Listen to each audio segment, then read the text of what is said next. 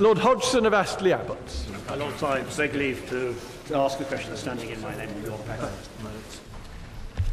My Lords, alternative business structures allow for increased competition and the provision of more cutting-edge services, helping to lower costs while maintaining high standards. But they are required to comply with the rules of their licensing authority and the law in respect of the ban on referral fees. My Lords, I'm very grateful to my noble friend for that answer, and in doing so may I congratulate the Government on the progress made in banning referral fees that have led to a 5% reduction in motor insurance costs so far, and a plan will reduce by as much as 15%, not achievements to be sniffed at in any way. But is he aware of the extent of the challenge that there is now to this new structure, this new plan of the government's, which may undermine all the good work so far? Is he, for example, aware that Tesco, through its insurance subsidiary, through the insurance company Fortis, have set up a new joint venture with a company called New Law, a personal injury claims specialist based in Cardiff? My Lords, will my noble friend accept they are not doing this for their health? So can he have a word with the Legal Services Board and with the Solicitors Regulation Authority, the body that authorises new firms, to see what their view is of new firms being established, apparently with the sole purpose of frustrating the will of Parliament? My Lords, if they are being established with the sole purpose of frustrating the will of Parliament, then they will be breaking the law.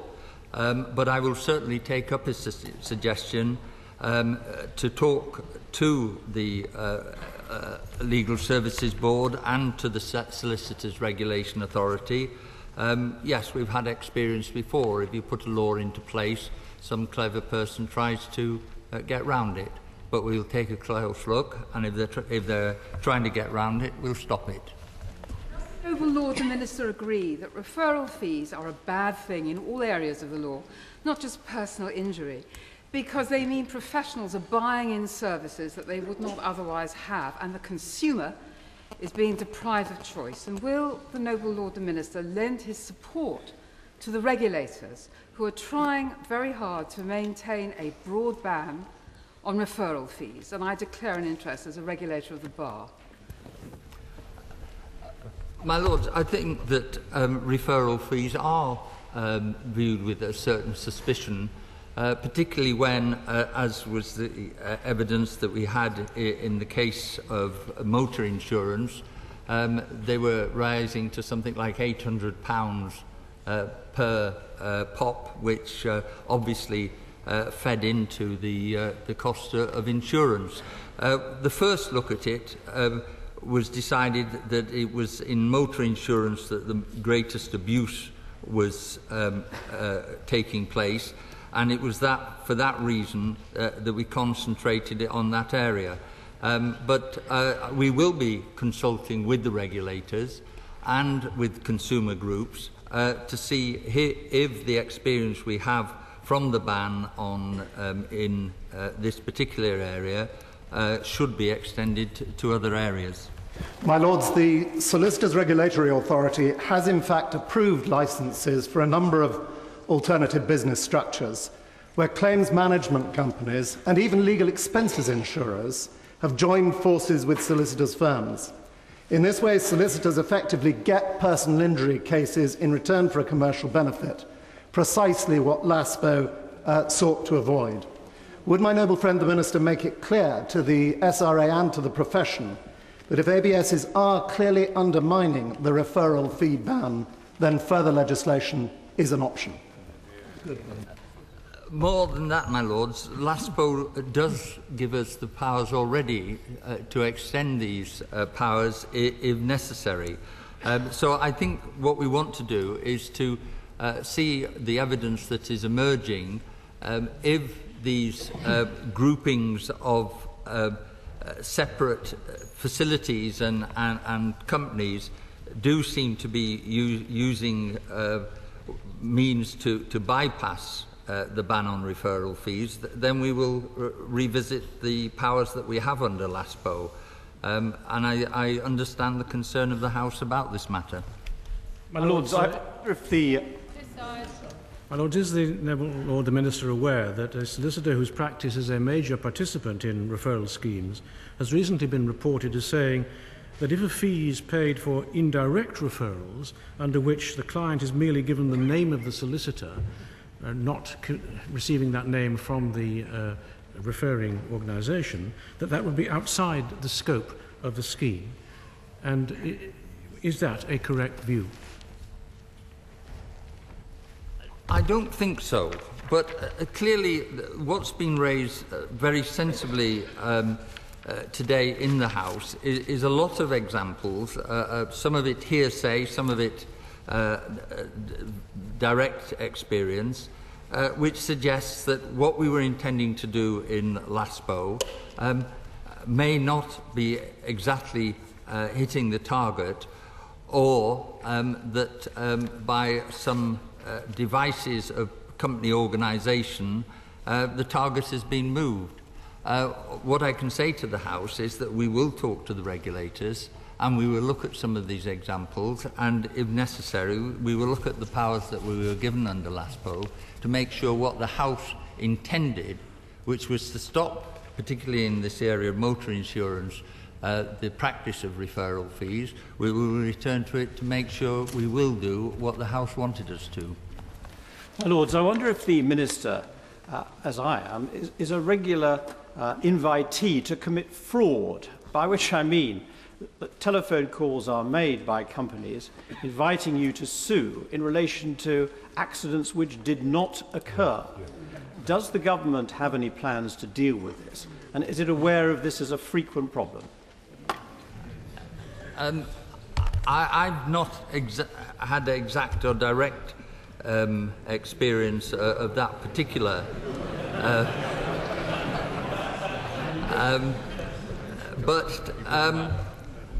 but within my family I've had direct experience of just how casually the law is treated in this area of motor insurance, which has had a direct impact on the cost of motor insurance.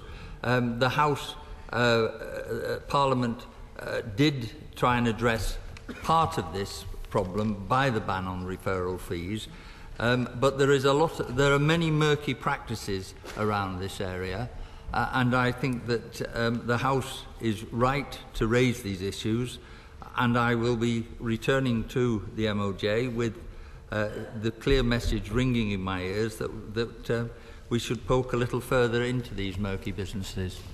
Baroness Benjamin. My Lords, I beg leave to ask the question standing in my name on the order paper. My Lords, through the UK Council for Child Internet Safety, jointly chaired by 3 government ministers, the government has gained commitment from the 5 main internet service providers actively to encourage new and existing customers to switch on parental internet controls if children are in the household. Public Wi-Fi providers are now filtering pornography in public places, and there is work underway with device manufacturers and retailers to encourage greater availability of parental controls. I thank my noble friend for that answer. Unfortunately, there are many vulnerable children without parents or who have uninterested parents, so no amount of awareness education will do anything for these kids. Many are already reenacting pornographic behaviour on other children, as highlighted by the NSPCC. So can the Minister tell the House, as the service providers are working on filtering for new customers, why is the government not insisting they're offering filtering for their existing customers and block porn and adult material by default as part of the solution to protect all children before they end up in a moral wasteland? We have asked the ISPs actively to encourage people to switch on parental controls of children in the household, whether they are new or existing customers, and the ISPs regularly contact existing customers through emails and on their bills. We also want the ISPs to put in place measures to check that the person setting up the parental controls is over the age of 18. The 5 main domestic ISPs, which cover 90% of households in the UK, have committed to ensure that these measures are in place for existing as well as new customers by the end of this year.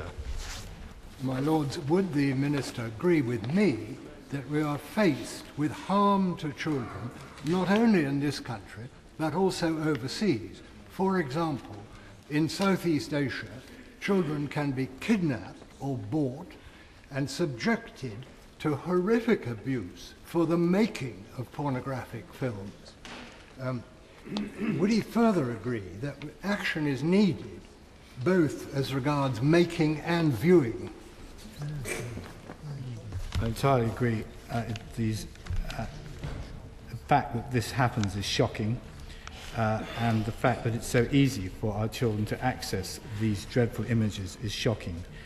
I believe a step change in certainly tackling images of child abuse on the internet was secured yesterday at a meeting with the Cultural Secretary, Maria Miller, where the companies agreed to increase funding substantially to the Internet Watch Foundation so it can now actively search, block and remove child abuse images. They'll no longer have to wait for illegal material to be reported to them.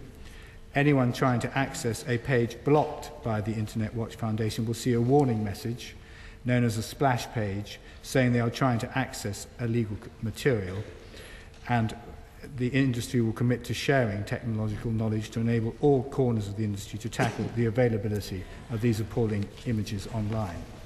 My Lords. My Lords. Cross bench. Cross bench. Thank you.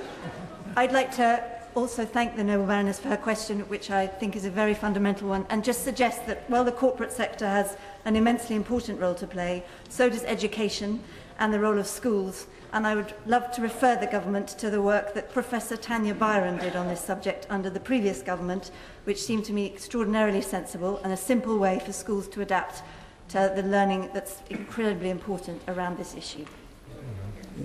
I agree entirely with the noble lady that schools have a big role to play in this, and I'm aware of Tanya Brown's work.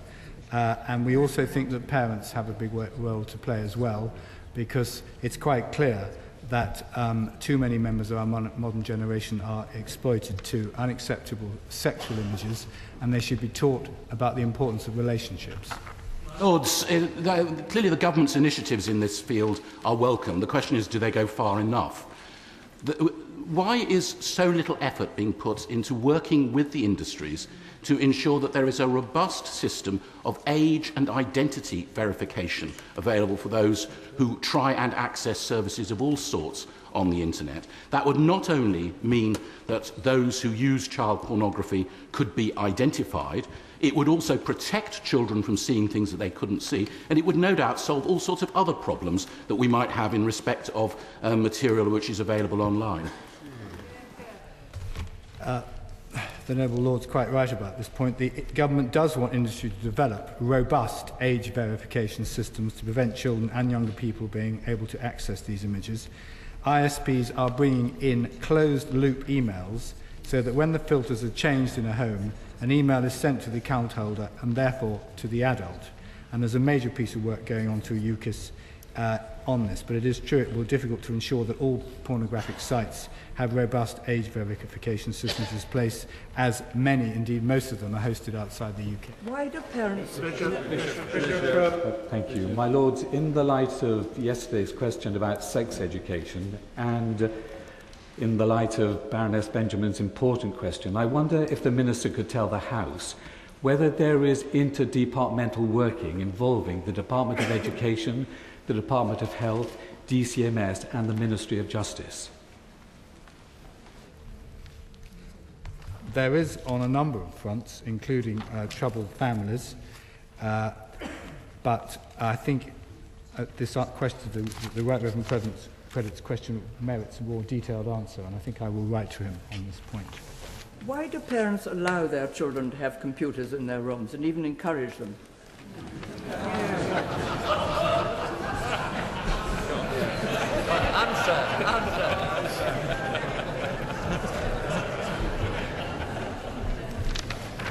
Or televisions, for that matter, I agree.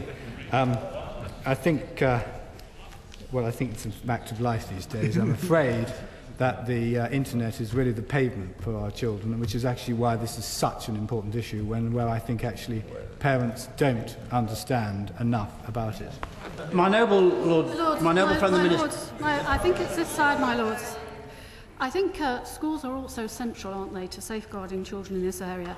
And yesterday, the noble Lord the Minister said that teachers should be able to teach issues of internet safety effectively in computing classes. Well, with respect, I doubt that anybody knowledgeable in this area, my lords, agrees with that view, because it requires teachers trained in addressing these difficult personal and social issues with young people, and that won't happen in a computing class. I think, my lords, one of the most compelling arguments for statutory personal, social and health education within the national curriculum is the provision of specially trained teachers. So will the government now consider making these important issues of child safety part of the national curriculum? I think the noble lady and I share entirely the view about the importance of PSHE and entirely the importance about teaching children about this. And we are bringing in e-safety for the first time in both primary and secondary computer science.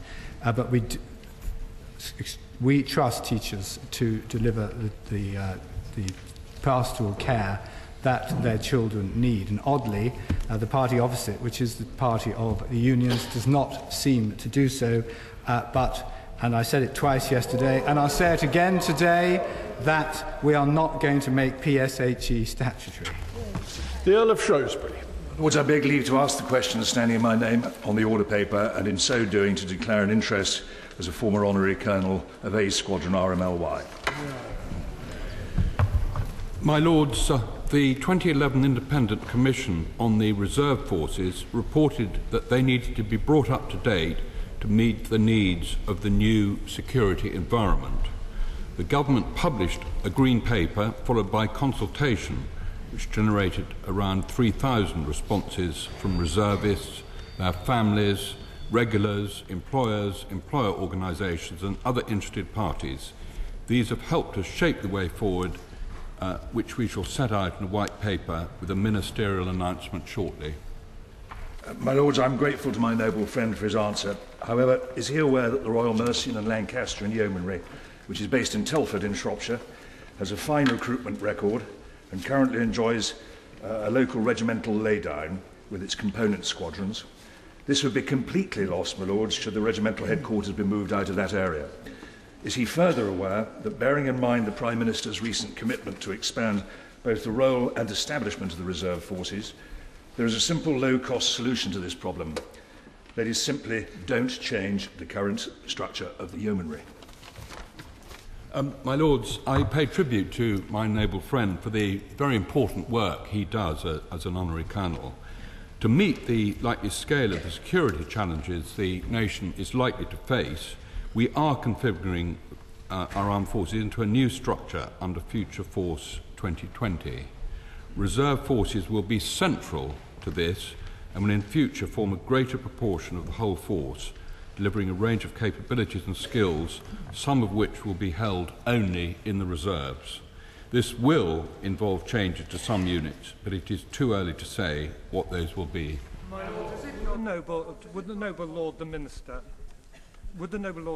not agree with me that in increasing the reserves, the number of reserves, one of the most important things is the employer and employer relations, and we still have not managed to provide the right recipe for them in every case to support members of their businesses in becoming reservists. And I must declare an interest in that. I was on the National Employers Advisory Board and in the Army.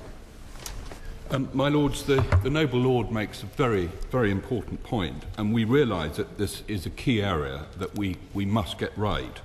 And we are grateful to those employers who play a very important role. We recognise that the needs of employers must be understood and respected. And that is why we are moving to relationships with employers based on partnering, giving greater predictability and certainty to when reserves will be required for training or indeed deployment.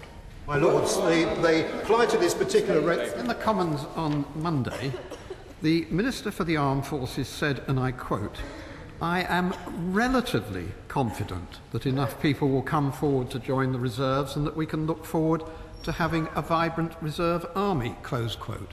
Does the noble Lord the Minister share the doubts of his ministerial colleague betrayed in that answer, that the target figure of 30,000 for our reserve forces may not be achieved? And can the noble Lord the Minister give an undertaking that the size of our regular army will not be reduced to the intended figure of 82,000 unless and until our reserve forces have been increased to 30,000 and have been appropriately trained? My Lords, we are confident that the reinvigorated reserves will deliver the quality and the number of reservists we require in future, both in training and operations. Over the next 10 years, we're investing £1.8 billion to revitalise the reserves, and we've also appointed a three-star general whose job it will be to deliver this transformation, including the engagement which will be required with employers. Unfortunately, I can't give the noble lord the undertaking that he asked me to give on the numbers. My Lord, to this particular regiment highlights the many questions arising of our reserve forces as they grow to meet the demands of the Army 2020. Can my noble friend the Minister say what thought has been given to the proposals to involve those Gurkhas now quite rightly in Britain in our reserve forces? My Lords, as my noble friend knows, the government places great value on the contribution of Gurkhas, both past and present. Gurkhas already serve in the TA, and ex-Gurkhas living in the UK can apply to join the reserves. The recent launched TA Live campaign encourages ex-regulars, including Gurkhas, to join. And whilst we are not minded to have an exclusive ex-Gurkha reserve unit, the Brigade of Gurkhas are working with recruiters to proactively recruit ex-Gurkhas into the reserves. My Lords, in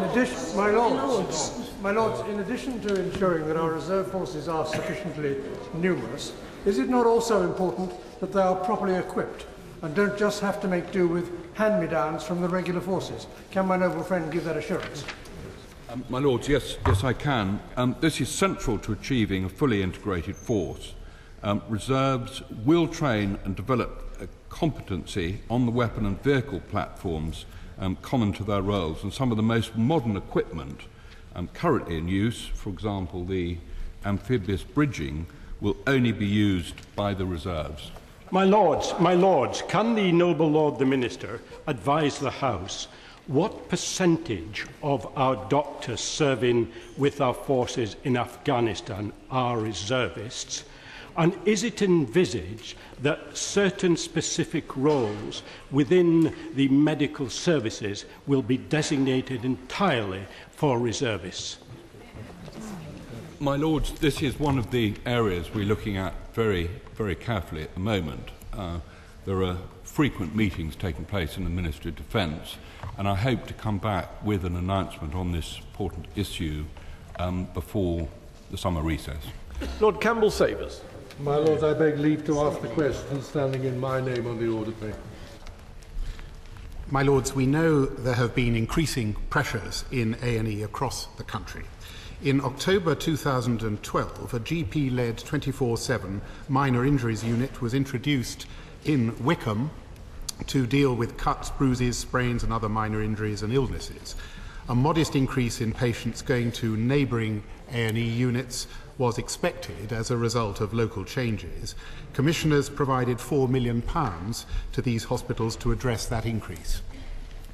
My Lords, the minutes of the Heatherwood and Wrexham Park National Health Service Trust disclosed that the downgrading of A&E and medical emergency departments in neighbouring hospitals led to a 5-fold increase in the number of people having to wait more than 4 hours, the national target, in Wembley Park, in the Wrexham Park A&E, and a dramatic increase in the number of cancelled operations. Indeed, I'm told they doubled.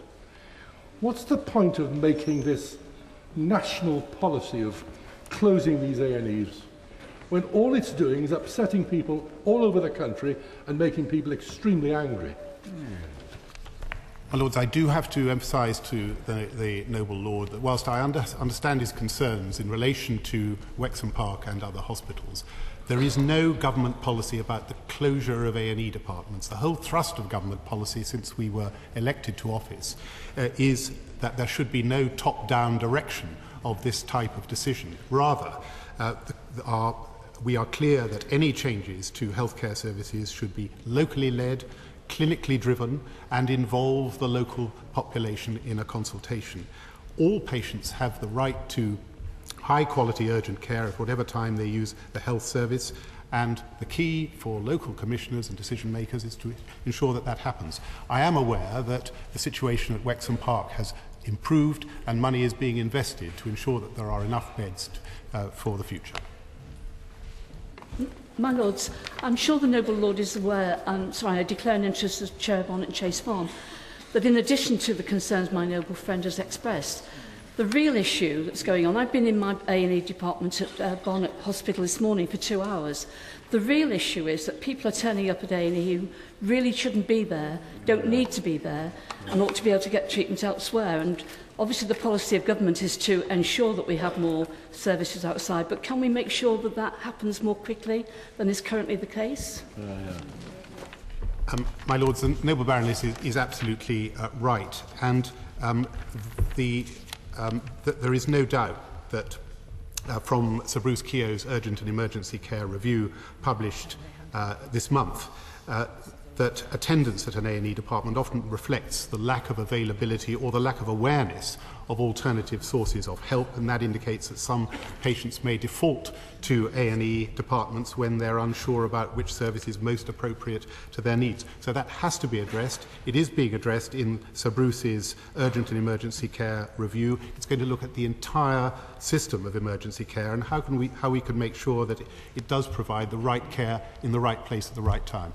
Will this review include an audit of the number of patients who are in A&E but cannot be sent back into their normal place of residence, whether it's home or a care home, because of lack of immediate transport, and also an absence of immediate referral systems to community services that could monitor and review the patient back in the community?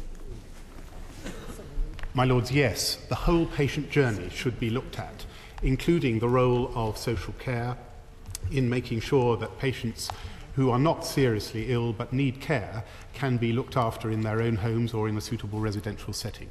My Lords, I'm wondering if the Minister would be kind enough to enlighten us whether or not ministers are under instructions these days to blame the NHS and different levels of the NHS for failings, yet accept no responsibility for putting it right.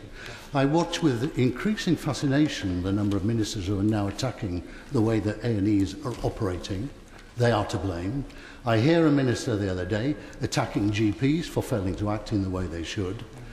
Yet at the end of the day, I wonder who is responsible for putting this right. I heard him say earlier, this is not a top-down operation now, but who is then going to accept responsibility for the failings which are now starting to take place within the health service?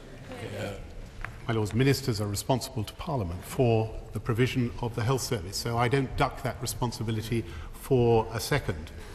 Nevertheless, ministers do not manage the health service day to day and have never done so. We are involved day to day in the plans to ensure that we have a health service that is properly configured to meet the needs of patients.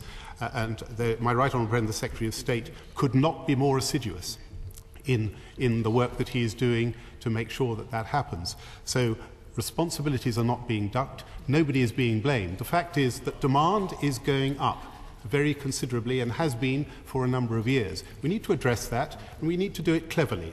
It isn't always a question of piling more money in. It is looking at how the system, how the services are configured and delivering care in the right place. Could I ask the Minister if he would agree that drunk people and aggressive people are causing great pressure on A&E departments across the country, especially at weekends? Can he do something about it? Yes. Noble Baroness is right. Quite a considerable proportion of people who attend A&E do so at weekends after heavy drinking. That, in some areas, has overloaded the system. I am aware of many hospitals who are working with the local police force and indeed others to keep such people out of hospital if they don't need to come, but make sure that they don't disrupt the work of an A&E department if they do come. My Lords, with the leave of the House, I will now repeat a statement made by my right honourable friend the Prime Minister in another place.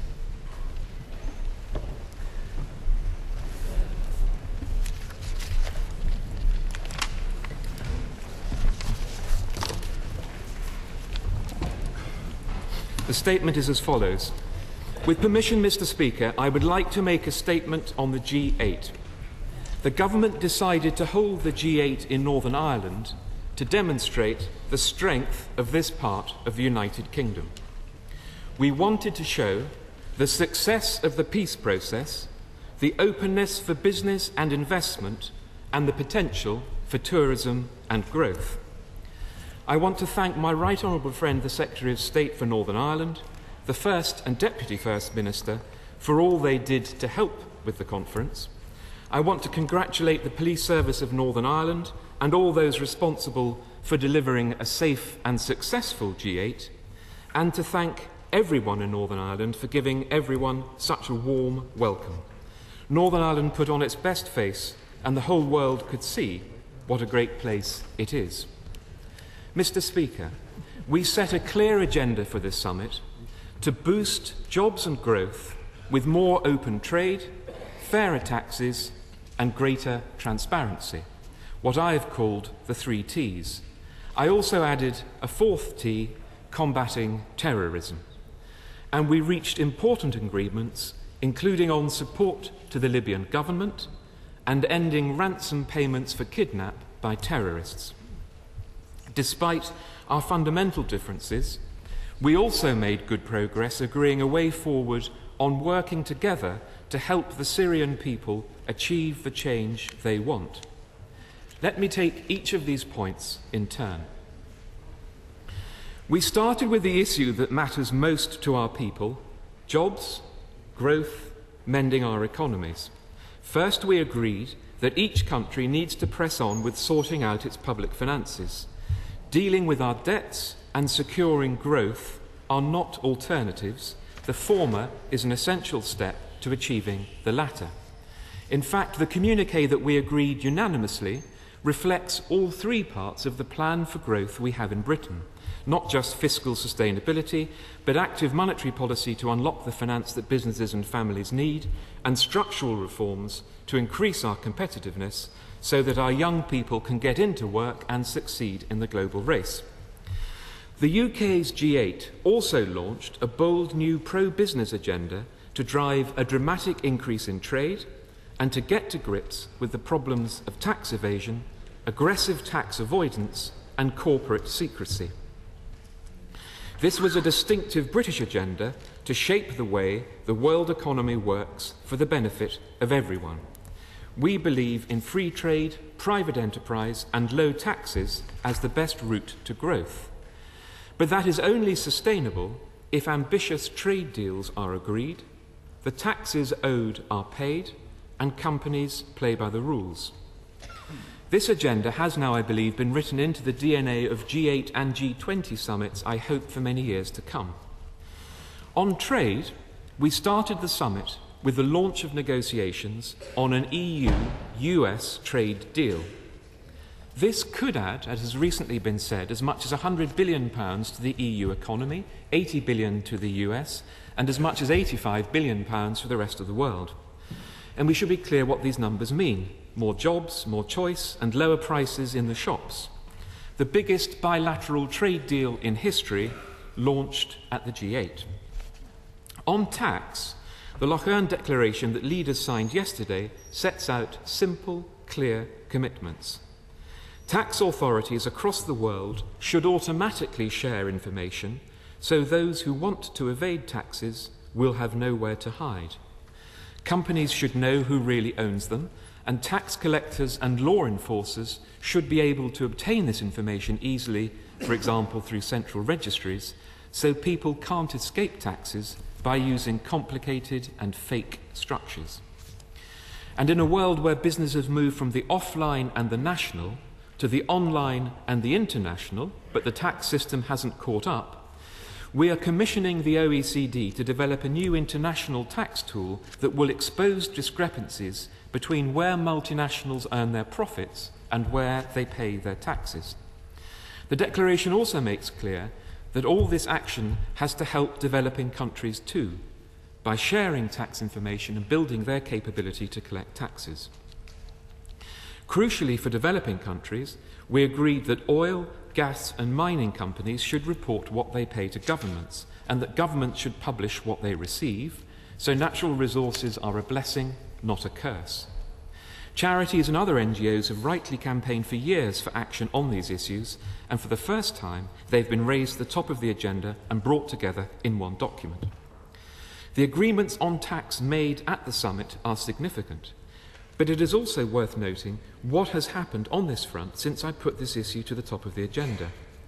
On the 1st of January, there was no single international standard for automatic exchange of information. Now there is such a standard, and over 30 jurisdictions have already signed up, with more to follow.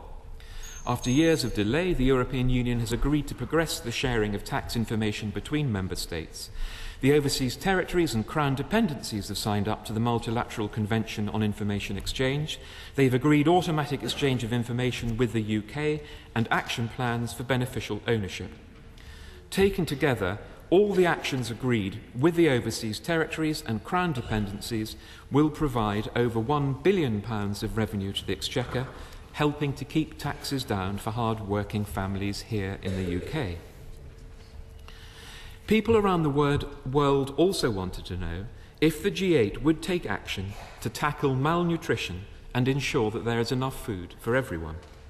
The pledges at our Nutrition and Hunger Summit earlier this month will save 20 million children from stunting by 2020. But crucially, our G8 also took action on some of the causes of these problems. That's why the work we did on land, on extractive industries, on tax and on transparency, I believe, is so important. Turning to the fourth T, terrorism. We agreed a tough, patient and intelligent approach, confronting the terrorists, defeating the poisonous ideology that sustains them, and tackling the weak and failing states in which they thrive. The G8 leaders reached a groundbreaking agreement on ransom payments for kidnapped by terrorists.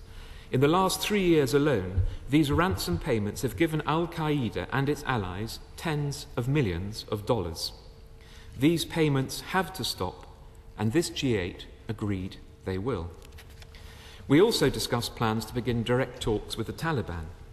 Britain has long supported a peace process in Afghanistan to work alongside our tough security response. So we welcome this step forward. We also discussed support to Libya. I believe we should be proud of the role we played to rid Libya of Colonel Gaddafi. But we need to help that country secure its future. So we held a separate meeting with the Libyan Prime Minister, which included President Obama, and European nations have already offered to train 7,000 troops to help Prime Minister Zaidan disarm and integrate the militias and to bring security to the whole country. More contributions will follow from others. And let me be clear, the Libyan government have now asked for this and that they will pay for it. Finally, let me turn to Syria. Mr. Speaker, it is no secret that there are very different views around the G8 table. I was determined that we should use the opportunity of this summit to overcome some of these differences and agree a way forward to help the Syrian people achieve the change they want. This did not happen during just one night in Lochern. The talks between Secretary Kerry and Foreign Minister Lavrov have been vital. In the weeks before the summit, I flew to Sochi and Washington, and I met again with President Putin and President Obama in the hours before the summit began. These conversations were open, honest and frank. But we were all agreed on what must be the core principle of the international approach to this crisis. There is no military victory to be won, and all our efforts must be focused on the ultimate goal of a political solution. Together with our G8 partners, we agreed almost $1.5 billion of new money for humanitarian support. This is an unprecedented commitment from Lochern for Syria and her neighbours. We agreed to back a Geneva II process that delivers a transitional governing body, crucially with full executive authority. So a core requirement for success that had been called into doubt in recent weeks has now been reasserted unanimously with the full authority of the G8. We pledged to learn the lessons of Iraq by making sure the key institutions of the state are maintained throughout the transition and there is no vacuum. This sends a clear message to those loyalists looking for an alternative to Assad. The G8 also unequivocally condemned any use of chemical weapons, and following an extensive debate, we reached for the first time a united position, including Russia, that the regime must immediately allow unrestricted access for UN inspectors to establish the full facts on use of chemical weapons by regime forces or indeed by anyone else. All of these agreements are absolutely fundamental to saving lives and securing the political transition that we all want to see. Mr. Speaker, let us be clear on what is happening in Syria and what we are trying to achieve. We're faced with a dramatically escalating humanitarian disaster with more than 90,000 dead and almost 6 million people having had to flee their homes. There is a radicalisation of terrorists and extremists who will pose a direct threat to the security of the region and the world. There is a growing risk to the peace and stability of Syria's neighbours, and the long-standing international prohibition on chemical weapons is being breached by a dictator who is brutalising his people. None of this constitutes an argument for plunging in recklessly. We will not do so. And we will not take any major actions without first coming to this House. But we cannot simply ignore this continuing slaughter. Of course it is right to point out that there are extremists among the opposition. There are, and I'm clear they pose a threat not just to Syria, but to all of us. And the G8 agreed they should be defeated and expelled from their havens in Syria. I also understand those who fear that whatever we try to do could make things worse, not better. Of course, we must think carefully before any course of action. But we must not accept what President Assad wants us to believe, that the only alternative to his brutal action against Syria is extremism and terrorism. There are millions of ordinary Syrians who want to take control of their own future, a future without Assad. That is why I made sure that the G8 agreed the way through this crisis is to help Syrians to forge a new government that is neither Sunni, Alawite nor Shia. Mr. Speaker, we're committed to using diplomacy to end this war with a political solution. This is not easy, but the essential first step must be to get agreement between the main international powers with influence on Syria. That is what we have done at the G8 in Lochern. We must now turn these commitments into action, and I commend this statement to the House. My Lords, I'm grateful to the Noble Lord, the Leader of the House, for repeating a statement given earlier today in the other place by the Prime Minister on this week's G8 summit. Let me begin, my Lords, by commending the Prime Minister and the Government for holding the summit in Northern Ireland. 15 years ago, even at the moment when the Good Friday Agreement was being signed, holding a G8 summit in Enniskillen would have been unimaginable. Peace has transformed Enniskillen, and the location of this summit alone is testament to what can be achieved through politics and dialogue, and it is a credit to the people of Northern Ireland. My Lords, let me take the G8 issues in turn. On hunger and nutrition, it is completely unacceptable that there is enough food in the world for everyone, yet 1 billion people still go hungry and 2.3 million children die every year from malnutrition. We therefore welcome the agreements and commitments made during the Hunger Summit. The task must now be to ensure that these commitments will be delivered. Does the Leader agree that we are right to stick by our pledge of 0.7% aid as a proportion of national income? And does he further agree that we should be using all the moral force we gain from that position to urge others to follow suit? On trade, we welcome and support the launch of negotiations on a free trade agreement between Europe and the United States. The prize here is enormous. Can the Leader of the House confirm that the Prime Minister will tell his colleagues that this is a timely reminder of the importance for jobs and prosperity of Britain staying in the European Union? My Lords, turning to tax and transparency, The government was right to put this on the agenda. The question is now how to translate good intentions into action. First, on tax havens, the Prime Minister has said that one of his goals was to make sure that there will be public knowledge of who owns companies and trusts. Can the leader tell us what blocked getting agreement on this at the G8? Second, can he tell us what progress was made on ensuring that information that is being shared between rich countries is also being shared with developing countries? Does he agree with these benches that given the importance of this issue for developing countries, it cannot be justified that rich countries agree to share this information with each other, but not with the poorest countries of the world? Let me finally turn, my lords, to the devastating situation in Syria. According to the UN, over 93,000 people have now died in this brutal conflict. It was right for the government to prioritise this and make it the focus of this week's talks. We welcome the announcements of additional humanitarian aid, in particular the doubling of UK aid. But the answer to this humanitarian crisis is a political solution.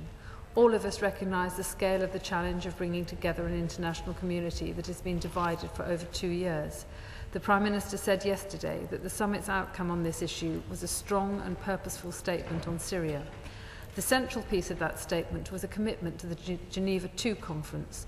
So could the Leader of the House explain why there was no agreement on the starting date of the conference? Indeed, my lords, it is being suggested that the conference is now being pushed back from June to July and now even to August. Based on this week's talks, can he now tell us when he expects the conference to take place? Let me turn to the substance of that conference. My lords, the Prime Minister has spoken today about the importance of the agreement in Enniskillen on a transitional government, including the maintenance of government institutions and an inclusive political settlement for Syria. This we welcome. But does the government accept that every one of those commitments featured in the Geneva I conference back in June 2012? The government talks of this providing a moment of clarity on Syria. But can the leaders say how, in concrete terms, this communiqué moves us closer to that political settlement? On securing access for weapons inspectors, securing access for humanitarian agencies and tackling terrorism, based on discussions at the G8, can he set out how these laudable and very welcome goals will be achieved? My lords, the Prime Minister went into this summit having allowed speculation to build that Britain was in favour of arming the rebels as a means to encourage diplomatic progress. Given the limited progress achieved, does the government still maintain that focusing so much time and effort preceding the summit on lifting the arms embargo was the right approach? My lords, the Prime Minister now says it is not his policy to arm the rebels. Given the Geneva conference has already been delayed, can the leader envisage any circumstances in which the government would seek to arm the rebels before the conference takes place? The reality is that we did not witness the long-hoped-for breakthrough on Syria at the G8 summit, a hope which noble lords on all benches share. None of us should doubt the difficulties of the choices that confront the government. The government knows that on the steps agreed this week to tackle terrorism and on the issues of Afghanistan and indeed Libya in particular, we gave the government our full support. On these benches, we urge the government in the months ahead to proceed with the greatest possible clarity as to their strategy and to seek to believe the greatest possible consensus across Parliament. I trust that the noble Lord, the Leader, will continue to keep the House informed. My Lords, first of all, I'd like to associate myself very strongly with the point that the Noble Baroness made about holding the G8 in Northern Ireland in the first place. And a long time ago, when I worked for one of my former bosses, John Major, he started out this whole process in Northern Ireland, which then the Labour government built on. And I think it is a sign of how, if people are brave enough and they stick at it, that one can achieve great things. And I think it was a tribute to the work of many people to bring that about. I think it will help boost the economy, and it was a very powerful message all around the world of what can be done. I agreed with the points she made about the importance of the Hunger Summit, which happened the week before the G8 in Lochern. I was very glad that at that there were more funding was provided and more ambitious goals were set down as to what we might be able to do to tackle the problem of children suffering from malnutrition, and also the point about deaths of young children. I think we believe there may be 1.7 million children whose lives we may be able to save through that programme. So far as the approach generally on international aid is concerned, we have kept that pledge. I think it is right. I think it does lend us the moral authority, the word, I think the phrase she used, and helps us deliver some of these other important policies that we're trying to take forward. So far as the trade deal is concerned, I think the announcement on the beginning of the negotiation between the EU and the US trade deal, it is only the beginning. If it comes in, it could lead to many billions of pounds. The Prime Minister was certainly clear earlier today of the benefits to the UK of being in the single market, and I think it's in all our interest to try and make sure that this deal is concluded. So far as public registries of beneficial ownership is concerned, every country there did agree to an action plan. Some have said that they will move straight away to have these registries. So far as Britain is concerned, we said that we'll consult on the question of whether it should be public or not. We clearly need to keep pressing. I think 6 of the G8 have already published an action plan on this at Lochern, and I think actually we've moved quite a long way on it. She's absolutely right about the importance of information sharing applying to developing countries. I agree with her entirely on that, and I think the whole point about this is that it isn't just about the developed countries making sure that we all get the proper tax, but that if we can deliver that across the country, those developing countries who need to have their tax revenues paid would benefit as well. So far as Syria is concerned, I was glad of the welcome she gave to the increase in humanitarian aid generally and the UK's contribution specifically. It is a political situation we need, as she said. I'm not able to give a date as to when the Geneva II talks will start. It was discussed at Lochern, but I think the decision was taken there to try and get agreement on the substance rather than on a specific date. But what was very clear is that there is a sense of urgency, and the G8 called for it to happen as soon as possible.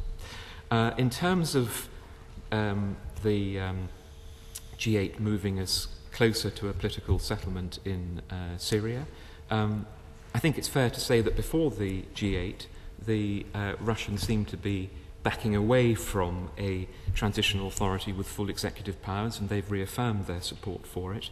We've now got language for the first time on our approach to the focus to the use of chemical weapons, which is new, and I think that will help.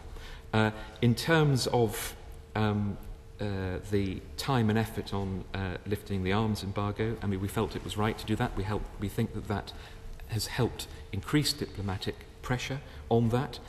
So far as arming the rebels, as the Noble Baroness knows, no decision has been taken to arm them at all, and the government's been very clear about that. It is a hypothetical question, but my right honourable friend, the Foreign Secretary, has made clear that were the government to make that decision, Parliament would obviously have a say in that. And on her final point about would I seek to make sure that the House is kept informed of all these developments, then yes, of course, in the normal way, I would seek to do that.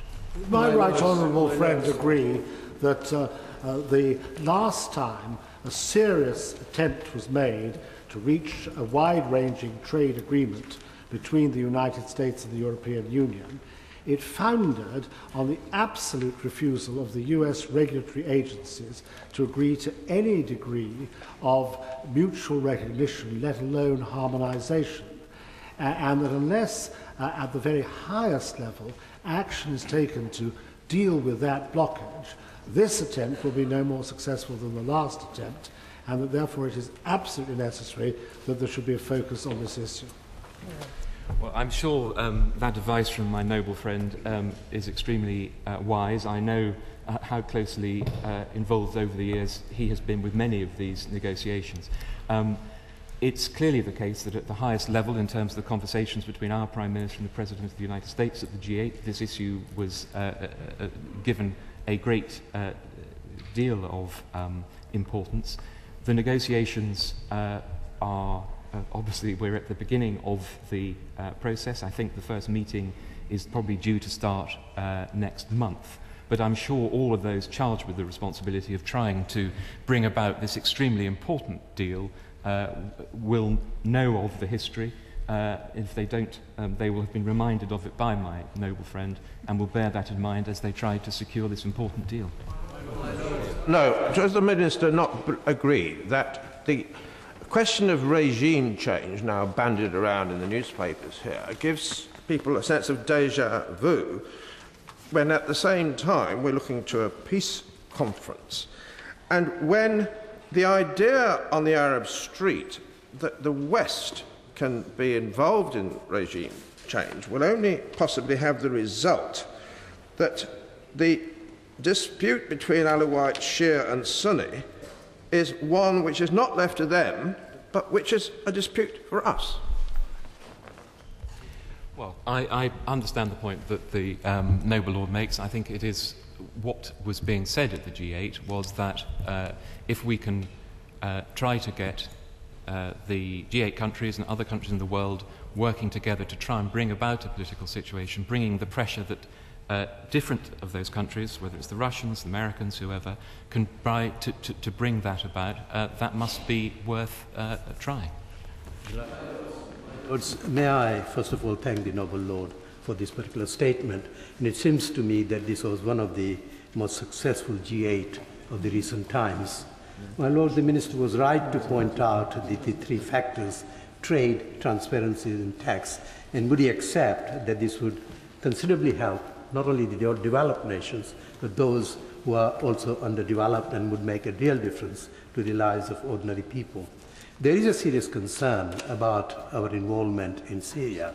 We certainly welcome the idea and the arrangement for a peace conference whenever that takes place. But my lord, there are over 93,000 people killed, and extremism has surfaced from both the Assad government and from the opposition. I thought the minister, my noble friend, the minister, was slightly hesitant, but would he accept that it will be the decision of the Parliament if there is a need for further involvement in relation to the supply of arms or any further action this government takes? Well, on the, my noble friend's first points about the importance of trade, tax and transparency for the developing world, he is, of course, entirely right.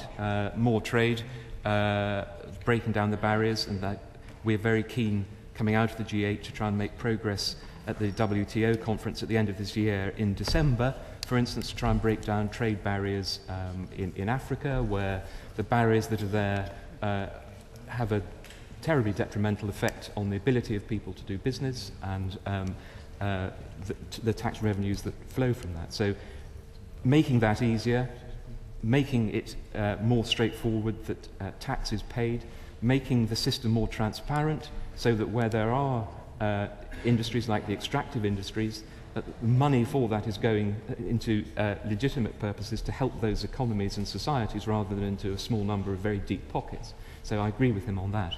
On Syria, I hope that I gave a clear answer to the Noble Baroness Lady Royal, which is that both my right honourable friend, the Foreign Secretary and the Prime Minister have made clear that were a decision taken by the government, which it has not been taken, to arm the one side in Syria, that Parliament will certainly have its say. My lords, my lords, my lords, my lords. My lords, if we could hear from the crossbench, because we're yet to hear from them. Thank you.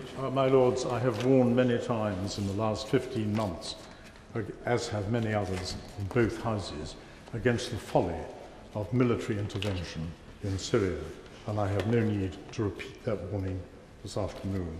But if there is any substance behind the allegation in the Times today that the West is trying to engineer a coup in Damascus, I hope that the noble Lord's right honourable friend, the Foreign Secretary, distinguished historian as he is, needs no reminding of the disastrous results of some previous attempts by outsiders to change regimes in the Middle East. Not only would such attempts, if successful, almost certainly produce a government in Damascus of much greater threat to British interests than the present regime, It would directly contradict the government's repeated view that any future regime is for the Syrian people to decide. Can the noble Lord, the Leader of the House, give us an assurance that HMG is playing and will play no part in any such attempt at regime change, what the statement describes as helping Syrians to forge a new government? Finally, can I ask the noble Lord for an assurance that if, as we all must hope, a peace conference can be arranged, HMG will not oppose the participation of Iran? Well, my lords, the noble lord, as he says, has been very clear and consistent in his position on this issue for 15 months, I think he said, I'm sure longer. I recognise that, and I'm sure that my right honourable friend, the Foreign Secretary, will be aware of that. In terms of his specific questions, I don't think it is sensible for me to go any further than the statement, in the sense that I'm obviously not involved in those negotiations. But I know that those who are will have heard what he has said. I will make sure that his consistent warnings about this are relayed to them. It is clearly the case that what we are seeking, as we've already said, is a political solution, a solution that's acceptable to the Syrian people, and that, I think, is what we are working for. My lords, my lords, my lords, my lords. Thank you, thank you. My lords, we on these benches very much welcome the direction of travel on taxes, trade and transparency. Could the noble Lord the Minister tell us what steps Her Majesty's government will take to ensure that these three T's figure strongly on the agenda of the G20 summit later this year? That's an extremely good question, my lords, and I can say to the Right Reverend Prelate that it is very much the case that the hope and expectation, intention coming out of the G8 is that some of this detailed work, in order to take forward the work on tackling tax evasion and aggressive tax avoidance and taking forward transparency, will be done by the G20 and by the OECD.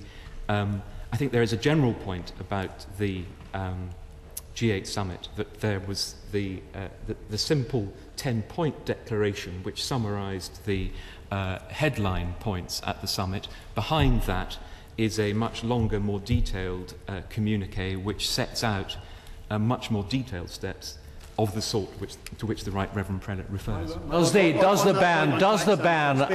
the agreement at the G8 to ban ransom payments to terrorists, which is very welcome, include banning payments to pirates who capture individuals, which, as the noble Lord has probably heard me say several times in the last 3 years, is a problem of at least equal dimension?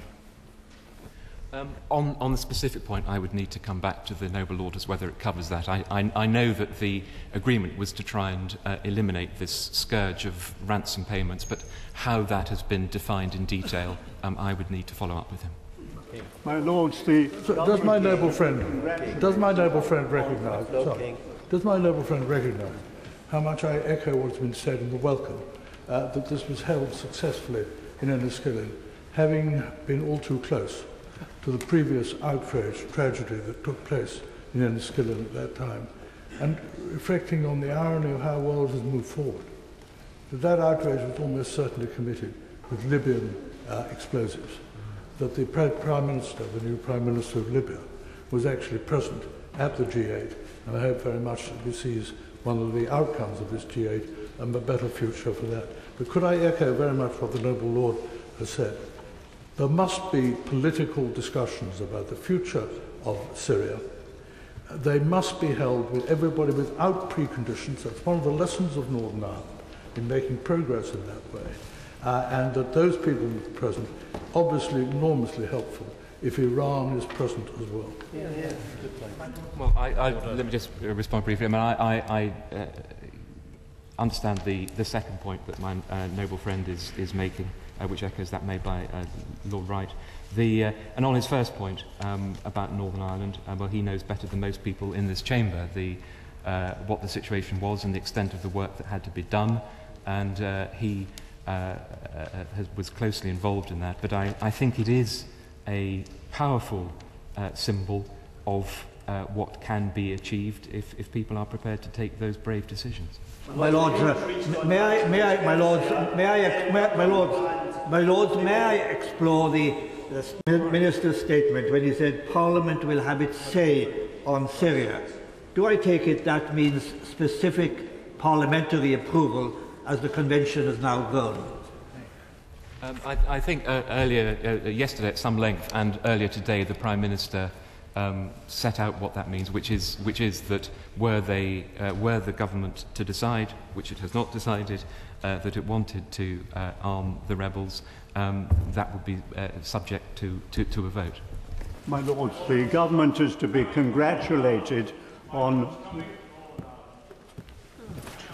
say how delighted I am at the success of the G8 conference in County Fermanagh.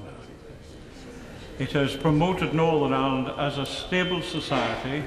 It has been good for our tourism, and I think we should pass on from Northern Ireland our appreciation to the Prime Minister in selecting Northern Ireland as the part of the United Kingdom where the G8 conference was held. This has been not only good publicity for Northern Ireland, but is the Leader of the House aware that it has also been successful economically? In the last 10 days, we've had another 1,500 new jobs announced in Northern Ireland. And even this morning, the Japanese Prime Minister, who remained in Northern Ireland following the conclusion of the G8, announced a further investment of 400 new jobs in County Antrim today. Changing from the subject of Northern Ireland to the whole question of transparency in our banks, and we know that new standards are going to be introduced. Since international companies within the United Kingdom have been transferring their corporation tax payments to other countries to avoid tax, and since British overseas territories have been fingered as possible places to avoid tax, can the government guarantee that the 5 sovereign states within Europe, that small states that use the euro currency, such as Monaco, San Marino, the Vatican, and Monaco, and Liechtenstein, and Andorra, that the same standards of transparency will apply in those 5 countries? My Lords, first of all, on Northern Ireland, I hadn't heard those latest figures, and I'm delighted to hear them, and that is further evidence of the benefits of holding the G8 there and the wisdom of doing so, and I'm very grateful for the remarks that the noble Lord made. On his more general point about tax avoidance and so on and so forth, it is clearly the case that this whole approach will only work if one is able to approach it on a level basis across all countries. And so the purpose of having much greater transparency, publishing, for example, information as to where countries are paying tax so we can see where it's being paid, where the profits are, so that one can work that kind of thing out, is at the heart of it. And I know that trying to make that approach across a broad front is what lies at the heart of what was agreed at the G8. This has, my Lords, I really do think it's this side. My Lords, this has been an unusually successful and constructive conference, and certainly I think the proposals which are being made on taxation with regard to transparency and so on should have a pretty rapid and significant effect as far as tax evasion is concerned. But they will only have a relatively limited effect as far as aggressive tax avoidance is concerned. Certainly it's welcome that we should consult internationally, as the statement says, I think in relation to the OECD. But at the end of the day, it's a matter for taxation in this country.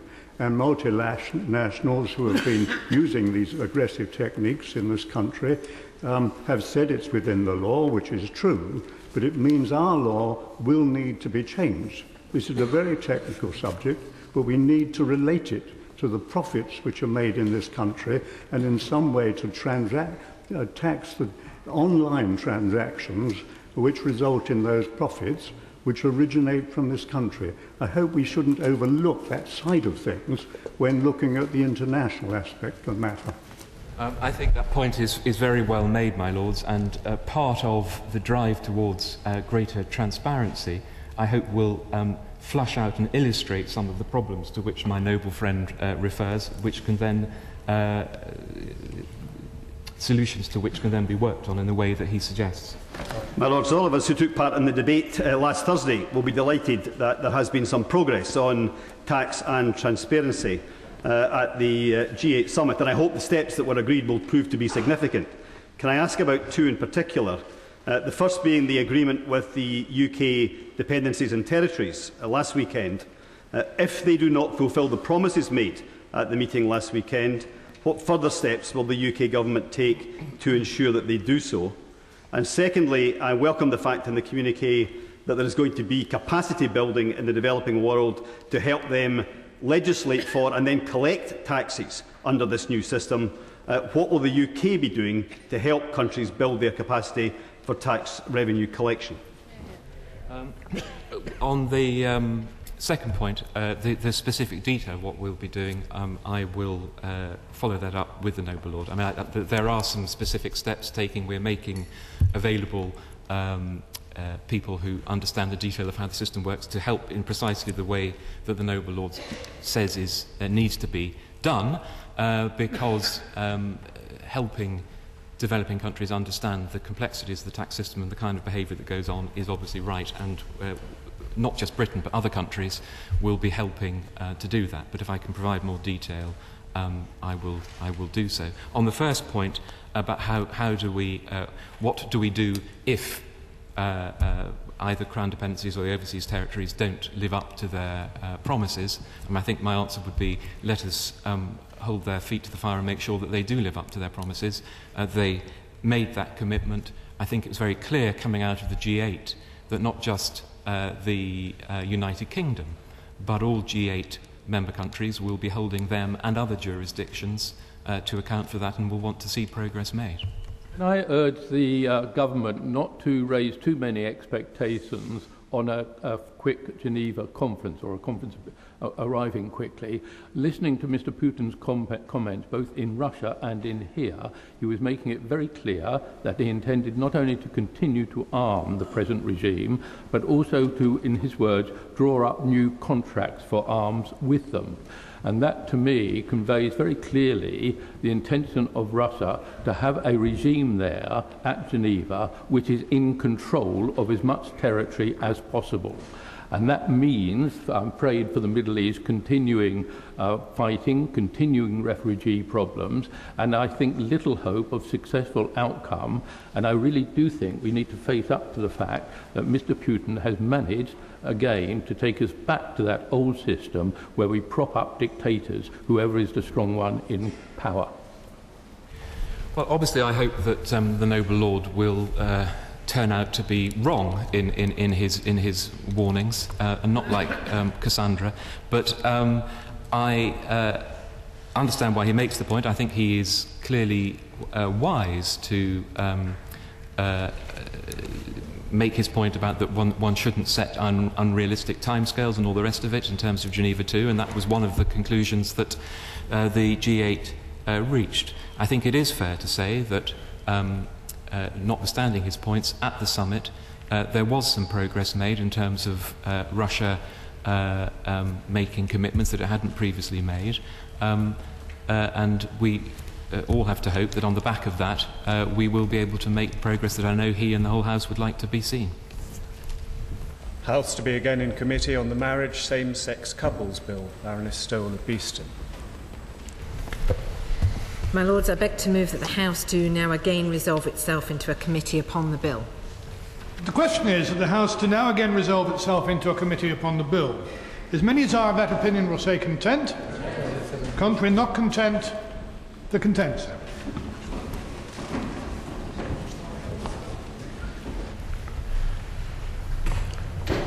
Marriage Same-Sex Couples Bill, in Clause 2, Amendment 13, Baroness Alone. My Lords, I reiterate my membership of the Joint Committee of Human Rights, whose report on the issues on which I will speak is before your Lordship's House today. My Lords, Amendment 13 provides for amendment to Clause 2(5) of the bill. Despite all that was said on Monday in respect of the Equality Act, and I listened very carefully to all the contributions, there is a significant risk that religious organisations and individuals could be treated less favourably by a public authority in the exercise of its functions, such as funding, for example, as a result of the public sector equality duty under Section 149 of the Equality Act 2010. This could occur, my Lords, in two rather different situations. Firstly, following a decision by a religious organisation not to opt in, be present at, carry out, participate in, or consent to the taking place of same-sex marriages, and secondly, following the expression by an individual or organisation of an opinion or belief that marriage is the union of one man and one woman. This amendment will protect religious organisations and individuals from unfavourable treatment in both these circumstances. My Lords, under Section 149 of the Equality Act, public authorities, such as local authorities, are under a duty to have due regard to the need to advance equality of opportunity between persons who share a relevant protected characteristic and persons who do not share it. In particular, public authorities must have due regard to the need to remove or minimise disadvantages suffered by persons who share a relevant protected characteristic that are connected to that characteristic. Since the enactment of the first public sector duty in 2001, there has been extensive litigation and an expansion of the discretion of public authorities in this context. The courts have consistently interpreted the duty of due regard as a duty to further equality of opportunity and not just a duty to avoid discrimination. Public authorities have in practice used this discretion to pursue broad equality aims, and the courts have been reluctant to second-guess the discretion of public authorities. Public authorities have, for example, denied public contracts to organisations which the authority regarded as unsuitable, for example on race equality grounds, and the courts appear to have deemed this entirely lawful. As noble lords will already be aware, the public sector equality duty now imposes duties on multiple grounds, which include sexual orientation and religion. And this means that public authorities now have significant discretion in deciding how best to balance these grounds if they clash, and my lords, they will clash. In relation to the first scenario, unfavourable treatment of a person following a decision not to opt in, the amendment is needed for three reasons. Firstly, the bill does not expressly state that a public authority will be acting ultra vires if it penalises a person following any of those decisions. Clause 2, my lords, protects from compulsion. It does not appear to protect religious organisations from being treated less favourably by public authorities under Section 149. Now, the government appears to think that less favourable treatment should be ultra vires. In the Secretary of State's response to the Catholic Bishops' Conference of England and Wales, she said, "In all circumstances, a person who has suffered detriment for the reason that they have not done one of the acts specified in Clause 2 will be able to rely on the protection in Clause 2 to show that such conduct is unlawful." And the Minister, during the Public Bill Committee, stated, "As the law stands, a public authority would in fact be acting unlawfully if it attempted to treat a religious organisation adversely simply because that organisation refused, as is explicitly allowed in the bill, to conduct same-sex marriages. If, for example, a local authority withdrew meeting facilities from a church only because it did not offer same-sex marriage, that would be likely to be unlawful direct religious or belief discrimination. However, this is not clear on the face of the bill.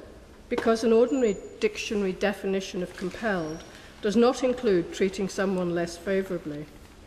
Nor is it at all clear, for example, that it would be unlawful direct religious discrimination for a local authority to withdraw meeting facilities from a church on the ground that it does not offer same-sex marriage. At most, it's likely to amount to prima facie unlawful indirect discrimination, and that would then be subject, my lords, to the justification defence.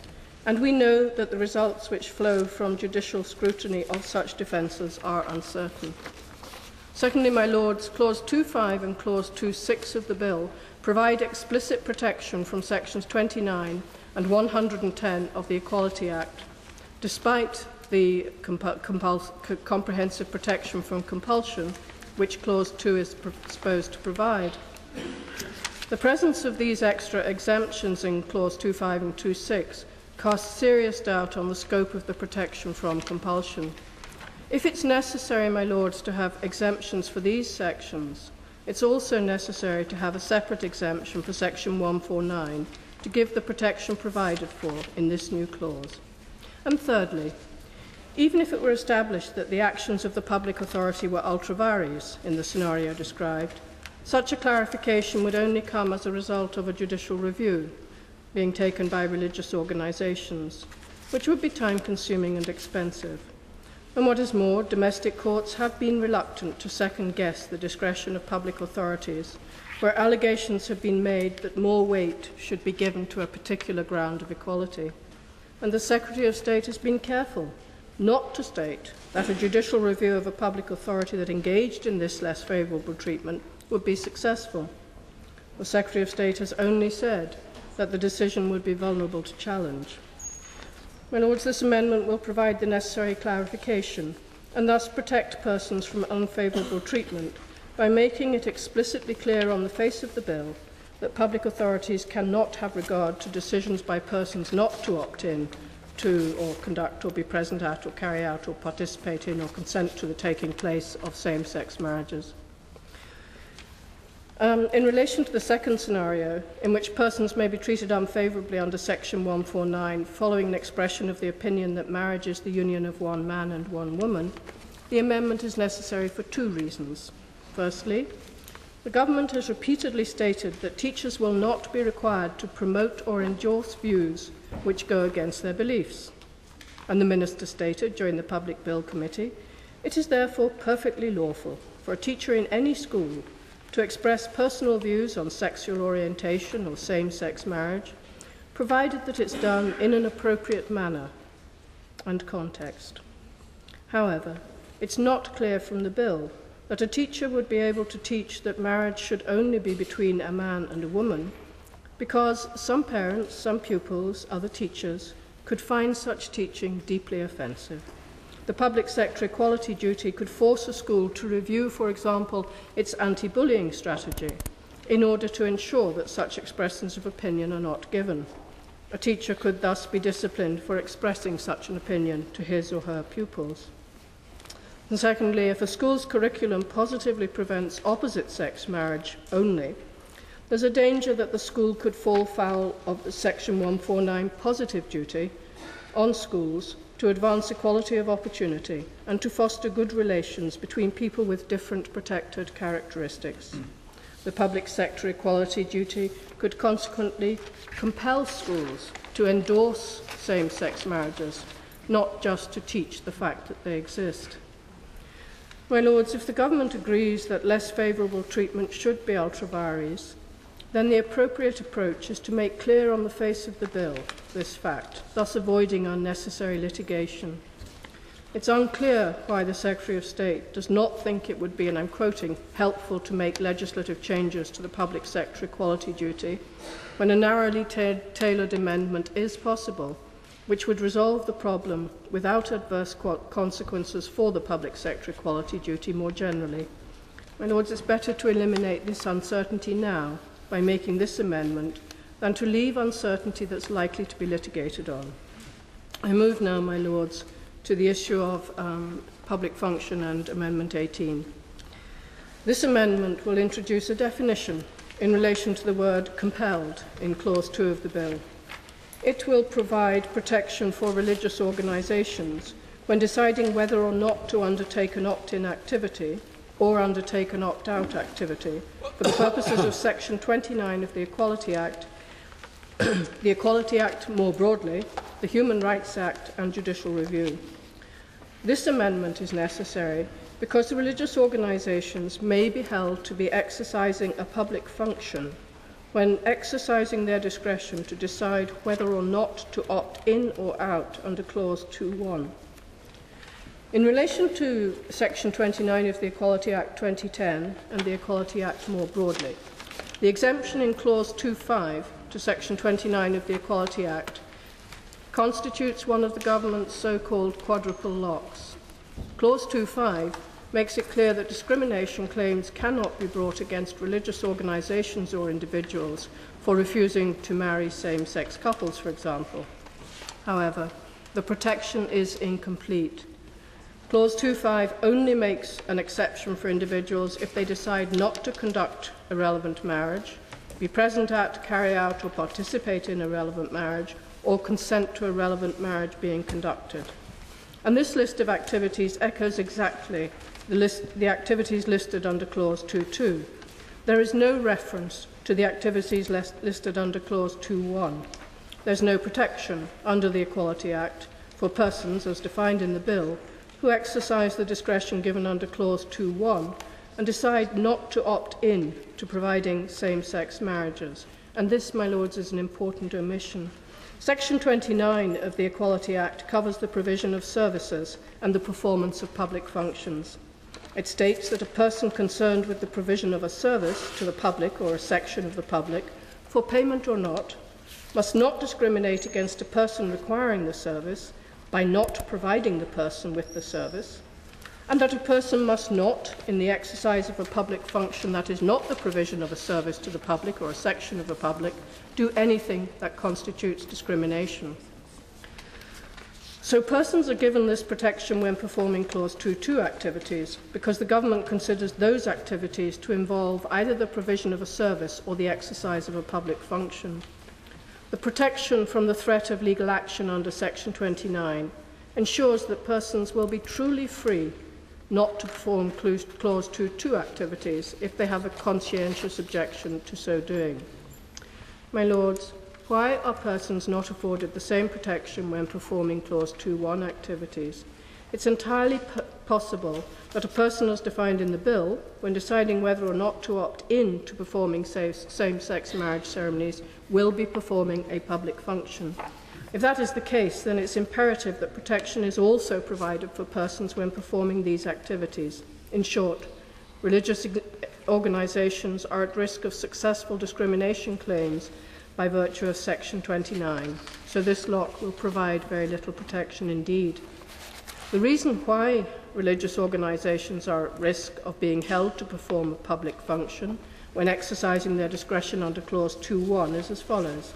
Firstly, while it seems highly unlikely that in general a religious organisation would be regarded as a public authority, bodies that are not generally public authorities may nevertheless be regarded as hybrid authorities if they exercise some public functions.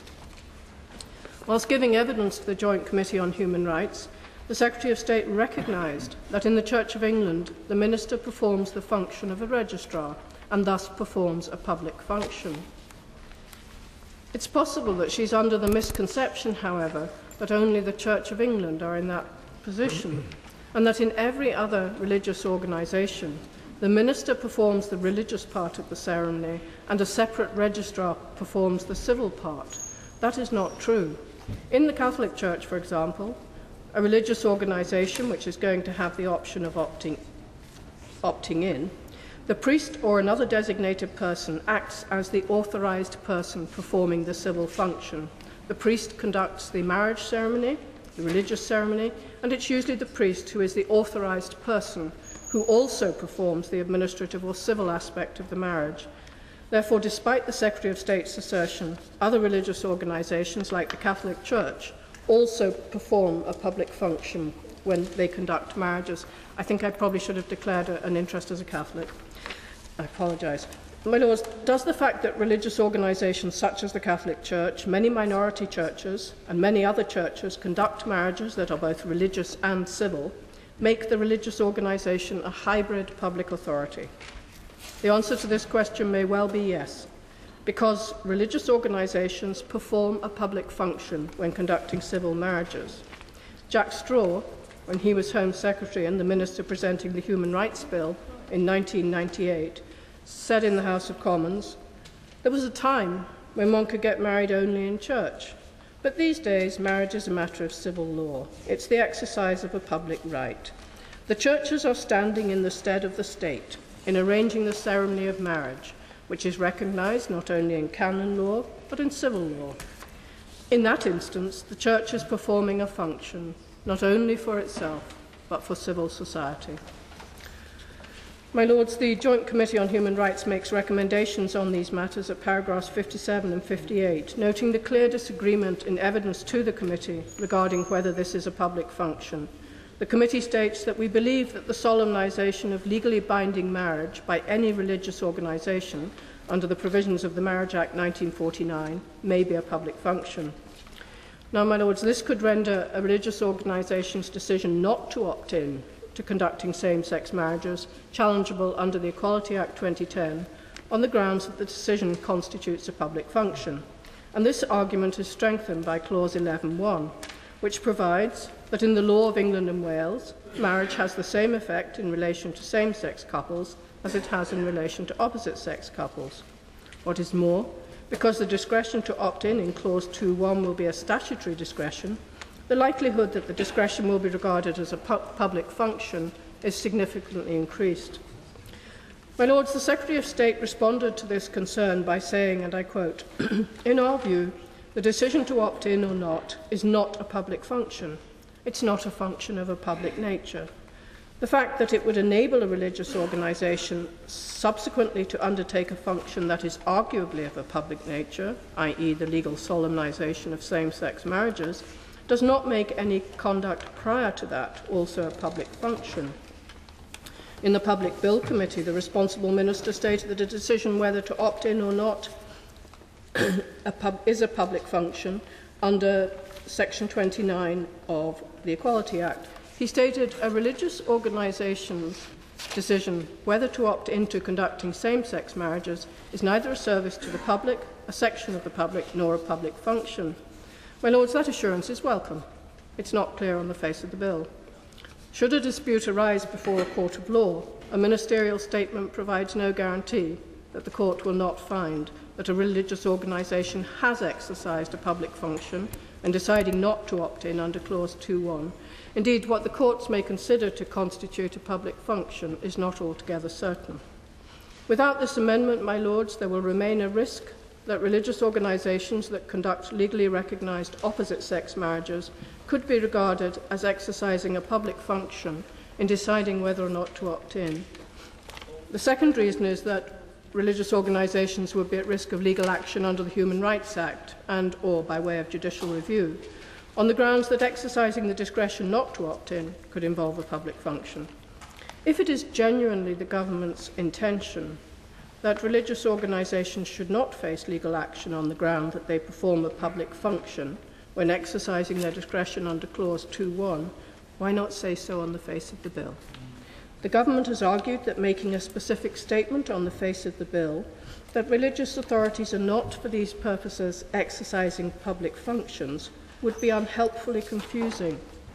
The Secretary of State has written to the Roman Catholic Church, and in her letter she said, I quote, "To make a specific statement of the sort you have requested might risk creating doubt about whether other decisions made by religious organisations are also public functions." With respect, my Lords, this response is unconvincing.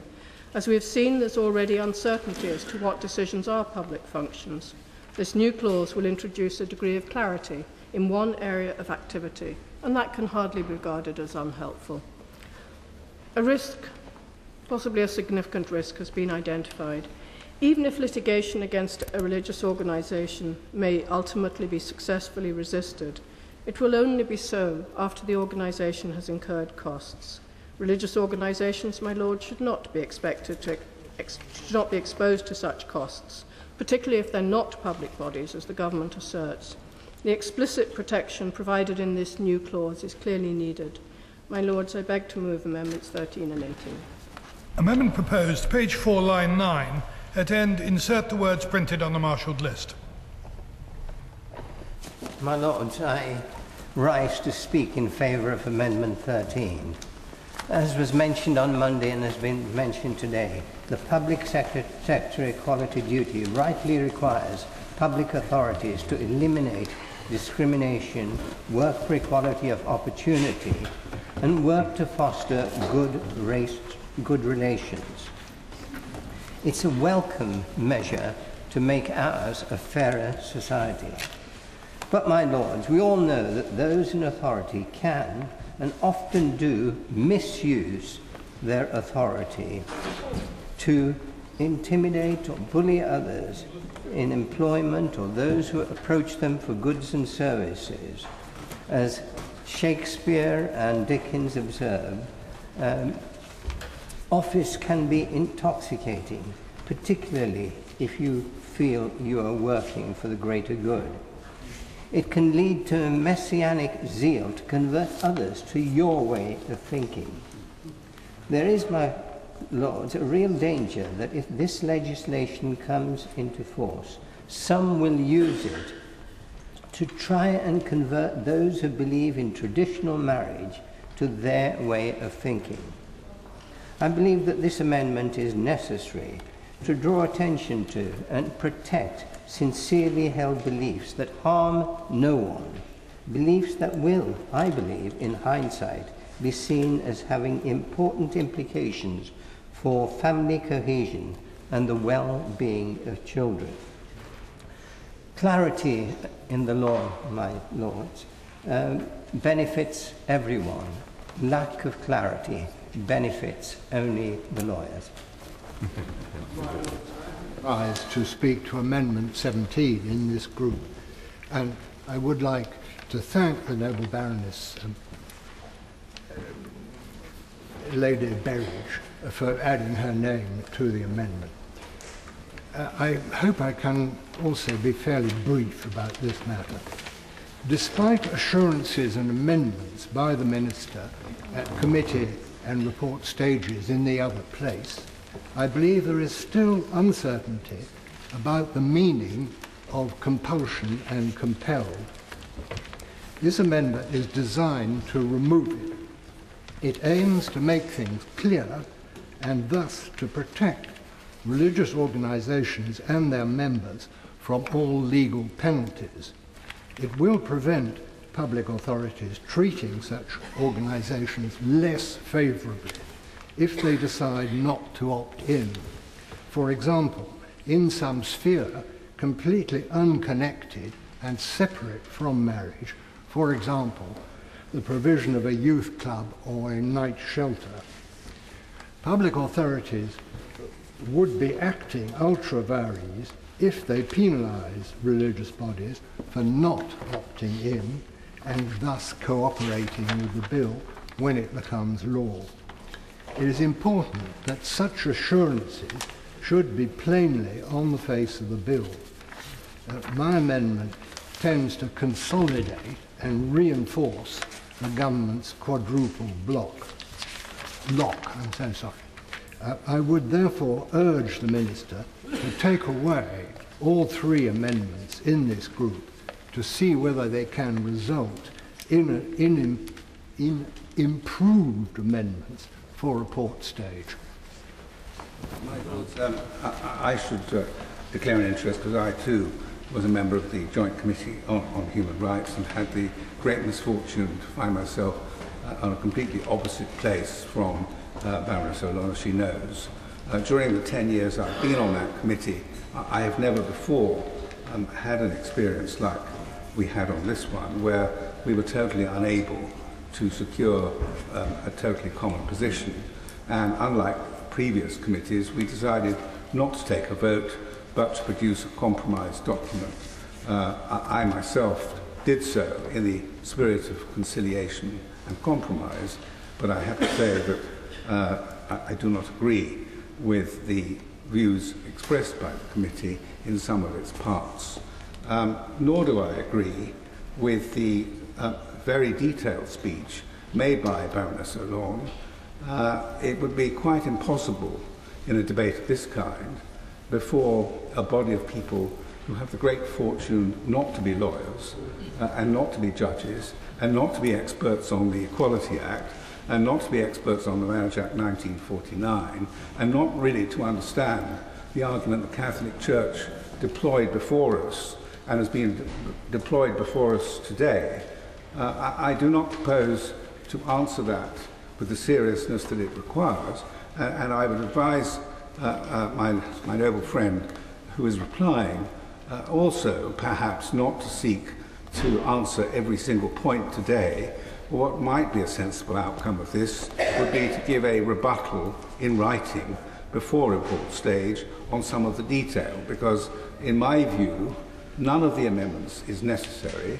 All of the amendments would actually create uncertainty and obscurity, and the approach adopted by the Church reminds me of somebody, a curious kind of person, who goes around wearing trousers not just with a belt, not just with two belts, not just in the case of this bill with 4 belts, but also with a pair of braces.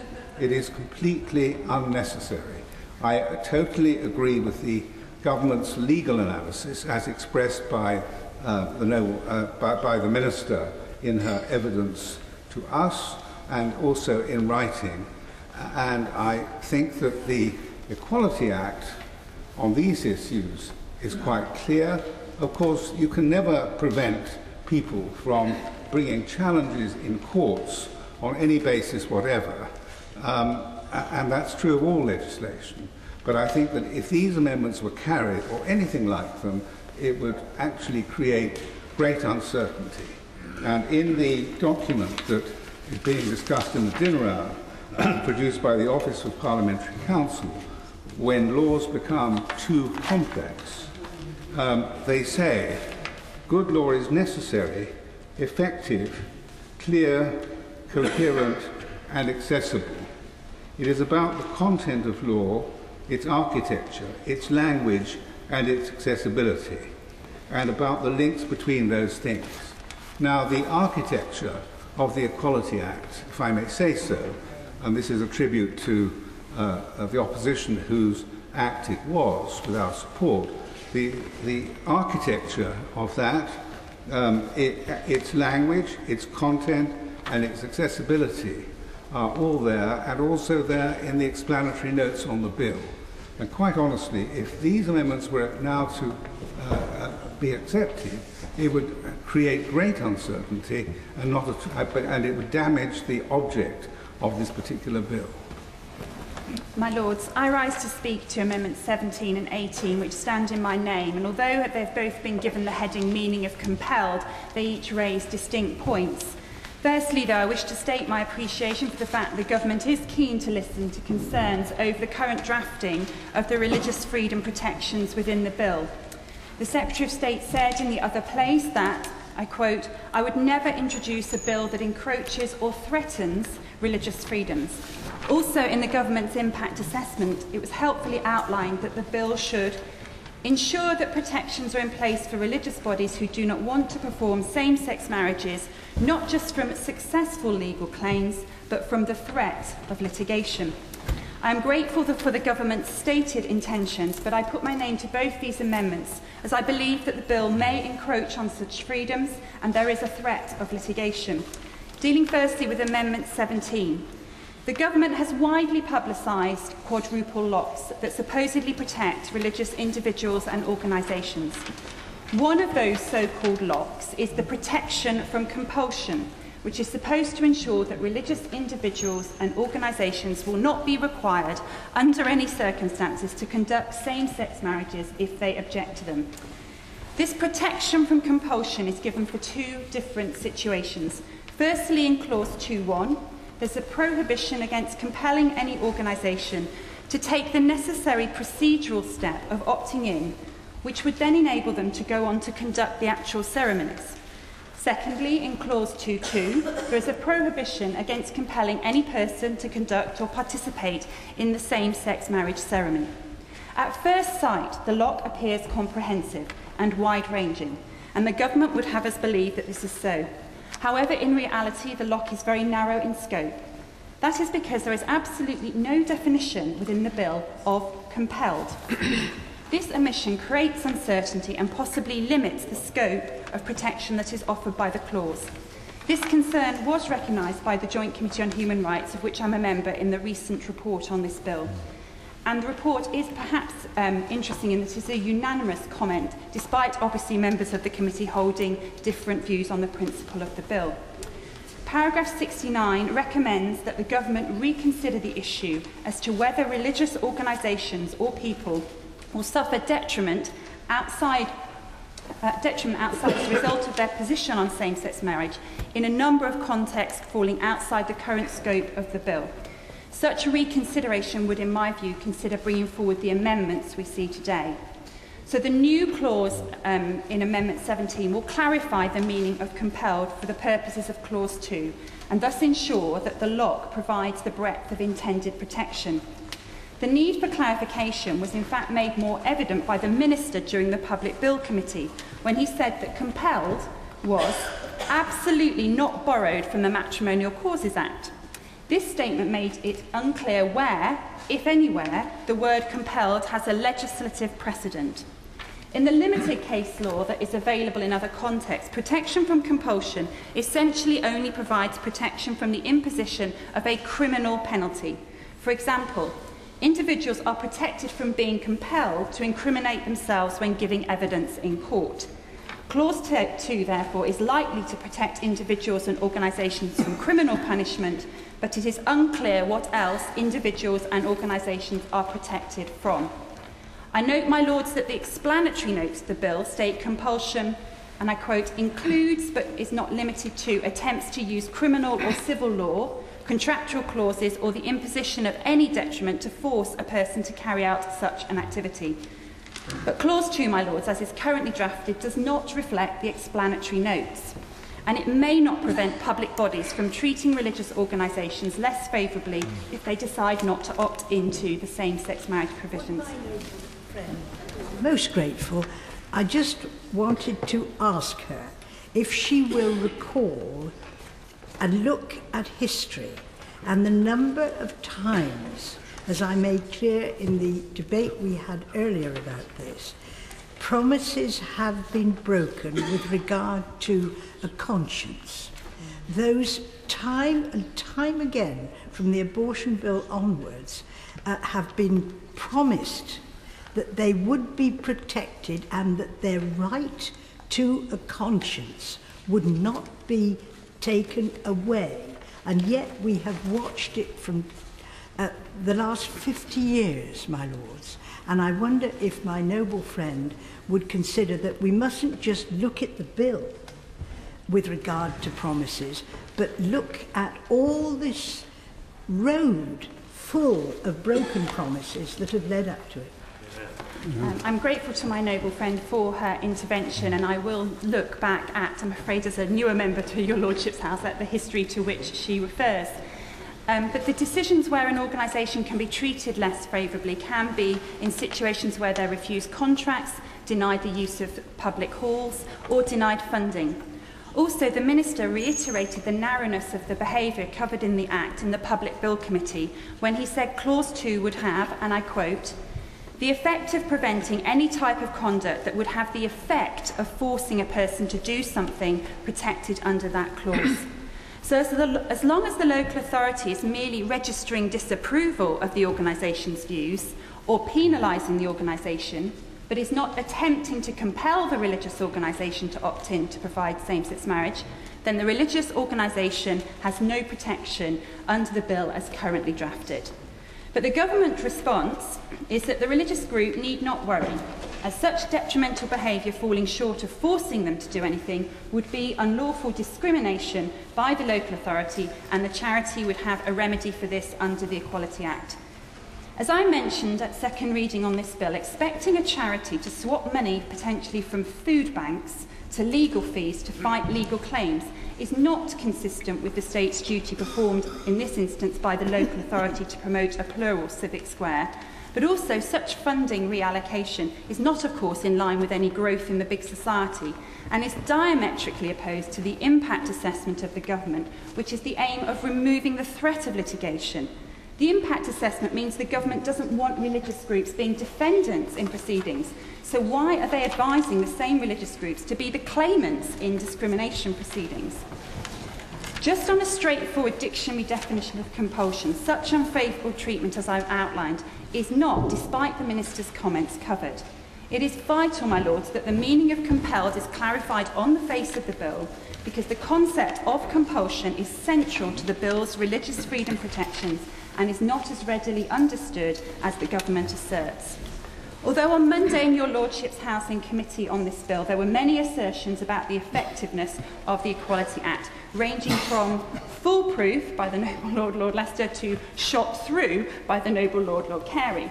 So this amendment would remove the need for a small charity to incur the expense of legal proceedings to establish that such detrimental behaviour is discrimination under the Equality Act, and surely that, the avoidance of litigation, is a good thing. This new clause will provide the necessary clarification and thus protect religious organisations from all legal penalties, criminal and civil, if they decide not to opt in. It will ensure that religious organisations are not suffering at the hands of the public authorities by making it clear that the public authority is acting ultra vires if they penalise religious organisations for not opting in. The onus is properly placed on the state not to act to the religious group's detriment, not for the religious group to take actions against the state. The new clause enshrines in statute the government's assurance that religious organisations will not be penalised in any circumstances for deciding not to opt in to providing the same-sex marriages if they object to them. And without further clarification on the face of the bill, the lock may not turn out to be much of a lock at all. Now, in relation to Amendment 18, it may be helpful if I turn from locks to keys. The key to a claim under the Human Rights Act or the Equality Act or judicial review is that the decision or action carried out by the religious organisation is clarified as a public function. Amendment 18 is necessary because without it, religious organisations will be at risk of legal action on the ground that the decision to opt in may be held to constitute a public function. As the Noble Lady Alone has already explained, ministers in religious organisations outside of the established church can be authorised persons and thus conduct marriage ceremonies that are both religious and legally recognised. Such ministers, therefore, my lords, perform a public function. And as the Noble Lady Alone outlined, that was the understanding of the Right Honourable Jack Straw when he introduced the Human Rights Act and spoke in the other place. But in the context of the established church, this was also the view, obiter, of 4 Supreme Court judges in the case of Aston Cantlow versus Wallbank. In delivering his judgment, Lord Hobhouse said, "Thus the priest ministering in the parish may have responsibilities that are certainly not public, such as the supervision of the liturgies used or advising about doctrine. But many have other responsibilities which are of a public nature, such as responsibility for marriages and burials and the keeping of registers." The Secretary of State, in a letter recently to the Catholic Bishops' Conference of England and Wales, stated that, and I quote, "The parish priest, if he is also acting as the authorised person, is only performing a public function when he registers the marriage, not when he is conducting the liturgy. These are separate functions, and we do not believe that the courts would have difficulty in finding them to be so. However, with respect, I disagree, and so do the lawyers, and I want to put on record my thanks to Professor Chris McCrudden of Blackstone Chambers, who's a former Professor of Human Rights Law from Oxford, whose advice has been given to the Catholic Bishops' Conference. And I think 2 or 3 comments will highlight the fallacy in the government's argument. Only valid marriages valid under UK law, not merely religious marriages, should be entered on the register by priests or imams as the authorised person. If the priest conducted a marriage recognised under UK law during the liturgy, then surely that was also the performance of a public function. Also, Why does government guidance to authorised persons given in December 2012 outline the contracting and declaratory words that must be exchanged in the ceremony? It is because this is not just liturgy. It has to contain the certain promises to be a marriage, and the authorised person performs the role for the state when he or she oversees and witnesses that these words were in fact included in the ceremony. And finally, if a spouse were to die after the ceremony, but before the signing of the register, they are married under UK law. It is not merely the registering of the marriage which is the public function. I think perhaps the confusion has arisen for the government in the name registrar in this context. When the state registrar registers births and deaths, they merely record the fact an event has occurred. But their role in the marriage context is different. They witness and oversee the formation of the marriage and then later on record the fact that the marriage has happened in the register. It's rather, my lords, like sitting in your school classroom. The register is taken and the register is merely recording a reality that's occurred, that you are physically present in the classroom. So the religious and civil functions are not as easily separable as the Secretary of State would have us believe. A court is highly likely, in my view, to find that the religious organisation is a hybrid body when officiating in marriage ceremonies. What is more, the Joint Committee on Human Rights did conclude that the solemnisation of legally binding marriage by any religious organisation under the provisions of the Marriage Act 1949 may well be a public function. Given that it is highly likely that a religious minister conducting a legally recognised heterosexual marriage will be held to exercise a public function, then of course conducting same-sex marriages will also be a public function. So then, it is arguable that when religious organisations make the decision to move from performing only heterosexual marriages to performing same-sex marriages as well, that decision could also arguably be a public function. The risk that this is so... Sorry? I apologise to the noble lady. I'm just a little confused again. Is the noble lady saying that the quadruple lock is not secure in her view? And I understood, unless I'm absolutely wrong, that the position of the Church of England is they believe it is robust and secure. I'm not sure what she's arguing. Thank you very much for that helpful intervention, and that has been the government's position, that looking at the established church. But we have a different situation here for those who are authorised people. This generally in our law, you go and get married at the registry office or at the hotel with the registrar there, or you can marry without any intervention of the state when the banns are read in the Anglican Church. Within those two, we have a whole group of people, religious organisations, Catholic Church, Pentecostal churches, who do those marriages as authorised people.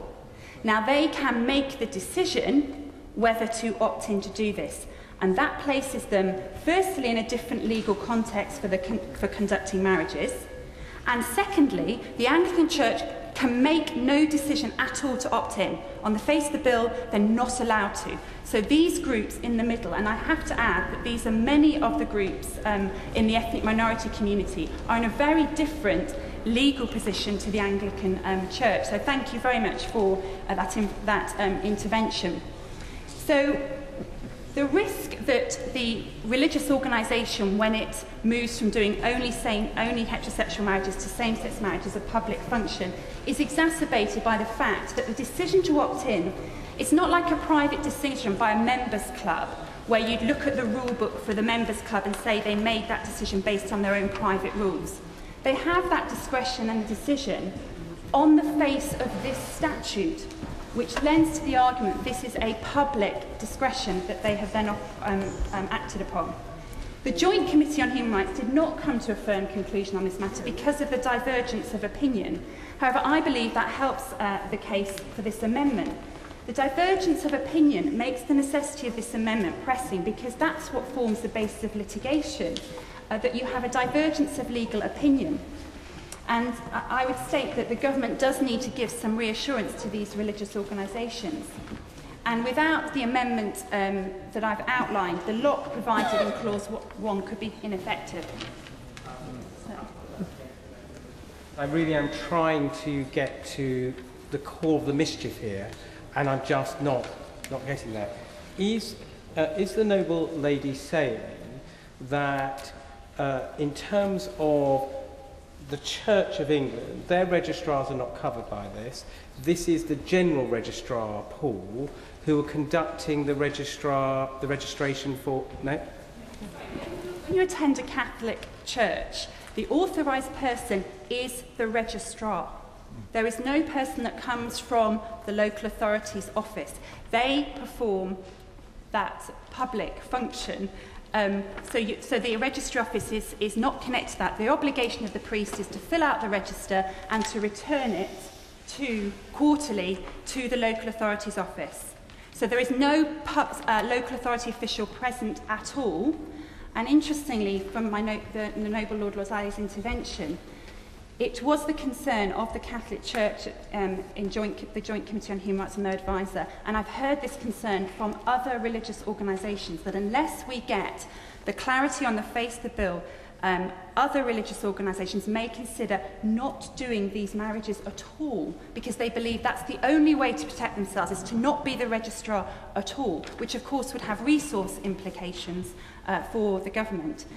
I'm asking by this amendment for the government to actually throw away the public function key, the key to the actions under the Equality Act, the Human Rights Act and judicial review, and avoid this threat of litigation rather than repeated claims for discrimination against some of the nation's smallest charities. The Joint Committee on Human Rights has urged the government to consider formulating a new clause which provides additional reassurance to any religious ministers or office holders who perform the dual function of officiating a marriage in a spiritual capacity, as well as performing the public function of the registrar under the Marriage Act 1949.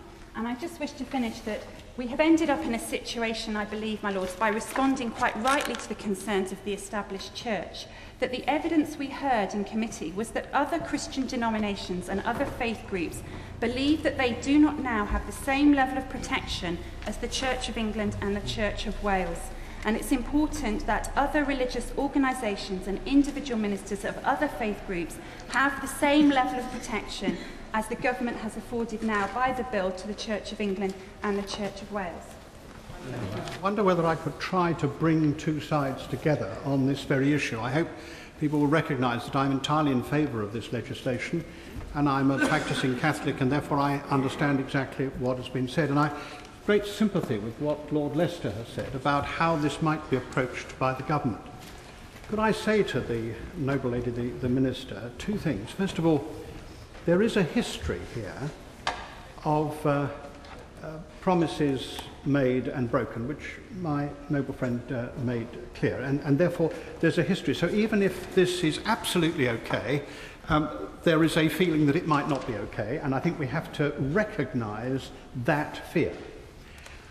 Secondly, there is a history too of campaigning people who seek all the time to push their point further than is reasonable. For example, we've recently had an argument by campaigners to say that we should withdraw aid to youth clubs run by organisations that take a strong view about homosexual practice.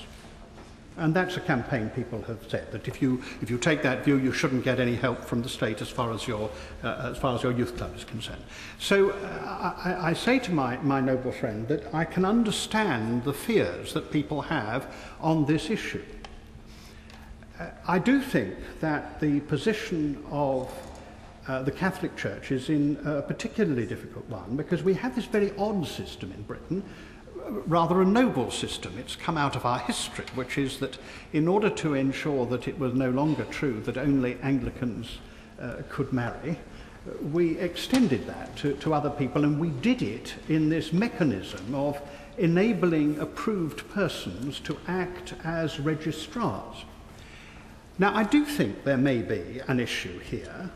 It may be that the fears that people have are true.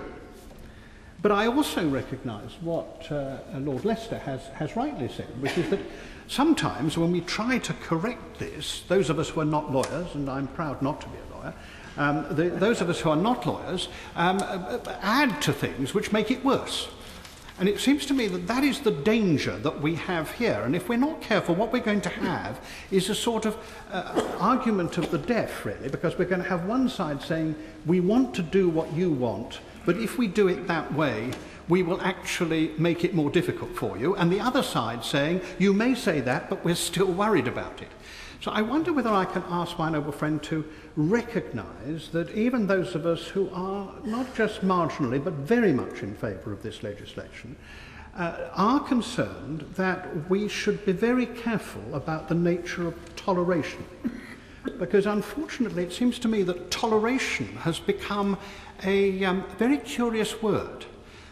People talk about toleration as if it means tolerating views you happen to agree with. Now, one of the things we've got to do is to produce legislation which enables a tolerant society to accept that some people have very different views. Now, I don't think it's helped, if I may say so, by some of the language used by people opposed to this bill. There has been some disgraceful statements by people who really have not come to terms with the fact that we live in a society which should be inclusive and accepting. I think the churches have spoken sometimes intolerably and intolerantly. But the truth also is that there is intolerableness and intolerance on the other side as well. And I will give way to my... I've been agreeing very much with my noble friend, to whom I thank for giving way, but I hope he was not suggesting that in the debates in this House there had been intolerance, because I think it would be something that he would find it very hard to prove. I did listen to the whole of the debate, I think almost without exception, and there are one or two sentences which I think the people who made it ought to have withdrawn, because there was clearly a misunderstanding of the nature of what we're talking about. But I don't in any way suggest that my noble friend spoke in that way. But I'm merely saying that there is a great need at this moment to make people relearn what toleration is. Toleration is accepting the views of people who you disagree with fundamentally and totally. And that we need to do in our society. Now, it may be that these amendments, I think it's probably true, let me be clear, I think these amendments are unnecessary, I don't see the legal graces for them, I'm not worried about it. But some people are worried about it. And there is also another word I'd like to bring into this, which is the word courtesy. There is a great need in our society for courteousness to other people. And there are people here who are legitimately worried. So we need to make sure that there is no reason for them to be worried. So I wonder whether my noble friend might do the following, which is really largely to follow what my noble friend Lord Leicester has said. That is, not to argue this case, because frankly a legal case of this sort across the floor is going to be unhelpful for all of us.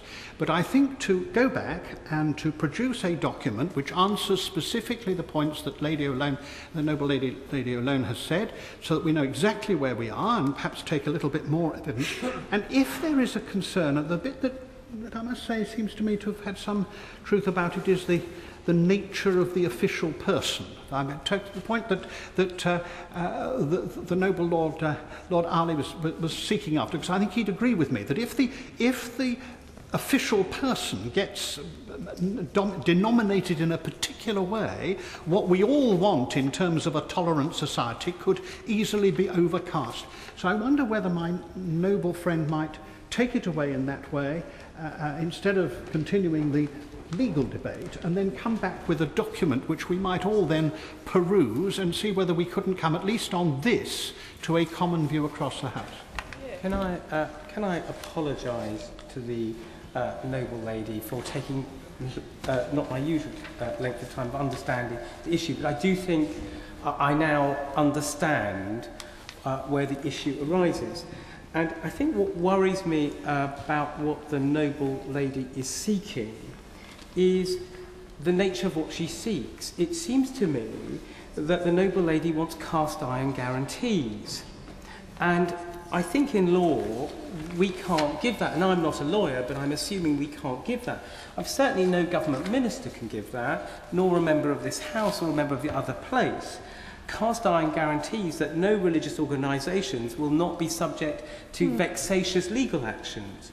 I agree with the noble Lord Debden when he says there are a whole range of people thinking of ways to progress their own politics through the courts, and when they've not succeeded either at the ballot box or in Parliament, they continue to do so. I can put it no better than the noble Lord Leicester did at Monday's committee in his rather complex and detailed legal argument when I quote from column 69, the fact that idiots in the public sector or private sectors misunderstand it is no reason for us to amend this bill to deal with such idiots.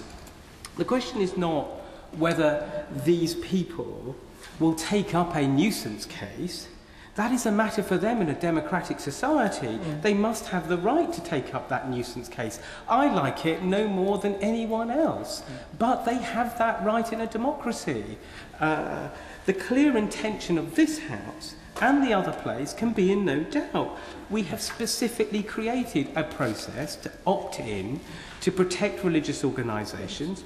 The Minister in the Commons made it quite clear during the Commons Committee stage, and I'll quote what he said, impositions of any penalties or subsequent unfavourable treatment of a religious organisation or an individual in order to compel that organisation to opt in to same-sex marriage is already unlawful under this bill. The locks in this bill are both strong and robust. The intention of this House has got to be beyond question. I believe those locks are secure, and I'm not sure we can help the noble lady with an assurance that there will be no legal action over these cases.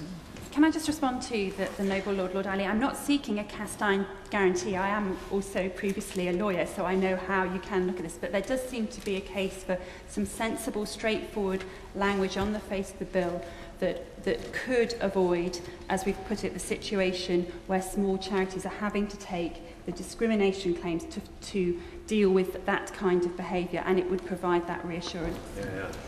I entirely understand the concerns that have been expressed by the noble Lady Baroness Berridge, the noble Lady Baroness O'Lone, and others. I have to say, in my view, those concerns are unwarranted. There are three issues that have been raised, as I understand it. First is the public sector equality duty under Section 149 of the Equality Act. What that requires is that a public authority, in the exercise of its functions, must have due regard to equality considerations. That's what it said. Due regard must require primary consideration to be given to other legislation, in particular this legislation.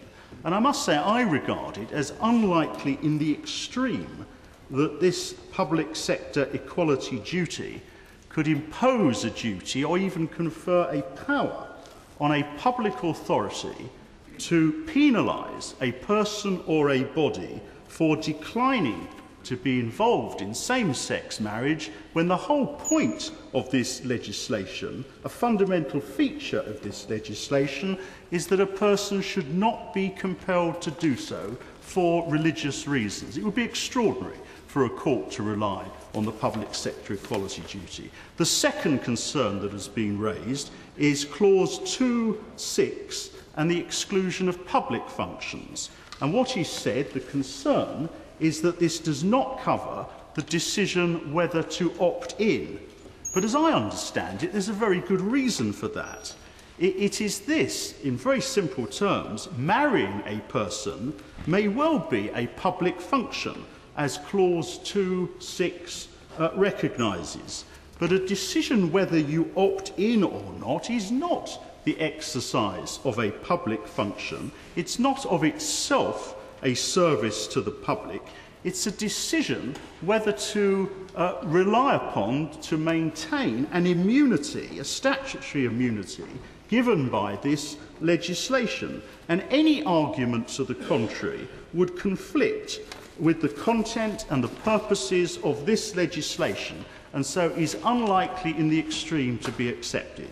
The third concern that we're dealing with in this group of amendments is the suggestion that the legislation should clarify the meaning of compulsion in Clause 2, Subclause 1.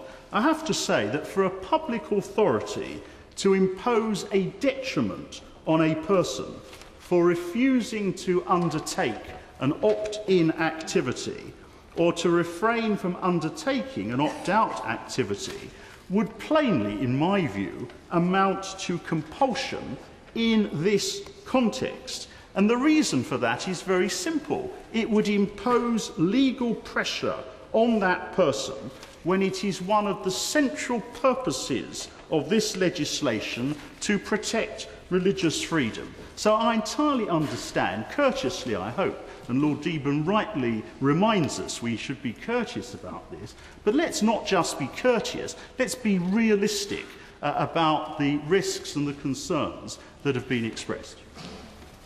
I courteously recognise the forensic skills and the deep legal knowledge of the noble Lord Panic, and indeed of my noble friend Lord Leicester.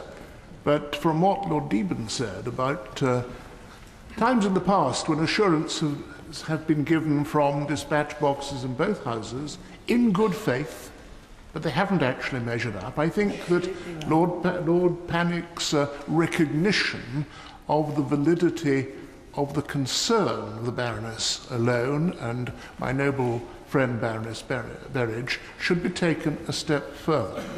And I would like to make a suggestion building upon what Lord Deben said. He and I do not agree on the fundamentals of this bill, but he made a conciliatory and helpful speech this afternoon, and we should thank him for that.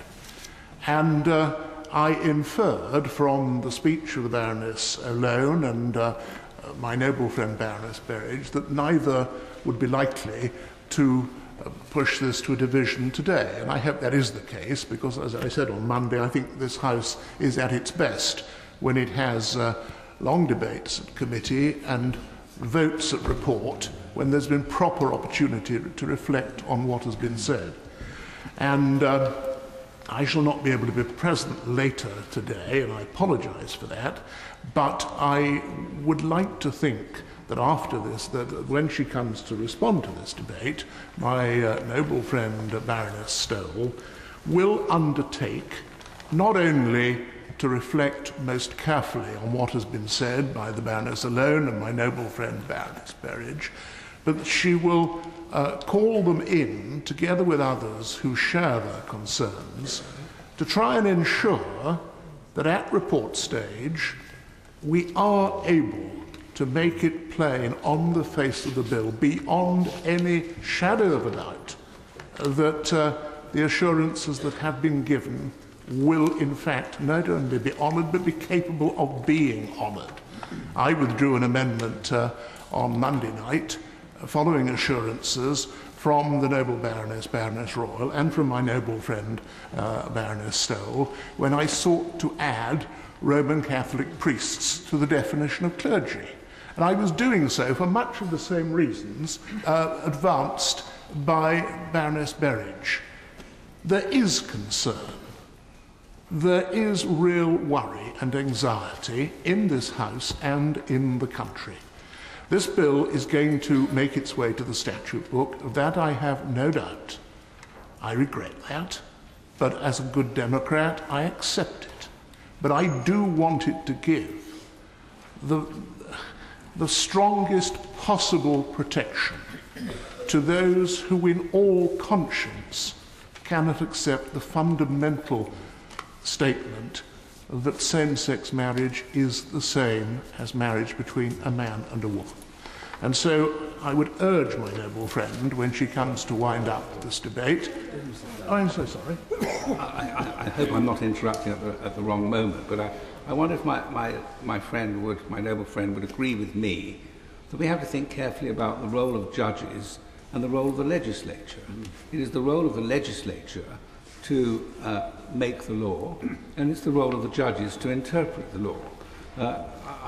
Having heard, for example, the noble Lord Panic with whom I entirely agreed, cannot imagine that, I don't know what these breaches of faith in the past amount to, no one's explained what they're talking about, but I cannot imagine that the independent judiciary would not interpret the legislation as it is now drafted in accordance with its object and purpose.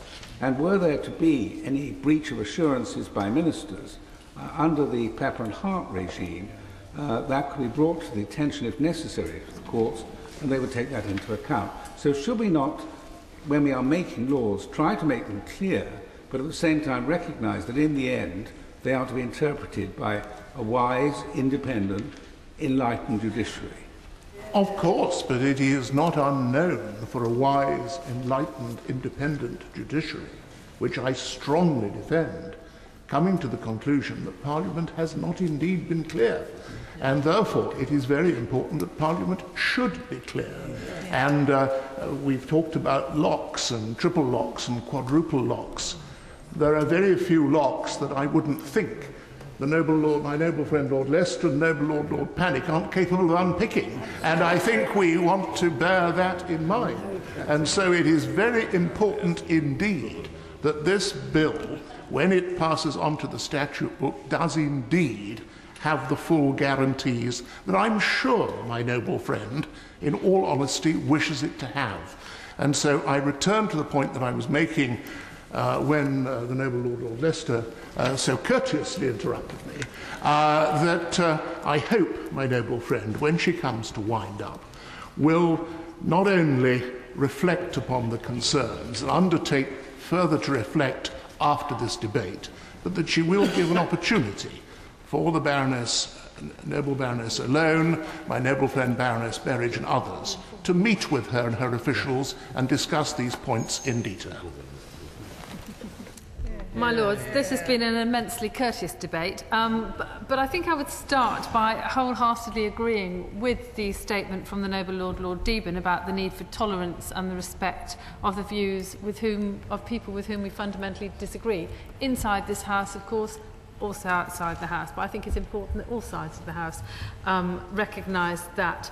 The noble Lord Cormac quite rightly said that it's important for Parliament to be clear in order that the judges can properly determine or they can take a view on what is happening in the courts. My Lords, from this side of the House, we believe that the legislation as drafted, the bill as drafted, is absolutely clear, and indeed including the meaning of the word compel as referred to in Amendment 17, and we believe that it would be readily understood and interpreted by the courts as such, and that it needs no specific definition in this context. As my noble friend Lord Ali has said, the Minister in the other place has given some helpful assurances about the government's intention in respect to protection against compulsion, which perhaps I'm sure the noble Lord will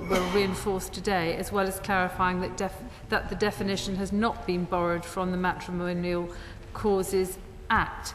Clarity is important, but as I say, my Lords, I think that there is already clarity on the face of the bill. That's not to say that I dismiss the concerns which have been expressed around the House today, and I'm sure that the noble Lord, the Minister, will be able to perhaps assuage those concerns today, but if not, that he will come back at report stage and in the meantime perhaps put something in writing, because I think the suggestion made by the noble Lord Leicester is a good one, that there should be something sort of substantive in writing before the report stage. In relation to Amendments 13 and 18, I have to say to the noble Lord, the noble Baroness alone, that I was slightly confused as to whether or not the noble lady was speaking on behalf of the Joint Committee on Human Rights, and I think it's clear then from the sort of exchanges across the chamber that there were disparities of view in the committee when... Sorry, just for clarification, my Lords, I did not speak on behalf of the committee. I did declare my membership of the committee as I thought appropriate. I beg your pardon, but it's just interesting because both noble ladies and the noble lord are members of that committee. My Lords, we are clear that the amendments 13 and 18 are unnecessary, and we believe that they would add confusion to the law as currently stands. The public sector equality duty is a duty to have due regard, as the noble Baroness herself said, not a duty to act. And this due regard must balance considerations of discrimination against sexual orientation equally to that of religious belief. It would not lawfully permit a public body, even with regard to eliminating discrimination on the grounds of sexual orientation, to treat a religious organisation less favourably on account of its beliefs about same-sex marriage. Furthermore, the authority would clearly be in breach of the clear protections within this bill, permitting religious organisations remaining outside the system of same-sex marriages. As the noble Lord Leicester said, the Equality Act 2010 is a very carefully crafted piece of legislation, thanks to many noble laws present in the chamber today, as it establishes a balance between protections against discrimination on the grounds of religion or belief and sexual orientation. And to single out one specific belief, the belief that marriage should be between a man and a woman, risks undermining the protection afforded to religion as a whole, the entirety of beliefs and practices which it encompasses, as it sets up this one belief as requiring explicit protection. Therefore, my lords, I would suggest that this amendment, that is to say Amendment 13 and Amendment 18, which seeks to achieve a similar effect, would in fact prove unhelpful and is indeed unnecessary. My Lords, can I start by thanking the noble Lady Baroness Alone and my noble friend Baroness Berridge and the noble Lord Singh, the noble Lord Hilton for bringing these amendments before your Lordship's House in committee. I think it has given us an opportunity to have a very useful debate, which I think has been conducted in a very courteous fashion, and I think it does. I think it does make clear that there are some very genuine concerns that have been expressed. And I think the interesting thing about this is, in fact, there's no distinction anywhere in this debate between the objectives of what people wish to, in your Lordship's House, wish to see. And it is very clear that the objective of securing religious freedom and the right of religious organisations which do not wish to opt in, that right should be secured. My Lords, I will perhaps take the advice proffered by my noble friend Lord Leicester and won't reply to every point. I think it's important that I do reply to some of them, because as my noble friend himself made reference to pepper and heart, there can't be a pepper and heart if we don't actually say anything. So I will, but I think I will come on later, but I think I also will. I also would wish to take up his suggestion, which was echoed by my noble friend Lord Deben, of writing and putting in written form the points that have been raised and addressing them. If I can perhaps first turn to Amendment 13, which seeks to ensure that any religious organisation or individual is not penalised by a public authority simply because they've exercised their rights under this bill to not offer or facilitate same-sex marriages, or because they express the view that marriage should only be between a man and a woman. My noble friend Baroness Berridge indicated that there was an anxiety that other religious denominations wish to have the same kind of safeguard and security as has been afforded to the Church of England and the Church in Wales. I think, as I indicated to my noble friend Lord Cormac when he moved an amendment on Monday, that the reason that there is a distinction for the Church of England and the Church in Wales is a historic one of the duty on priests in these respective churches to marry people within their parish, which is not a duty that is incumbent on religious on priests or ministers or imams in other religions and faiths. My Lords, the particular context of this amendment is Section 149 of the Equality Act 2010, which places a duty on public authorities to have due regard to the need to eliminate discrimination, advance equality of opportunity and foster good relations between people who hold and do not hold particular protected characteristics. My Lords, it is absolutely right, and I think it is echoed in all sides of your Lordship's House, that religious organisations and individuals should be free to express their beliefs about same-sex marriage and to make the decisions protected by this bill about whether or not to conduct or participate in same-sex marriages without fear or repercussion of penalty of any kind. And I do hope I can clarify for your Lordships that, as the law stands, a public authority would in fact be acting unlawfully if it attempted to rely on the public sector equality duty so as to treat a religious organisation adversely simply because that organisation did not wish to conduct same-sex marriages as is explicitly allowed under this bill. A policy of penalising people or organisations which have religious or philosophical beliefs with which a public authority disagrees would in itself be discriminatory. And one element of the duty is to have due regard to the need to eliminate unlawful discrimination. It is not meant to be an instrument itself to discriminate unlawfully. And for a local authority, for example, to withdraw meeting facilities from a church because it decided not to offer same-sex marriage would be unlikely to be unlawful direct discrimination because of religion or belief, and would, we believe, be subject to successful legal challenge. I think the point made by the noble Lord Panic. Indeed, the noble Lady Baroness O'Loan did comment that there was nothing in the bill that says it would be unlawful for a public authority to punish a religious organisation which hadn't opted in. But, my lords, the courts have considered the question of whether a local authority can use equality legislation to punish an organisation whose views it disapproves of. In the case of Wheeler against Leicester City Council, the council banned a rugby club from using its ground after some of its members attended a tour of South Africa, and it used the Race Relations Act to justify its decision. The case went to the House of Lords, and the House of Lords held that the decision was irrational and that it was an improper purpose. That is because the members of the rugby club were legally entitled to go on a tour, just as an organisation is entitled not to opt in. And I believe that the reasoning in that case would have a clear read-over in this particular case. Similarly, a local authority could not have a policy of refusing to promote staff who have expressed a belief that marriage should only be between... I wonder, on that very point, how is it then that registrars who will not conduct this kind of a marriage from conscience in their heart and their beliefs have been sacked?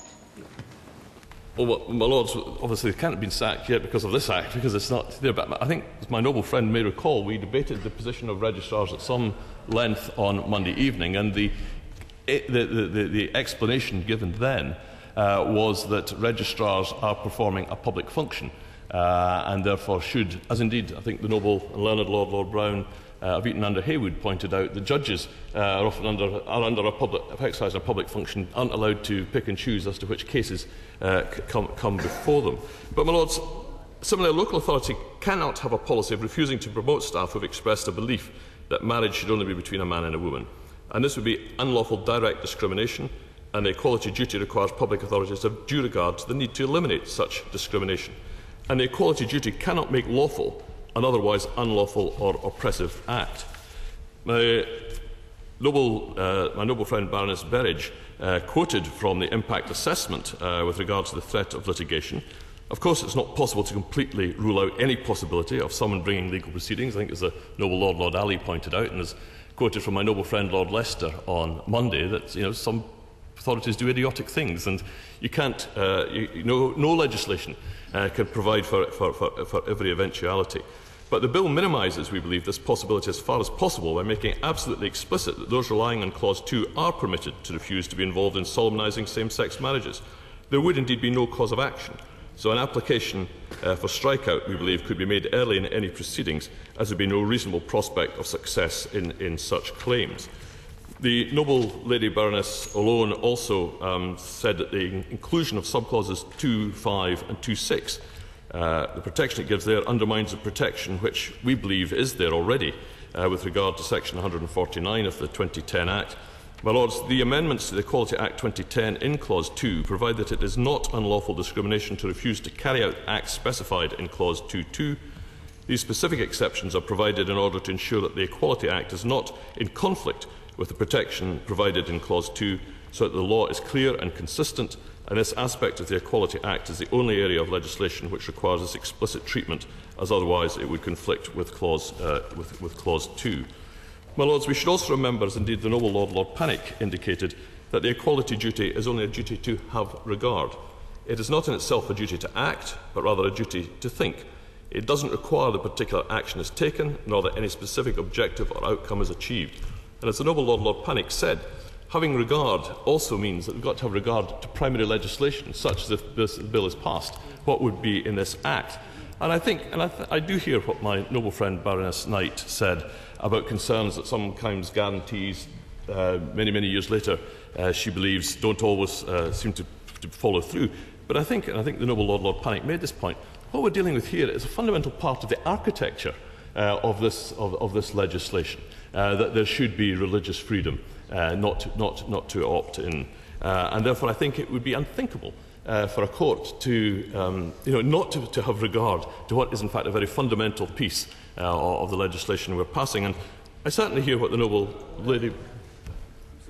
Would my noble learned friend agree also that the Human Rights Act compels this legislation to be construed compatibly with religious freedom as defined in the European Convention? Indeed. My noble friend is right. In Article 9 of the European Convention on Human Rights does give that right to freedom of religious belief and expression. And I think the noble Lady Baroness alone said that sometimes the courts are reluctant to second-guess public authorities. But I think it's highly unlikely indeed that the court would do something which is in direct contradiction of what clearly Parliament has expressed and has intended, not just, we believe, in the face of the bill, but indeed in all the statements that have been made by ministers and indeed by, I think, almost everyone who's participated in these debates. And I think it's also important, I think again the point made by my noble friend Lord Leicester, picked up by my noble friend Lord Deben, that amendments can sometimes have unintended and adverse consequences.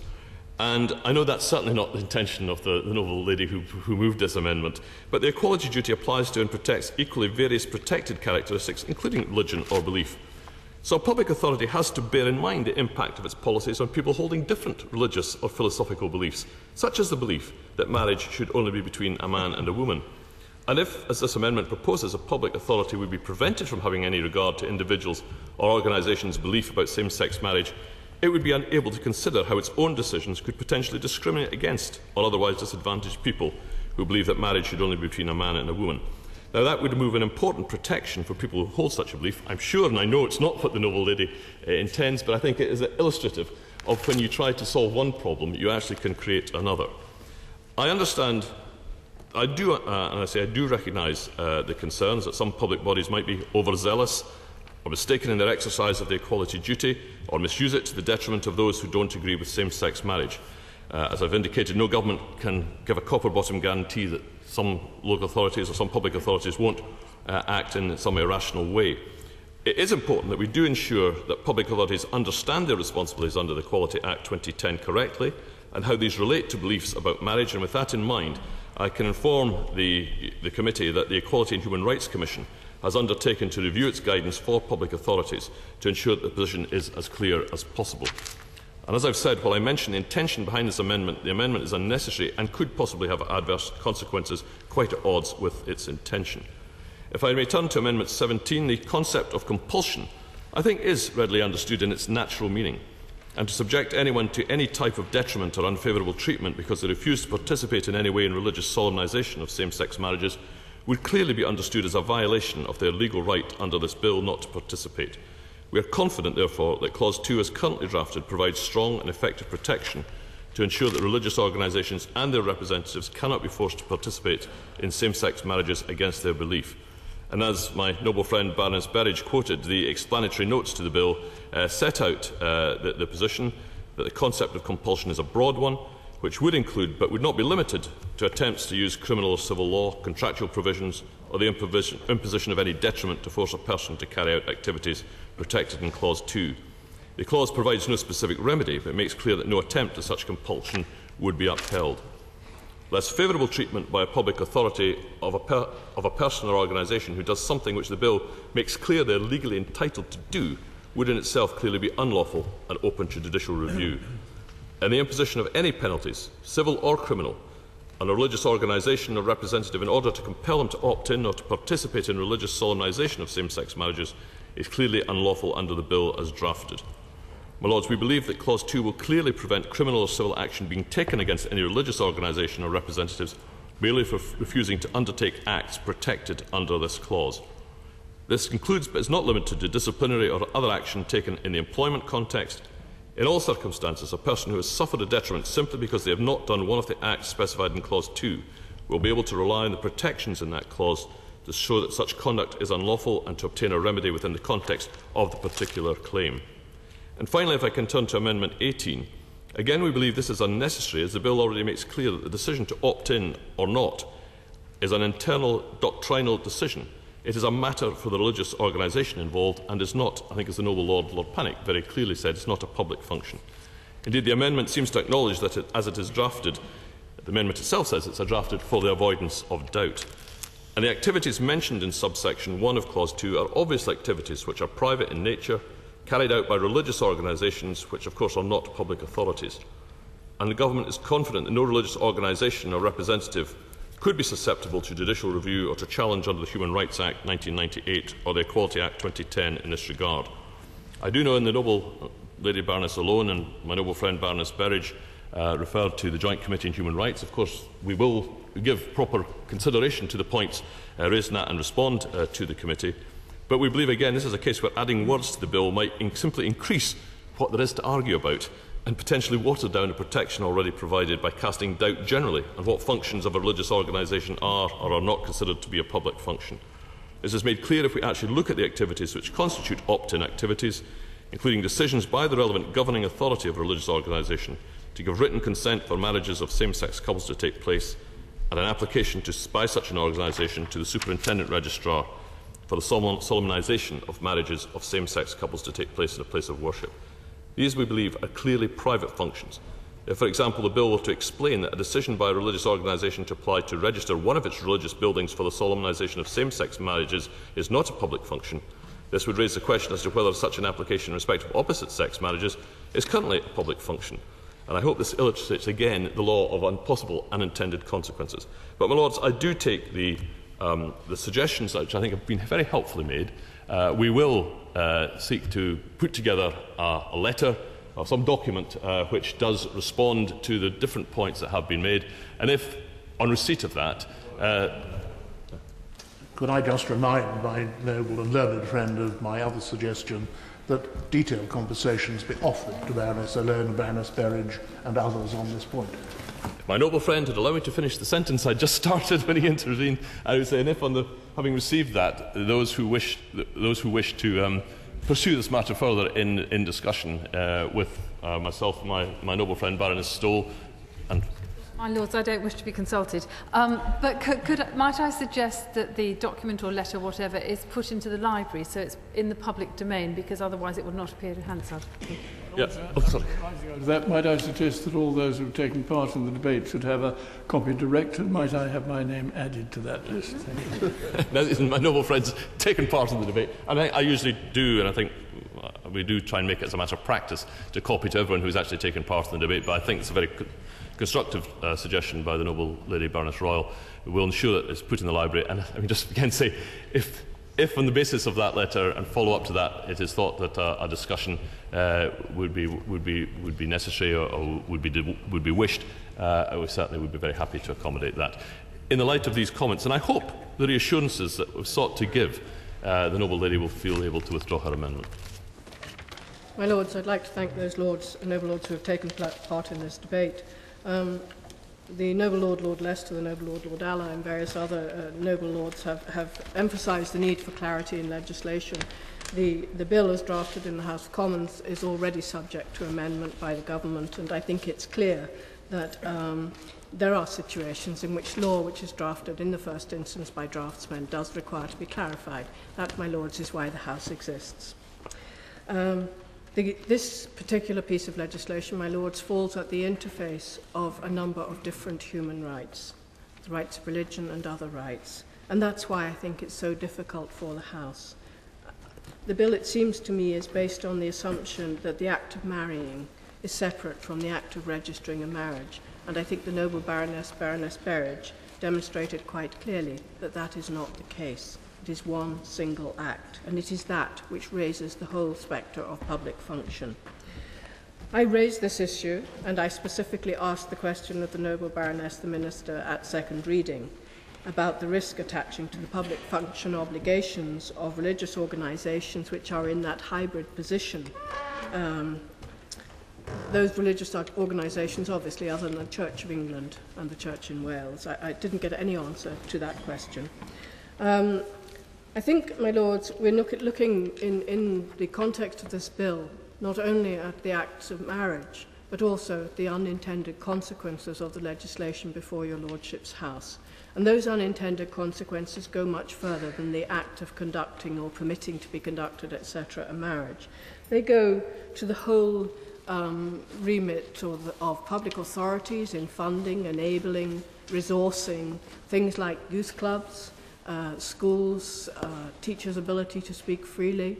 We have a number of amendments still to come before the House in this context. My amendments would have dealt with some elements of that, but there are other amendments on these issues. And I put it to the House that it's not quite as clear as some noble lords would wish to state. Sorry, I beg your pardon. The fact is that there is a very clear distinction in this legislation between the Church of England and the Church in Wales and other churches, which solemnise marriage. And the distinction is, in most kind, thank you, the distinction is that the Church of England and the Church in Wales is not in a position in which it will decide whether to opt in or out without further legislative process out with this Parliament. And that is what makes it different. And that is why we have the quadruple lock for the Church of England, which is not a sufficient lock for other churches. And that is why I have moved these amendments. My Lords, I don't wish to be in any way contentious or to delay the House, but I cannot help remembering that the adoption agencies, the Catholic adoption agencies, which have now closed as a consequence of legislation, were also argued on the basis of religious freedom, and that argument was lost. There is no religious freedom there in the provision of services. It is profoundly important that we ensure that we do not create further very difficult situations. I therefore, my Lords, will for the moment withdraw my amendments, but reserve the right, having heard what the noble ministers have to say, to come back to the House at report stage. Is it your Lordship's pleasure that this amendment be withdrawn? Amendment by leave withdrawn. Amendment number 14, Lord Dear, not moved. Number 14, Lord Dear, not moved. Amendment number 15, Lord Carey of Clifton.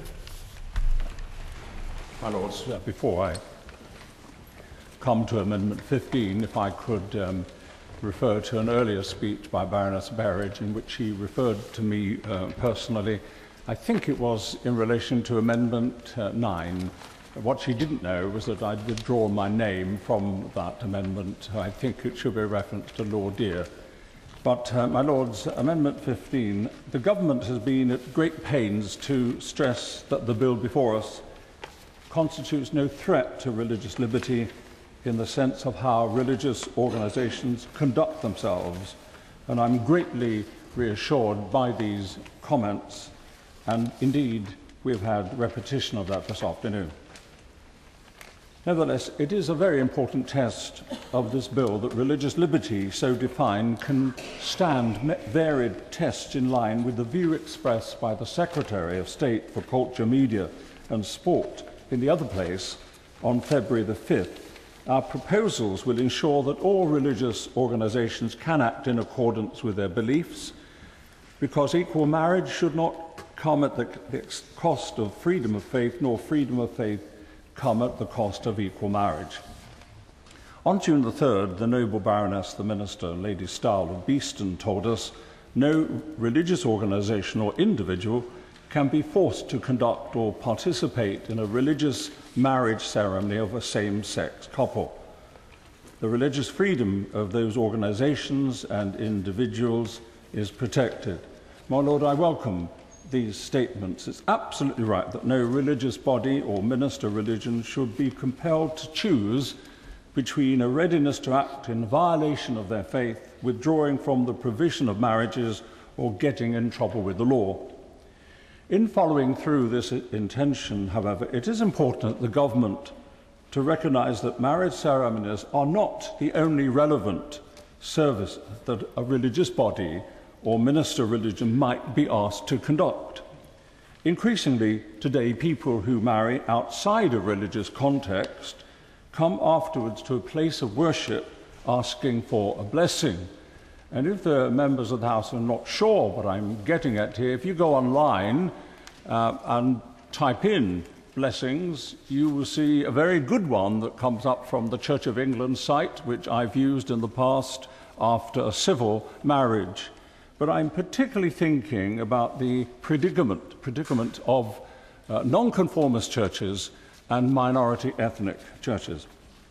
My lords, a blessing ceremony may sound less weighty than a marriage ceremony, but the government must understand that officiating at a blessing will be just as problematic for a faith community whose celebrants could not officiate at a same-sex marriage ceremony without violating their conscience, as would officiating at a marriage ceremony.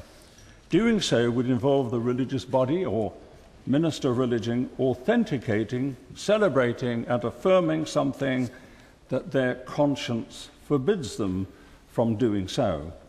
The provision of a blessing ceremony in such a context would involve the minister of religion and the religious body in question acting in direct violation of their religious identity. Such a religious body, a minister of religion, would have to decline to provide such a service in just the same way as they would have to decline to marry a same-sex couple. As things stand, however, if this bill becomes law, Section 29 of the Equality Act means that religious bodies that cannot perform same-sex marriage blessings will be in just as much trouble as a church that could not provide same-sex marriages, were it not for the fact that Section 29 is being amended for the purpose by Clause 2 of the bill before us today. My lords, this point that I'm making, with apologies to Lord Leicester, who's not in his seat, has no belt and no braces whatsoever. It is entirely vulnerable. My lords, if the government... I thank the noble Lord for giving way.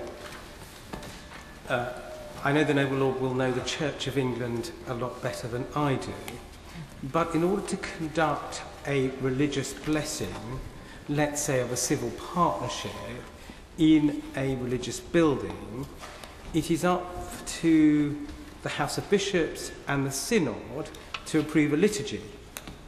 Without the approval of a liturgy, yes, there is no approved blessing by the Church. So surely there is a mechanism, because if I am a priest, I cannot conduct a blessing without a liturgy, yes, and therefore the Church, the Synod, would have to have pre-agreed that they were permitting the blessing, and without it they can't.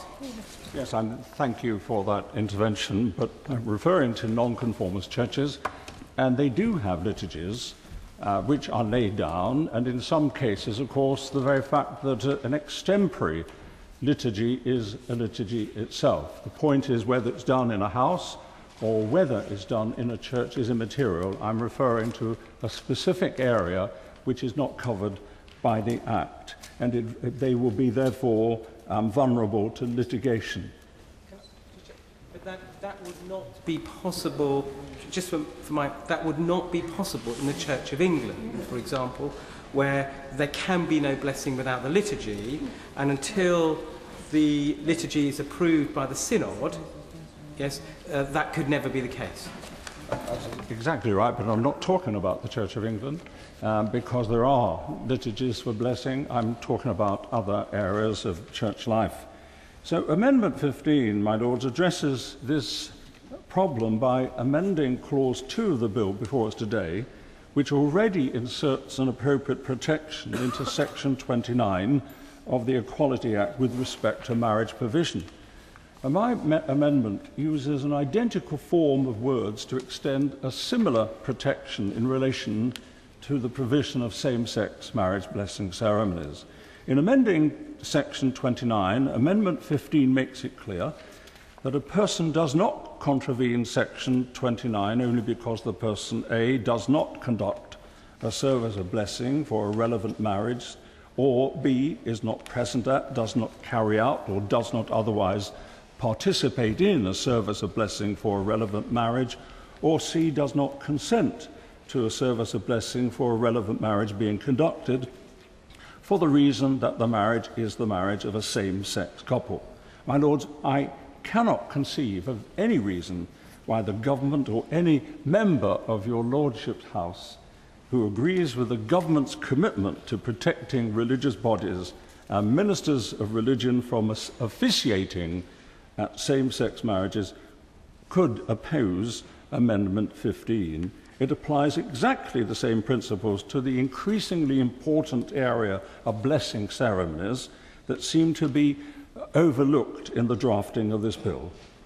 So, my Lords, I commend Amendment 15 to the House and very much hope that the government, and indeed all sides of the House, will feel able to support it. I beg to move Amendment 15. Amendment proposed, page 4, line 20. At end insert the words as printed on the marshalled list. Having spoken in a rather different way from last one, I really must say that I think this is entirely misconceived. This bill is not about blessings. The Church has a right to bless or not to bless as it likes. And by the Church, in my case, I'm referring to the Catholic Church and therefore not to the Church of England. But you can bless without any difficulty.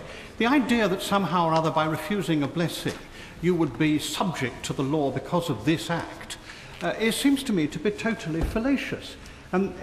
You might be subject to the law according to other acts, but we haven't found that, and if you want to change those acts, no doubt that's sensible. But really it seems to me that this is OTOs, and I want to say to the noble Lord Carey, that that's what worries me. You see, it seems to me perfectly proper for people who disagree with the vast majority of both houses on this subject to seek proper protection in areas where one might be uncertain. But I also think there's a degree of courtesy. I'm sorry to have raised that word because it seems to me it'll now dog me for the rest of my life. But there is a degree of courtesy about not loading this act with all kinds of statements about how you don't want to be pressed in this way and you don't want to be pressed in that way and the other. I think that it's quite clear what a blessing is.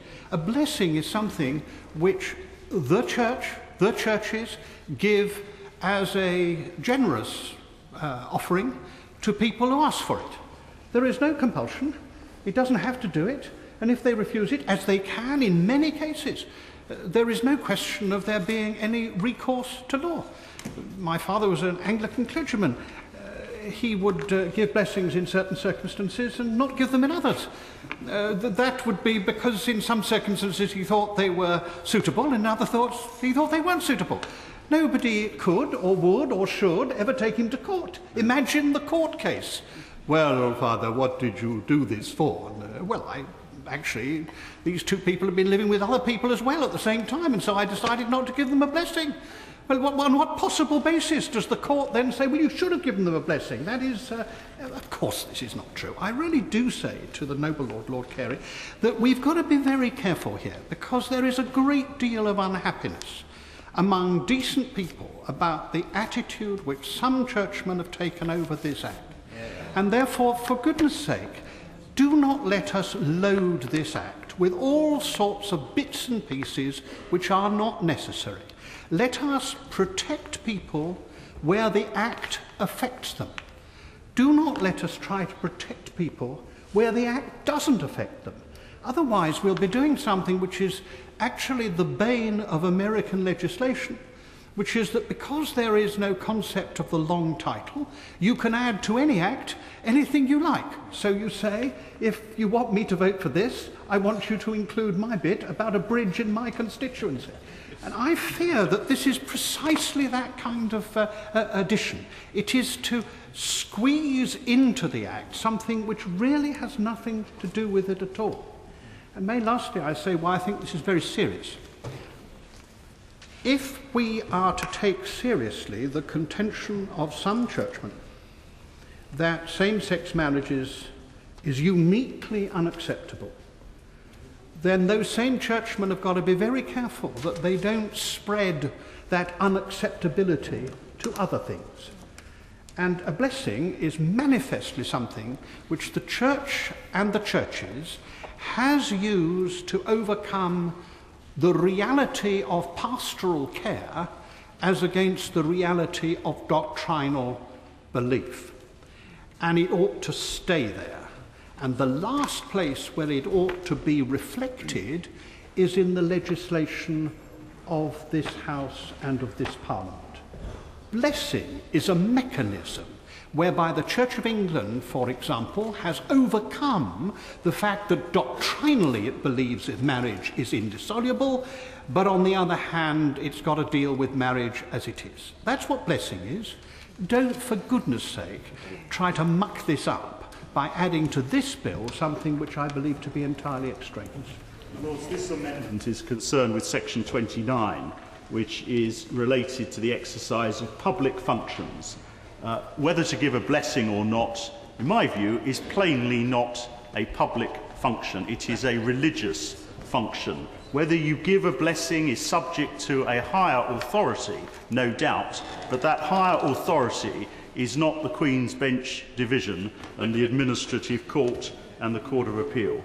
It would be very damaging indeed to religious bodies for this legislation to suggest that section 29 could apply to the exercise of what are plainly and simply religious functions. My Lords, Noble Lord Deben has used the word courtesy. I wish to make a plea for clarity. I have said already twice during our debates that I utterly support the rights of religious organisations to take a very different view of same-sex marriage than mine. As passionately as I believe that public functions need to be open to all.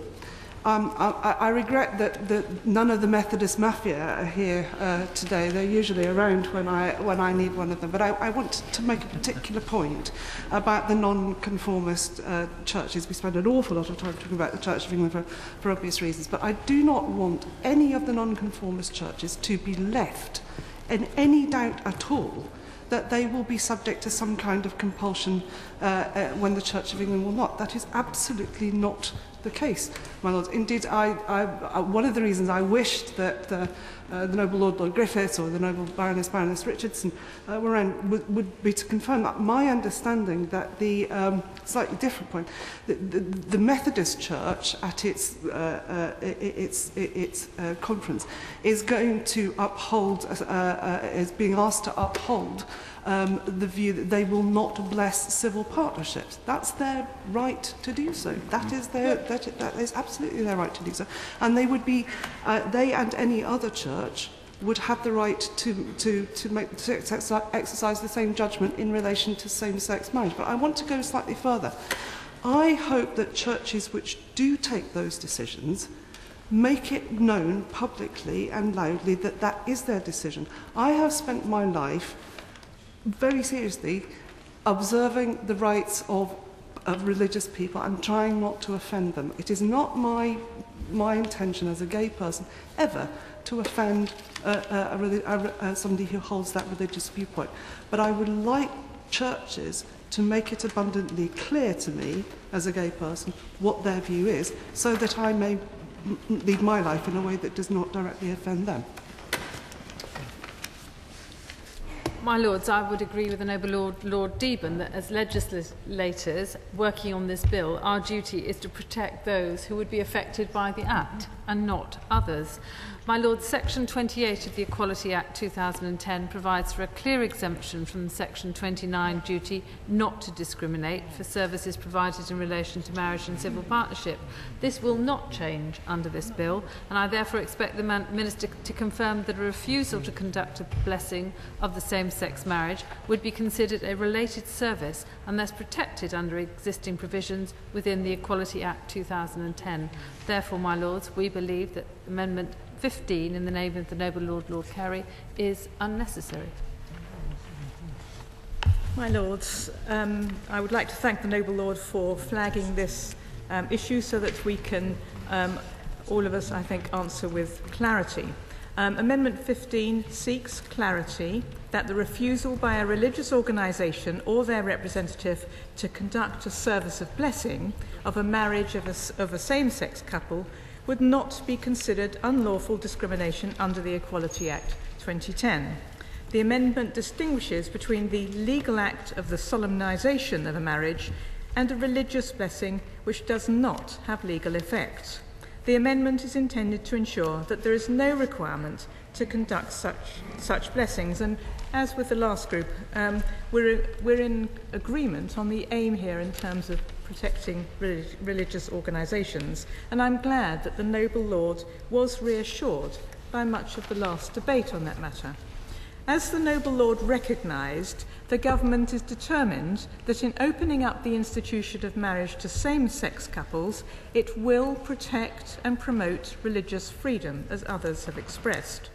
The bill ensures that religious organisations and their representatives will not be forced to conduct or participate in same-sex marriage ceremonies. The quadruple lock in this respect amends the Equality Act 2010 to make clear that it is not unlawful discrimination for a religious organisation or representative to refuse to marry a same-sex couple.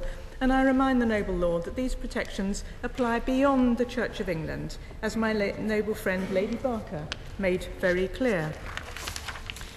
My Lords, this amendment is unnecessary because it is already covered by the bill, and I thank my noble friend Lord Deben and others for their support.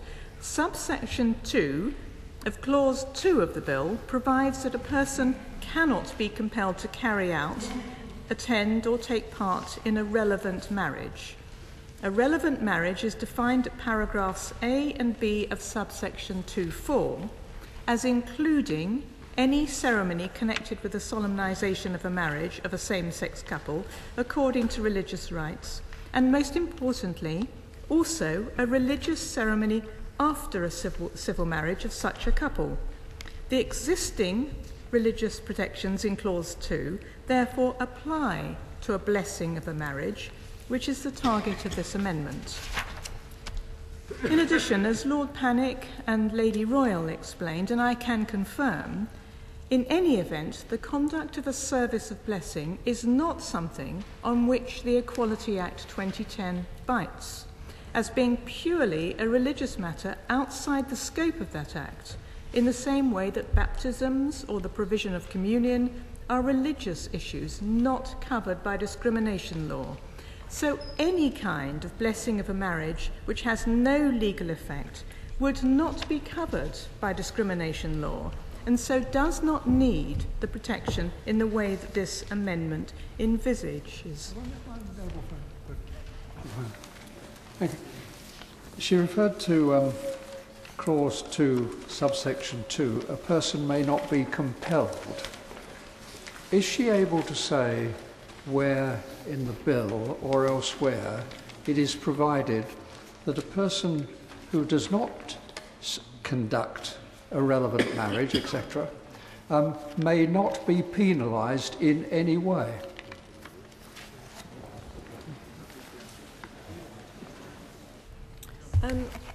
I'm not sure if the noble Lord was here for the earlier debate, but we've had quite an extensive debate, and he may be very interested in reading the letter that will be put together by my noble colleague. I was here for a substantial part of that debate, but not all of it. And I ask a simple question. Is she able to confirm that a person would not be penalised? Yes, I can confirm that, yes.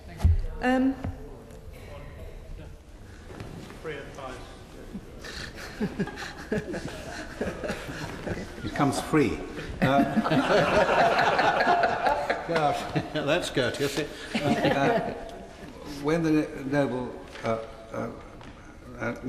Baroness replied to Lord Tebby, she may have had in mind not only what was said in the previous debate, but also because at common law, as was said in the previous debate, it is quite clear that for a public authority to misuse its powers punitively is itself a public law wrong. And the case that was quoted was Wheeler, but there have been others. For example, when Rupert Murdoch was penalised for not by a public authority, so far as advertising was concerned. That was also when Shell was penalised because of a boycott. They were cases where public authorities were doing public law wrongs, and that would apply equally at common law, so far as this is concerned, in my opinion. I always find it amazing that my noble friend Lord Leicester knows what's inside my head when I don't necessarily know what's inside my head, and I appreciate his understanding. I hope, coming back to the amendment that we're addressing here, that the noble lord will be reassured by what I've said and what other noble lords have said in addition, and I hope that he'll be willing to withdraw this amendment. My Lords, I'm very grateful for this brief debate, and I'd want to agree with Lord Debon that courtesy and respect is very much at the heart of the House of Lords, what we do in the way we do our business. But I think as a House we have to listen to many of the concerns of people out there, people that we know, and I can assure the House that I did concoct this amendment because I was personally associated with it, but I did so because of the many concerns that people have. I would differ from Lord Debon in his view that this is quite different from the Marriage Act. It's not at all, because people who do the blessings are doing so over the marriage itself.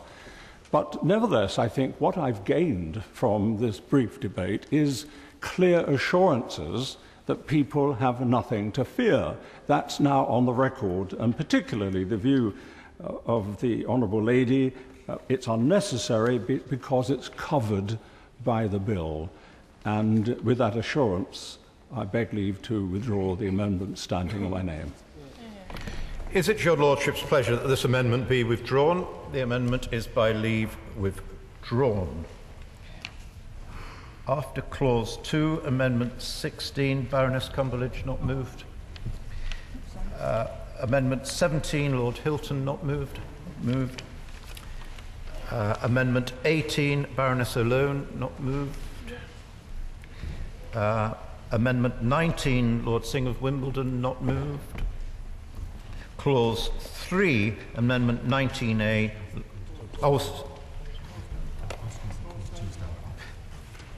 We've done that. I've done. The question is that Clause 2 stand part of the bill. As many as are out of opinion will say content. Content. Contrary, not content. The contents have it. Clause 3, Amendment 19A.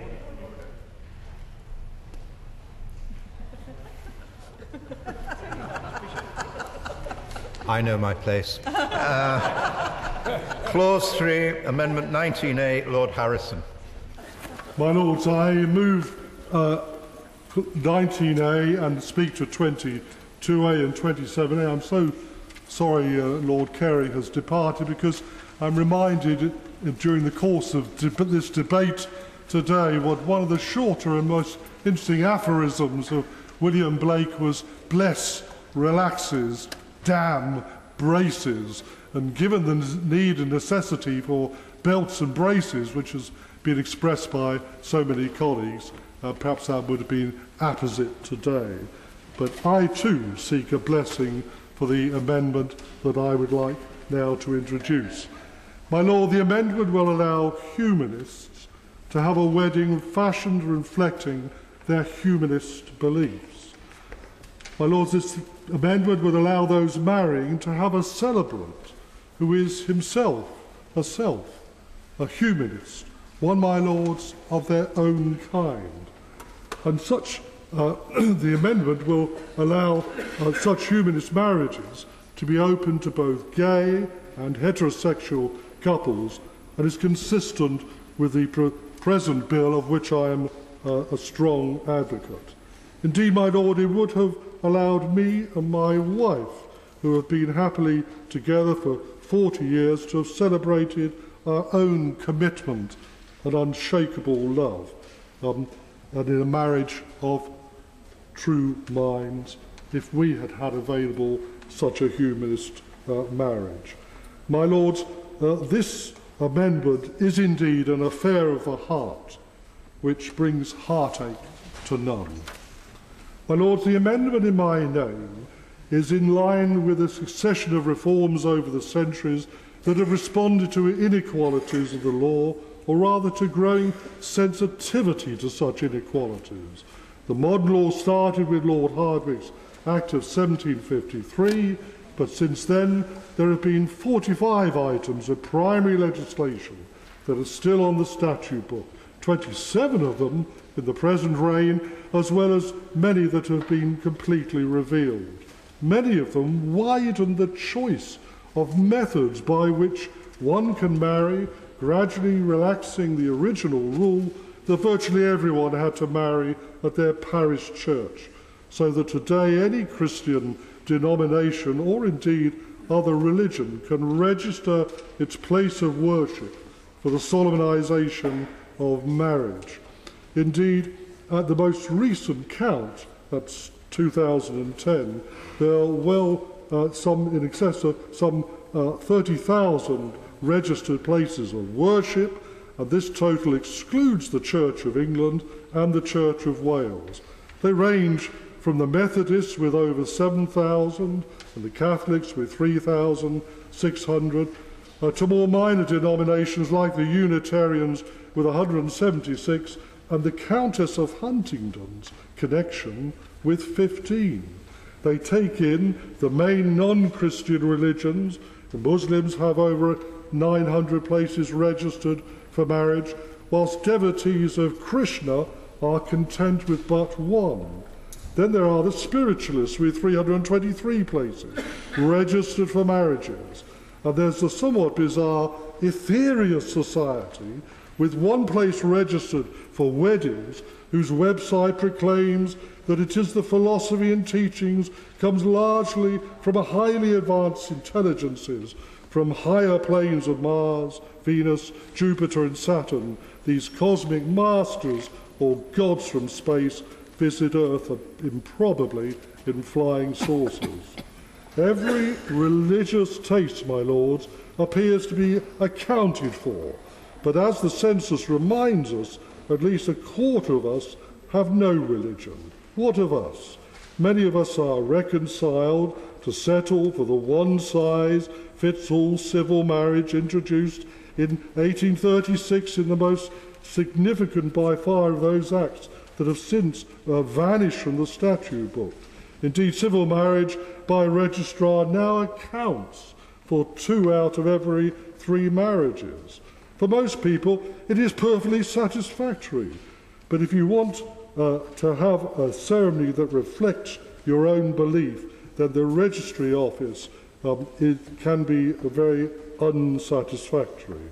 The fundamental restriction that it may not include any religious content now under the current laws of equality and human rights means that it may not either include on the part of the registrar or any other participant any content distinctive of a non-religious belief, such as humanism, added to which, of course, the presiding registrar may in fact be an ardent Christian, Muslim, or indeed a member of the Ethereal Society.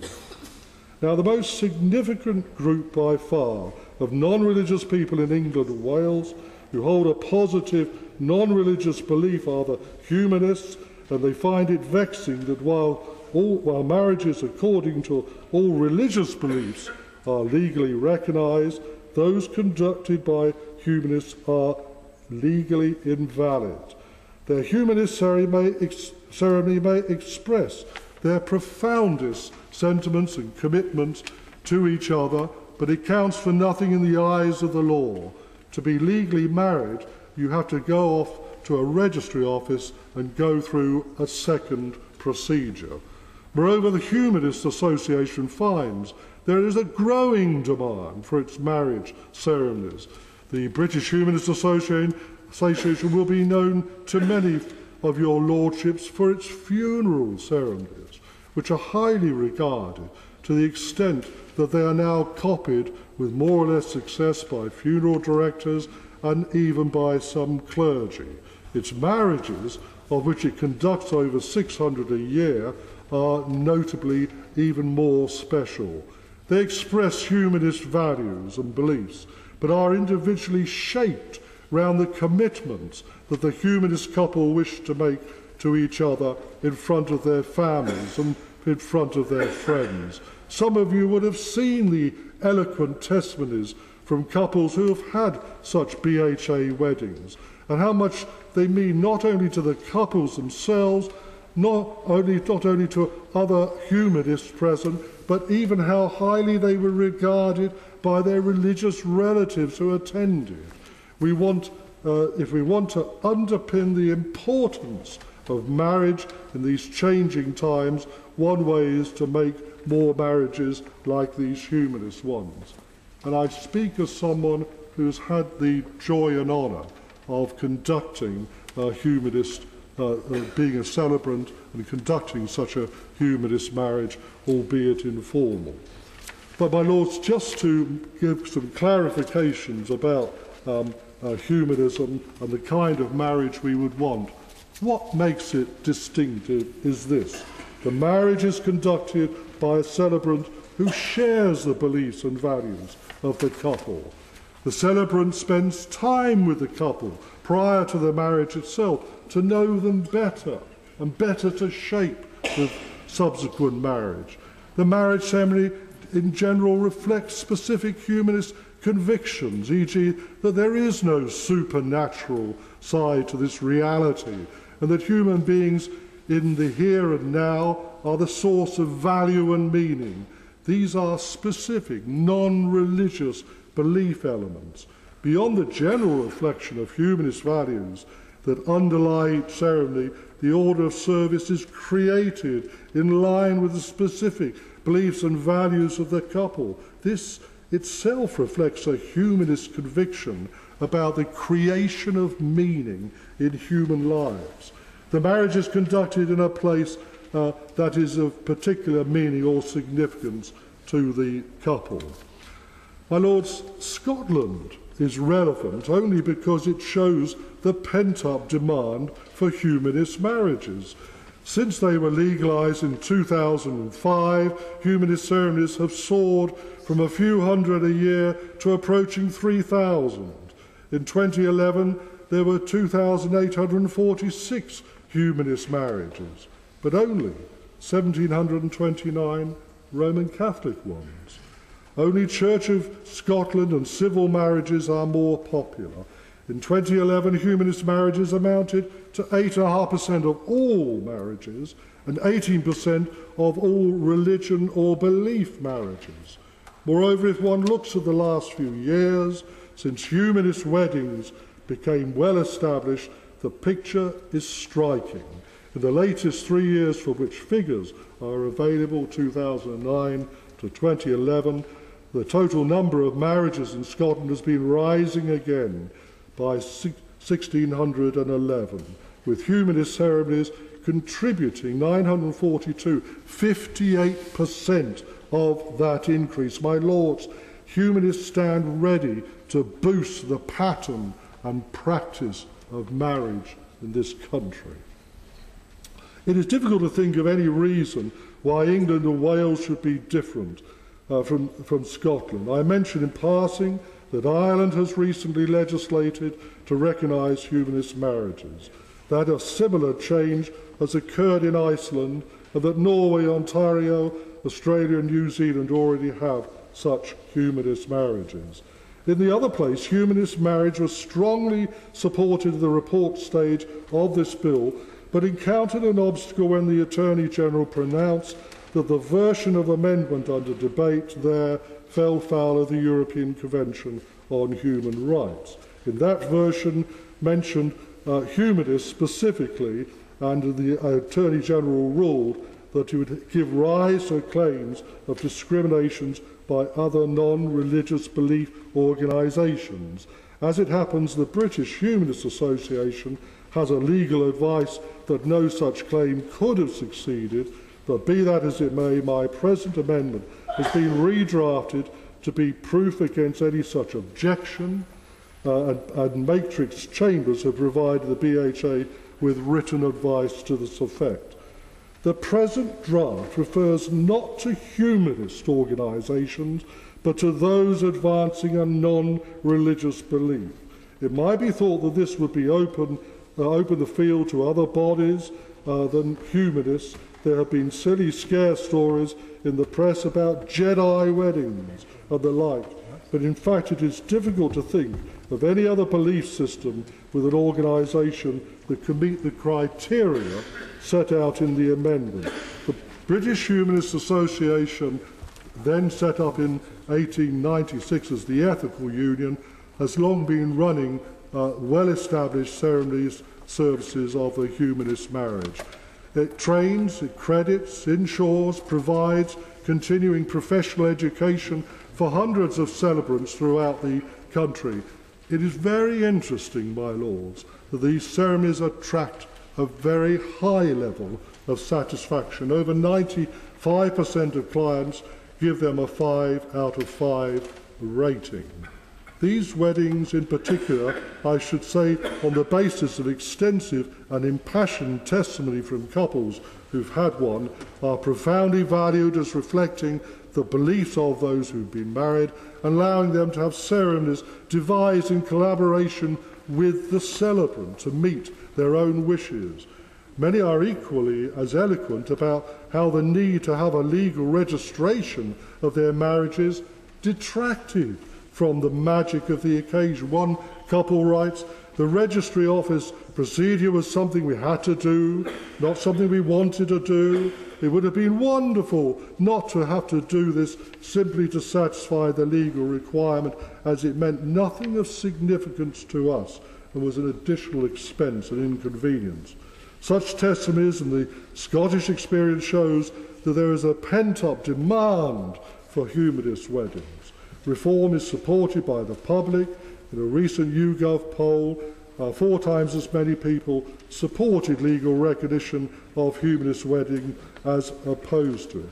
It is a reform, my lords, that disadvantages no one. Its cost to the public purse is close to zero. In an age of equality, it removes an unnecessary barrier based on religion or belief, and it will, in no small way, strengthen the institution of marriage.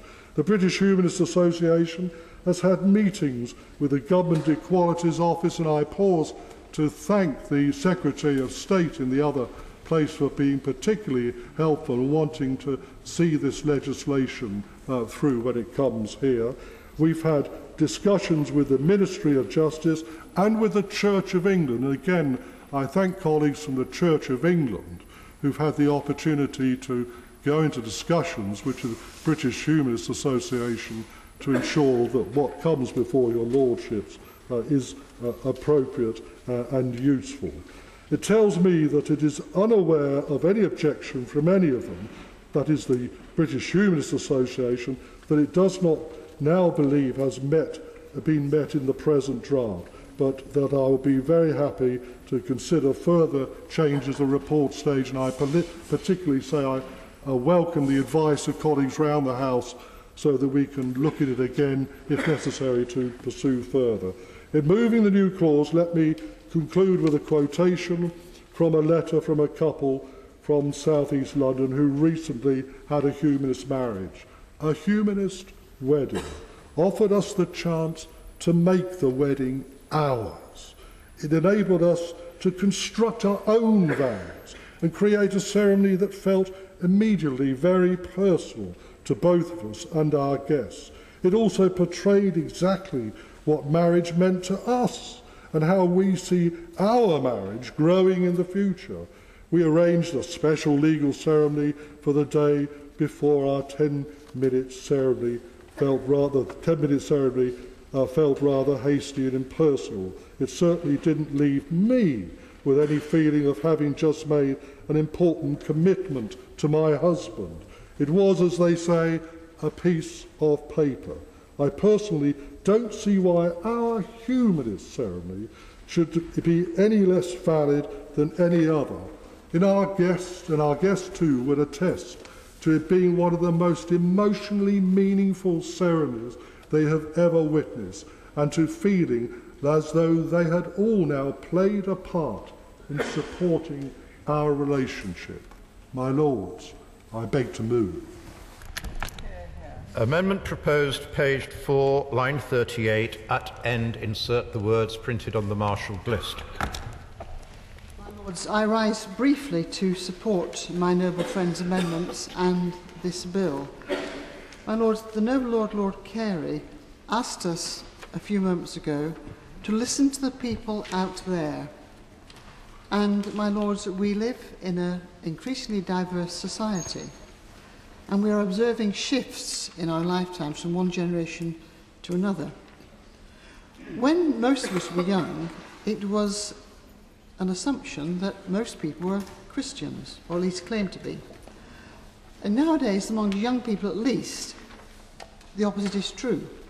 Surveys and polls show the majority are not religious. Even the very conservative census, 25% of all of us answered no religion, and amongst the under 50s, more than 40% did so. Now, there are, of course, those who do not welcome this move away from religion. One consequence is this. Among young people with no religion, and I suspect with older people too, many, nevertheless, have strong beliefs and commitments, not religious necessarily, but still providing answers to questions about the importance of relationships, respect for others, and moral standpoints. Most young people, I would maintain, have strong moral commitments at the personal social level. And what for many of our previous generations were expressed in Christianity, many young people express in beliefs about respect for each other, the world and future generations. And this is relevant to the amendment we're debating here tonight. These young people, when they marry, often wish to do so in a ceremony that expresses their humanist commitments and beliefs, their respect for other people.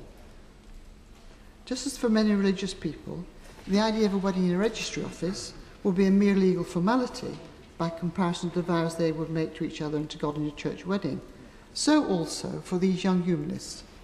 It is second best to settle for a civil wedding conducted by a registrar who, regardless of his faith or no faith, is not allowed by law to give expression to any religious belief, including humanism. The bill is about equal marriage. I think it's also about equal weddings, about allowing this growing segment of our population, already very great in size, as my noble friend said, to conduct their own legally recognized weddings within the framework of their own humanist beliefs, their commitments. It's a proposal that has wide support. In Scotland, as my noble friend said, the humanists can conduct more weddings than any religious body apart from the Church of Scotland. In a poll, YouGov tells us that over half the population supports the proposal, with only 6% strongly opposed, another 6% tending that way. The Church of England, I understand, told the British Humanist Association last week it was not something they would oppose. And the British Humanist Association has been accommodating in drafting the amendments proposed at earlier stage of the bill and responding to suggestions made at meetings of the government ministers and officials. My Lords, the difficulties that were expressed there now seem to have been resolved. The amendment breaks no new ground in being based on an organisation rather than a building. The Jews and Quakers are already in this position. The principal concern expressed by officials at Church House last week to the British Humanist Association was that the public nature of marriage should be preserved, something that we can surely all endorse. But this does not require a registered building, only that the place intended for the wedding is known and open for all who wish to attend. The amendment specifies with open doors, and the location for all weddings is already included in the notice of marriage required under the 1949 Marriage Act. My Lords, the proposal is not for a settlement-based system. What the amendment says about nominating and registering officers is precisely what the law says about non-Anglican churches nominating their clergy as such. There are no implications for the safeguards of religions not wishing to conduct same-sex marriages. My Lords, bills about marriage come along, I'm told, about once in a generation.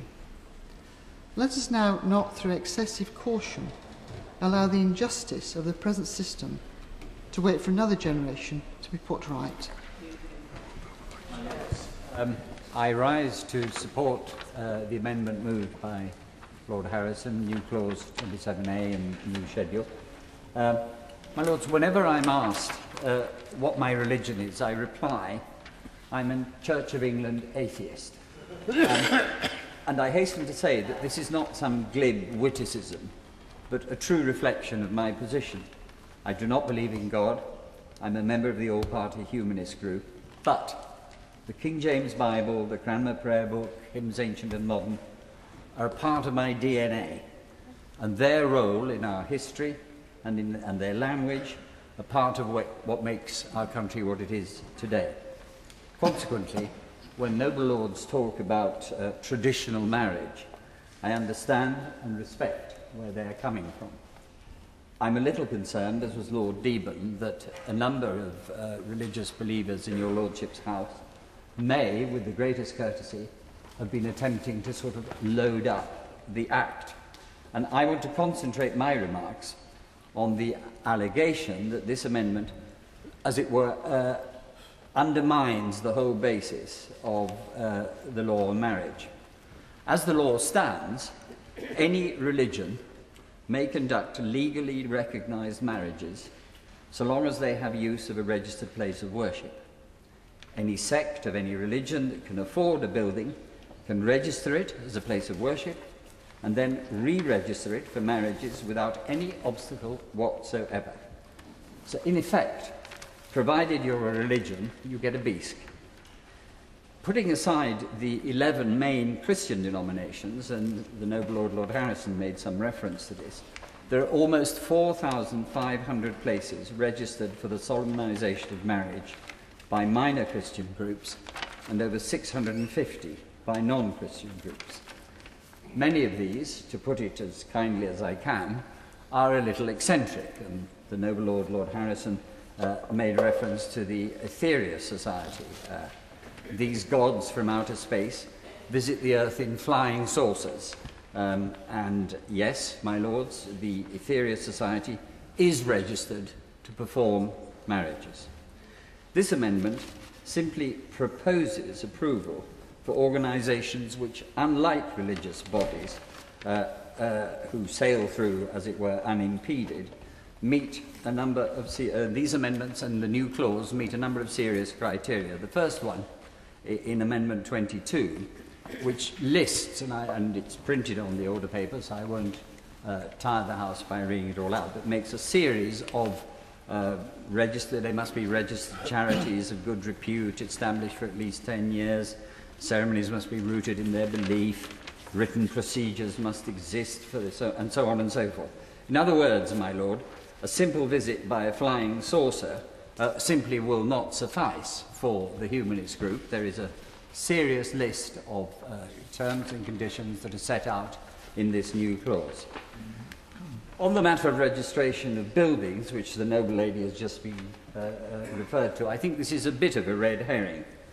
Any marriage needs to be preceded by a public notice, either bans in a parish church or a notice under Section 27 of the 1949 Marriages Act. The amendment not only ensures that the place is known, but also that the marriage is to be celebrated under open doors. So this objection, I believe, is without substance. The proposal is organisation-based in the same way that the law already recognises the organisations of Jews and Quakers. I do recognise, my lords, that what we're seeking to do as humanists is, as it were, to slipstream in behind this bill, the same-sex marriage bill, which I strongly support. In conclusion, my lords, may I say with respect that the two main Christian religions in our country are, I think, in some danger of falling out of step with civil society. Any corporation, for example, that made it clear that women were excluded from top positions in their organisation will find themselves in court. Consequently, the debate now going on in the Church of England about women bishops does raise a few eyebrows in this day and age. Most young married couples are involved in family planning, and yet, as I understand it, the Roman Catholic Church continues to regard this as a mortal sin. Perhaps, my lords, a Church of England atheist is not the ideal person to be giving advice to churches about how they should be coping with modern society. But on the matter of single-sex marriage and humanist marriage, I believe that both the main churches and indeed the minority ones are out of step with civil society. And the noble lord made reference to Scotland, where humanist marriages have now been legal for over a decade, and where already there are more humanist marriages each year than there are Roman Catholic marriages, and I understand that the prediction is that by the year 2015 they will have overtaken the Church of Scotland itself. So frankly, my lords, if I personally were in charge of marketing in any of our principal churches, I would be a little worried, but that of course is a matter for them. The worrying thing for me has been the way in which they have been able, with the greatest courtesy, to mobilise, how can I put it, objections, amendments to this particular piece of legislation, which I strongly support. Finally, may I say to my noble friend the Minister...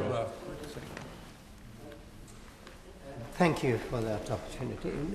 On this question of falling out of step, religions falling out of step with civil society, religions are there to give values to society, lasting values, ethical values, on which society should be based for its own good, so that responsibility is there, consideration of others is there.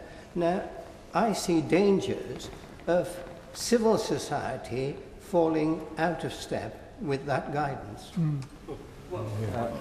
With the greatest respect, my lord, I agree, except that I would put it the other way round. The dangers that I see for religions, particularly the one that I feel sentimentally attached to, which is the Church of England, is that they should fall out of step with civil society. For example, the progress that has been made over the last 100 years on rights for women is, I think, widely supported in civil society, and therefore, as I said earlier on, it seems a little odd to see the Church of England debating whether women should or should not be bishops. It is, of course, a matter for them and for their religious beliefs. If I may apologise for this, just come in again, that you use religions and you've clarified the issue now, but you've used that and gave the example of women. Women were given full equality in the Sikh religion from day one. Now, it's not a question of marketing. Religion should not, value-based systems should not go for marketing. They are offering something. We mustn't go with the tide. That is absurd. Religions, as I say, I'm not the best person to be advising churches on how to handle their life, but religions do and have, over the centuries, evolved along with society, and I would suggest that they might be wise to do so. In conclusion, my lords, I would like to say to my noble friend the Minister that I very much hope she will be able to give consideration to this matter. I do recognise that we're attempting to, as it were, slipstream behind the single-sex marriages bill, which I strongly support, and which has been strongly supported both in this House and in the other place. Same-sex. Same-sex, sorry. But we also know, and I think all of us know this, that even with a piece of legislation of this kind, which is non-party and free vote, officials do look to their ministers for guidance. And I have no doubt whatever that if my noble friend, the Minister, and the Secretary of State in the other place were to suggest to their officials that they would like to find a way of accommodating humanist marriage within this bill, I'm sure they could and would do just that. So I very much hope that when we come to report stage, the government will move an amendment in this sense. In the meantime, if I may paraphrase a phrase from a lyric from Hymns Ancient and Modern, I can assure the House that we in the humanist movement will not cease from mental fight until we have achieved full recognition in the law for humanist marriage. My Lords, I greatly appreciate both the humour of Lord Galbraith's speech and the courtesy of the noble Lord Harrison and the noble Baroness Massey. I think I ought to refer to conversations which have been referred to in this House a few seconds ago. There has indeed been a conversation, as Lord Harrison has said, but it was only a few days ago, and it was just with officials. There isn't yet, I think, a formal Church of England view on this matter, and you must take account of that in hearing what I have to say. Indeed, I don't know what... I think I'm personally open to this proposal. Nevertheless, I do have a serious question as to whether it is right to use noble Lord Garrel Jones's own phraseology, just slipstream this onto this particular bill, which is about same-sex marriage. 3 reasons for I think avoiding confusion at this point. First, it does intrude, or would intrude, as has been recognised already in the House, a celebrant-based recognition, or at least a partly celebrant-based recognition, into the marriage law of England and Wales. I should declare an interest. According to the law of England and Wales, I'm one of the persons in this chamber who can and do solemnise marriages in the Church of England, in parish churches, and with the Archbishop of Canterbury's special licence anywhere at any time, which is more than civil marriage actually allows. That's an aside. I do think that the celebrant system, nothing the matter with that, and indeed the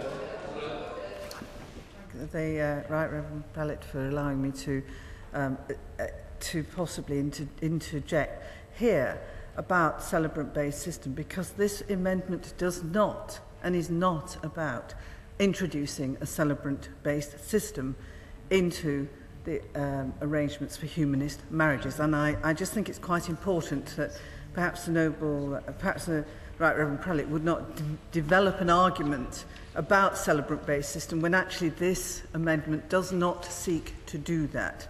It seeks to follow the Scottish arrangements for humanist weddings. I'm grateful for that point of information, and I accept that clarification. The other question that I was going to put before the House is the issue of the professional quality of our registrars, and a very significant change in breaking what is a monopoly of either clergy of religious faith communities or our registrars.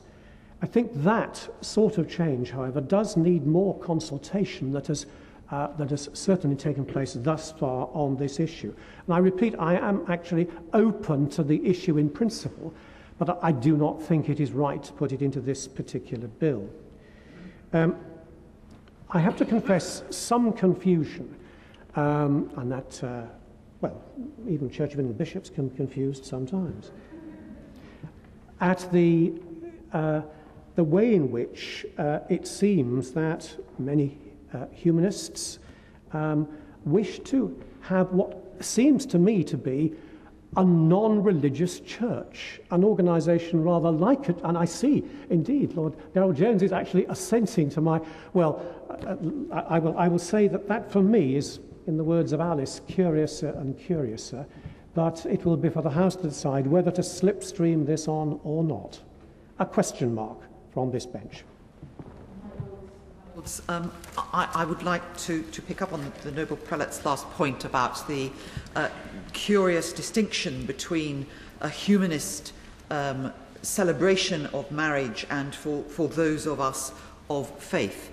And I think I want to refer back to Lord Harrison's very important point about those of us of faith who've been very moved by humanist funerals, where without the liturgy and the solemn elements of that liturgy that are very important to those of us of faith, it has been possible to absolutely capture in a particular style and format that is relevant in the case of a funeral for the family and friends of the bereaved, in the case, we hope, in the future of a marriage, the absolute wishes of the couple, in a form that is almost like liturgy, but I suspect the humanists would not like that word.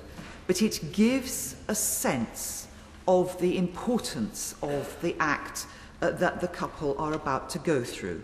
And I think that the case studies that the British Humanist Association has sent through have really drawn the distinction very clearly between the clinical process that can happen in a civil registry office versus the extremely moving ceremony that a humanist celebrant have created together with the couple to mark the day in the way that they want. And I would regret if we picked up the French style of having to have two ceremonies. Because, in France, of course, they celebrate both in style. They would do, weddings go on for whole weekends there. It's never just a one-off event. But I have been very moved by the accounts in these case studies that some of us have seen, where it is absolutely apparent that the hand fasting and the words that the couple have chosen have meant as much to them as the marriage ceremony means to me as a Christian. And if this bill is about the coalition's commitment to equality, and indeed the previous government's commitment to equality, then I really think now is the time to address this and actually accept that this organisation should be considered as an approved organisation. And perhaps to reassure the Noble Prelate, I know the Watford area humanists quite well. I suspect Lord Garrel Jones does as well. And I am constantly reassured of their sincerity in not just in the debate they engender locally, but also in their seriousness in understanding the role that they are committing for the rites of passage within our community for those who do not have a faith. And I can think of no better organisation to be able to celebrate a marriage. And I really do hope that, despite concerns that the government have, that it can be looked at. Also, wearing my Liberal Democrat hat, if I can add that the party has been very clear for some time that this is something that we would like to see. Persuasive, and I am myself not at all against what is proposed.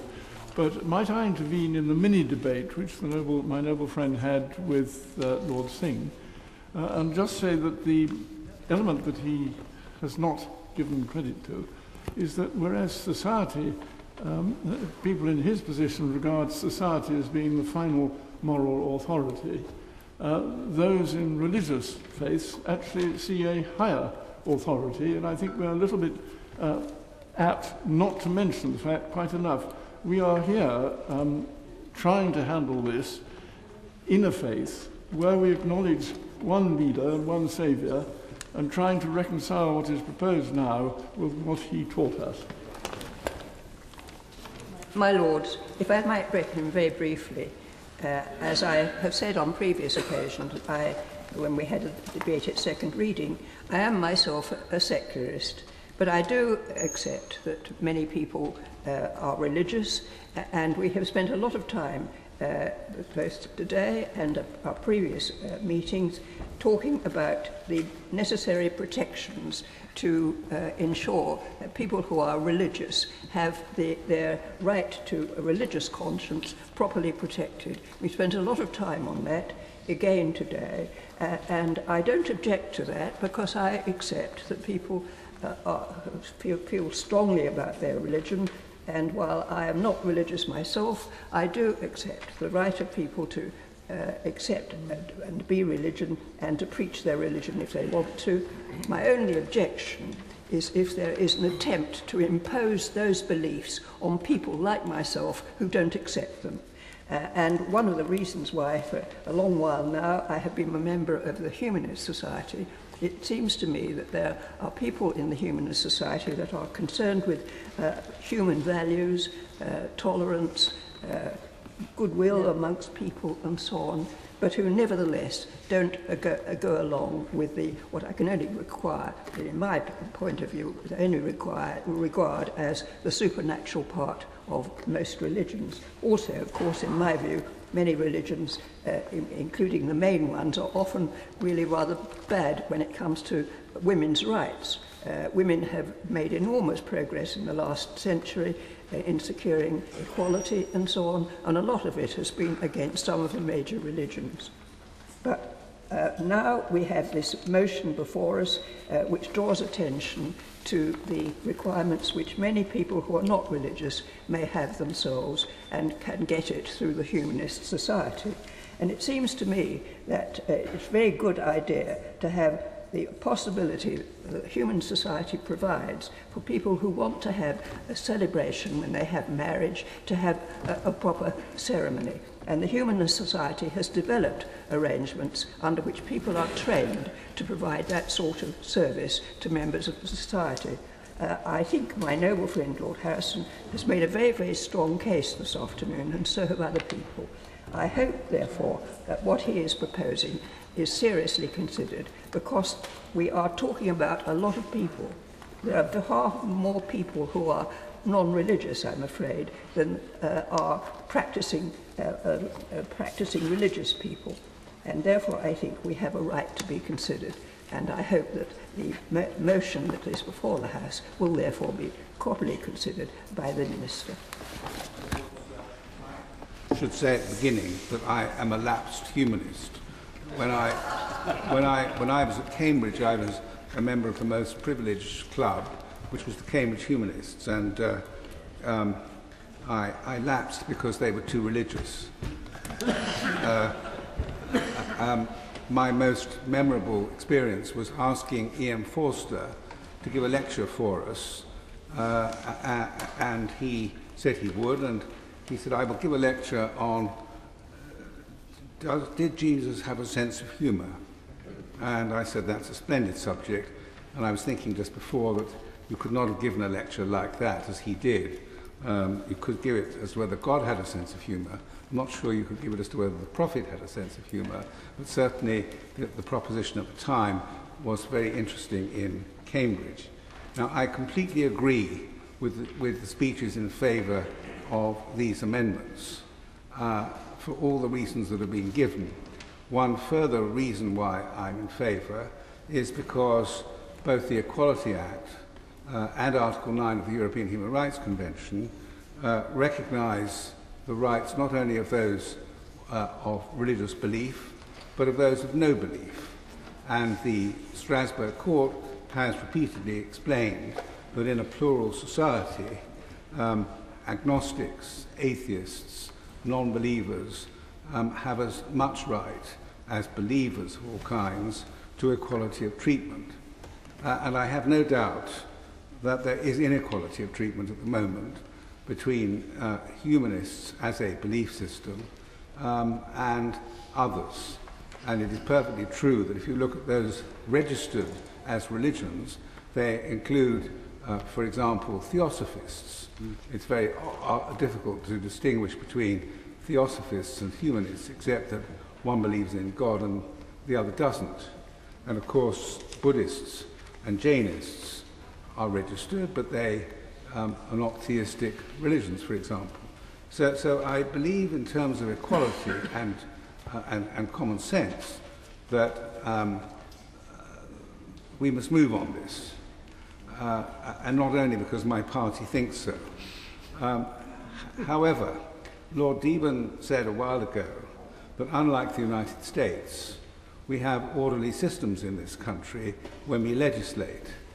And I'm a bit concerned that in the other place, they don't seem to take long titles seriously. And I cannot imagine, if this legislation had been introduced into this House, that these amendments would have slipped through. And the reason is because, as the long title says, the bill is to make provision for the marriage of same-sex couples in England and Wales, about gender change by married persons, etc., etc. It says nothing at all about the rights of anybody else. It doesn't say anything about humanists or anybody else, and therefore, being boring about it, I think this does fall completely outside the purpose of this bill.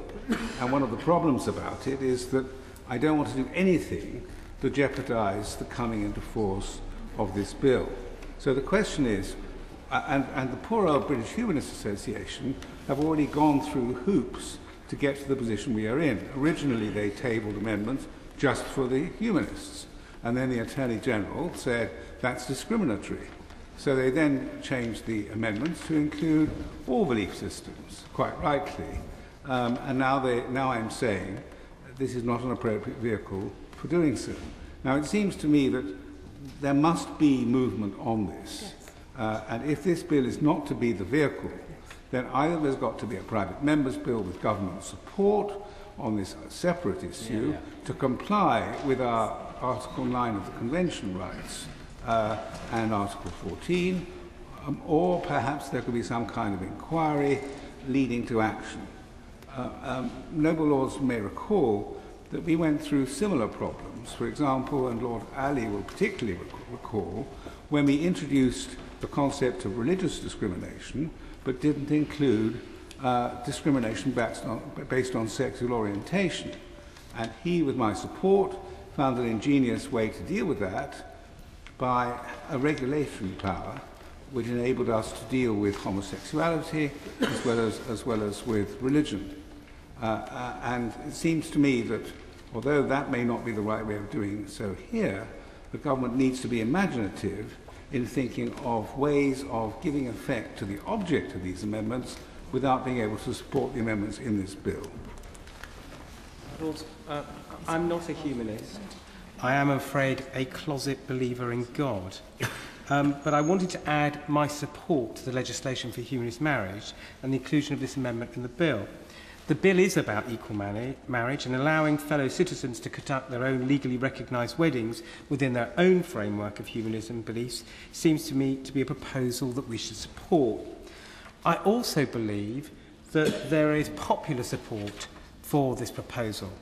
I suspect the other place were minded to move these amendments and to move forward with this, but the Attorney General's advice at the last minute that the amendments as drafted would breach the European Convention and put the quadruple lock at risk meant there was insufficient time for them to deal with it. And as with so many other issues with the other place, the ball is now in our court.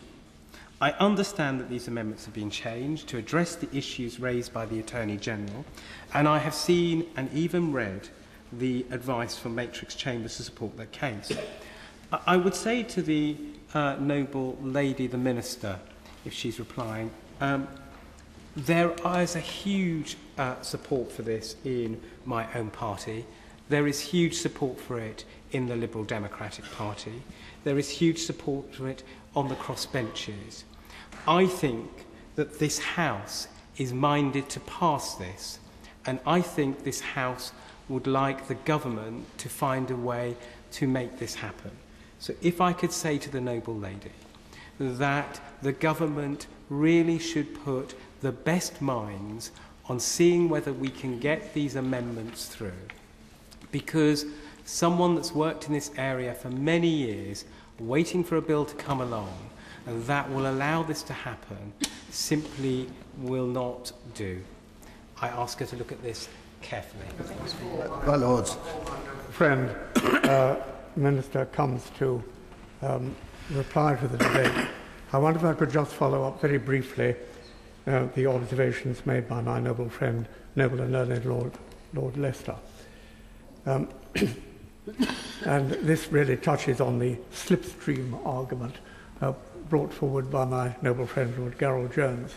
I must admit that I'm having difficulty enough coming to terms with the bill as it is, as it's likely to become, without even any further amendments to it of any kind at all. As I made clear during the second reading of this second reading debate on this bill, I believe that what is being proposed in the bill will lead to, in due course, to fundamental alteration of the concept of marriage in the Church of England, such as I have been brought up to know it, and what I believe will be the case, has been the case for many years before. But this is clearly not the bill for an amendment of this kind. Nonetheless, when this matter was considered in the other place in March of this year, the Parliamentary Under-Secretary of State for Women and Equalities, and I'm indebted to the Library for a briefing note on this subject, talking about the inability to hold legally valid humanist marriages in England and Wales, said the government would consider amendments to marriage law when an appropriate legislative opportunity arose. The minister felt that this bill was not the right vehicle for the proposed change, and that this bill must not be thrown off its path by attempts to make wider changes to fundamental marriage law in England and Wales. But I understand, yes? Does the noble lord think that the humanists need to wait another 19 years? Does the noble lord think the humanists need to wait another 19 years for another bill to come passing by? That I'm afraid is not the immediate problem. The immediate problem is the impact on this legislation and whether this legislation is the right vehicle for the sort of amendment which is being proposed. I think it is certainly not the case. We're talking about same-sex couples getting married and the opportunities that this bill would provide for that to take place both in a civil setting and, if the Church of England later agrees, in Church of England. So since it is indicated by the quotations I've already offered to the House, to the committee, that the government is giving consideration, or is prepared to give consideration, to the claims of the British Humanist Society, I hope the Minister, my noble friend, when she comes to reply, will give a clear indication of just what the government have in mind when they say they will give consideration to these propositions. My Lords, I have no specific expertise on humanism, and I'm not a humanist myself. Indeed, I'm grateful to Lord Garrel Jones for revealing to me that what I might well be is a Church in Wales atheist. And I doubt that I can, at this stage, add very much to the powerful and convincing arguments made by Lord Harrison and others in favour of these amendments. I have been very struck by what we've heard about the number of humanist weddings and the seriousness and sincerity with which they are approached, as well as by the number of other organisations which can already conduct weddings, which was explained to us by Lord Harrison. So I will be very brief in saying solely that I would like to add my voice in support of the case that has been made, and to hope that the government will be able to look carefully and sympathetically at it, with a view to fulfilling that sincere desire of humanists to have humanist weddings recognised as legal marriages, as they already are in Scotland. And I do recognise that this does involve stretching the bill rather beyond what was originally envisaged, but I do think it would be preferable to find a way of taking the opportunity presented by this bill, or finding another way of doing it, rather than waiting yet another 19 years for the next marriage bill to come along. I think this has been an excellent debate, and I would just like to say to the noble Lord, Lord Leicester, and the noble Lord Eden, that the amendments that were put down in the other place and the amendments that have been put down in this place have been accepted as being within the scope of the bill. So we are perfectly entitled to discuss these amendments as being legitimate amendments to this particular piece of legislation. On these benches, we are in support of Amendment 19A, 22A and 27A. My Lords, I am a humanist. I have not been a lapsed humanist. I veered between being a member of the National Secular Society and being a member of the British Humanist Association all my life. I also need to declare an interest, which is that one of my sisters is a British Humanist Association accredited celebrant.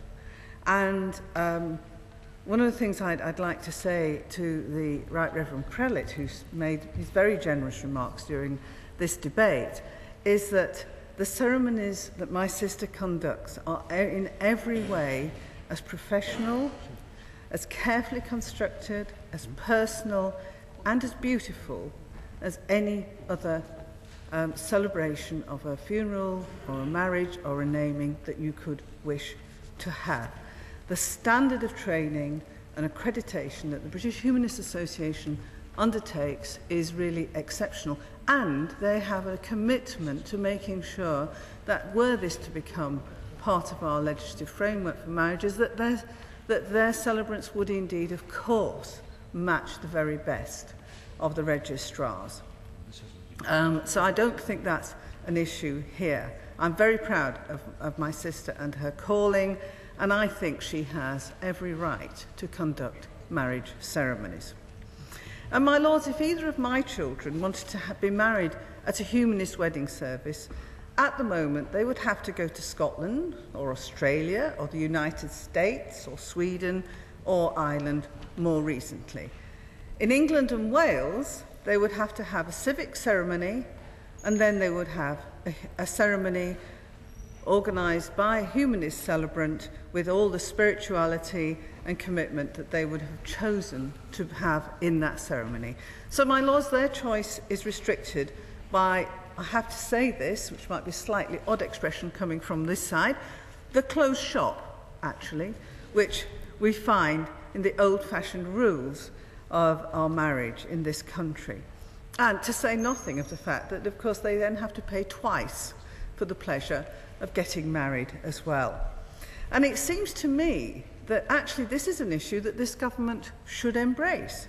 It seems to me that this is an issue that the red tape challenge, a commitment to competition, and indeed the noble lady's commitment to equality should lead one to the view that this is an area where there is an injustice, there is an unfairness, and it does need a remedy. So I hope the noble lady, the Minister, will give an acceptance of the principle behind this amendment, or even better, accept the amendment itself, or indeed that the government will come forward with an amendment at a later stage in the bill which will achieve the objective of remedying this injustice. And bearing in mind, as noble lords have already said, that it is 19 years since the last marriage bill came along, I don't think one can blame the humanists for thinking it is unreasonable not to have to wait another 19 years before this anachronism is addressed. And indeed, legal recognition for humanist marriages was given in Scotland in 2005. Given that legal recognition of humanist marriages is the party policy of the Liberal Democrats, it is supported by the Labour on this side, by our shadow cabinet, and in the Commons was supported by MPs of all sides, the amendment to recognise humanist weddings as legal marriages was one of the first to be tabled when the bill received its second reading in the Commons.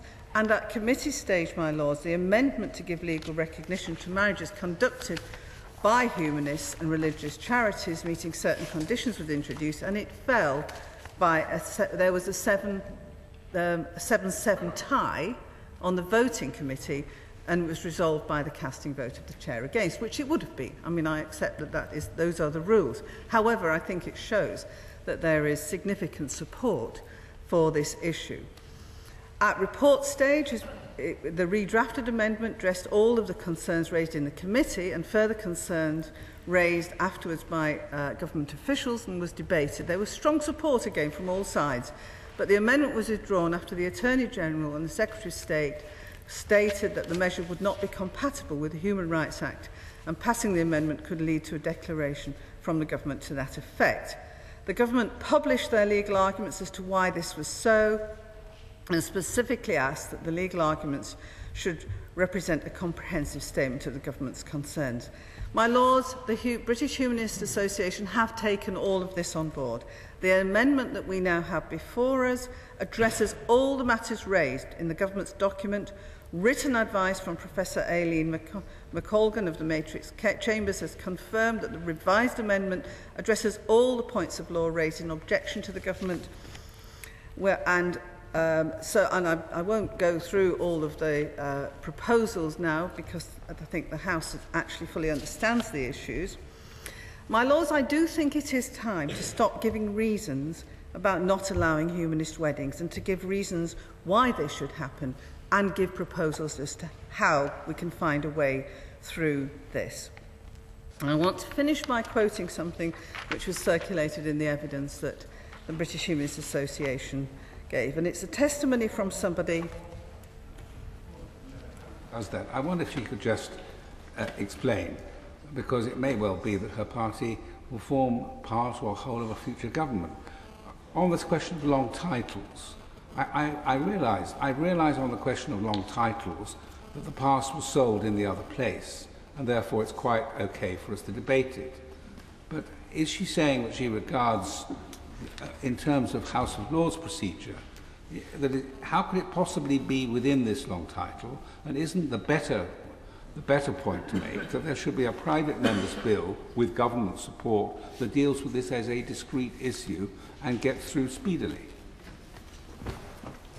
I think the point I was making at the outset of my remarks is that, and the Noble Lord is an expert at getting legislation through this House, that if it has been accepted by the clerks at both ends of this building, in the Commons and in the Lords, then it is within the scope of this bill. And we can have discussions about long titles and their meanings, and indeed we occasionally do. However, it seems to me that is fairly straightforward. It's accepted by the clerks in the Commons, it's accepted by the clerks in the Lords, it's therefore before us and is a legitimate thing for us to discuss. I've been saying that it's not without precedent for a long title to be amended in this House. Correct. Thank you. I thank the noble and learned Lord for that remark. That is, of course, indeed the case.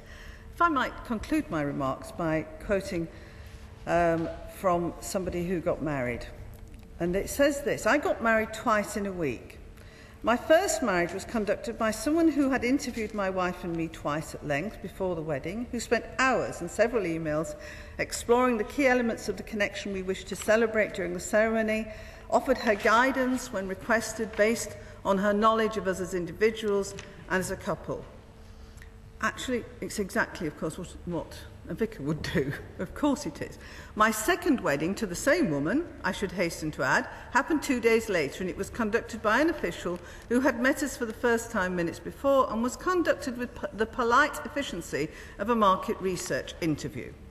My first wedding was conducted by a humanist celebrant, my second by a registrar.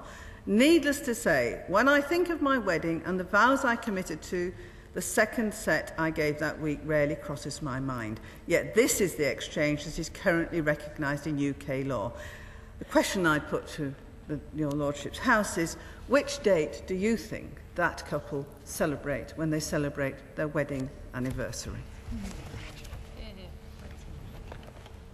Well, I'm grateful to the Noble Lord Harrison for introducing the amendment and for explaining how important it is to humanists that they be allowed to conduct their own marriage solemnisations according to their beliefs by someone who shares their beliefs in any place of their choosing, which could include the outdoors. And I have no doubt that a celebration conducted by the Noble Baroness Lady Thornton's sister, as the way that she described, is one that would be enjoyed by those involved.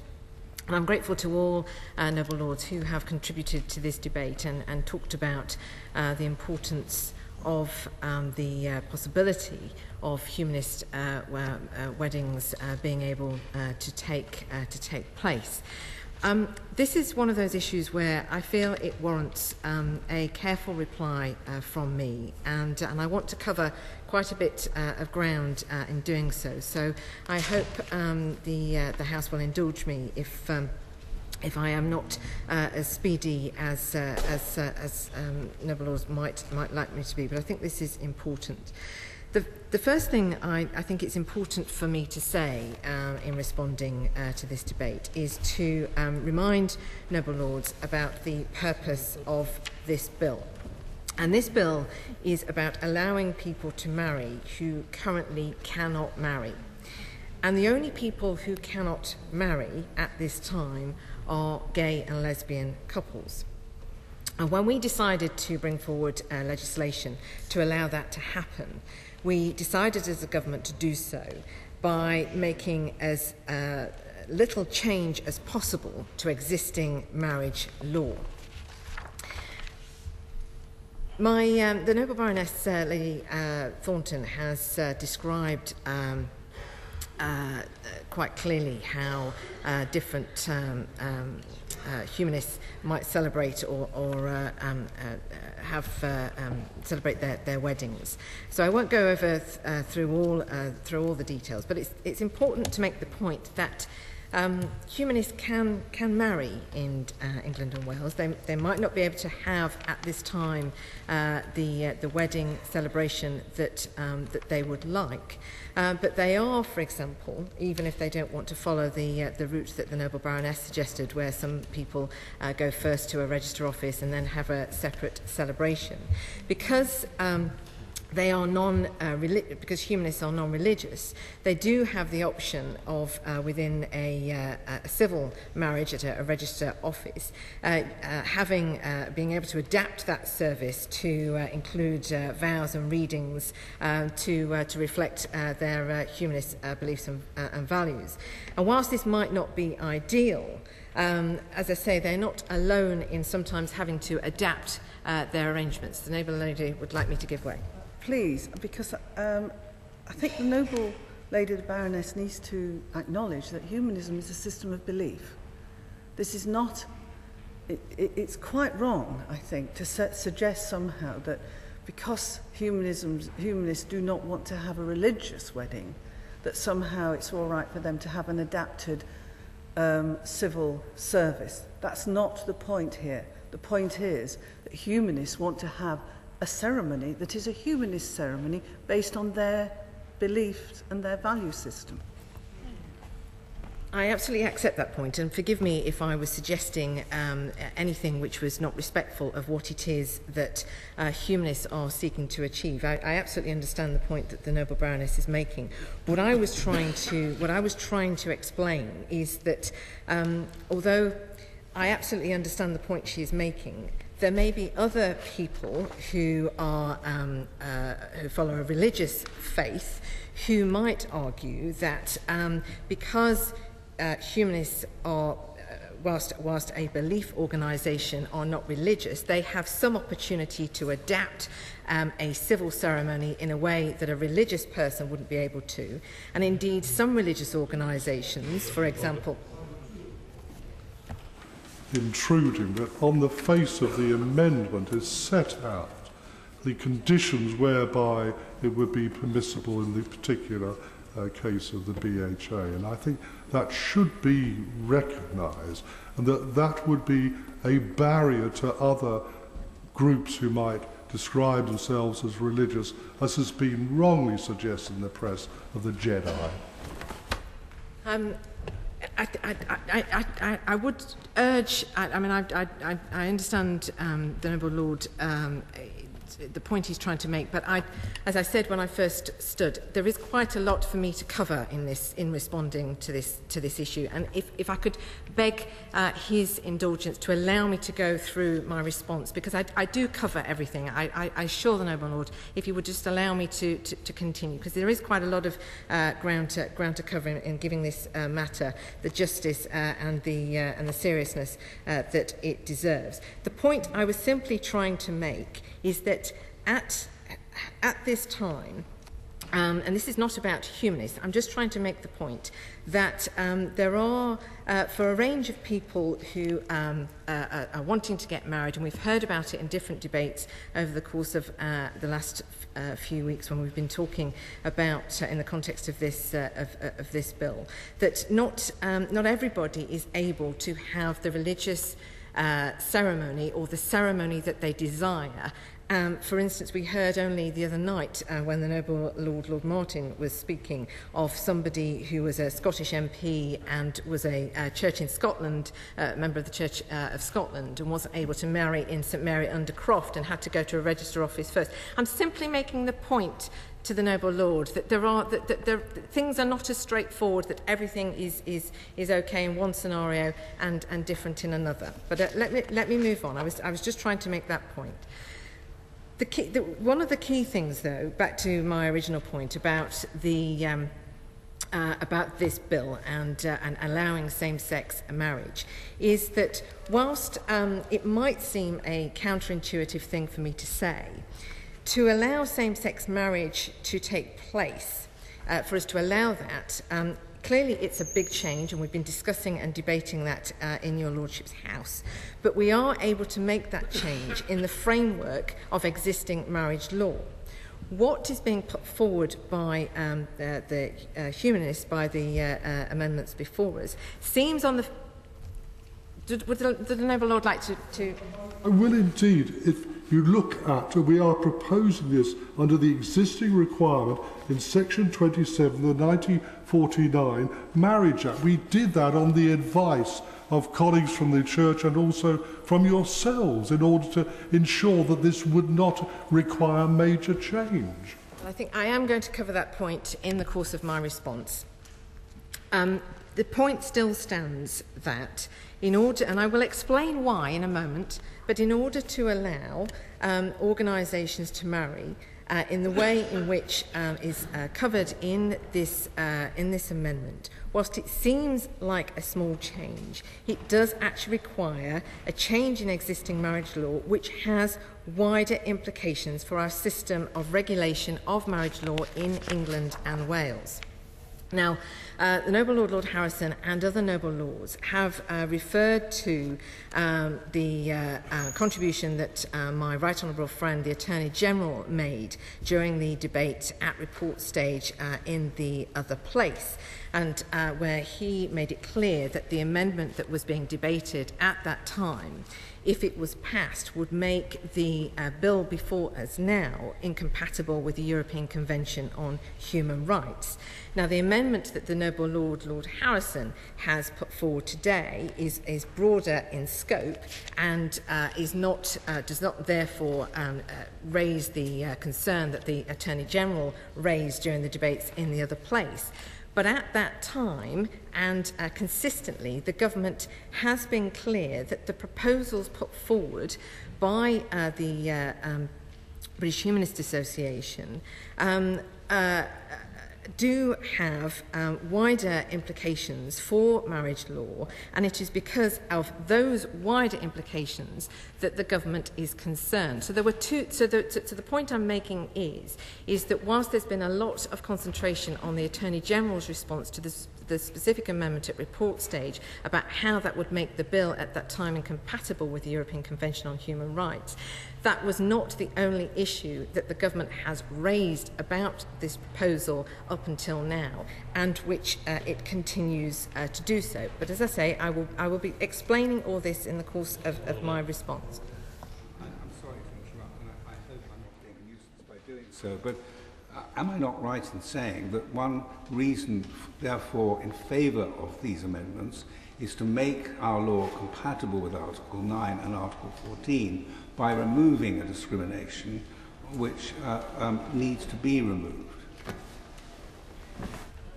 Well, I think the simple point I was trying to make is that the concern that the Attorney General raised at that time has been addressed by this. So that amendment was very narrowly defined around the humanist belief.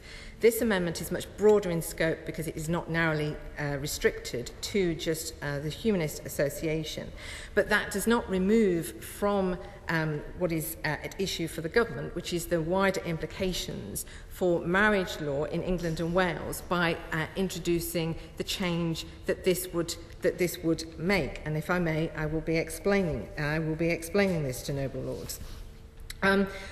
As we have acknowledged through the course of our debates on this bill, marriage clearly is something which is an important institution, and it is a legal recognition through which the state confers rights and obligations.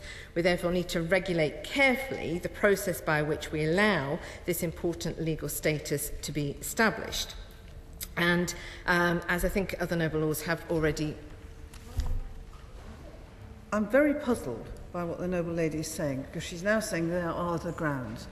In the Commons, and it's in the record in Hansard, the Minister specifically said that the letter that she would be sending to the British Humanist Association would be comprehensive and would cover all the government's concerns.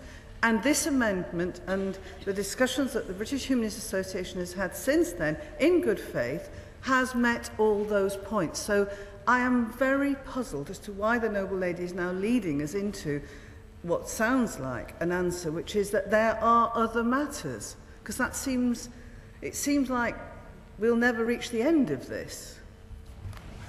Well, I don't have the Hansard for the debates that took place in the other place in front of me, but I am confident that in those debates, my right honourable friend, the Secretary of State, Maria Miller, did make clear that there were other concerns about this proposal that went beyond that which had been raised by the Attorney General on that specific amendment at that time. And in the letter that my right honourable friend sent to Kate Green, she was also clear in that letter that there were issues of principle that went beyond those, the narrow point that the Attorney General raised in those debates.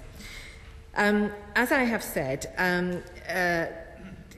where we, beyond marriages, civil marriages, of which the majority now are civil marriages, where we give other organisations this power to marry, i.e. other religious faiths, the authorisation is subject to specific safeguards that are well established and embedded in current law. And in the case of religious ceremonies, but that I absolutely understand that the Humanist Association is not a religion, but is a belief organisation, registration is generally linked to a particular building, or in the case of Quakers and the Jewish religion, by a long-standing arrangement that took account of the particular position of those religious organisations. And historians in this House will know that the 1753 Marriage Act recognised the Jewish faith and Quakers as having a special status, and they have retained that since. For every other religion except the Church of England and the Church in Wales, a building must first be registered as a place of worship, then a place of marriage, and if that is agreed to, the supervising registrar then attends all marriages for a year to ensure that compliance with all regulations takes place, including safekeeping of duplicate marriage registers in the relevant premises to accurately register marriages. Religious faiths have very little freedom because the integrity of marriage in England and Wales relies on this system to ensure that marriages are not registered that shouldn't be, and that status is accurately recorded. Now, this amendment from the Noble Lord Harrison would mean that eligible organisations, non-religious belief organisations, and as he says, this amendment is not narrowly defined on the British Humanist Association, but goes more widely in order to address the concerns that were raised by the Attorney General, could hold, so these eligible organisations could hold marriages wherever they wished, and have greater freedom to appoint those who conduct and register marriages. Now, let me be absolutely clear. Our concerns, and this is back to the point that the noble lady was pressing me on earlier, springs from opening a new route to marriage and a new system of regulation. It's not about entry to the system of marriage. It's the fact that we would create a new route and a new system of regulation. And noble lords have, in the course of this debate, expressed views on religious groups who can marry now. But the key point is that they must all comply with the existing system in terms of them being approved. And whilst I do not suggest any, for one moment, any concern about any of the groups that we may be discussing, the reason why the system we have is so important, and the reason why we would consider that there are wider implications if we were to change the way in which we authorise people to marry, is because it could have an impact on things like, for example, the way we are able to police sham marriages conducted by criminal wedding arrangers. And the noble lord is shaking his head. The reason why that is important is because, and I stress that I understand that the reason why the amendment is crafted in the way it is, but because it would allow for other organisations, there are implications here that we need to be able to consider. Are these implications deal breakers, or are they matters of administration and technical details that could be cleared up? I mean, is the noble lady going to say anything positive here?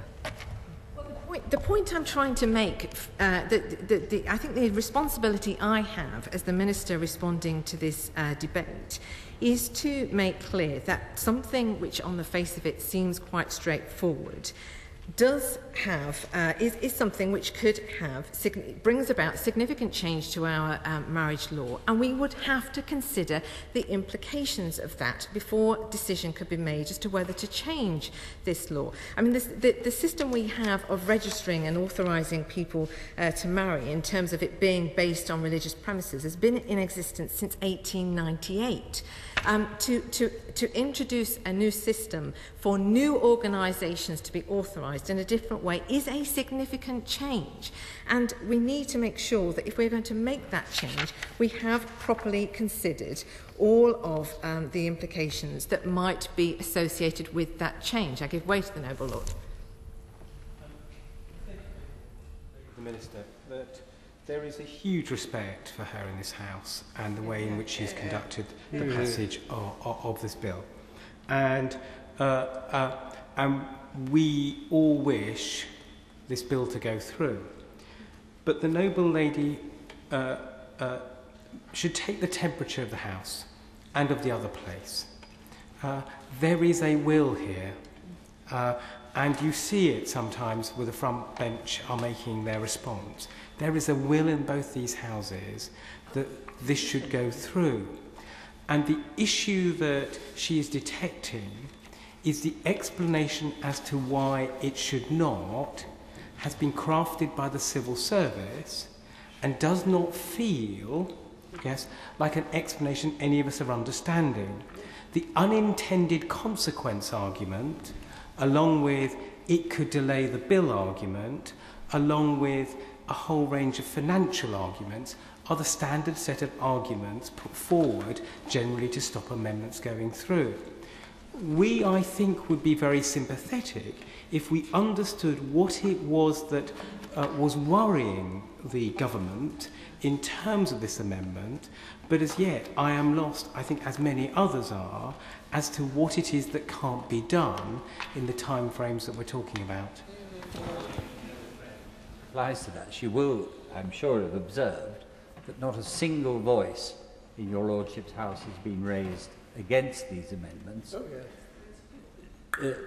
She will have observed that the Right Reverend Prelate, while unable yet to tell us precisely what the position of the Church of England would be, did speak with, I think one could say, sympathy towards these positions. And really, what I think we're all asking is that if ministers, both my noble friend and the Secretary of State in the other place, were to say to the civil servants, we would like to find a way of accommodating this, we know they could do it. And what we would really like is an explanation as to why that cannot be done. Well, I was about to conclude my remarks in any case, but I'm grateful to my noble friend. I think that, of course, the noble lord is right that there has been a great deal of support from all sides of the House, as there was in the other place, and I do acknowledge that. Of course, I do, but I still am obliged and responsible, as the minister responsible for this bill, to explain when an amendment is put forward that will have a significant effect if as we think it could have, before we are, in order that noble lords are aware and properly apprised of the seriousness of the issues at stake. I think that whilst this may be something which the British Humanist Association, together with a lot of support from around this House, feel strongly about in terms of their desire for this change to be made, there hasn't been the kind of consultation and proper consideration of all the impacts of making that change, and I do think that has to take place, and that is necessary. For example, I would just say, I'm trying to be helpful and grateful.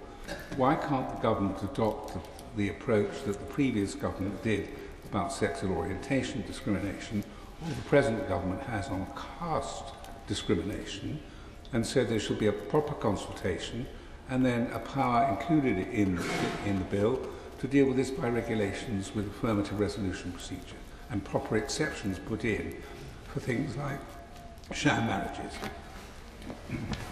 Well, I'm not in a position to offer to noble lords today the kind of specific response that my noble friend has just put forward. For an extremely long time. I don't have any views at all about whether humanists should have a marriage. I've heard very good reasons as to why they should, and I haven't heard any reasons why they shouldn't. And that seems to me quite an interesting point. No one has stood up and said there shouldn't be a humanist marriage. I wonder whether the noble lady, the minister, could at least say, and we are 7:45, that she would take it away and have a look at it. Yeah. And then she could come back at report or before and say, no, we're not going to do it. But she is not going to make any progress in this House at this moment with her arguments, because nobody is really going to accept them if the government doesn't go away and have another look at it. Yeah. Very briefly, if I may say, before I do finally sit down, that, of course, everybody would support humanist marriages. The point I am trying to make is just simply, please let me finish making this point, is simply that it would require a change in law that has implications that have not been fully thought through. That all said, of course, I will, having listened to the debate today, go back to my colleagues, my ministerial colleagues, and report back to them and ensure that they reflect further on the points that have been made in this debate. Lords, I am in severe danger of letting the nice side of my character come to the fore of this conclusion of this debate. But I do sincerely thank all those who've risen to support from all sides. And I do thank the noble bishop, the noble prelate, for his constructive approach. And I would like to invite him to have discussions with me and the British Humanist Association himself, rather than sending officials. Now, my lords, I have watched the minister struggle. I would like to struggle with you. I would like to be able to get round a table and discuss this matter and find a solution that this House most clearly requires and needs. In the meantime, my lords, I beg leave, but giving notice that I shall bring it back a report, I beg leave to withdraw this amendment, showing the nice side of my character to the whole House. Is it your Lordship's pleasure that this amendment be withdrawn? Amendment by leave withdrawn. The question is that clause 3... The question is that clause 3 stand part of the bill. As many as are that opinion will say consent. The contrary, not consent. The consents have it. My Lords, I beg to move that the House be resumed at committee stage, begin again not before 8:49. The question is that the House be resumed. As many as are of that opinion will say consent. Contrary, not consent. The consents have it.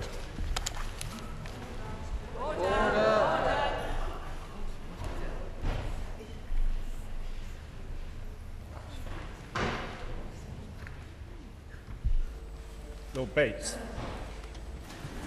My Lords, in the report which we're considering this evening, Richard Heaton observed, and I quote, "The volume of legislation, its piecemeal structure, its level of detail and frequent amendments and interaction with common law and European law mean that even professional users can find law complex, hard to understand and difficult to comply with."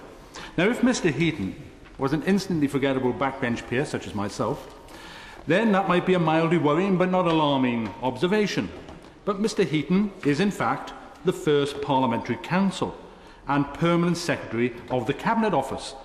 Courageous though that admission would be, one might ask that if Mr. Heaton finds the legislation piecemeal, hard to understand and to comply with, then what is the hope for the classroom teacher, the doctor, the police officer, the small business person, the social worker, the homeowner, the benefits recipient, for whom we are spending our time legislating, let alone the legislators who are supposed to scrutinise the laws and the courts who struggle to interpret and apply them. It's not just the complexity that baffles and bewilders, it is also the volume.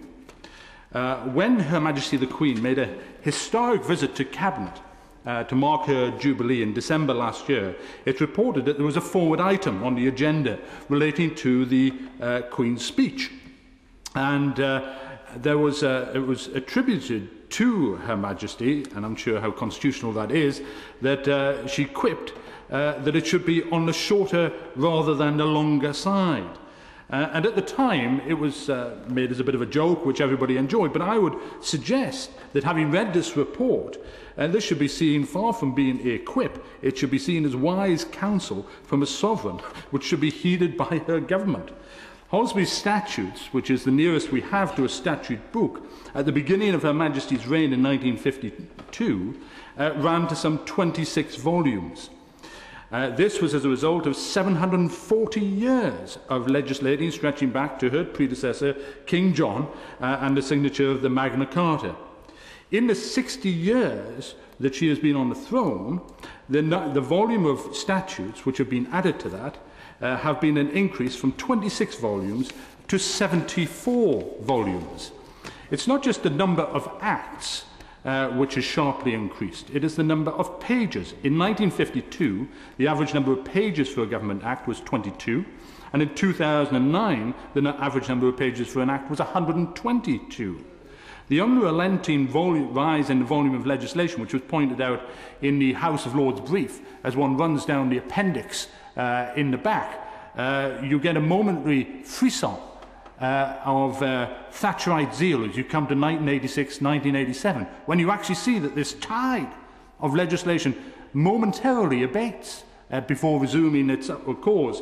And then you look in the footnotes and find out that that was the year that the Queen's printer moved from printing in A5 versions to A4 page sizes for printing.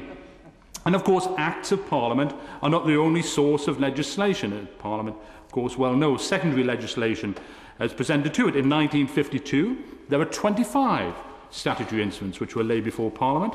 By 2012, this number had risen to 3,028.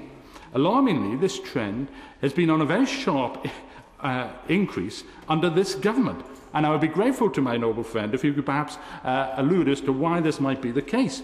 In 2008, the number of statutory instruments considered by Parliament were 1,395. In 2010, this was 2,971. In 2011, it was 3,133. And in 2012, it was 3,328. Then there's also what happens to laws once they leave this place.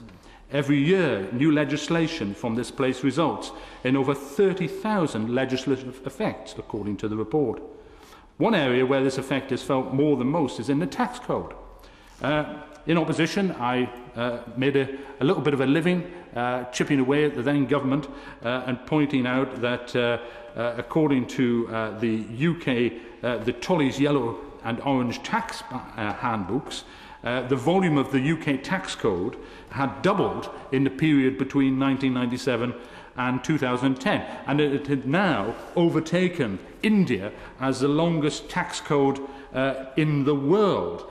I have to say that in a spirit of cross-party examination of these issues, that I was alarmed to find that actually since 2010 the length of the Tolley's Guide has increased and gone on increasing by several thousand pages.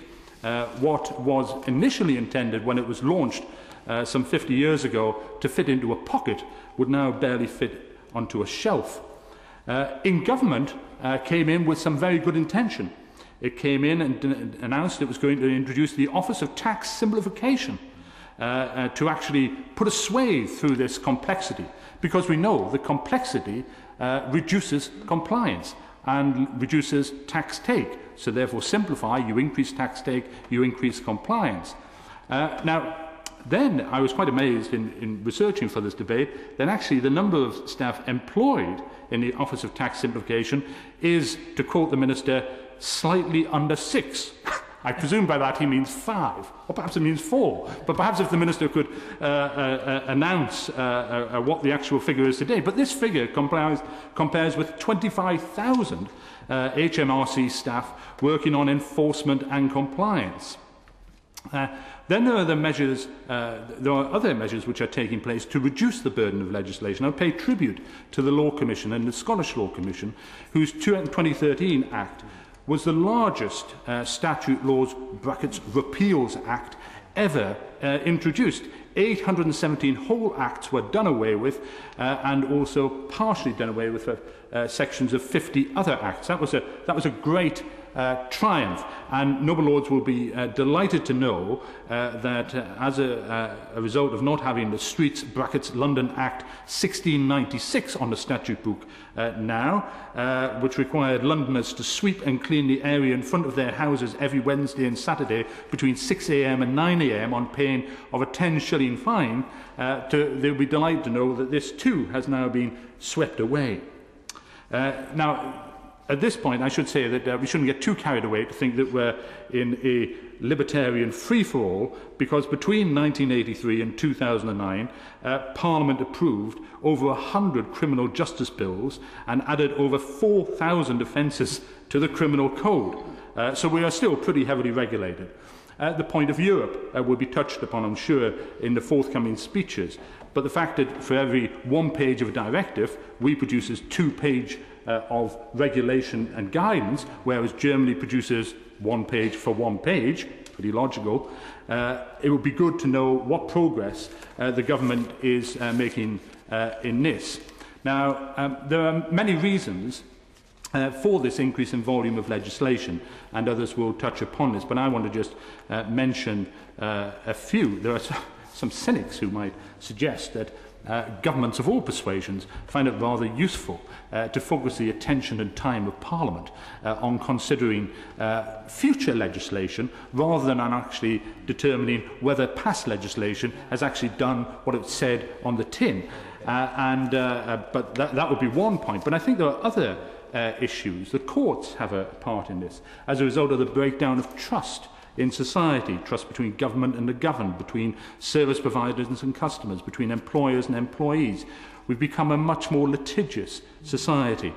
And as a result of that, there is an increasing volume of legislation going before the courts. The courts, in return, are showing some reticence in wanting to actually pass judgment on this and referring back to Parliament for clarification, and therefore the circle goes on. But there are other drivers of this. The 24-hour news culture, which creates a culture which demands that something must be done. Every day, something must be done. There are things that we hear about on our television. There are also a huge number of lobby organisations, trade unions, trade bodies, charities, all of whom are able and well-resourced to demand changes of the law to suit their particular concerns. But we need to have one thing uppermost in our mind, and that is that every time we add a law or a regulation, we incur a cost. That is monetarily, and that is legislatively, but also it is morally, because the more we actually legislate for what people should do and the less we actually trust them to carry out and behave as good citizens, we somehow take away from that. Parliament is creaking at the seams as it seeks to digest the fruits of a burgeoning statute book. And with almost 800 years after Magna Carta, the flow is increasing, not reducing. This is bad for the country, it's bad for business, bad for people and bad for Parliament. It's time to turn the tide, and I hope that the high-calibre contributions which will follow this contribution will help in reversing that process. My Lords, I'd like to thank my noble friend Lord Bates for holding this debate. I have to confess that I'm someone who's been, some would say, obsessed by excessive lawmaking and excessively complex lawmaking ever since I came into this place in 1998. And that obsession was rooted in my earliest days in the law. I started in a country town solicitor's practice in 1957, and it was blatantly clear to me within months, going around the local magistrates' courts, that we already by then had a system of law that was way beyond the understanding of the normal citizen, and indeed the lay magistrates had great trouble as well. And that realization led me to get a headmaster to allow me to teach in his school in the 60s, to board 15-year-olds, but actually I found that they were not bored with the law. They were quickly enlivened, quickly engaged. And that in turn led to me to set up the Citizenship Foundation in the 1980s with the financial support of Law Society, and so it goes on. We mustn't forget the late lamented David Renton, Lord Renton, a lovely man who presided over a very thorough review of all this in 1975, and indeed he asked me to give the statute law annual lecture in 2001, which I did on excessive lawmaking. It is a massive, profound problem, my lords, and it's rather depressing that as we sit here in this debate, there are only 10 of us present, and 6 of those are speakers. Maybe it's because we follow on the heels of the sex debate, but it's depressing because it is of the hugest, profoundest importance to us all. We've had some vivid statistics from my noble friend Lord Bates, and the statistic about the creation of 4,000 new criminal offences in the space of 16 years, far more than in the previous 1,000 years of our island history, is a warning. And what will be more worrying, were we to know it, and nobody does, is just how many of those laws have ever been implemented. I congratulate with enthusiasm Richard Heaton and his colleagues in producing this report, because it's a brave thing for the parliamentary draftsman to do, but it's from the horse's mouth, my lords. And what's more, I think it's a warning to us to too easily, and I'm afraid we do sometimes too easily, blame the draftsman for the situation we're in. It is not their fault. And I think this report will answer anybody who doubts that. Other members of the House will be aware perhaps that on the 9th of May, the House of Commons committee there produced a report ensuring standards in the quality of legislation. And what is striking about that report to me, and not striking in terms of the report we're considering, because I suspect the parliamentary draftsmen felt they had to hold back from criticising the functioning of Parliament as such. But neither of the reports refers to our failure to contrive a system of legislation that contains the volume and complexity. And I shall in a minute talk about the manifesto theory of government which we're plagued by, and the use of the guillotine in the other place. But can I just quickly read to the House what I thought was the sage nub of the report when laws become too complex, and that's in the foreword by Richard Heaton when he said, "We should regard the current degree of difficulty with law as neither inevitable nor acceptable. We should be concerned about it for several reasons. Excessive complexity hinders economic activity, creates burdens for individuals, businesses and communities, obstructs good government, and undermines the rule of law." And that last point is crucial. It undermines the rule of law. If we contrive a system where the average citizen feels put upon by the law, it resents the law, feels outside the law in the sense of any engagement with the passing of the law, that is all bad, and it is too true of today's society. And then I quote finally from his foreword, "Good law," he says, "is necessary, effective, clear, coherent and accessible." And I want to talk about two of those characteristics because I agree with that list of criteria. Necessary. I'm sorry, I'll start with effective because I don't believe that we can have effective laws if they are not fairly and equally implemented and enforced. And as a lawyer in his 54th year, I can tell you, my lords, you would be scandalized if you knew both how uneven the enforcement of the law is and how, in some very important respects, the law is not implemented at all. And that's getting worse. And we must address that. And part of addressing it is to resource the law implementers properly. I was at the Charity Commission today. They were given huge new responsibilities by the 2006 Charities Act. They've been given many more since. What's happened? They've sliced their personnel and their most senior personnel. How on earth can they do the job we force on them if we take away the resources they need to do the job? And then accessibility. There are two aspects to that, are there not? There's the understanding of the citizenry, of what the laws are by which they are supposed to live their lives. And second, there is the question of access to legal advice when you need it. Because we can't blather on about equality before the law if we leave in the lurch poor people when they desperately need legal advice, my lords. And I'm afraid with the cuts in legal aid, that has happened and is getting worse.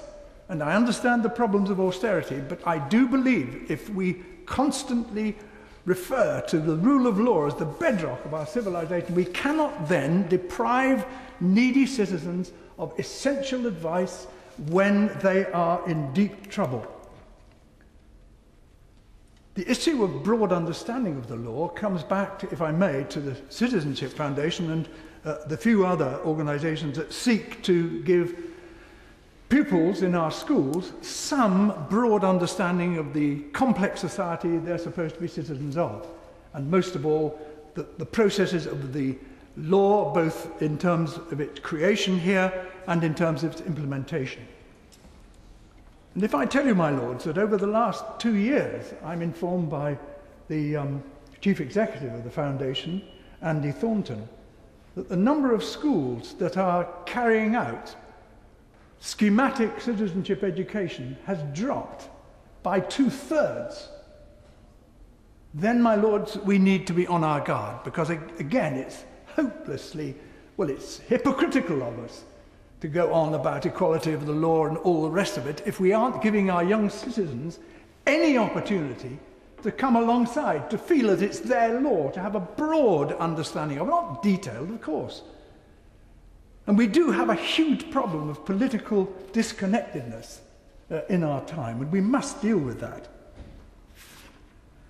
My lords, I want to say a quick word about necessity, the necessary component in the list of 5 criteria, and to come back to, and I've only got a minute, to the number of laws we put before this place and the use of the guillotine. The guillotine has become a scandal. We frequently have bills here that a quarter or a third of them have never been considered on the floor of the Commons. That's a scandal. They're the primary house, for goodness sake.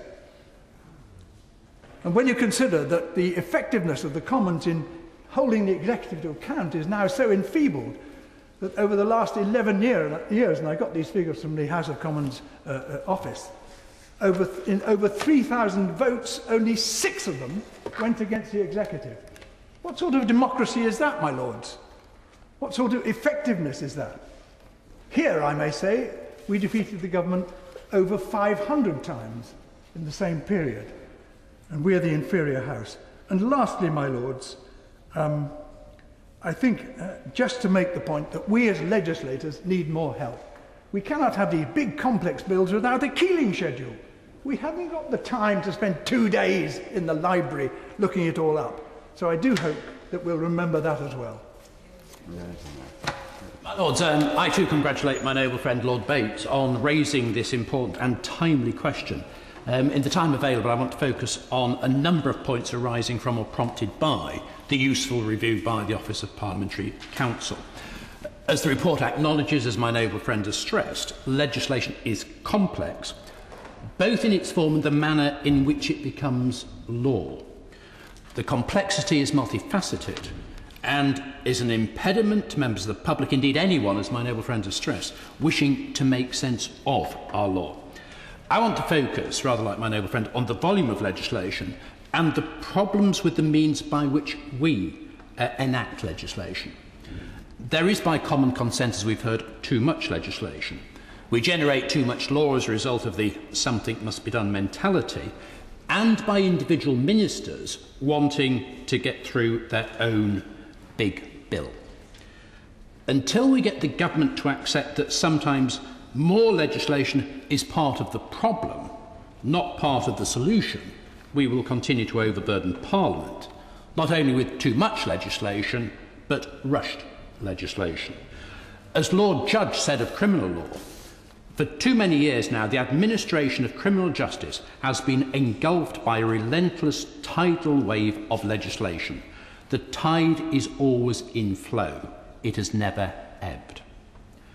The problem, my lords, is not just quantitative, but also qualitative. There is not just more law, but more complex law, especially when one's dealing with regulation. And this creates problems for Parliament. There's more complex legislation, but there's no commensurate increase in the time and resources available to deal with it. There's a finite number of members available to sit on committees. There is only so much time available for the different stages of bills. There's also a problem, my lords, with government in how it views Parliament and the legislative process. This is acknowledged in the report, where it states on page 27, the Legislation Secretariat within the Cabinet Office is working with Parliamentary Counsel to promote learning within departments about legislation and the legislative process. That is a pretty stark admission that government departments are not well versed in the legislative process. Officials and Parliamentary Counsel do not always appreciate one another's difficulties, but it is not simply a case of each needing to understand the other. There is a need for officials to understand how Parliament works. I've been pursuing this for some time. There's still a considerable way to go in educating officials about the significance and the processes of Parliament.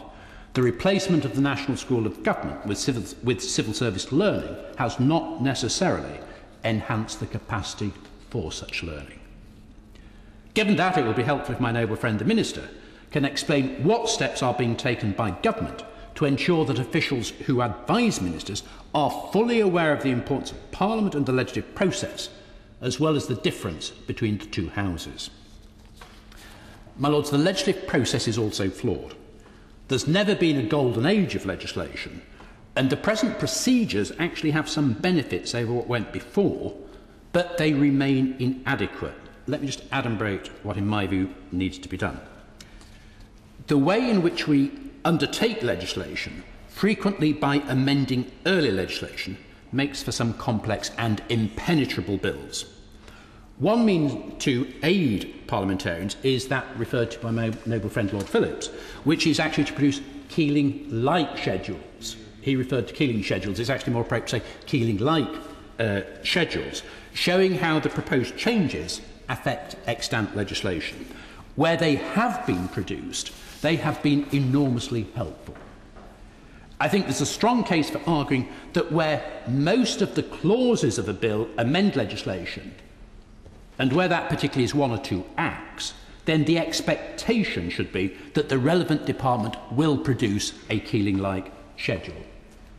Perhaps my noble friend could take back to his colleagues the value of such schedules.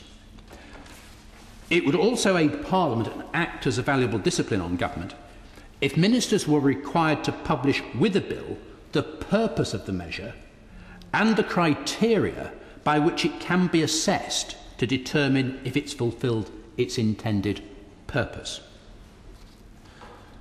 More generally, my lords, pre-legislative scrutiny should be the norm and not the exception. I welcome the number of bills submitted for pre-legislative scrutiny in this Parliament, but would like to see the use of such scrutiny taken further.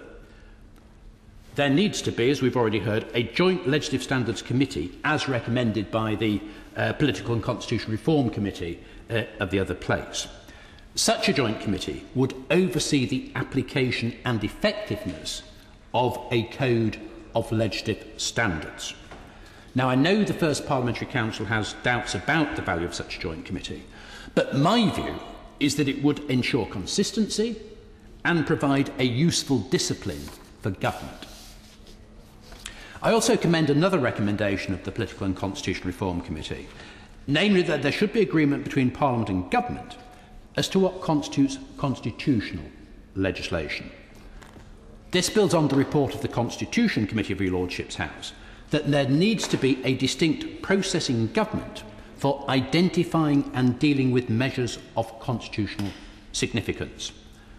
The position of government at the moment, namely that measures of constitutional significance should be treated in the same way as all other bills, is unsustainable and indeed dangerous in terms of ensuring adequate consideration of changes to our constitutional framework.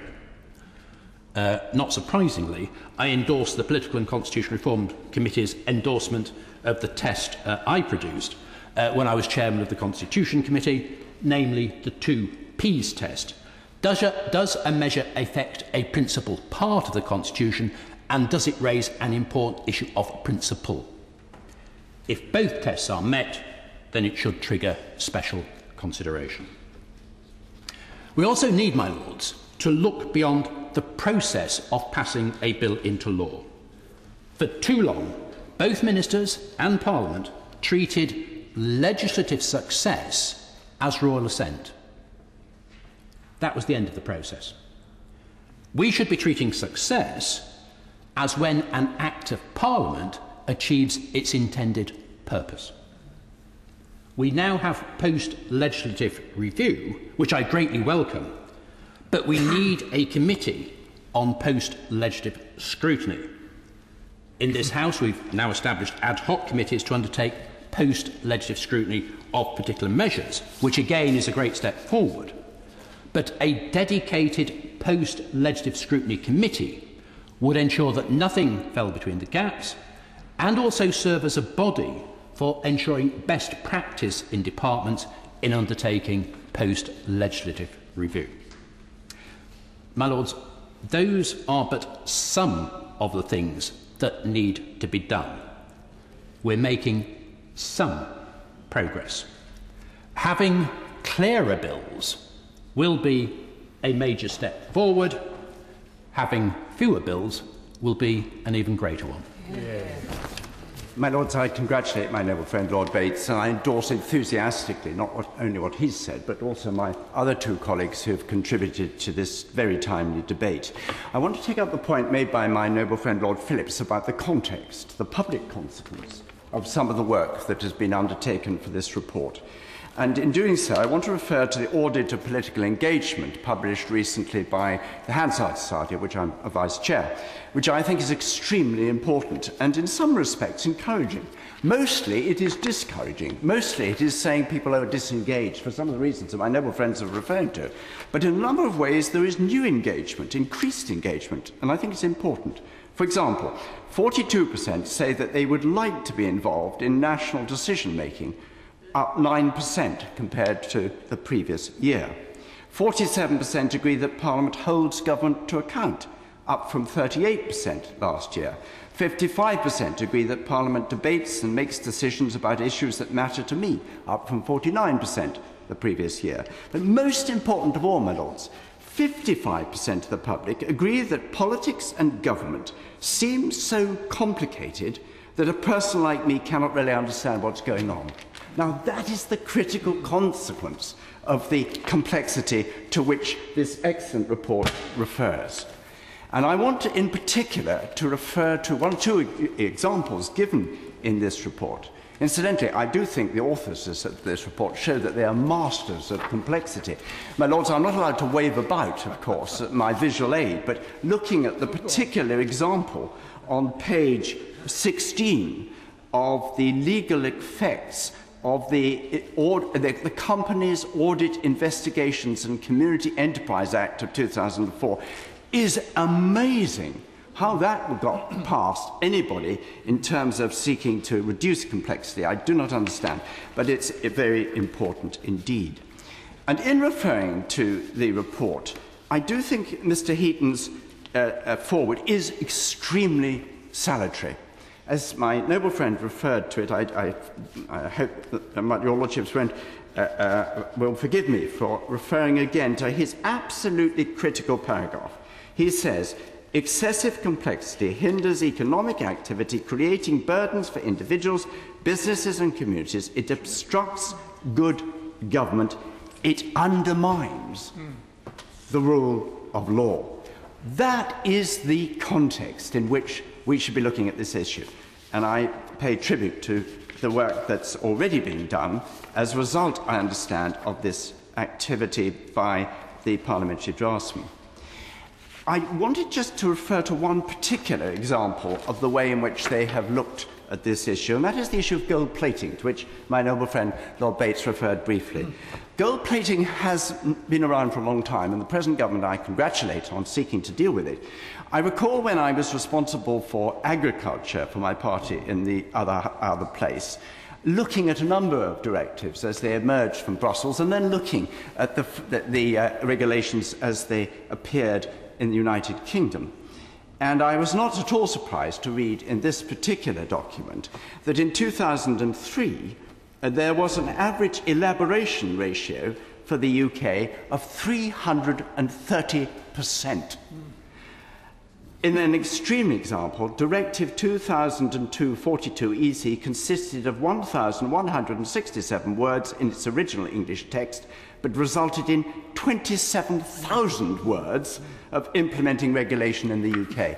I recall talking to the then minister, shortly before that, a previous minister of agriculture, who told me that he got so fed up with the gold plating going on in his department that he instituted a format for reviewing every directive that came from Brussels.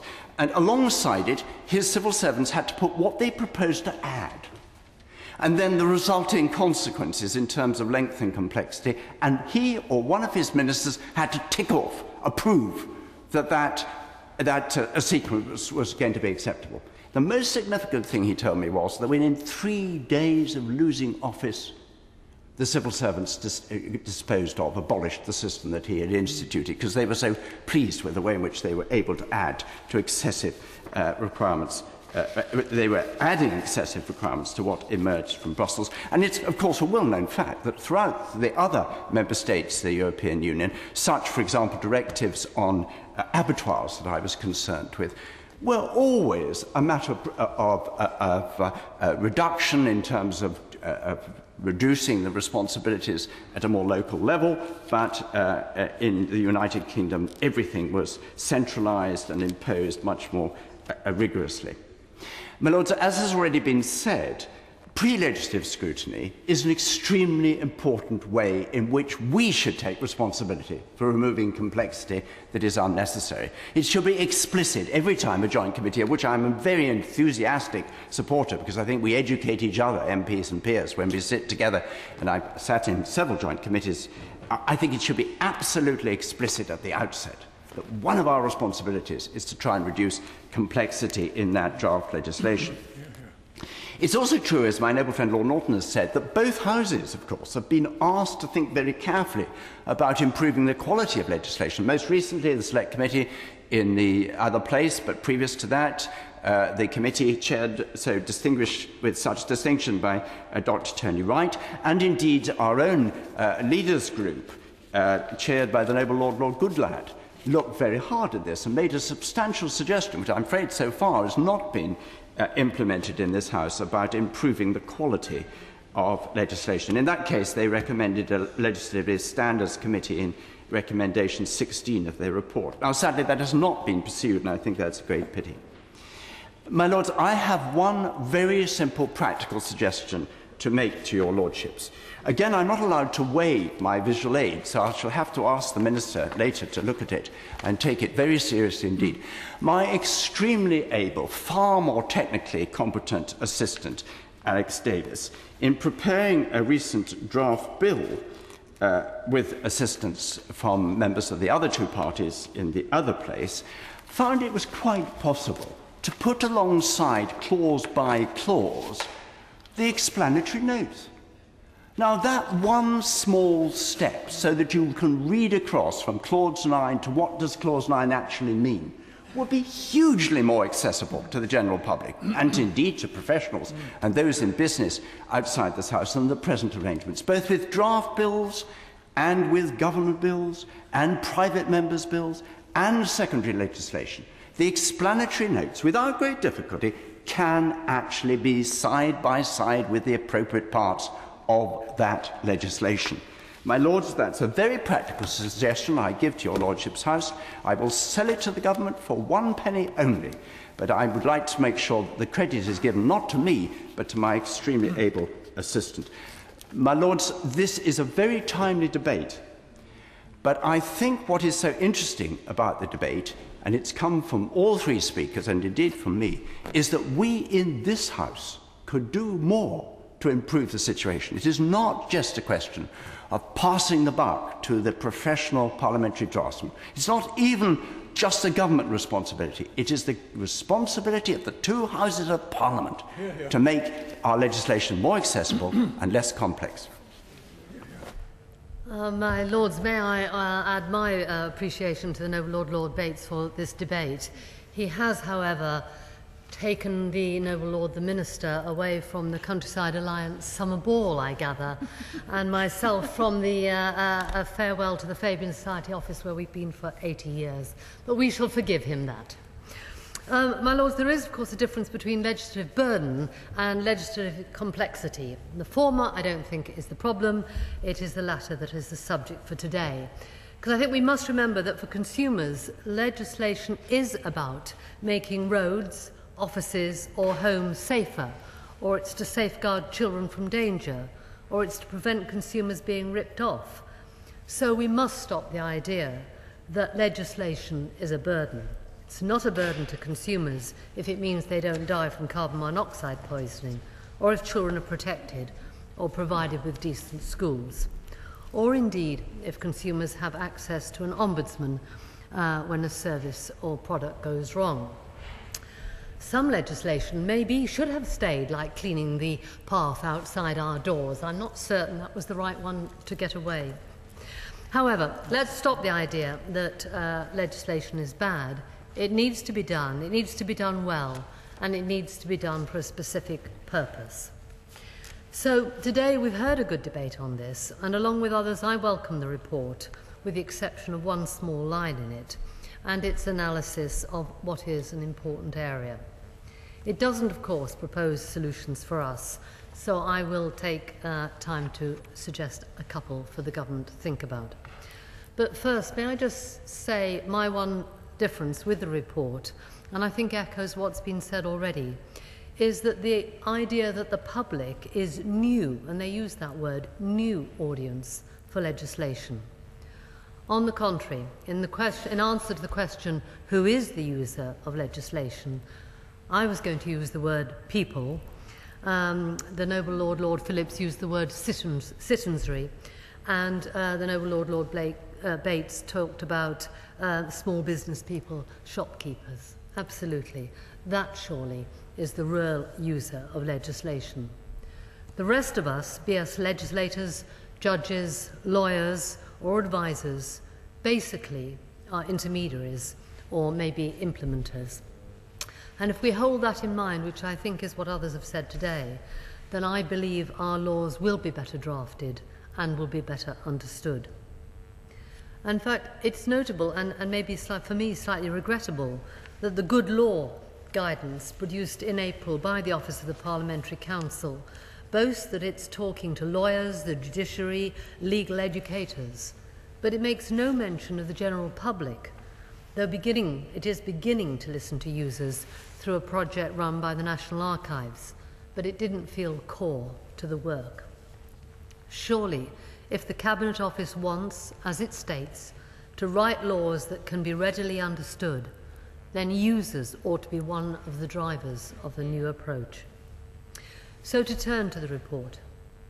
As we know and has been said today, unclear law often arises out of either unclear policy or in a perhaps over-hasty reaction to events. So even before the drafting starts, it's important, as others have said, for politicians and policymakers to engage with relevant experts to ensure real clarity in thinking as well as in writing. That means those who know the subject concerned, but also those, such as the Law Society, with a wealth of experience in interpreting Parliament's words. It also means not bringing, as is happening today in this House with the Energy Bill, not bringing clauses here before consultation on those very clauses has even been finished. So there are some to-dos or to be thought about, which are, I think, ripe for government discussion, but also perhaps for cross-party attention, especially as the quality of legislation and its scrutiny should be of concern to government as much as to opposition. So firstly, as has been said, always set out the objective, or in the words of the Noble Lord Norton, the purpose for each bill, so it's clear what it's meant to achieve, and so that drafters and legislators can check it achieves those objectives, and so that the reader knows what it aims to do. Secondly, unless there's a very good reason or emergency, always have pre-legislative scrutiny, as the Noble Lord Tyler and others have stressed. And we've seen the success of where it does happen, as with the defamation bill, I think, that the Noble Lord Phillips and I spent a good few hours on. Such pre-legislative scrutiny ensures that the bill's drafting really does provide for the bill's clearly stated objectives. Thirdly, endorse the Commons Political and Constitutional Reform Committee's last month's recommendation, and I quote, that the government should publish the reasons why a bill has not been published in draft and therefore cannot be subject to pre-legislative scrutiny where that is the case. Fourthly, don't have Christmas tree bills. Again, some of us spent a long time dealing with the Enterprise and Regulatory Reform Bill, which was actually, I think, 5 different bills. Fifthly, as has already been said by the Noble Lord Norton, don't revise existing acts wherever you can, but try and start from scratch. Some of us here, my noble friend Lord Tunnicliffe and I, spent a long time on the Financial Services Bill, which was just hung on another bill and left us sometimes none the wiser for what it was seeking to achieve. Sixthly, please think of the audience. It is interesting how a consumer rights bill, which is all about consumer rights, should end off being, I haven't got my glasses on, 104 pages long. Seventhly, don't try and legislate for 25 years off. Here, I don't blame the government, But there was an interesting amendment to the Crown Succession Bill, not in the name of the government, trying to deal with what happened if the child yet to be born of the current Prince William turned out to be gay and have a gay marriage and then have a child. Trying to write legislation like that was quite unnecessary, complicated, 25 years off.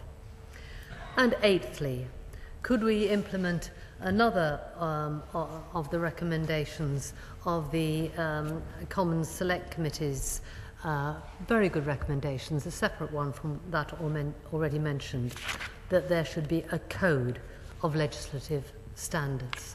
My Lords, I think we've all heard this evening that this is a matter for this House, perhaps even more than the other one, given how much time we spend on scrutiny.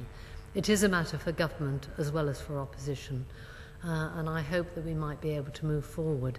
And I look forward to the Noble Lord, the Minister's response on this. My Lords, may I firstly thank my noble friend Lord Bates for the opportunity to debate the important matter of complexity in law. The report is part of Parliamentary Council's Good Law programme, which aims to improve the quality of legislation by identifying ways to improve further its drafting, reduce complexity and make the law more accessible. I have sympathy with my noble friend Lord Phillips of Sudbury, who has previously spoken of never-ending cascades of legislation. Indeed, my noble friends Lord Bates and Lord Norton of Louth spoke of volume. But this is clearly a long-term trend, as demonstrated by the statistics cited in the report. In 1959, Parliament agreed to 1,163 pages of primary legislation. By 2009, 50 years later, this had doubled to 2,247. This is why the report by the Parliamentary Council is timely and will help us to understand why the statute book has grown so much. I'm very mindful also of what my noble friends Lord Bates and Lord Tyler have made about Europe, and I am, of course, pleased that the government is committed to end the so-called gold plating of EU rules. I can assure your lordships that we do not find ourselves in a unique situation in the United Kingdom. Expanding statute books and complex laws are a problem encountered around the world. Parliamentary Council's report helpfully cites examples of some European countries which have set up processes or even whole ministries dedicated to simplifying legislation. I'm very conscious of the noble Lady Hayter's 8-point plan, and indeed the government is currently considering the report by the House of Commons Political and Constitutional Reform Select Committee on its inquiry into standards in legislation, and we hope to respond to this next month. A number of noble lords raised the question of a standards committee, and I think it's clear to say that my right honourable friend, the leader of the House of Commons, has said that it is not clear exactly what it would add to the processes we already have, where bills are often published in draft for consultation and scrutiny, nor is it clear at what stage a legislative standards committee would be involved. It would add another layer of process, duplicating the efforts of other committees that already examine both the policy and the drafting. But I think the point has been made by noble lords tonight, and we will need to await the response next month. My lords, we should be clear that a conversation about good law is not the same as a conversation about policy. This issue should not be clouded by partisan politics about the merits of policies in specific bills or orders. Parliamentary Council's report aspires to good law, which is defined as necessary, effective, clear, accessible and coherent. This, I believe, is a sentiment I'm sure we all share across all sides of the House. This government is committed to legislating better, and whilst there is always more that can be done, in recent years we've taken a number of steps to tackle complexity in legislation. Parliamentary Council are now drafting legislation in plainer language. My noble friend Lord Bates raised secondary legislation, and we do seek to stem the tide. The red tape challenge is taking stock of unnecessary regulations, and the one one in, two out rule is limiting the new burdens that can be imposed. This session, we will be publishing the draft deregulation bill for pre-legislative scrutiny by joint committee. The purpose of this bill is to remove a raft of unnecessary burdens on businesses and individuals. I trust my noble friend Lord Bates will approve of that. And the noble lady, Lady Hayter, referred to the National Archives. These have greatly improved their website, legislation.gov.uk, which 2 million people a year use to access the statute book. So I very much agree with the noble lady. We are talking about people, our fellow citizens, who wish to be more engaged in seeing which is on the statute book. So I think that's a very good move. And within government, we've been working to increase the capability of bill teams and make sure we learn from previous lessons. I hope this will go some way, perhaps not in full, to reassure my noble friend Lord Norton of Louth, but this does include best practice on how to engage with Parliament. The Legislation Secretariat in the Cabinet Office and Parliamentary Council run a regular lessons learned exercise, and we need to continue with that. And obviously, where there are gaps in knowledge, we need to fill them. This government wants to give Parliament the opportunity to scrutinise legislation in full. If we are to achieve better legislation, we need to tap into the wealth of expertise that exists in Parliament, and particularly in your Lordship's House. To this end, more legislation is now published in draft for pre-legislative scrutiny, a point I think made by my noble friend Lord Norton of Louth and indeed the noble lady, Lady Hayter. Last session of this Parliament, 17 bills or measures were published in draft, more than ever before. Of those 17, 6 were scrutinised by joint committees, again more than ever before. This government has also continued the practice of providing post-legislative scrutiny memoranda, usually 5 years after an act has been passed. This is a useful opportunity to take stock of legislation and consider how it has worked in practice. In the other place, committees have started to make use of these memoranda and publish post-legislative scrutiny reports. These are valuable, and I hope this activity will continue and increase. In the last session, at the instigation of the then Leader of the House, and on the recommendation of the Liaison Committee, your Lordship's House appointed the first dedicated post-legislative scrutiny committee to look at adoption legislation. 2 more such committees have been established in this session to consider mental capacity legislation and the Inquiries Act. Of course, my lords, there is always more that can be done. Parliamentary Council's report found that users of legislation often expect it to be more complex and more difficult to use than it actually is. Clearly, then, there is a challenge for government and Parliament to be more open and accessible. To this end, the government is already reviewing, and I hope this will be music to many of your lordships' ears, is reviewing explanatory notes, which should help make legislation more accessible to the lay reader. If I could turn to Keeling, or as my noble friend Lord Norton of Louth described, Keeling-like, we will also consider whether there is scope to provide as amended texts of bills more frequently, for example, as we did in respect of part of the Education Act 2011. My lords, by reaching out to users, we can assist users of legislation, allay some of the concerns, and give people the confidence to use the statute book, which, my lords, we all want. My lords, I also think there is no single cause for overly complex legislation. The report acknowledges that sometimes complexity can be introduced by the drafting. Parliamentary Council have made great progress, I think, in the use of plainer language and are committed to drafting effective legislation that is easier to navigate and understand. But complexity can be added to legislation at all stages of the process, not just in the drafting. The Good Law Programme is looking at the way in which policies are taken from inception to the statute book. It is not a finite project, and it will not present all the answers any time soon. But it has begun a dialogue about how we can improve legislation and shows the government's willingness to work with everybody so as to improve the quality of legislation produced. Indeed, sometimes complexity can be the product of a robust scrutiny process. there is an understandable tendency for Parliament to seek further safeguards and more assurances on the face of a bill. Each instance is no doubt for a good reason, but in total these can sometimes add to complexity and result in laws which are hard to use. Indeed, the growth of judicial review has had an impact too. As a result, the government may draft cautiously or include more detail on interpretation and intention.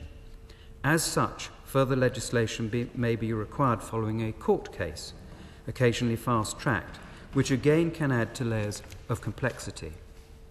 Throughout this process, we in government and Parliament often forget who makes use of the statute book, and a number of noble lords, noble Lady Hayter, my noble friend Lord Bates in a lengthy list mentioned this, but it is not just lawyers and judges. Small businesses, charities and volunteers, to name a few, and consumers also use the statute book.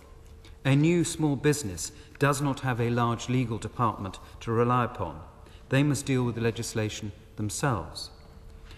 Overly complex law hampers enterprise, deters entrepreneurs, and adds to the general weight of red tape. There is therefore a strong economic case for good law, and I think my noble friend Lord Phillips of Sudbury referred to that. But, my lords, there is also a strong moral case. Citizens should have ready access to the laws of the land, which set out their rights and responsibilities. When law is too complex and inaccessible, it can be held in contempt by the public. And I think my noble friend Lord Phillips of Sudbury highlighted this. It also diminishes the respect for the rule of law, which is necessary for a civilised and well-functioning society. Lords, the Office of Parliamentary Counsel's report represents the start of a collaborative process which will need to include parliamentarians, lawyers, the judiciary and academia to understand and tackle what are often long-standing problems. My lords, it is self-evident that Parliament has a crucial role in forming the laws of the land, but Parliament and government need to work in partnership to create better laws. Your Lordship's House has a strong track record in scrutinising and indeed improving legislation. As a revising chamber, it has an important role in ensuring legislation it passes is necessary, effective, clear, accessible and coherent. I'm very conscious, my lords, in the time available, I have not answered fully or indeed some questions in entirety, and I will write to noble lords to ensure that there is a full record of the questions asked. But I would like to say that I'm grateful for all noble lords, because this is part of a dialogue, clearly, and I've taken away a great deal that needs to be considered. I think we've made a good start, but there is always more to do to ensure that legislation is proportionate and appropriate to its aims, and that the statute book is accessible and understandable.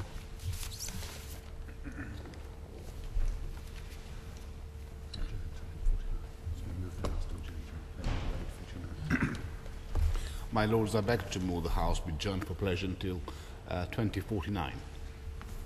That the House do adjourn until 2049.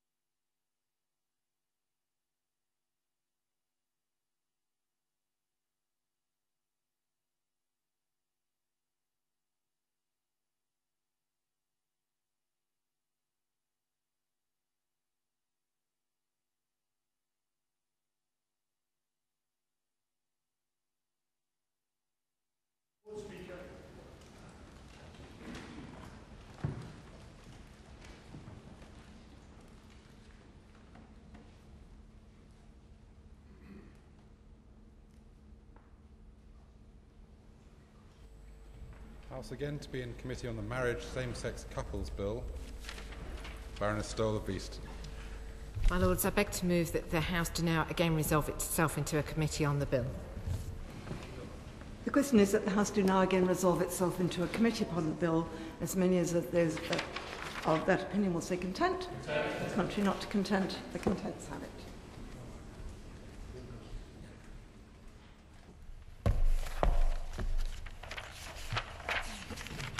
In Clause 4, Amendment 20, Lord Curry. My Lords, I am deeply concerned about the potential divisive nature of this bill. Mention was made a number of times in the second reading and has been made again since in the 2 days we've been considering the amendments to the bill of the serious potential for unintended consequences. My Lords, we need to consider this very carefully indeed. There is a huge risk that faith communities and church congregations find themselves in dispute as a consequence of this bill where no dispute existed previously. Given the strong differences of views on same-sex marriage, there is enormous scope for minority elements within congregations to seek to register premises for same-sex weddings against the wishes of their denomination or majority. The vague drafting of this clause leaves too much to chance. Under the bill as drafted, it is not clear what recognised actually means. What does it mean for members of a religious organisation to recognise an authority that is competent to give consent on this issue? Who are the members of a religious organisation? It is impossible to catalogue the variety of ways churches and religious bodies identify their membership. What mechanisms are local authorities and courts to use for attempting to address this question? The governance arrangements that exist within different churches can be quite complex and sometimes unclear. Some churches may require a member to have fulfilled a formal process. Some will use written lists. Others will use an electoral roll. Even these lists might not reflect the number of people in attendance at any meeting. Some churches are structured in such a way that it is considered best not to have a formal system of membership. Church structures are very complicated. It is possible for the situation to become confusing, with claim and counterclaim being made about who possesses authority to speak for the organisation in binding its membership to conducting same-sex marriages. My Lords, there will be huge pressure on churches that do not want to opt in.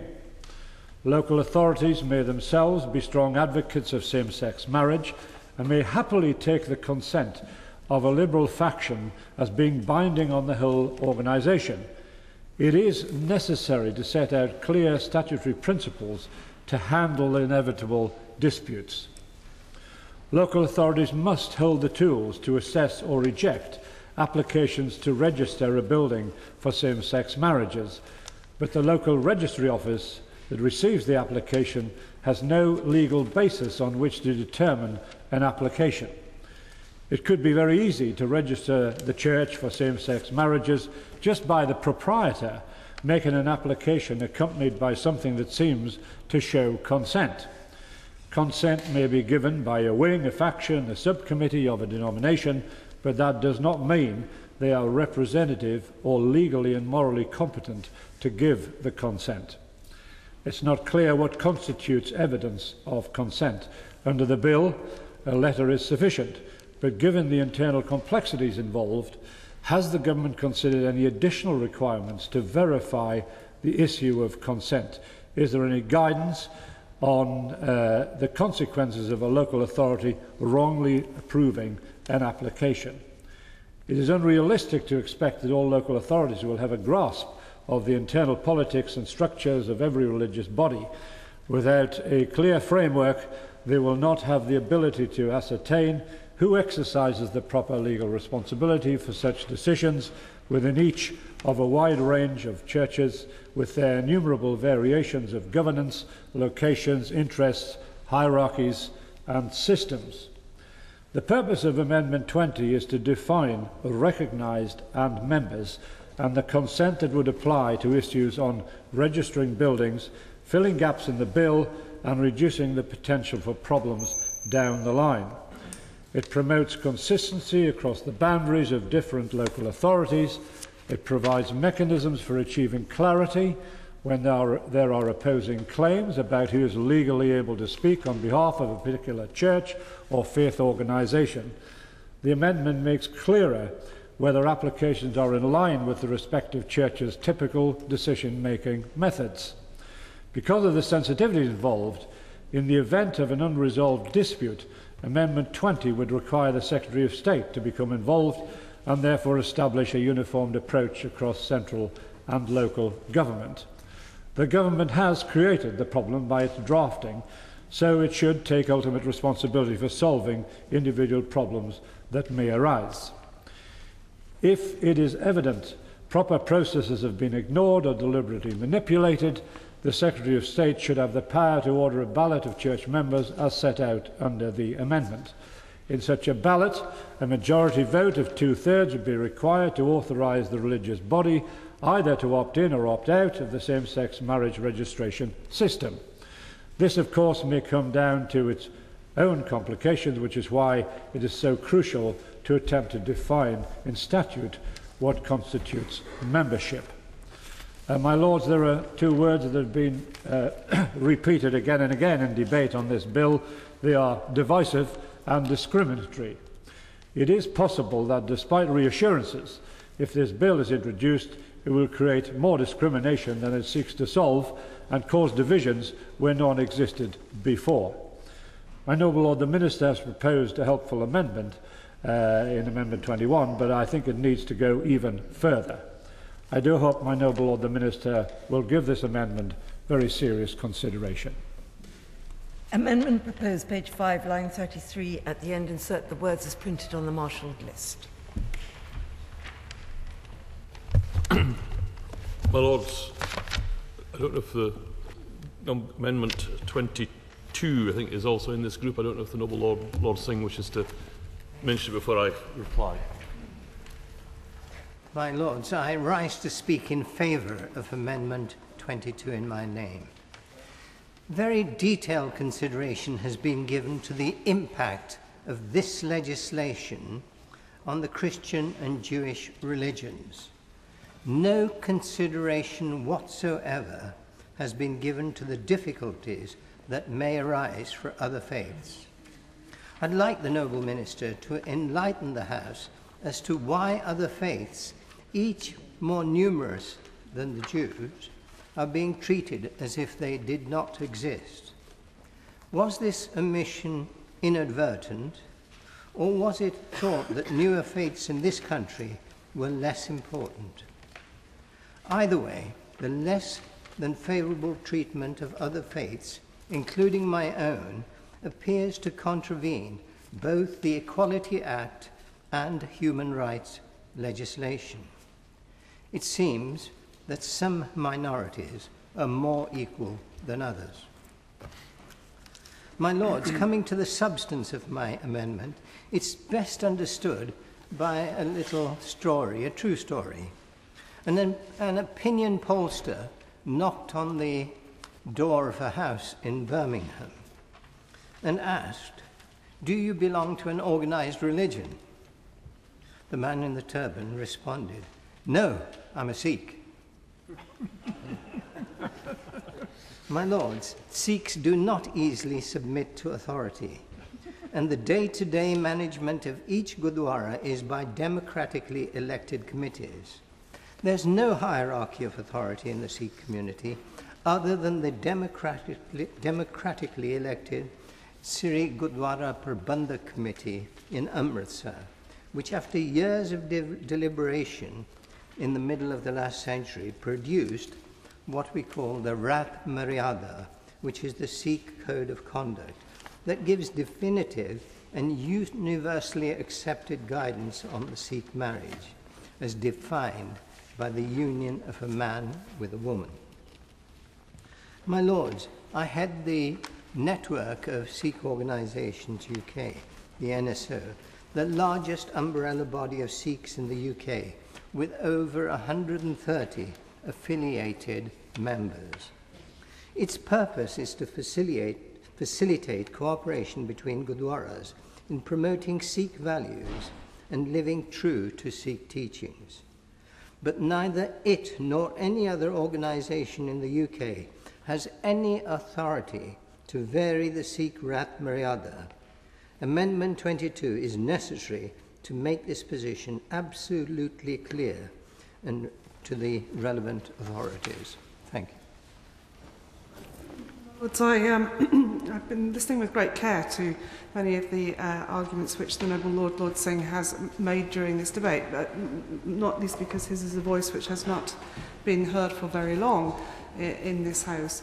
And I will take away and contemplate at greater length his statement of one of our earlier debates that it's not the job of religious organisations to adapt to modern society. I want to take that away and think about it at length. But during our deliberations on Monday, I listened very carefully, and the Noble Lord Singh did indicate that he spoke for all Sikhs. And because he did that, I went away and asked some other people whether what they thought about that. And they came back to me and said that in many ways the position, the organisation, the organisation as he described it, in that different Gurdwaras to a large extent have some degree of autonomy, although there are common principles around which members of the Sikh faith coalesce. But there is one group, my lords, who are called Sarbat, and they are a lesbian and gay Sikh group. Now, they take a very different view of this legislation from that which has been put forward by the Noble Lord Singh. It's not my job, and it's not the job of this House to determine who is right and who is wrong. But I do think it is for this House to note that there are different opinions within his religion. That's not surprising. There are a great variety of opinions within the religions to which many of us belong, and I just would like to put that on record, and this seemed an appropriate point at which to do that. I did not say that it wasn't the job of Sikh religions to go along with society. It's the religions. It's religions are formulated, and their purpose is to give a sense of moral direction to society, which we, being humans, we sometimes lose. It is to remind us of basic values, of concern for others before concern for yourself. It is that sort of thing. That should not be subject to public opinion, which today is becoming very much me and my rights. Looking to others is very much a part of religion. The other aspect of fringe groups within the Sikh religion, there are. I'm talking about the tenets of the Sikh religion as enunciated in the Guru Granth Sahib, the teachings of the Gurus, and the code of conduct derived from that. That is the code which 99.9% of Sikhs follow. I do not wish to enter into what I think is something of a distraction, but I would merely make the point to the Noble Lord saying I agree with him about the role of religion, but the rest of us do not live in a moral vacuum. The rest of us also subscribe to values, some of which are very strong and with which he would be familiar and he would share. I simply wish to point out that within his faith, as in all faith, there are different shades of opinion, and I think the House should be cognizant of that. Again, I have not for a moment said the rest of people live in a very moral vacuum. I've simply stated what religion is all about, because that seems to have been lost in this debate very often. It's religion against society. It's not that. My Lords, I will address the amendments moved by the Noble Lord Curry of Kirkharle and the Noble Lord Singh, but I'd perhaps start by speaking to Government Amendments number 21 and 51. Government Amendment 21 specifies the relevant governing authorities for giving consent to same-sex marriages according to the rights and usages of the Jewish religion, and it replaces the provisions currently in the bill with a definition which reflects the current arrangements for the Jewish community. During the committee evidence sessions in the other place, Sarah Anticone of the Board of Deputies of British Jews Family Law Group made reference to drafting issues which had brought to the attention of the government. This amendment is a result of discussions with the Board of Deputies of British Jews about those drafting issues, and the government is very grateful to the Board for their helpful and constructive contribution to the completion of this amendment, despite representing a wide range of views on same-sex marriage. My Lords, the Marriage Act of 1949 already provides a definition of, quote, secretary of a synagogue, unquote, in respect of the registration of Jewish marriages. This is because the Jewish religion already has specific provisions for its marriages in the Marriage Act, which date back to 1753. This amendment ensures that the new provision in respect of the relevant governing authority reflects the modern structure of the Jewish community. My Lords, with regard to Government Amendment 51, this provides that where a governing authority has given consent to marriages of same-sex couples, that consent will not be affected purely by a change in the person or persons constituting that governing authority. Where a governing authority provides consent and thereby opts in to conducting marriages for same-sex couples, a change in the person or persons who make up the authority will not render the consent void, negate it or remove it. The consent will still stand. However, this does not prevent the new governing authority from revoking the consent and deregistering the building, but this amendment makes clear that that would not happen automatically.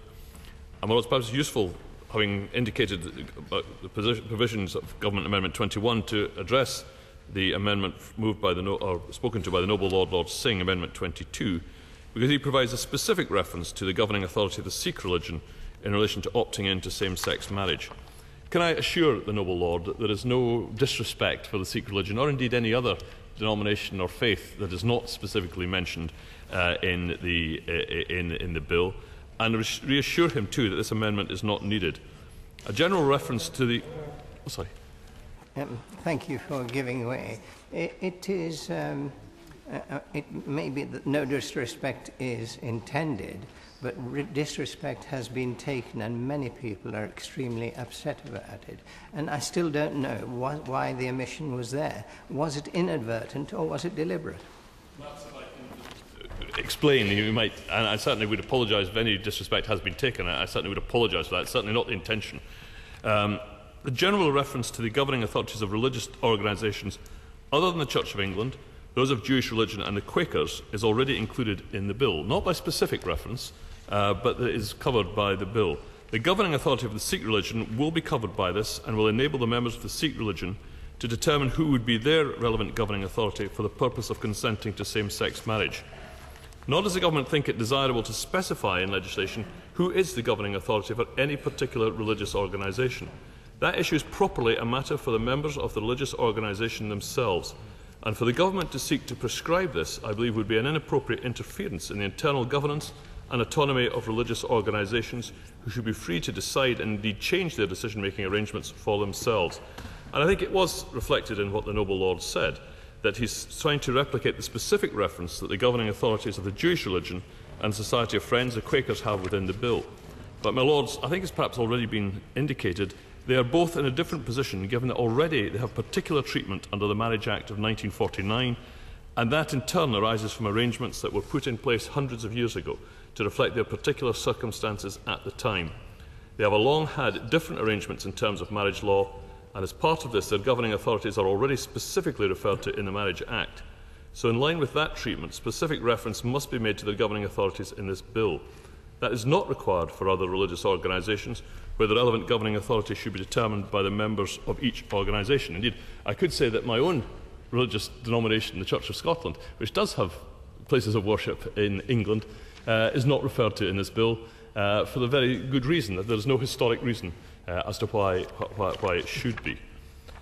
My Lords, Amendment 20 is similar to an amendment debated in committee in the other place, and it inserts provisions regarding the definition of relevant governing authority whose written consent is required to opt in to the registration of a religious organisation's place of worship for marriages of same-sex couples.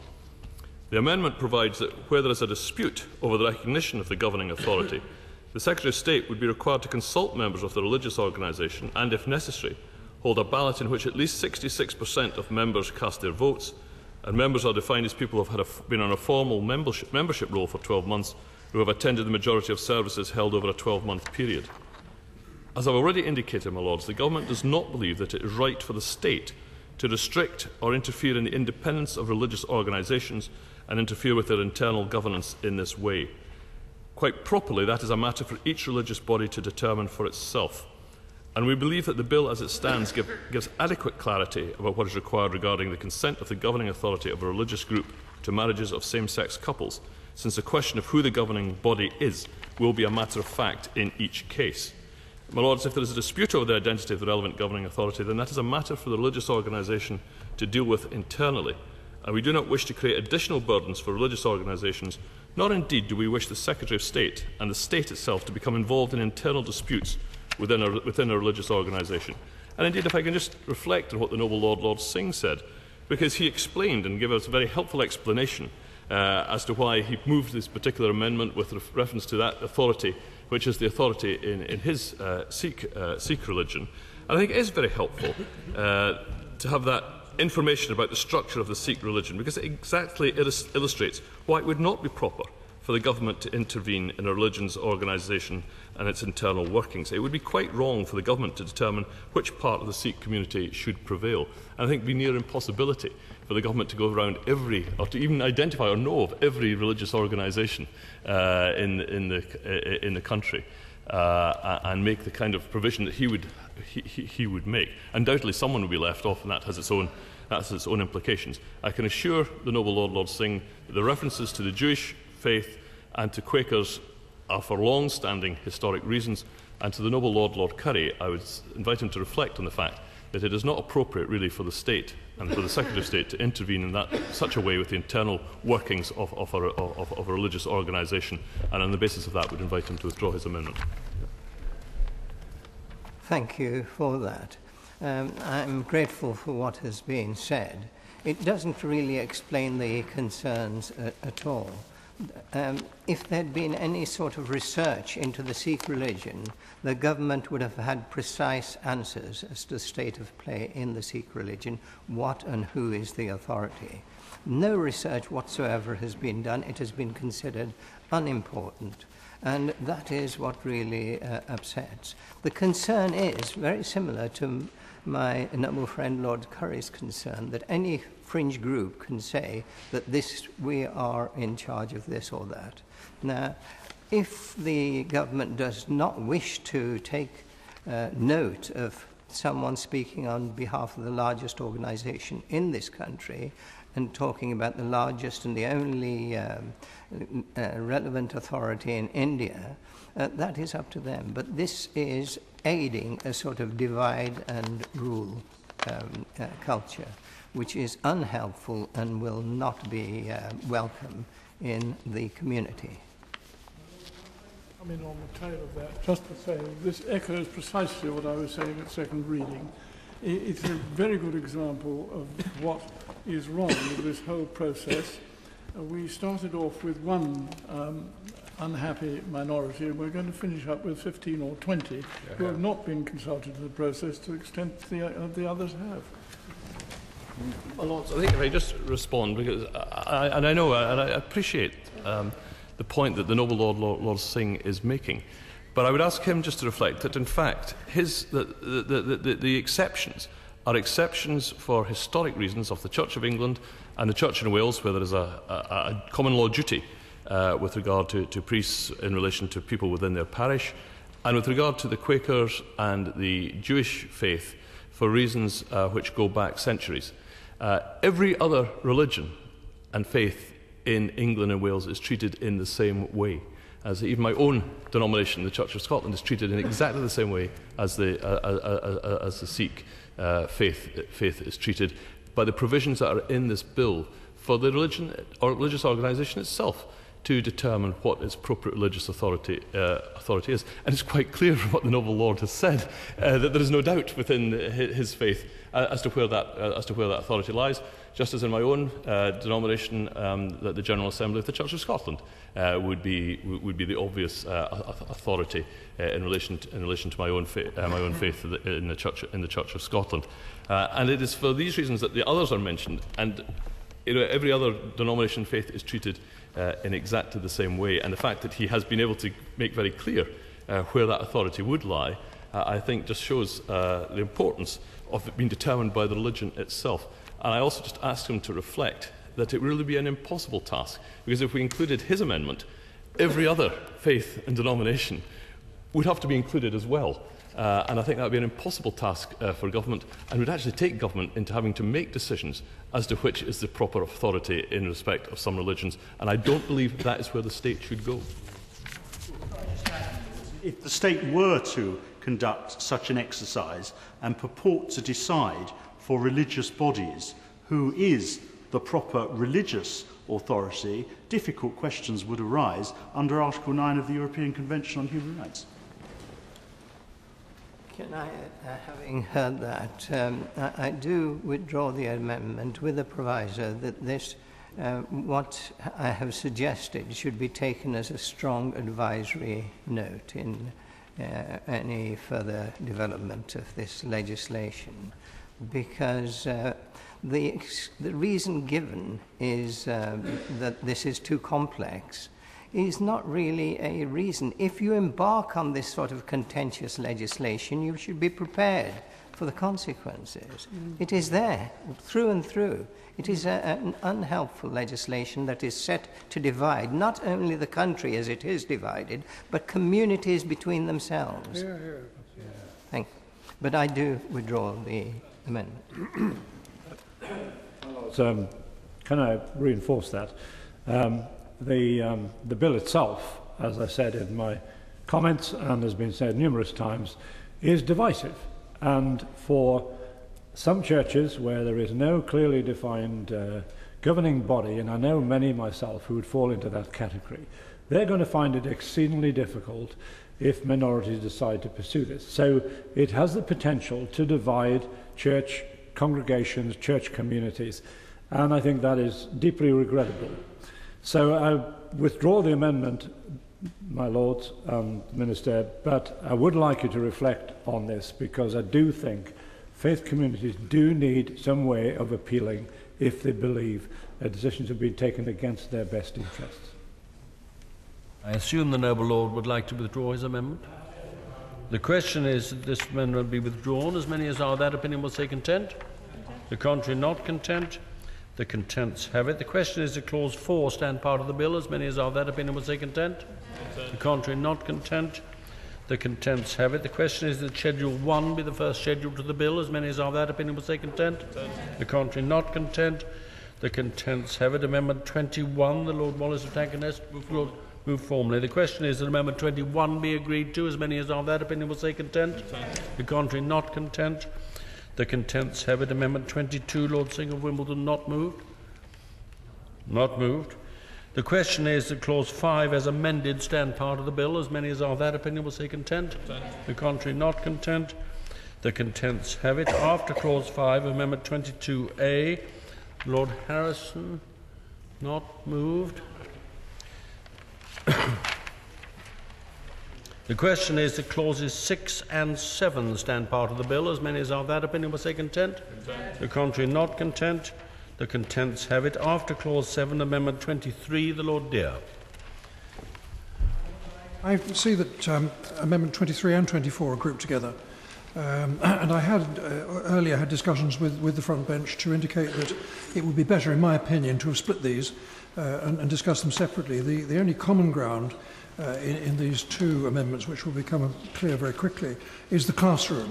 But one set of amendments, one amendment deals with the position of teachers and the other with parents. But in the interest of time, I've had a further discussion with the front bench, and I'm more than happy to run these two together and to speak to them both one after the other, if that would help. I'm looking to the front bench and they're nodding, and yes, I'll do that with the approval of the House. So Amendment 23, which seeks to protect school teachers, it seeks to preserve the position of a teacher so that no teacher is required to endorse same-sex marriage if there is a conscientious objection to so doing, and the same teacher should not be deprived or disqualified by the same action. Under Amendment 23, this amendment, my Lords, teachers with a conscientious objection to same-sex marriage are protected from being forced to actively endorse it. And it also seeks to protect them from being disadvantaged as a result. It offers a conscientious protection similar to that enjoyed by, for example, atheist teachers who have a legal right not to have to teach religious education. And I would contend, my Lords, that unless explicit protection like this is included, the same-sex marriage legislation jeopardises, or would seek to jeopardise, the civil liberty of teachers holding the traditional mainstream view of marriage. Discussion about marriage comes up routinely as part of the school curriculum, for example, in English or in history. And there will be pressure, I fear, to ensure any such discussion includes same-sex marriage. And then, so far as sex education is concerned, Section 403 of the Education Act of 1996 requires sex education to include teaching pupils about, and I quote, the importance of marriage in family life. And Section 403 will require teaching about the importance of same-sex marriage in that context. The opinion which I have referred to before at second reading, which was given by John Bowers QC, a leading barrister in the field of employment law, stated in his opinion that Section 403 provides no exception for conscientious beliefs. And he goes on to say, and I quote, "Unless this is amended, I," that's he, "envisage that there would be a duty on the teacher to promote marriage as newly defined." Many teachers, my Lords, undoubtedly will feel unable in all good conscience to express such an endorsement. A representative poll taken earlier this year amongst teachers found that 10%, which equates to more than 40,000 teachers in this country, 10% would probably refuse to teach children about the importance of same-sex marriage if required to do so. And in the same poll, a further 17% would teach about the importance, but would not be happy in doing so. And a further 56% in the same poll expressed concerns that colleagues who take a stance supporting traditional marriage could find their professional career is damaged. Now, the government, my Lords, in fairness, has repeatedly sought to allay these fears by insisting that teachers will not be forced to endorse anything that is contrary to their conscience. In fact, the noble lady, the Minister, Baroness Stowell of Beeston, told the House at second reading, and it's recorded in Hansard at column 940 for the 3rd of June, she said, "Teachers will be expected to teach the factual and legal position when teaching about marriage, as with any other area of the curriculum. But they will not be expected," she said, "to promote or endorse views that go against their own beliefs. It will be unlawful to dismiss a teacher purely for doing so." So, setting on one side the factual and legal position and distinguishing it from the promotion or endorsement of views about that same subject, I would think it is almost a knife-edge position. Now, in contrast to that view, the opinion that I've just quoted from, John Bowers QC, has suggested that teachers could be required to promote same-sex marriage and be disciplined and even dismissed if they refuse to do so. And he states, and I will read from his opinion, John Bowers QC says, "If the marriage bill becomes law, schools could lawfully discipline a teacher who refused to teach materials endorsing same-sex marriage. The stark position, in my view," that's his view, "is that a Christian teacher, or indeed any teacher with a conscientious objection, may have to teach about and positively portray a notion of marriage and its importance for family life, which they may find deeply offensive." He goes on, Section 403(1)(a) of the Education Act 1996 would also, in my view, his view, provide a legitimate basis for schools or local education authorities which wish to promote a particular vision of equality to require all teachers to teach materials which endorse same-sex marriage. The position of the teacher who manifests a conscientious objection to doing so is not enviable, he said. Well, my Lord, I would like to quote from a letter which was sent to me at the end of last week. It comes from a firm of solicitors in Witney, in Oxfordshire. Dear Lord Dear, I'm happy to confirm the attached letter addressed to you by Mrs. X in relation to an investigation against her in her school, which is an honest summary of a genuine incident. I am aware of the facts of the case, the solicitor says. I'm also aware that Mrs. X wishes to remain anonymous at this stage because an investigation is ongoing. And the letter from the Mrs. X is illustrative of this problem. And I quote from the letter directly. I am a teacher in a girls' school in South London. I've been employed there for 17 years. During the spring of this year, I was instructed to deliver a presentation which included material stating, in effect, that any disagreement with same-sex marriage was de facto homophobia. I felt this was not a fair characterisation of the debate. It was one that conflicted with my own deeply held religious beliefs. I raised my concerns with the teacher in charge, and she then goes on, and I'll shorthand the next bit. She complained to the teacher in charge, who allowed her position and allowed her to teach elsewhere. But another colleague raised a complaint, and the letter goes on. The head teacher investigated the incident and concluded, again, there was no case to answer. But another colleague, who was also a union rep, then followed up the complaint and has formally raised additional concerns about my Christian beliefs and my membership of a church. The union rep has demanded an investigation of my beliefs and my membership of the church and whether it had any negative impact on my job as a teacher. That investigation process is currently underway, and at the time of writing I do not yet know the outcome. And the nub of it was a disagreement that any disagreement with same-sex marriage was de facto homophobia. My lords, one could go on and cite other examples. I won't take the time of the House too much, but simply to say that other teachers have come under similar pressure.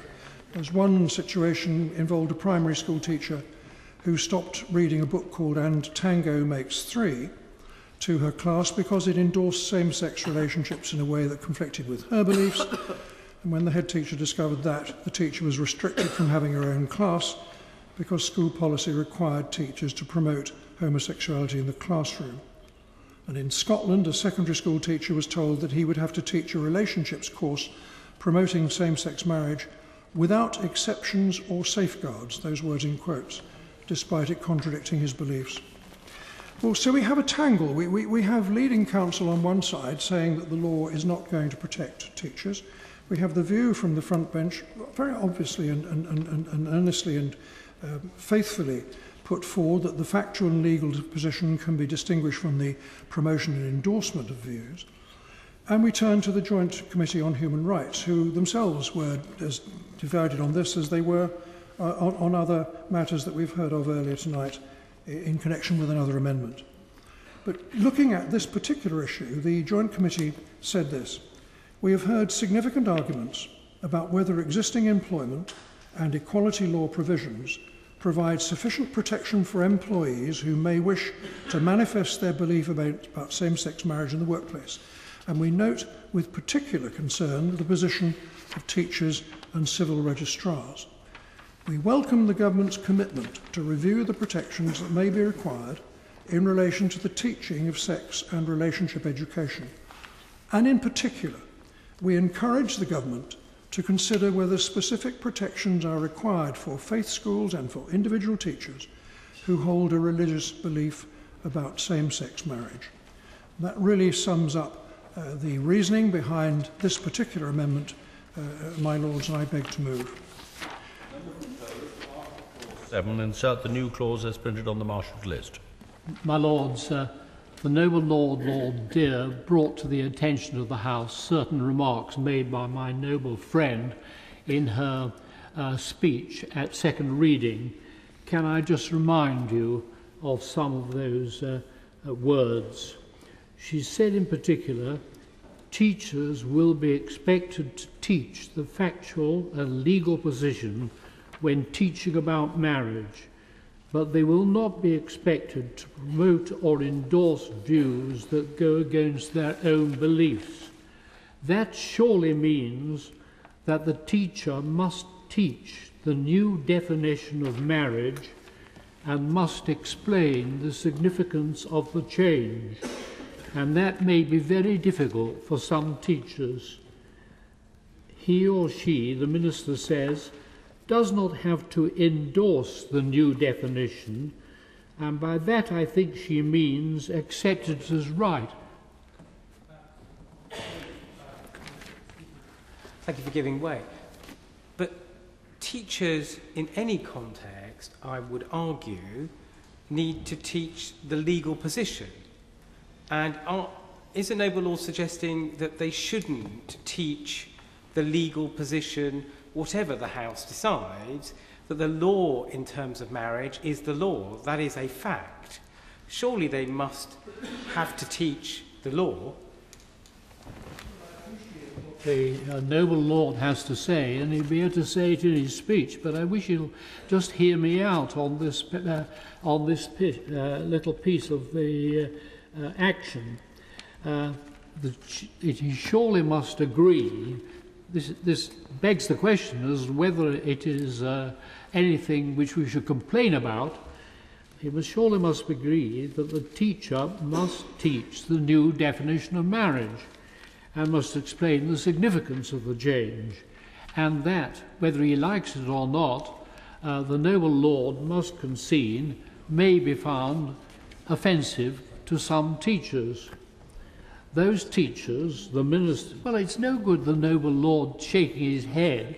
I would have thought, after all our debates, he knows how divisive this legislation is, and there are some people who find it very, very difficult to accept that a marriage between two people of the same sex is a proper marriage. So it's ridiculous he's just shaking his head. We've got to face the facts. What I was shaking my head at is I don't believe it is difficult for a teacher to teach the facts. They may not like it, but I believe teachers are a fantastic profession, and every teacher that I have met, yes, is capable of distinguishing fact from opinion, and that is what I am disagreeing with, that this profession is capable of dealing with this issue because that is what they are trained to do. Yeah. I correspond with some of the letters which have been received by Noble Lords. The fact is that a number of teachers will find it extremely difficult to have to explain the new regime. Let me continue. The minister then goes on to say that the teachers do not have to endorse the new definition, and by that I think she means accept it as right. But she then went on to say that the expression of personal belief should be done in a professional way and not in a way that would be inappropriate or insensitive to pupils. And I have to wonder whether some people might judge that any statement to the effect that the only true marriage is one of a man and a woman is bound to be thought insensitive to some pupils, and that therefore it should not be allowed. And when we come to Section 403 of the Education Act 1996, which was again referred to by the Noble Lord, Lord Dear, I think there is a strong case for giving some protection to safeguard the position of teachers who cannot in conscience teach that the union of two men or two women is a marriage.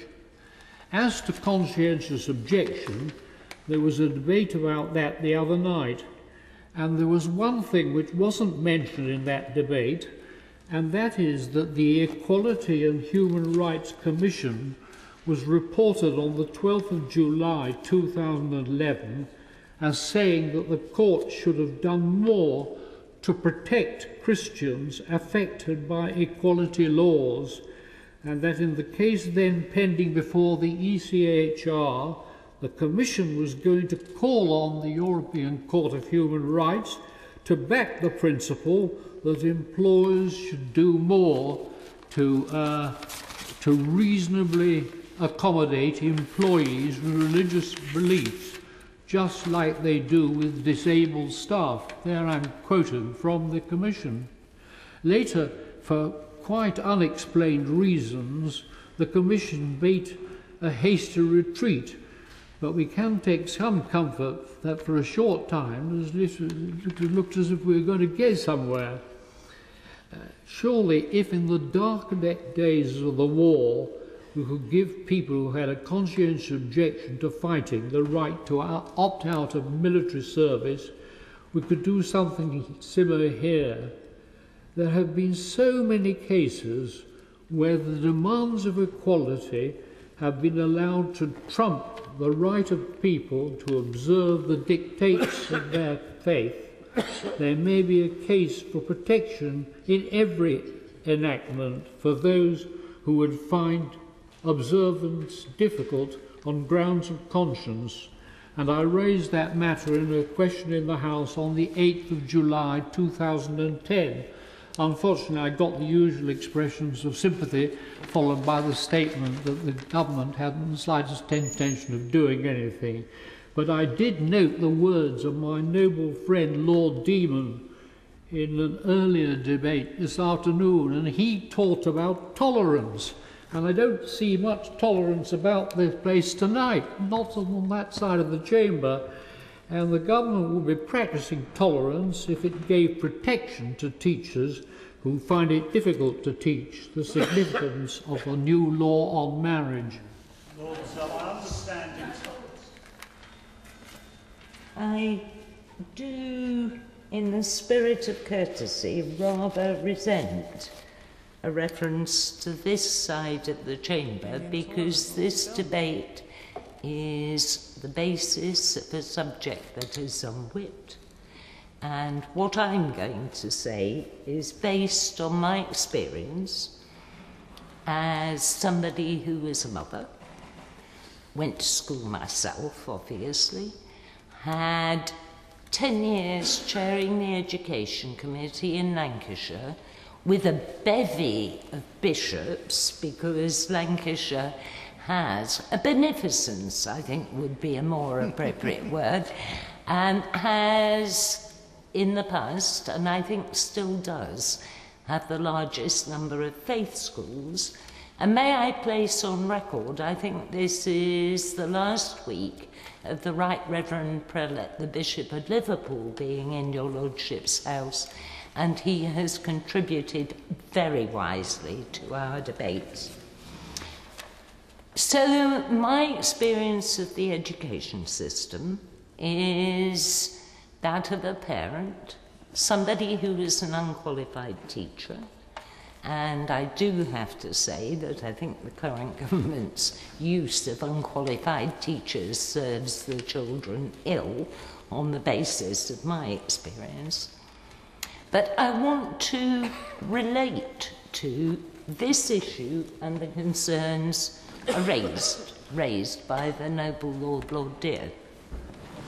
I think we tangle with the content of the curriculum and what teachers ought to say and do at our peril. I recollect, and this will surprise some noble lords opposite, my faith in the late noble Lord Joseph, who, in the circumstances of quite vitriolic debates about whether teachers were telling young people they ought to support CND way back in the 1980s, said that in his view, the role of a teacher could be to say that the teacher personally believed in supporting CND or not, but that the teacher, as a professional, ought to also say other teachers, parents, other people in the community held different views. The noble Lord Joseph, to my amazement, I admit prejudice prior to his appointment, was interested in genuine education, debate, and discussion amongst young people as they grew up. And I think noble lords would do well to remember his advice that young people need to know that diversity of views that come out as they grow up into young people. Nobody, my lords, wishes to see the issue of promotion of a particular lifestyle, a particular moral view, a political view, a religious view. What teachers have to do is teach children who are growing up in a very, very diverse culture. Totally different from my childhood, when there wasn't a diverse culture. In most communities, most diversity was hidden. My lords, may I relate the story of a superb head teacher in a Lancashire church school who came to me at the time of the introduction of Section 28. This head teacher was a devout, practicing Anglican. She was actually, by chance, a very devout, if one can be devout as such, Conservative Party member. And she asked to see me about Section 28. I thought she would come in and say, "You've got to support this. This is important." What she told me was a story. A small church school in a village in Lancashire with this woman as head teacher, where she asked the children to draw a picture of their Christmas Day morning. And she said, "Josie," one little girl drew a picture of her in bed with two women. And she said to the little girl, "Who are they?" And the little girl said, "My two mummies. I don't have a daddy, I have two mummies." And this head teacher said to me that her professional job, given all her views and her devout Christian belief, was to support the family where this child lived and to ensure the child was never in any way victimized for the circumstances of her own family life. So she had to explain to other children, some people live like this. I explained that story to Lord Joseph. He understood it because he knew that children grow up in families with very different views and very different circumstances. My lords, it isn't a question to the noble Lord Dear, I would say, about endorsing, it's recognising. Children are growing up in a diversity of families. So they may grow up with a mother and a father who are married within a religious faith, but their uncles, aunts, other people they know, other people in the community, family, friends, will have different patterns of life, different beliefs, different relationships. And we actually have to make sure that teachers are given the freedom and the responsibility to respond to the young people in their care. My lords, I was accused by a then Member of Parliament in Lancashire, way back, I refer back to CND, of presiding over a situation where teachers were indoctrinating children into supporting a particular view.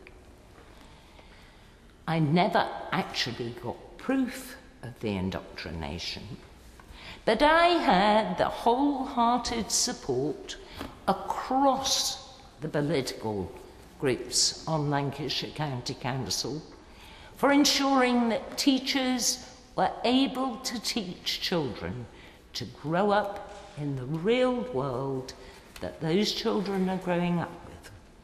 Now, I may not like particular aspects of life. I'm not awfully fond of rap, but that's an age thing, not an artistic judgment. But I think, my lords, we have got to stop preventing teachers from teaching children about the world that children are growing up in. Not endorsing, not indoctrinating, but recognising. That world is real. That world is out there. And that's why I'm here, to give the government my wholehearted support. I hope the noble Lord Dear... Before the noble lady sits down, I wonder if she could apply that reasoning to the letter that I quoted, and I'll read the pertinent point out again. The lady who is currently under investigation in the south of England. She says in her letter, and it's endorsed by the solicitor as being an accurate reflection of what went on, I was instructed to deliver a presentation which included material stating in effect that any disagreement with same-sex marriage was de facto homophobia. In other words, you have to agree with it, and it's not homophobia. If you disagree, it is. And she is currently the subject, suspended, I understand, the subject of an investigation. Now, it seems to me that the difference between disagreement, agreement, and endorsement is a very, very fine line indeed. And if you could also, if I may ask for an answer to a second question at the same time, what about the 40,000 teachers, 10%, who said that they would not be able, in good conscience, to be able to teach and would probably refuse? My lords, my experience in individual cases in my political career is that it's unwise to answer about a particular case. I would need to know the detail. I cannot believe, but the noble Lord tells me it's a fact, that any head teacher or governing body has insisted upon that wording, but I don't doubt that the noble Lord has evidence that seems to support that. When it comes to the issue of opinion polls, I'm slightly more dubious. I do think it depends on the exact question that was asked. I think if noble lords in the chamber tonight were asked, as they left the chamber, whether they agreed with indoctrinating pupils into believing that same-sex marriage was right or wrong, probably all of us would say no, we don't believe in indoctrination. If we were asked a slightly different question, we may answer it differently. My lords, sadly I find, as somebody who's very committed to political life, that out there are a variety of groups of people with a variety of groups of views, many of which I totally oppose personally, but I defend their right to have them. And I think that's the issue we're dealing with. I don't want my grandsons to be told that anything is right or wrong in regard to the law. They will be told by their parents, by their teachers, occasionally by their grandmother, although as they grow up they may not listen, that certain things we approve of or don't. But I think it's very, very unwise for us to start assuming that teachers will be told they have to indoctrinate or they have to put forward a particular point of view. Actually, 10 years chairing education in Lancashire, I once said to somebody, if I wanted the whole teaching profession, which I respect and admire in Lancashire, to do something, the best way would be if I banned it. That these issues command, and pleas for tolerance, the noble Lord Waddington made a plea for tolerance, always command considerable respect and attention. But we really need, I suggest, to look at the principle behind the noble Lord Dear's proposed amendments. And as I see it, the teacher's role is simply not to promote same-sex marriage or to propagate his or her own views. The only role, surely, of the teacher in relation to same-sex marriage is to explain to pupils where this is relevant, that the law allows for same-sex marriage, and to explain that some religions do not recognise same-sex marriage, and therefore the law does not recognise same-sex marriage of a religious nature in those circumstances. I cannot for myself understand why a teacher needs or should have a statutory immunity from performing that educative role. And I cannot for my part understand why a parent should be able to prevent their child from being so informed about the laws of the society in which that child lives. The noble Lord Dear also referred, this was in the context of the legal opinion from Mr. John Bowers, Queen's Counsel, to section 403 of the Education Act 1996, which was said to cause great concern. Can I remind noble lords that section 403, subsection 1, capital A, is concerned about the giving of guidance in the context of sex education. And what it requires is that children in that context must learn the nature of marriage and its importance for family life and the bringing up of children. And the purpose of that statutory provision, as I understand it, is that when children learn about sex education, they learn that it is highly desirable that sex education and sexual intercourse takes place within the context of marriage. And I cannot, for my part, understand why those noble lords who are concerned about this bill should wish in any way to prevent children learning, if and when they do, about homosexual sexual relations, why they should not learn in that context, as in the context of heterosexual sexual relations, about the importance of marriage and family life. And I wonder if you can distinguish the circumstance then between the teacher who already receives statutory immunity, statutory protection, when he is an atheist from teaching in religious education classes. Well, because if you are an atheist, you may have very good reason for not teaching religious education, because religious education, by definition, is the teaching of matters relating to religion. But we are concerned here not with religion. We're not concerned here with the teaching of religion. We are concerned with the role of the teacher so far as it is relevant in teaching children about the society in which they live. And if and when this bill is passed, part of the society in which children live will include same-sex marriage. With the greatest possible respect, that is dancing on a pin. I'm sorry to put it in that way, because I have the greatest respect for the noble lord. But surely it is exactly the same reasoning which gives the protection, if one can use that phrase, for the atheist to fall out of teaching religion, and the teacher who has a rooted objection for religious or conscientious grounds from teaching about sex education so far as same-sex marriage is concerned. I see no difference. would the noble Lord Dear please accept that there are two separate issues to which he refers.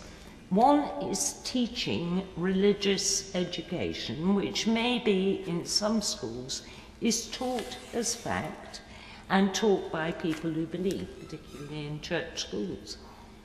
The other is the situation where I don't know if other noble lords have my experience that children, and particularly grandchildren, ask questions at the most inappropriate moments of people in order to get information. Now, it may be that a teacher, even if the noble lord's suggestion in this amendment were agreed to, parents could say, I do not wish my child to be in the classroom when X is being discussed. But then the child at the back of the class suddenly asks a question and the teacher has to answer it. It isn't a formal sex education. I mean, where did I come from is the question that a child is most likely to ask at the checkout in the supermarket rather than the appropriate moment at home. And therefore, I don't think one can subdivide the process of education. Education goes on all the time, and the teacher may be asked in the classroom. It may be a scout leader who's asked. It could be anybody who's asked. It is occasionally the grandmother. And then you have the problem of working out not only what you think, but having to work out what the parents concerned would like you to say. My lords, I wonder if I could put my 10 cents worth in on this. I entirely agree with the noble Lord Arley that the teacher must teach what the law is. There's no doubt about it. And I have the utmost sympathy with the noble lady, the Baroness Farrington, for what she has said. I'd also like to say, as I've said before, that I believe it is the duty of teachers to support the child who is living in whichever relationship the parents of whatever sort may be. And I have happily granted adoption orders to same-sex couples. And I think they are and can be excellent parents, as good as any other. So I start from that basis. But I have a concern.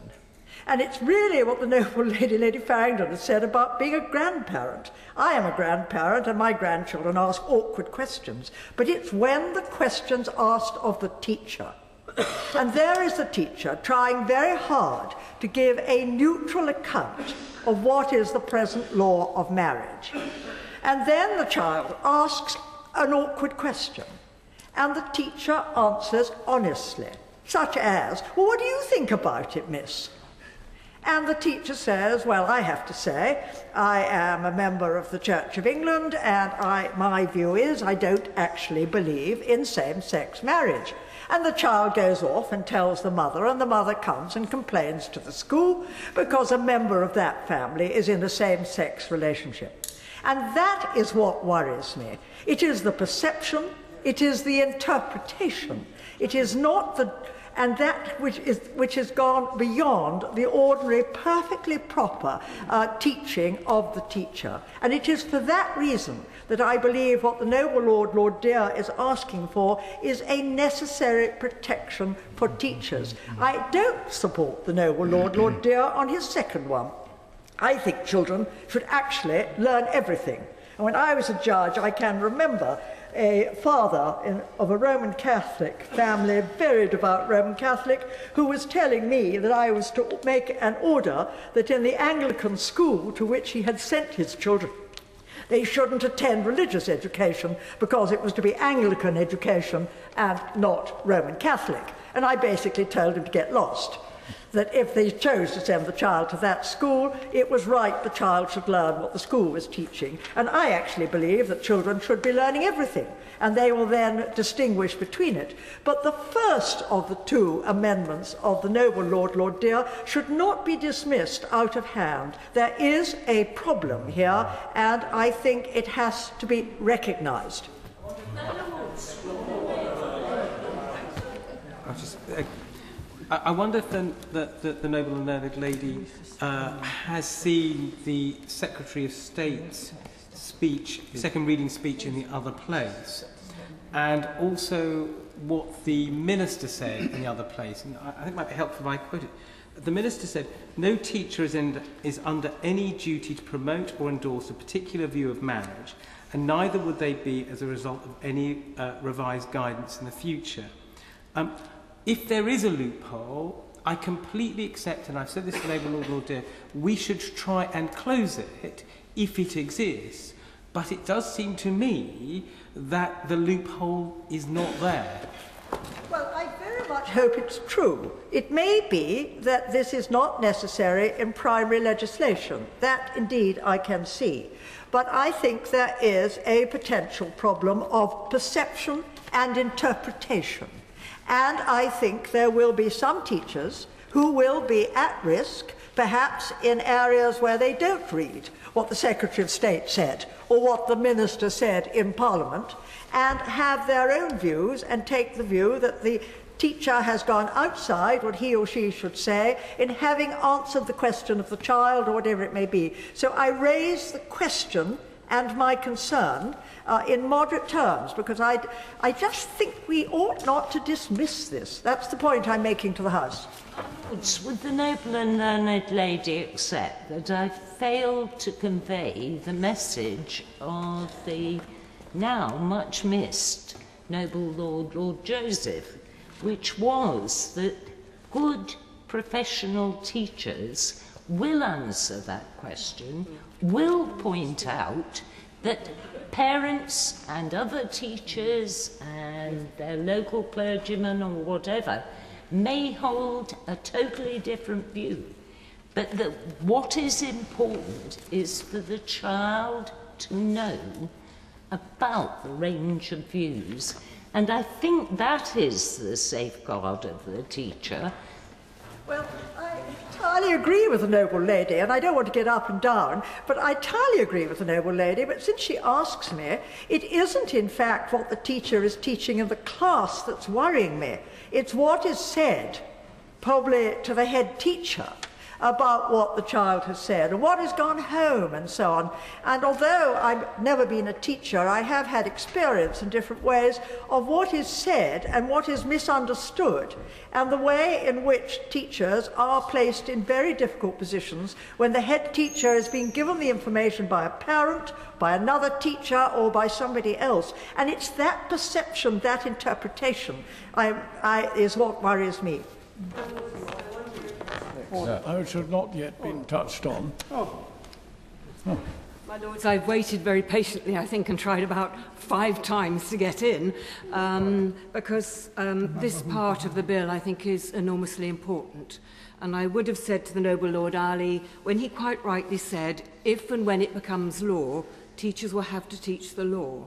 So my slight question to him at that stage, and I'd like to go on before he answers if that's all right, is how does he envisage the teacher in a room teaching the whole question of marriage as it's been known and accepted until now, when we're looking at it now, alongside and at the same time, in the same class, to the children within that class? Because I think that's asking a huge amount of teachers under very pressurised circumstance.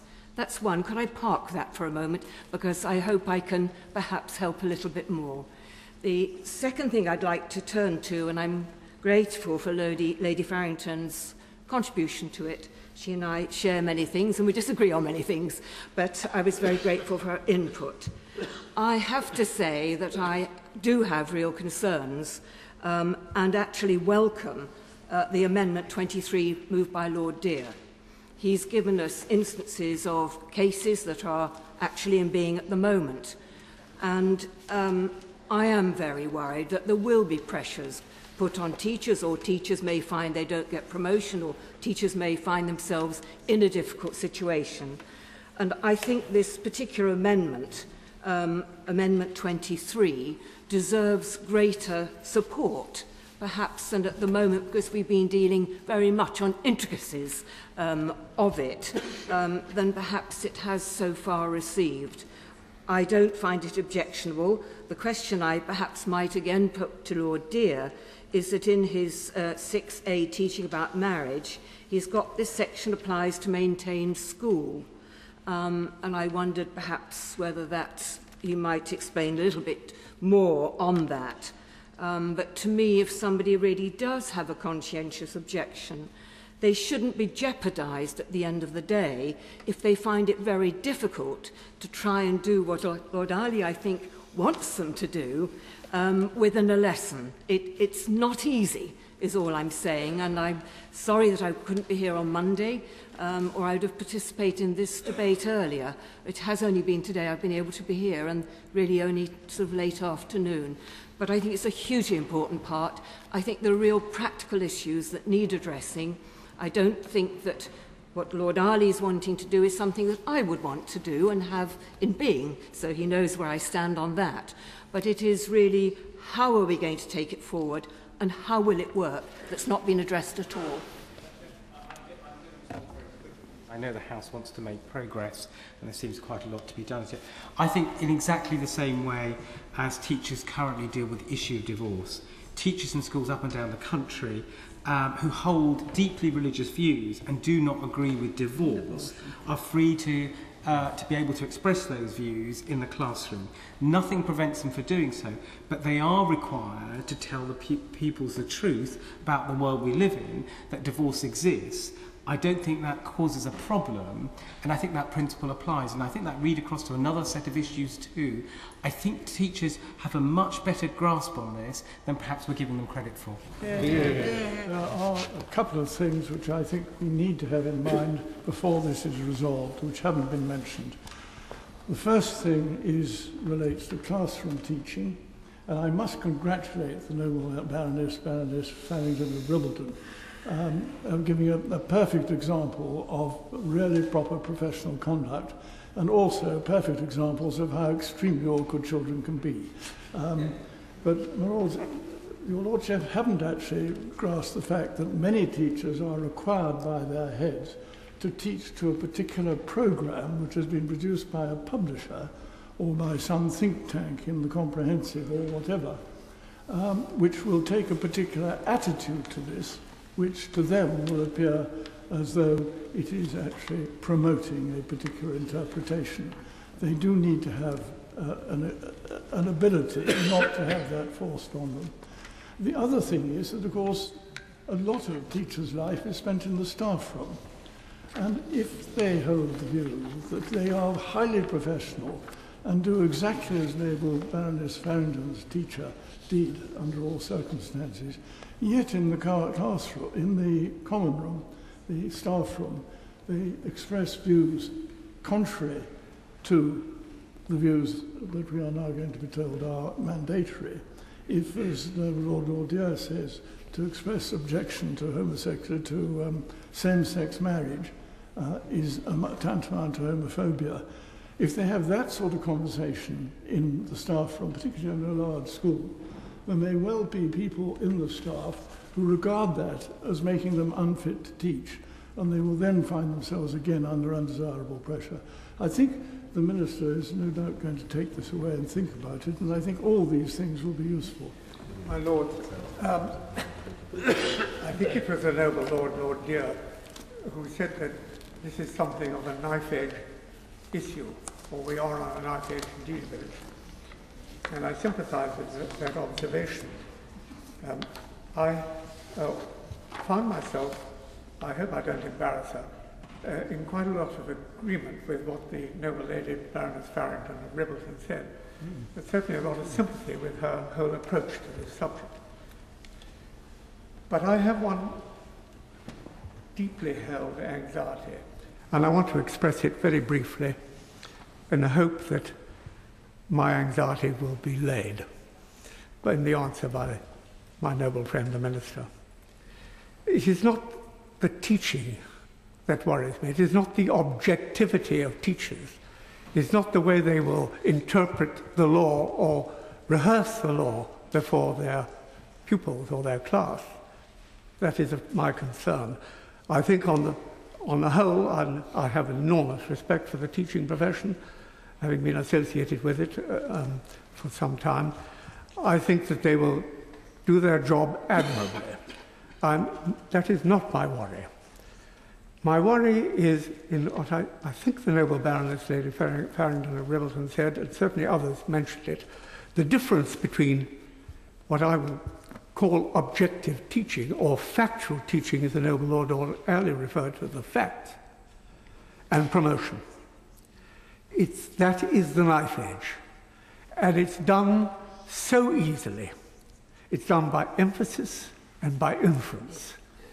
We know it against our respective interests, how easy it is, subliminally almost, to encourage a viewpoint which is held firmly by the particular promoter of that view, and it's done very carefully. And sometimes it is done not quite so carefully. Now, my worry is this, and what I want my noble friend to reply to. I have seen, as other noble lords doubtless have done, because there's nothing peculiar about me, there's no reason why I alone should have seen this, material in the public domain which is promotional material, advertising the good things about same-sex relationships. I have heard, and I give no particular credence to this, so it's hearsay, but I have heard it said that teachers sometimes encourage in their class pupils to experiment, to find out in terms of sexual relationships, quote, what makes you happy, close quote.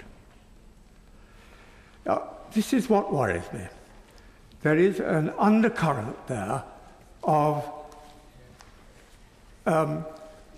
crusading on behalf of same-sex relationships, which I think, can I just finish the sentence, which I think has no place in a school. I accept teaching factually. I do not accept promotion or promotional material.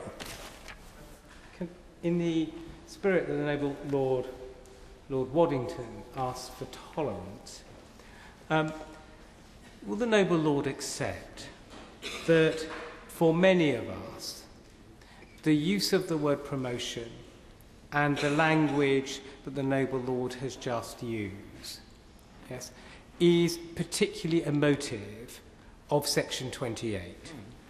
And would he therefore accept, in the notion of tolerance, that where the amendments are crafted in such a way that that phraseology is embedded into it, yes, why the reaction, the perceived reaction that the noble Lord may get? And indeed, when I look at the noble Baroness Butler Schloss, also to accept that where there is a mischief, we genuinely want to solve it. But if the language is inflammatory, if the arguments are as put forward and inserted into the bill, it is something that's very hard in the air of tolerance for us to have a proper and constructive discussion. I'm very sorry to hear the noble Lord say that, because I certainly don't want to offend him or anybody else of that persuasion. But he's right to say, I am emotional about it, because I feel very strongly about it. And I hope he will accept that there are strong feelings on the side that I represent as strongly as he represents feelings on his side. I can't help that. I feel I have to express these views because we are talking about legislation which is likely to become the law of the land, in which case my views will be sublimated and the law takes over. So now is the time for me to express these views, and I hope I convey the feelings which I believe represent the views of others beyond this House, and I hope that I will get a response for them. Now, we talk about teachers being required to teach the law correctly when it becomes the law in this case, and I'm wondering what is the position of the teachers in Church of England schools, whether they also will be required to do this. And this is one of the areas of difficulty which I find being developed by the proposals in this bill, which I hope will be satisfied, if not by the existing protections in the bill before us, at least by the amendment of my noble friend, Lord Dear. Baroness, I give way. I would remind the noble lord that the example I spoke of in Lancashire was a Church of England school. It was within a church school. My experience of church schools is that not only do they hold their own strong religious views, but they also respect the communities from which their pupils come, the circumstances their families come from. Perhaps it's different in Lancashire. I thank the noble lady for that intervention, and it reminds me, if I needed reminding, of her earlier speech, which, as I said at the beginning, I agreed with a lot of what she said, and I found I had a lot of sympathy with her point of view.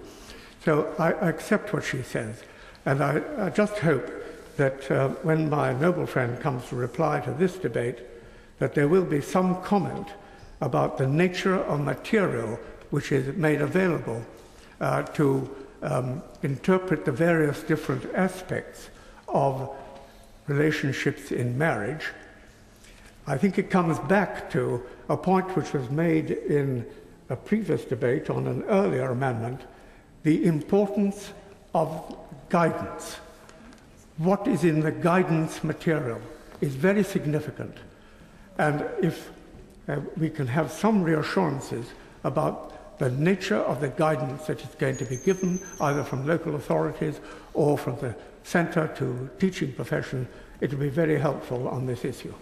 My Lords, I hesitate to intervene because I haven't spoken since second reading, but I wonder if I can follow up a point which the noble and learned Baroness Lady Butler-Sloss mentioned about teaching.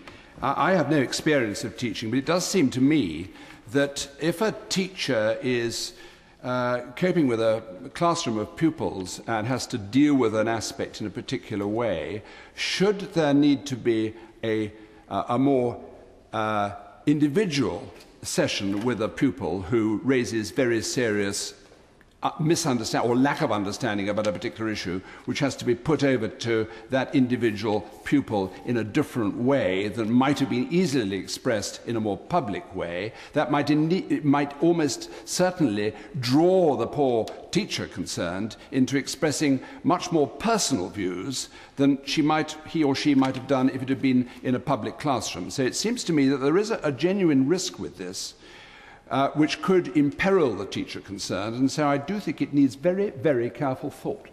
I would just ask a question of the Minister, and it arises from the speech of the noble and learned Baroness.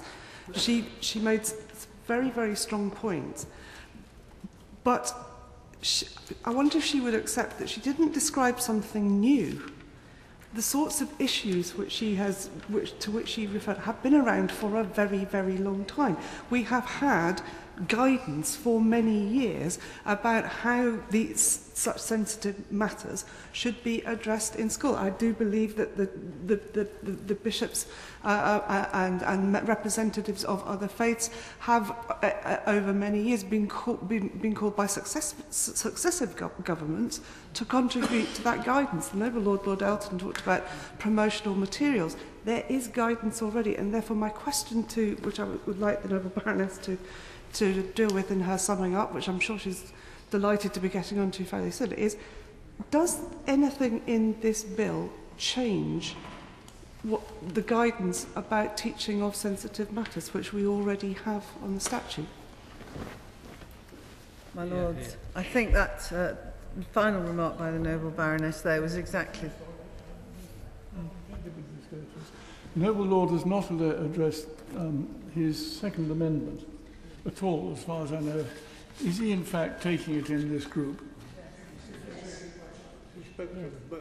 Yeah, he spoke to both. He is. Well, and also I want very briefly, and very briefly indeed, just to give notice that I think there isn't time tonight, but we do need a debate on the whether or not the legal opinions which have been expressed saying that this bill will affect the right of parents to withdraw their children from sex education. We shall have to have an opportunity to do that at the next stage, I don't doubt, and therefore I better put on record that if he doesn't, I will put down an amendment to give that opportunity. Thank you.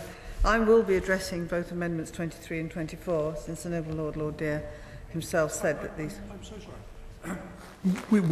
We just, if I may directly address the front bench, we did agree that we would try and hurry this through, and of course we failed in that. And I certainly do want to speak to Amendment 24, having moved 23. And I thought we agreed that I would then go straight on to 24 and take that as well. I would want to discuss it, but I'm also conscious of the time. It's fast coming up to 10:30, and I'm in the hands of the House as to how we handle this. I apologise to the noble lord if I was in any way unclear when we discussed this. I thought from our last conversation that we were going to debate both amendments together as a single group, and that was what I was intending to do in responding to this debate. I think there's actual real merit in being able to do so, because actually there are things relevant to the noble lord's second amendment which help me address some of the points that have been raised by my noble friends, particularly points raised by the noble lord Lord Eden. My intention is to cover both amendments in response. If it's the will of the House, I will move on to 24. And yes, the front bench is nodding. Amendment 24 stands in my name as well. My Lords, I will try to be fairly brief. I can certainly be briefer than I was before. Many parents, I would contend, because of their religious or their other convictions, will not want their children to learn about same-sex marriage before a certain age, fearing that they will find it confusing. And others may be concerned that teaching on the subject will not be balanced or might not respect their own convictions on the matter.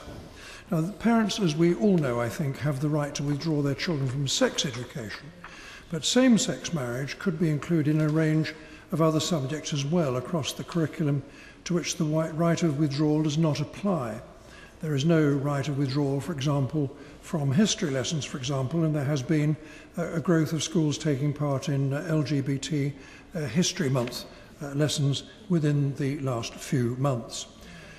Stonewall, the leading gay rights group, promotes an extensive list of materials on same-sex marriage for use in primary schools, and these resources cover subjects much wider than just sex education. A teacher training guide, also produced by Stonewall, suggests that primary school children could perform some of Stonewall's recommended storybooks as school plays, and an accompanying teacher training DVD, which was produced with support of the Training and Development Agency for Schools, suggests that pupils must become resilient. And that word is lifted directly from their literature, must become resilient to the values of their parents and grandparents. Must become resilient to the values of their parents and grandparents. And this quite clearly is an indirect reference to some parents and grandparents who may have objections to issues such as gay marriage.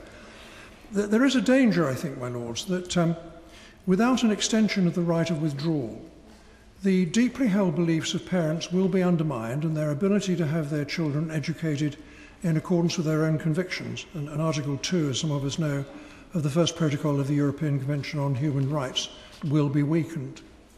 I could give a number of examples where this sort of thing has happened. I'm very conscious of the time. I'm very conscious of the fact that the House wants to progress. But simply to say that there are already examples in this country and abroad where children have sought to be removed from school because of this sort of thing, and the council have told, in effect, the parents that action would be taken against them, the parents, unless the children were returned to school. It's happened in Waltham Forest East, in East London. It's happened abroad in Massachusetts. And so this amendment, and I'm galloping through very fast, I would like to develop the argument to greater effect, But Amendment 24 gives the parent the right to withdraw a child from any lesson that includes teaching about same-sex marriage, and it also requires the school to notify the parent a week in advance of those lessons, because being informed in that way is obviously crucial to the effective operation of the right of withdrawal. I beg to move. My Lords, third time lucky, I think. Amendments 23 and 24 in the name of Lord Deer, the Noble Lord Deer, address various aspects of concerning teaching in schools. And I do recognise that this is a sensitive issue and of importance to many people. However, we believe that both these amendments go too far. The obligations of schools in relation to teaching about same-sex marriage, particularly in faith schools, was an issue that was extensively debated in the other place. And I will repeat what I said at second reading, which is, I think, the Secretary of State, Michael Gove, got it just about right when he gave his evidence to the committee in the Commons. And my Lords, these are not new issues. Current requirements on faith schools around the teaching of PHSE and subjects such as abortion have required schools and DfE guidance to forge a sensitive path between teaching pupils about what are the facts of life and the law of this country, while still informing them of their faith views on these issues. And my Lords, teachers have succeeded in doing this, and I think Noble Lords really need to understand that teachers have succeeded in successfully navigating these sensitive issues. We understand the concern of faith schools that they were required to advocate to their pupils something which their faith does not endorse. However, there's a fundamental difference between teaching and advocacy, which is why the Noble Lords Amendment 23 is confusing. By providing for an explicit protection for teachers who refuse to endorse same-sex marriage, the amendment misconceives the nature of teaching, and I think the Noble Lord Panic explained that extremely well, and I will not repeat those arguments. The Education Act of 1996 required that pupils, I quote, learn the nature of marriage and its importance for family life and the bringing up of children. It is not the job of teachers to endorse or not endorse a particular opinion, no more than teaching about a subject amounts to their personal endorsement of it. Just as currently all schools are required to teach about the importance of marriage for family life, whilst being sensitive so as not to stigmatise children on the basis of their home circumstances, which is what the statutory guidance says on this issue, I put it to those who are concerned about this issue that schools have already found a way to navigate the sensitive path between teaching children about the importance of marriage without implying that those children who come from other marriage arrangements or setups, be they single, same-sex or unmarried parent homes, have any less important a family life. And turning to Amendment 24, this would allow parents to remove their children from any lesson in addition to PHSE where they already have such a right, which might involve the teaching about same-sex marriage and would require teachers to give advance notice to parents of any lessons where this may be of relevance.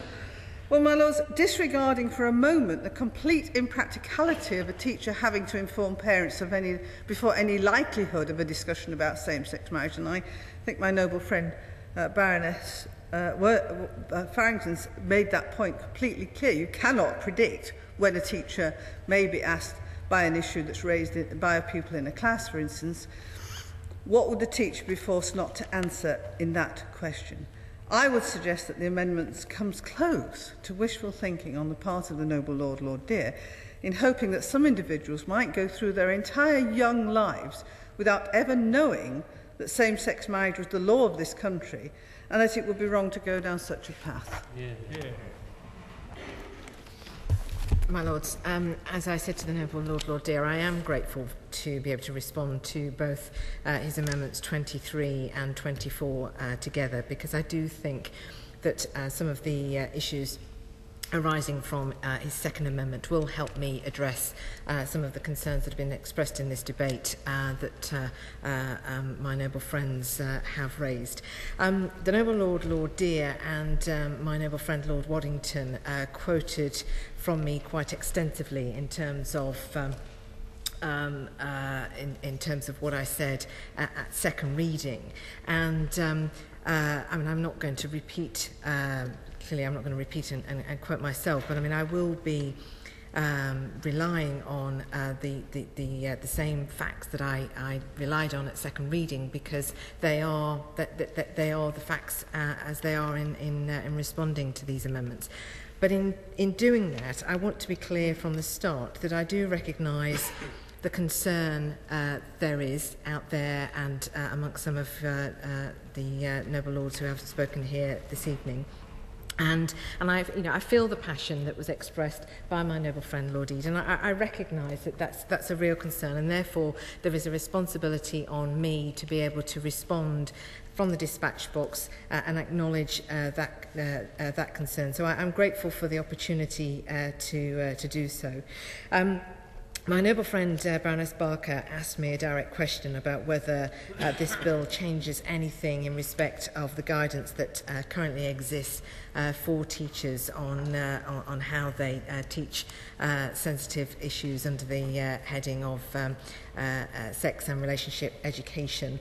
No, it doesn't, but I should also note perhaps at this point that there are some amendments later on the marshalled list. I think it's 46B, in the name of the Right Reverend Prelate, the Bishop of Leeds, and my noble friend Lady Cumberledge, which relate to what I would describe as religious freedom for faith schools, and they're directly linked to, I think it's section 403 of the 86 Education Act that has been quoted by noble lords in the course of this debate. So I will be returning to that particular issue later on. It'll clearly be Monday before we get to those groups. So I hope to be very clear and comprehensive in responding to these set of amendments. This is not the only debate we're going to have on education in the course of the committee stage of this bill, I think is the main point I really want to make at this stage. With regard to Amendment 23, which would have broad application to all teachers in all maintained schools, I must stress again, as has been already said by the noble Baroness Lady Thornton, no teacher is under any obligation to endorse a particular view of marriage or would be as a result of this bill in future. Teachers are and will continue to be free to express their personal views or those of their faith about marriage or any other matter, provided they do so in a balanced and sensitive way. And as other noble lords have said, there is a significant difference between expecting a teacher to explain something and expecting them to endorse it. And teachers are required to explain the world around them in a way that is appropriate to age and level of understanding of their pupils. And this includes explaining some things which may be controversial and with which they may not necessarily agree. And the sort of examples that have been used tonight in debate include divorce and contraception. And as many noble lords have already said, teachers are already very experienced in dealing with such issues and do so admirably and professionally. And as has already been noted, the noble Baroness Lady Farrington gave a powerful illustration of how teachers do handle these complexities already. And they are required to ensure that their teaching is balanced, and they take care to ensure that there is no stigmatisation of children based on their home circumstances, their own sexual identity, or their own views and beliefs. But they are not prevented from discussing their own views, provided they do so in an appropriate way. And I do think that it is worth reminding ourselves, because I think this often gets forgotten, that there are children in classrooms right now today who are struggling with their sexual identity. So it's not just about the teacher, it's also about the pupils in the classrooms and how they respond and react to the lessons that they receive. During the course of today, a lot has been said about tolerance and courtesy, and my noble friend Lord Waddington raised the need for that in the context of this debate, and how we do have to continue to respect differences of opinion. And I do really understand the point that my noble friend makes in this context, and I think that's been acknowledged from all sides of the House in the course of this debate. But But I think that it is important, as was picked up by what the Noble Baroness Lady Farrington said, that that is precisely what we want children to learn by the way of professional teaching, in explaining the differences that exist in our society. So this isn't just about the tolerance that we expect of each other in debating these issues. We want to help our children be tolerant in the way that they grow up and how they respect one another. And I think that is an important part of this process. Now, the Noble and Learned Baroness Lady Butler Sloss said that she expressed a concern about teachers who may be criticised by, for example, a same-sex couple being the parents of a pupil who, if they had expressed their personal view, the teacher had expressed their personal view that they did not believe in marriage of same-sex couples. But that kind of scenario could happen now in the context of civil partnerships. And I therefore go back to the debate we had on Monday about the law protecting people against others who might not understand the freedoms. Clearly, we have a responsibility to ensure that people are aware and understand the freedoms that everybody has to express their views, and it is perfectly legitimate for a teacher in a classroom to be able to do that. But if it happens that somebody decides to pursue a case against somebody, then the law exists to protect them from inappropriate discrimination. And indeed, schools, like any other employer, have responsibilities to their employees under equality and employment law. And teachers, like other employees, are protected from being discriminated against or harassed because of their religion or belief. And as I have made clear, this includes a belief that marriage should only be between a man and a woman. And I forget now who it was who said, I think it maybe actually been the Noble Lord Dear, they can express that opinion to each other as teachers in the common room, or they can express that belief in the classroom. It is clearly wrong, as I've stated many times, to say that because somebody believes that a marriage should only be between a man and a woman, that means that person is homophobic. That is not the case, and I will keep saying that, because I know I have to keep saying that, because it is important that we help people know that that is the case. And indeed, in this context, as I have also raised in the context of other debates, the Equality and Human Rights Commission is going to help us ensure that their statutory codes and guidance, particularly sort of how it relates to public bodies, will help us ensure that this understanding is widespread. But no teacher is obliged to endorse a particular view, and no school should disadvantage a teacher because he or she does not do so. And if a teacher feels that he or she has been treated unfairly, there are procedures in place for them to seek redress. And I would hope that the first step would be to take this up through the appropriate channels at school level. Now, the Noble Lord Dear gave a range of examples that he had been informed of, where he felt that some teachers were being treated unfairly. I feel that there is the process and the protection there for any teacher who may feel that they've been treated unfairly. But it's worth pointing out, of course, that this bill that we're discussing right now has not become an act. So this bill is not what is affecting those teachers that he's been made aware of. Those situations predate what we hope will become an act in the future. Turning to the Noble Lord's Amendment 24, which is about parents having the ability to withdraw their child from lessons. Parents already have the right to withdraw their child from any or all aspects of sex and relationship education, including any teaching about marriage, with the exception of those specific topics that form part of the national curriculum for science, covering the biology of reproduction. Parents also retain the right to withdraw their children from any and all parts of religious education and acts of collective worship. That is not affected by this bill. If a school chooses to cover aspects of teaching that are outlined in the Secretary of State's guidance on sex and relationship education, further to that outlined in the national curriculum in a biology lesson, for example, then parents have the right and will continue to do so in future to withdraw their children from those aspects. Now, this is where I think it relates to the issue that my noble friend Lord Eden raised about material.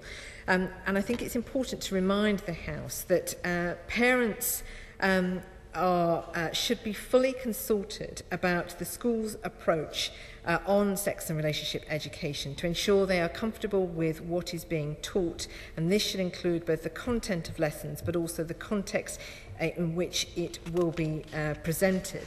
And if I can further reassure the House that such information is already available for parents, and schools are required to have a written policy on sex and relationship education, and that policy must be available to parents on request. So the point I'm making is that what is being taught in this context is something which should include the parents should have the ability to understand and be aware of, and that should inform their decision as to whether or not their children should be involved in sex and relationship education, although we would urge, of course, that all students be allowed to participate in those lessons because of the benefits we believe that they can derive from being part of those lessons. And I noted what the noble and learned Baroness Lady Butler Sloss said about her view about ensuring that all students are included. But as far as teaching which is not part of sex and relationship education or religious education is concerned, there is no right for parents to withdraw their children from lessons. That is because the national curriculum is the statutory body of knowledge that every pupil should know. Furthermore, as the Noble Baroness Lady Farrington said, questions about marriage may arise in any lesson and at any time, and it is not practically possible to know in advance when this may happen. The government has full confidence in the professionalism of teachers to handle situations in which sensitive topics arise outside sex and relationship education carefully, professionally, and in a balanced way. And as I said at the start of this debate, this is not the only debate we're going to have on teaching and on education in the context of this bill and the passage of its bill.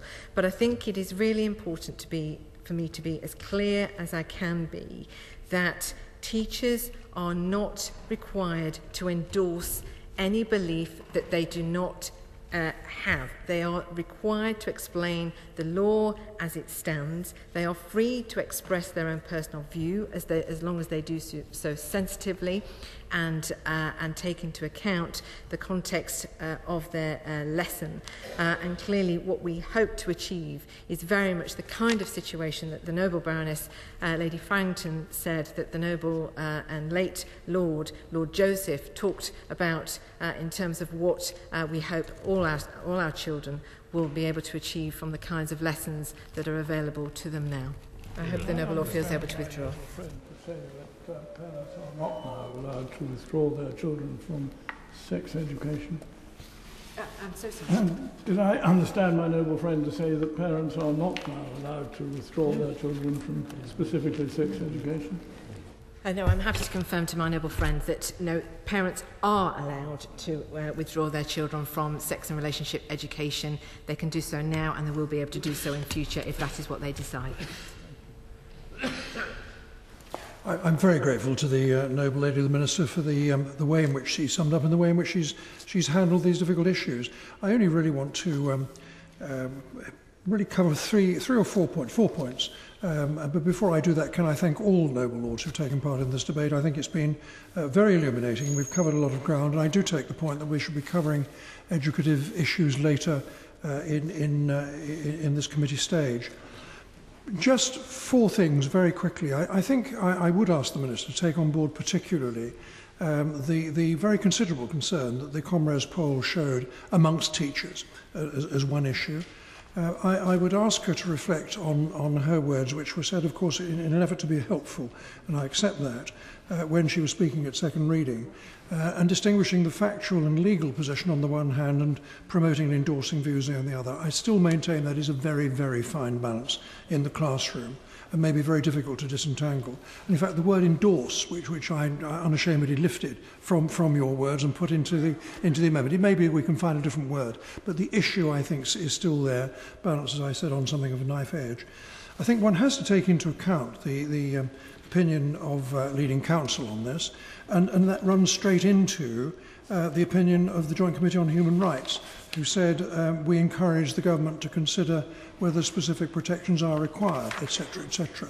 And from what I've heard in the Chamber tonight, I think there is sufficient doubt and concern on these issues that we should carry those forward into the later debates to do with the whole business of the classroom and teaching and parents. And I would hope that at the end of that, between committee and report, the government can involve in discussions. I would be very happy to join in those discussions if it was thought to be helpful, and see if we can bring something forward which would give a degree of satisfaction to those who are involved. So far as Amendment 24 is concerned, I don't suppose it was meant in the way it was put over, but it's rather more than wishful thinking, which the Labour front bench seemed to think it was. I think sexuality is very much at the root of much of what we're talking about. It has to be, if we're going to change the meaning of marriage as it has always been known. And I think to be able to disentangle sex education from education about same-sex marriage is, again, a very, very fine line. It's a very fine balance. And parents, as you just confirmed from the front bench, have got the right to withdraw from sex education, and I think it is really almost gossamer thin, the difference between that and education about same-sex marriage. I simply make the point. I look forward to further debates on the issue of education later in this procedure, and I withdraw both amendments. Is it your Lordship's pleasure the amendment be withdrawn? The amendment is by leave withdrawn. Amendment 24, Lord Dear, not moved. The question is that Clause 8 stand part of the bill. As many as are of that opinion will say content. The contrary, not content. The contents have it. In Clause 9, Amendment 24A, the Lord Elton. Not moved. Amendment 24B, Lord Elton, not moved. Amendment 24C, Lord Elton. Gained a little popularity that way. I hope I now come with get a good reception for my amendment 24C. My Lords, this the background to this amendment is that the whole purpose of this bill is to accord a higher status to those people who at the moment have been limited for permanent unions to resort to a civil contract. And it seemed to me rather absurd that to convert that to a marriage, which is supposed to be a leg up, as it were, should be left to regulations made not even by the Secretary of State, which I would have dealt with by my earlier amendments, but by the Registrar General, and that there should be no mention of any sort of formality or ceremonial required of the process. It also seems to me that some form of swearing of an oath of continuity should form a part of anything that calls itself a marriage. And all I've done is to set up an Aunt Sally which requires the regulations made by the Secretary of State or the Registrar General, as the case may be, which specify the terms of that oath in a marriage contract, make a requirement that both parties to such a marriage shall swear lifetime fidelity, if you wish, to undertake, as I've written it, before witnesses and by oath or by solemn affirmation to honour the contract and the other party to it for as long as both of them are alive. My Lords, I've put a requirement it should be made before witnesses. This is just the barest bones for a ceremony of some sort which incorporates one of the essential elements of a marriage. And after all, if they don't want a lifetime union, what actually is the point of having a marriage?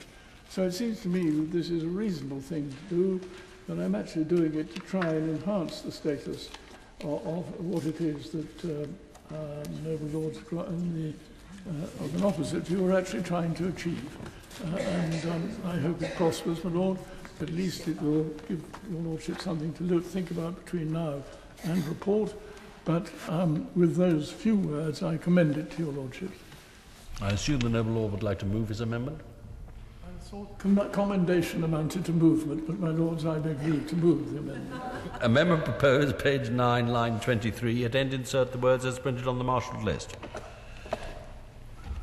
My Lords, Amendment 24C sets out a procedure for the conversion from civil partnership to marriage to take place under Clause 9 of the Bill.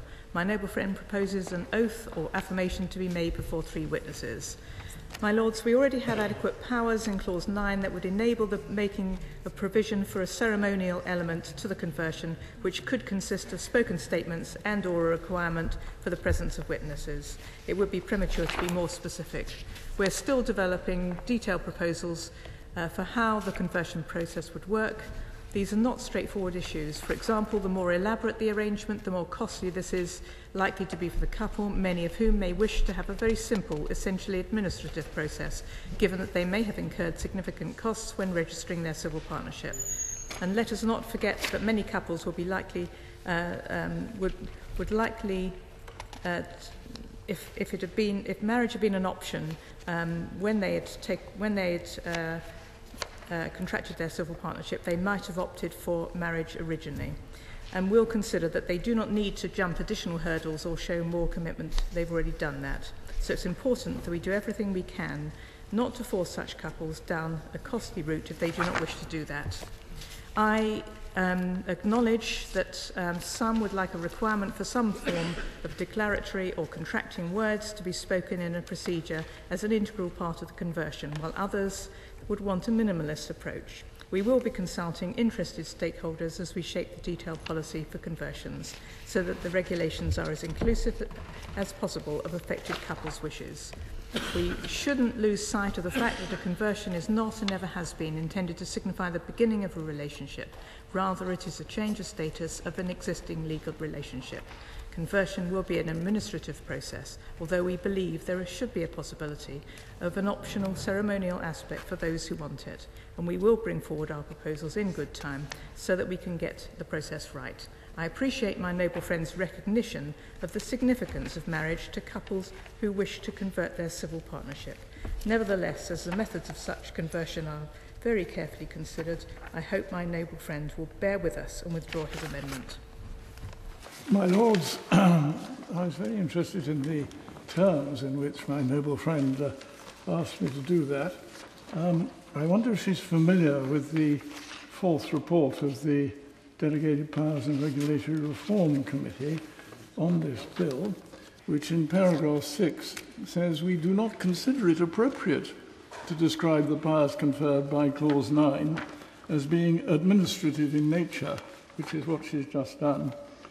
The regulations will set out the entire process under which the civil partnership is converted into a marriage, including whether or not it requires the presence of the parties, and if so, the nature of the ceremony they are to take part in. This is a wholly novel process with no indication given in the Department's memorandum as to the form that it will take or as to fees which will be required to be paid.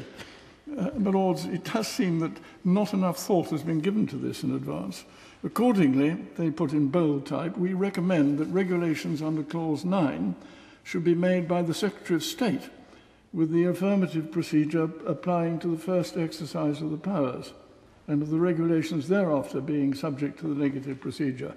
I hope my noble friend is actually will warm to that idea as the bare minimum that would induce me at a later stage to withdraw the amendment.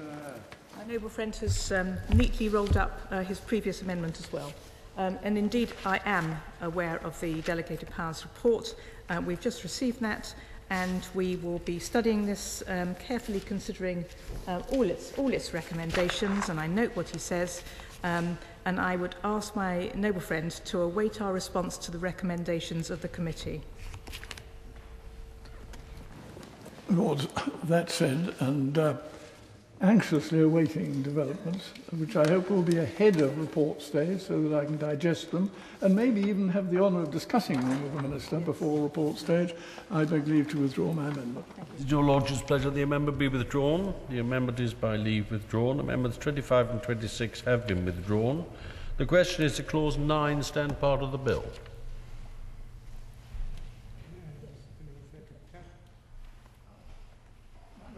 I'm so sorry, I gave notice to the Lord Chairman that I had a point to raise, but in fact it was drawn inevitably into my remarks to the noble Baroness after she'd given me her answer, so I no longer have anything to ask. The question is, to Clause 9 stand part of the bill? As many as are of that opinion will say content. The contrary, not content. The contents have it. In Clause 10, Amendment 26A, the Lord Alley. My Lords, I wish to speak to my Amendment 26A.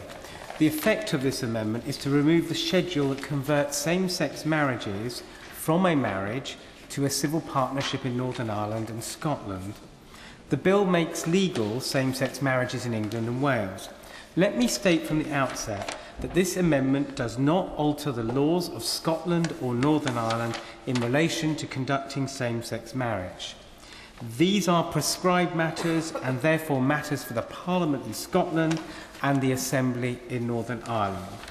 I do not wish to trespass on the jurisdiction any more than this bill already does.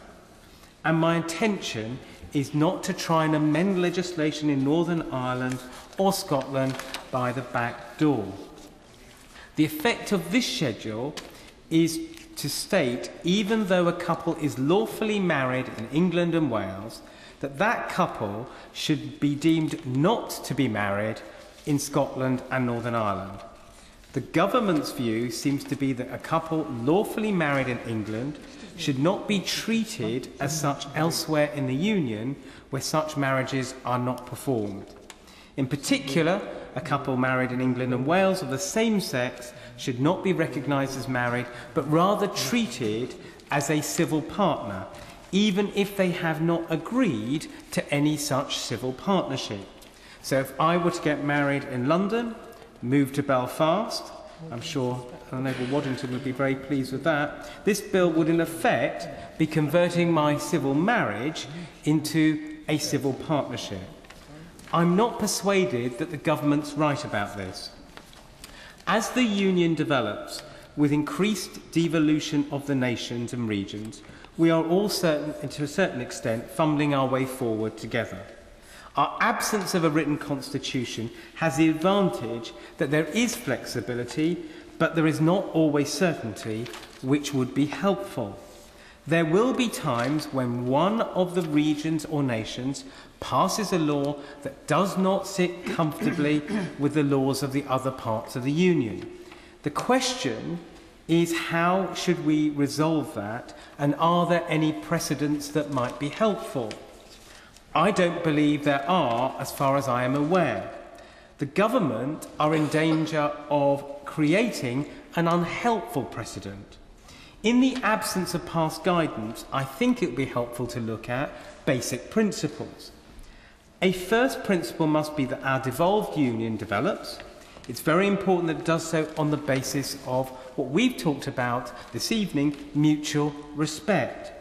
Whilst it be wrong for England, for example, to try and force another part of the Union to pass laws on which it has devolved powers, it is quite appropriate for England to expect other parts of the Union to respect English law. A law passed in one part of the Union cannot simply be ignored in another part because it's unpopular in another part of the Union. Therefore, turning to the point in hand, it would be a constitutional nonsense for a couple to be deemed to be married in one part of the United Kingdom and not in another.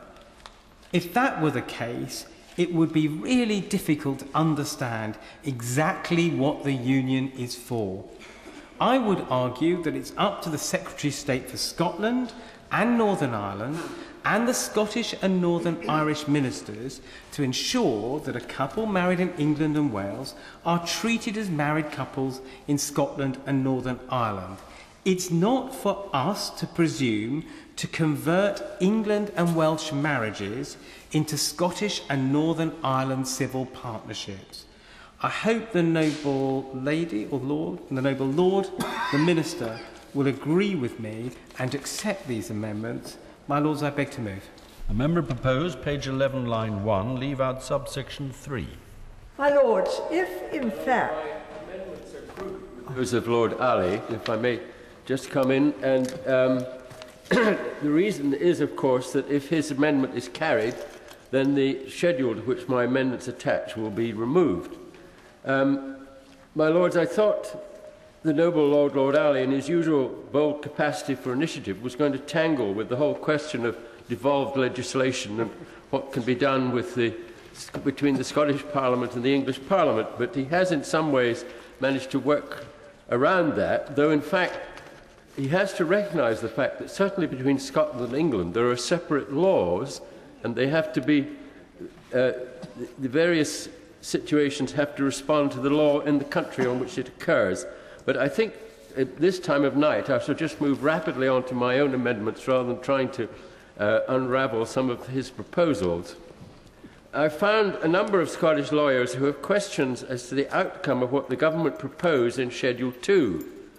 But these amendments that I've got were prompted by the Scottish Law Society. They basically address two issues.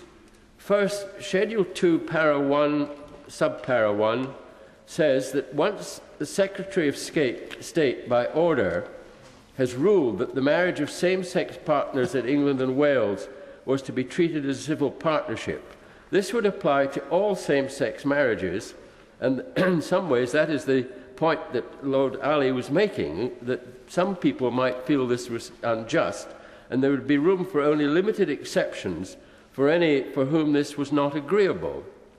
This would only be possible with a further counter-order from the Secretary of State under subparagraph 2b. But, my lords, the other more fundamental issue is to do with the doctrine of the separation of powers. Under the Civil Partnerships Bill, legislation was passed for the whole of the UK using the full process of Parliament. But under Schedule 2, we're giving the Secretary of State power to make a ruling on private right and personal status by order. Determining how personal relationships are treated under law is properly a function of the judiciary, which has jurisdiction over matters of personal status. Here we have the executive taking over a function of the law. Amendment 28 asks to replace this function of the Secretary of State with a Court of Session, my lords. The Court of Session has power to make declarations under current family law, and by using the mechanism proposed in the amendment, it will give the Court the advantage of ascertaining the facts in each case where the parties seek a declaration as a civil partnership and bring in the element of individual choice.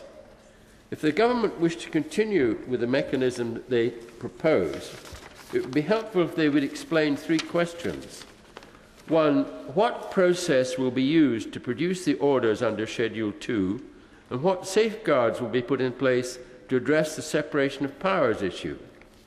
Second, what criteria will be applied to these orders which permit treatment of a same-sex marriage as a civil partnership? And three, what remedies would aggrieved parties have?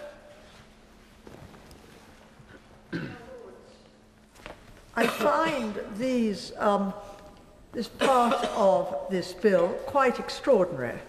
I have the greatest possible sympathy with the amendment of Lord Arley and indeed of the Duke of Montrose. If one took the analogy of English law, a marriage which is celebrated in another country according to the law of that country is generally recognised in English family law. And I have tried endless cases where there's been a dispute as to whether or not a marriage is or is not a valid marriage in the country where it was carried out, and there will be issues of whether or not the two parties were capable of marrying in that country, and so on. Whether they're domiciled in that country or resident and so on. But if those particular points are dealt with, then it is a matter for English law to say, is it or is it not a marriage which we will recognise? But why are we legislating for what Scotland or Northern Ireland will do if, in fact, it is a perfectly lawful marriage in England and Wales? Isn't it for Scotland or Northern Ireland to say, yes, we accept it, or no, we don't? I find it absolutely astonishing that we are dealing with this, and to suggest that we should be imposing in Scotland a matter that they should find a marriage lawfully carried out in England is to be called something completely different in Scotland and Northern Ireland. I find the whole thing, as I say, quite astonishing. My Lords, Amendment 26A in the name of my noble friend Lord Alley would remove the special arrangements made in the bill to require the legal recognition of marriages of same-sex couples as civil partnerships in Scotland and Northern Ireland. And I sympathise with the sentiment behind these amendments. British same-sex couples who get married in England and Wales but choose to live in Scotland or Northern Ireland will not have their status legally recognised for what it is.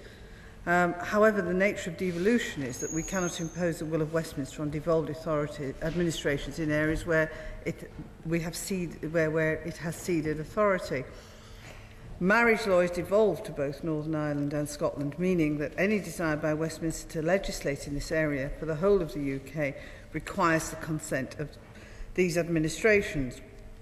I know that Scotland is in the process of looking at same-sex marriages at the moment, so I hope we will shortly see same-sex marriage introduced in Scotland, and therefore this issue will become somewhat less relevant. In Northern Ireland, civil partnerships have been available since 2005.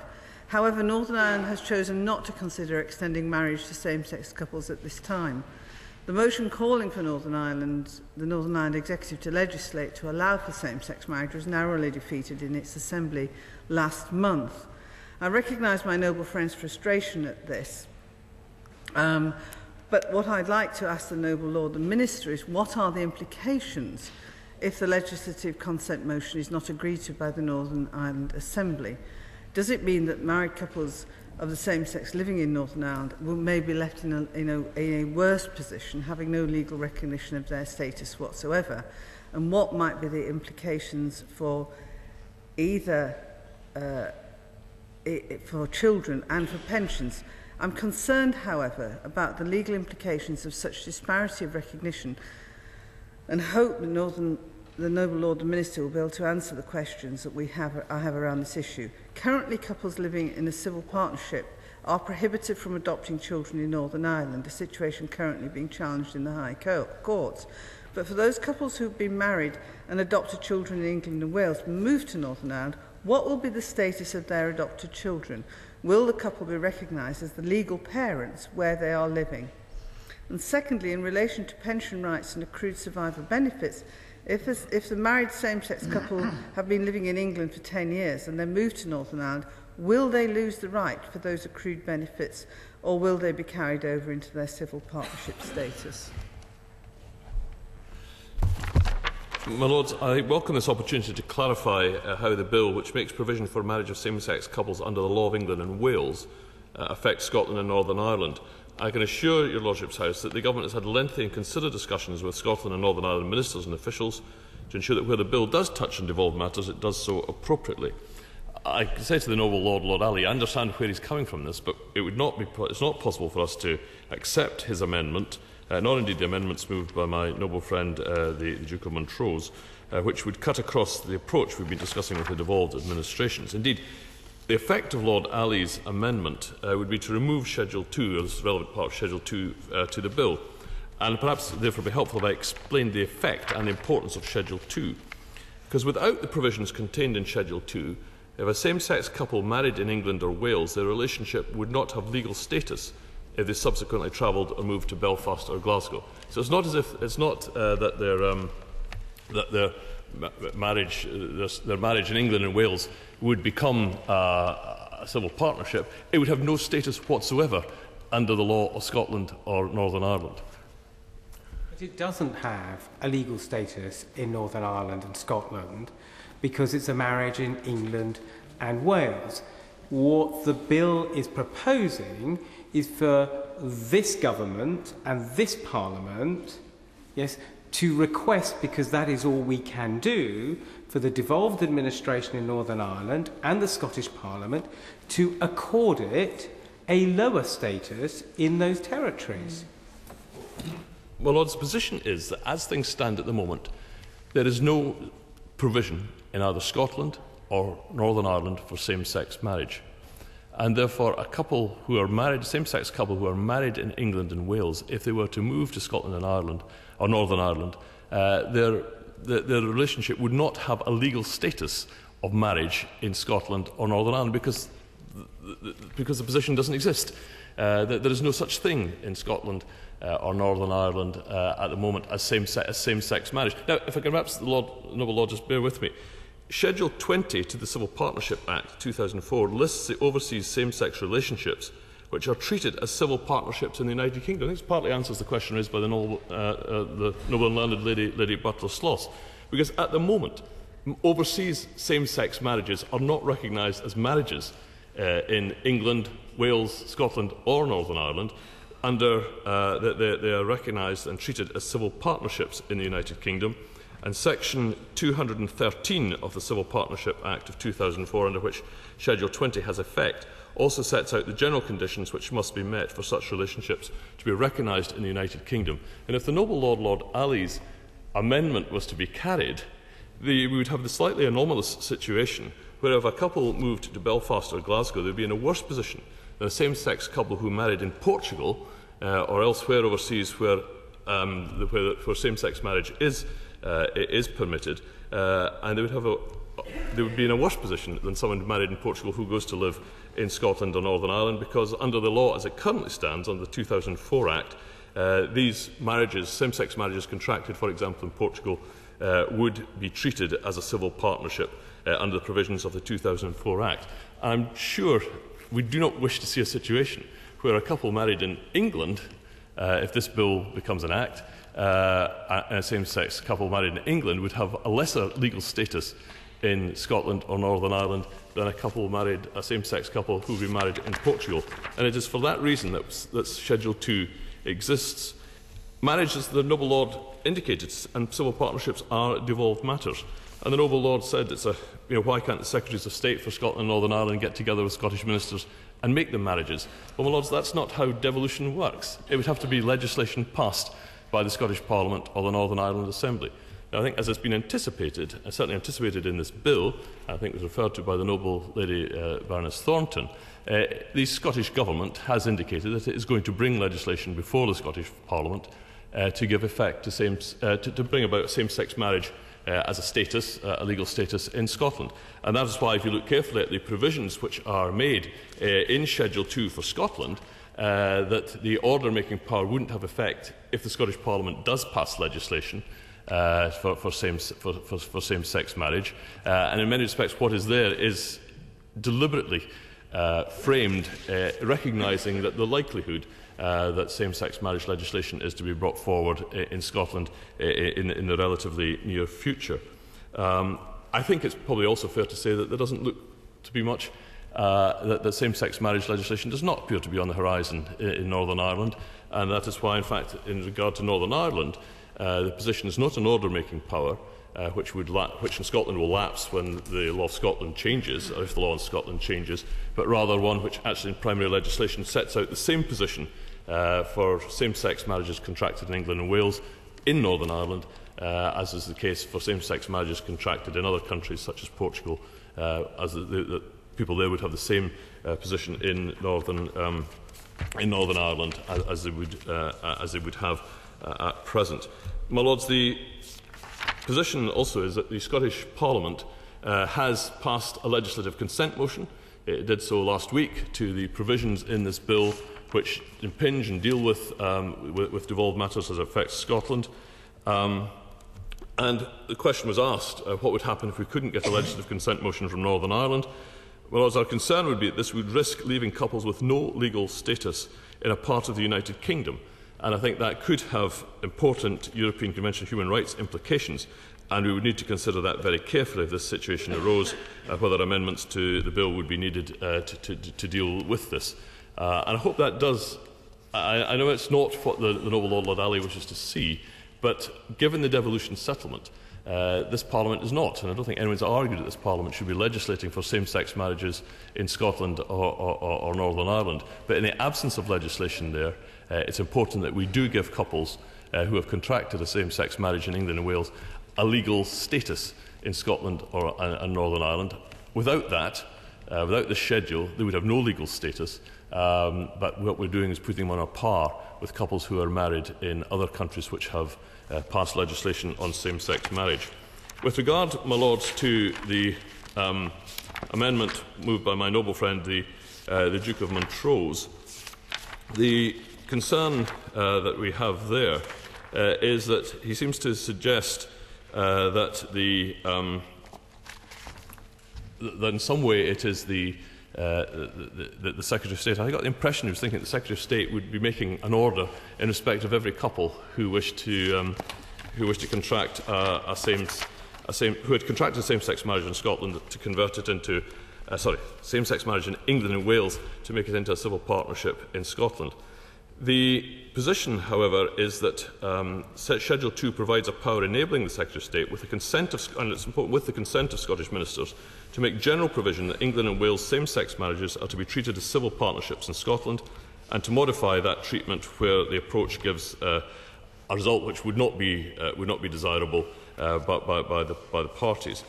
If we were to replace this with consideration of individual cases by the Court of Session, as would be the consequence of these amendments, I believe that could constitute a very heavy burden on the court, would cause unacceptable delays for the couple, and pending the cases actually being heard would put their legal status into some doubt. I recognise that the amendments may be intended to probe how the arrangements would work in Scotland. I hope I can reassure my noble friend that this is not intended to be our case-by-case basis in which the Secretary of State would pass an order. I could accept that if that was what was being suggested, that would not be appropriate. It would not be appropriate for the Executive Act. That should be a judicial act.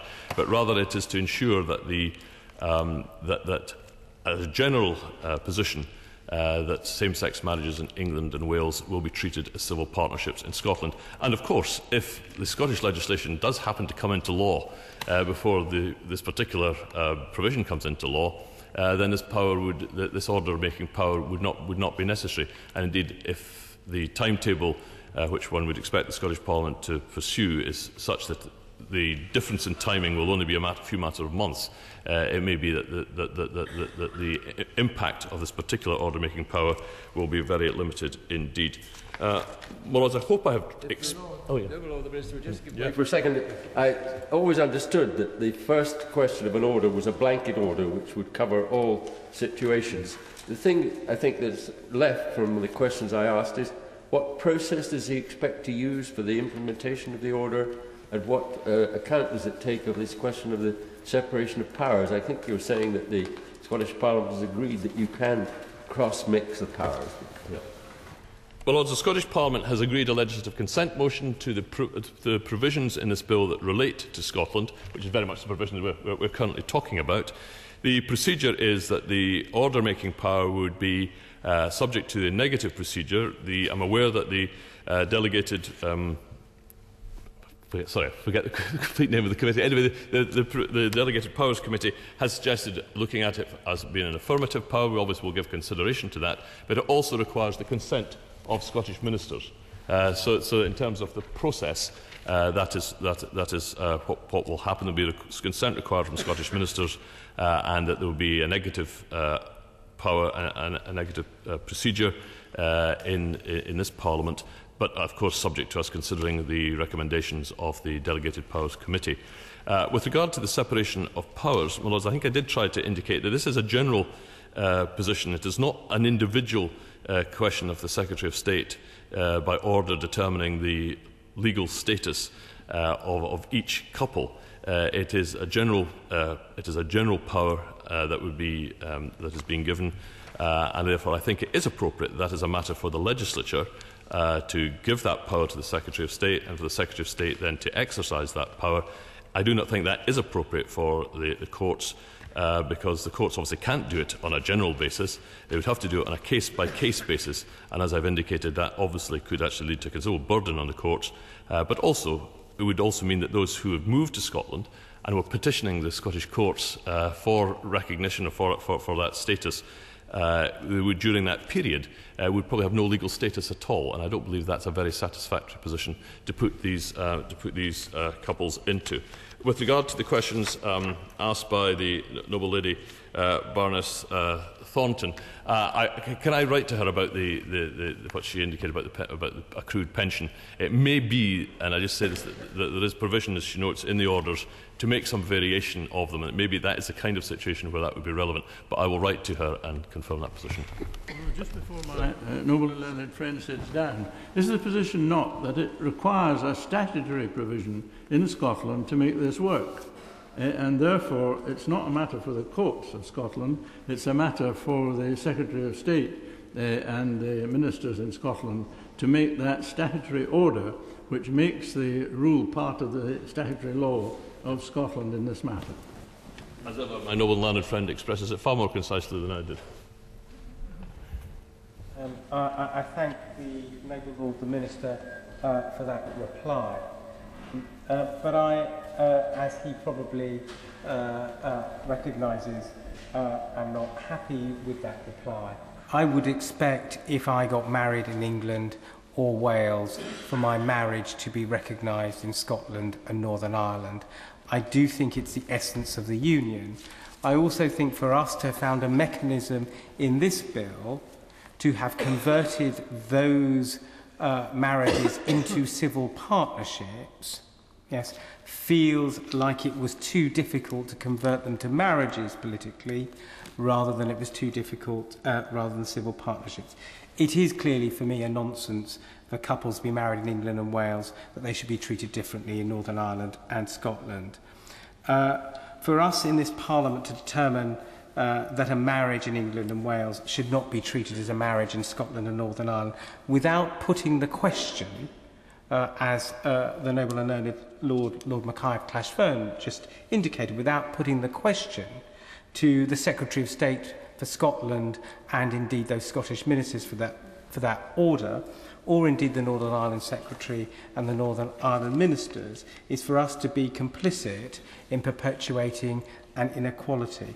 Nevertheless, I will read what the Minister said and reflect, but I no doubt will return to this at third reading. I beg leave to withdraw my amendment. Is it Your Lordship's pleasure that the amendment be withdrawn? It is by leave withdrawn. The question is that Clause 10 stand part of the bill. As many as that opinion will say content, the contrary not content, the contents have it. After Clause 10, Amendment 27, Lord Trifgarn. I start by saying that this amendment is in essence a probing amendment, but like all good probing amendments, it has the merits of being properly drafted and could readily form a useful part of the bill if probing is not particularly successful or satisfactory. Be that as it may, I have to say at the outset that my research into the legal basis for marriages at sea has been difficult and tortuous, and I'm still not entirely clear what the statutory basis is. Doubtless the Minister in a moment will be able to tell me. Neither the Public Bill Office nor the Library could identify the particular legislation which apparently authorises marriages at sea. Is there such a thing as a common law marriage? Oh dear, I think I'm getting into deep water there, my lords. But I am. But seriously, there have been some, as everybody knows, marriages. See, the captains of ships often carry. Indeed, one noble lord, who shall be nameless, was telling me earlier today that he indeed had been married at sea by the captain. Unfortunately, some years later, when he came to seek divorce from his wife, some doubt was cast over the validity of his earlier marriage, which could have been a good thing in simplifying the divorce, apparently. But nonetheless, that was a complication that was not looked for in the first instance. Whereas I think it is important that if we are going to pass this bill into law, and doubtless we are, even to the regret of many of us, including me, then we must get it as rational and sensible as possible. And if there are to be single-sex marriages in general, in England and Wales at least, then marriages at sea, which have formed part of English law, I believe, for a great many years, should be included in that arrangement, and that is the purpose of the amendment which I have tabled. I have tabled it in a way which I think sounds sensible, namely that it should apply outside British territorial waters. Naturally, if it is to operate inside territorial waters, that, I believe, adds complications. And it should be conducted, I think, only on...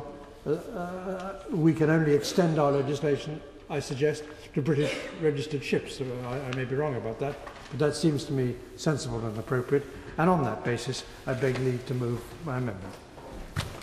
Amendment proposed to insert a new clause in the words as printed in the Marshal's list. My Lords, if I recommend to the noble Lord Trifgarn, that actually what he needs to do is Google marriages at sea. Because what that says is that captains can perform marriages, but they need a licence to do so, just like anybody else would.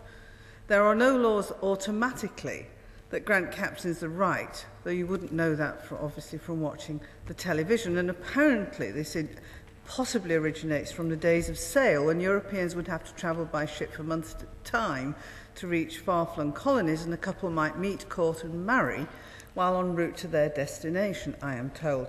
And the only thing I would say to this is that the same Google search threw up the following quote.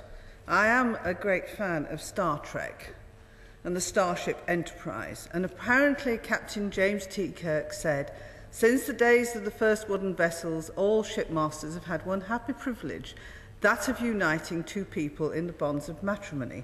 His successor, Patrick Stewart, fellow Yorkshireman and great Labour supporter, Captain Picard, said, make it so.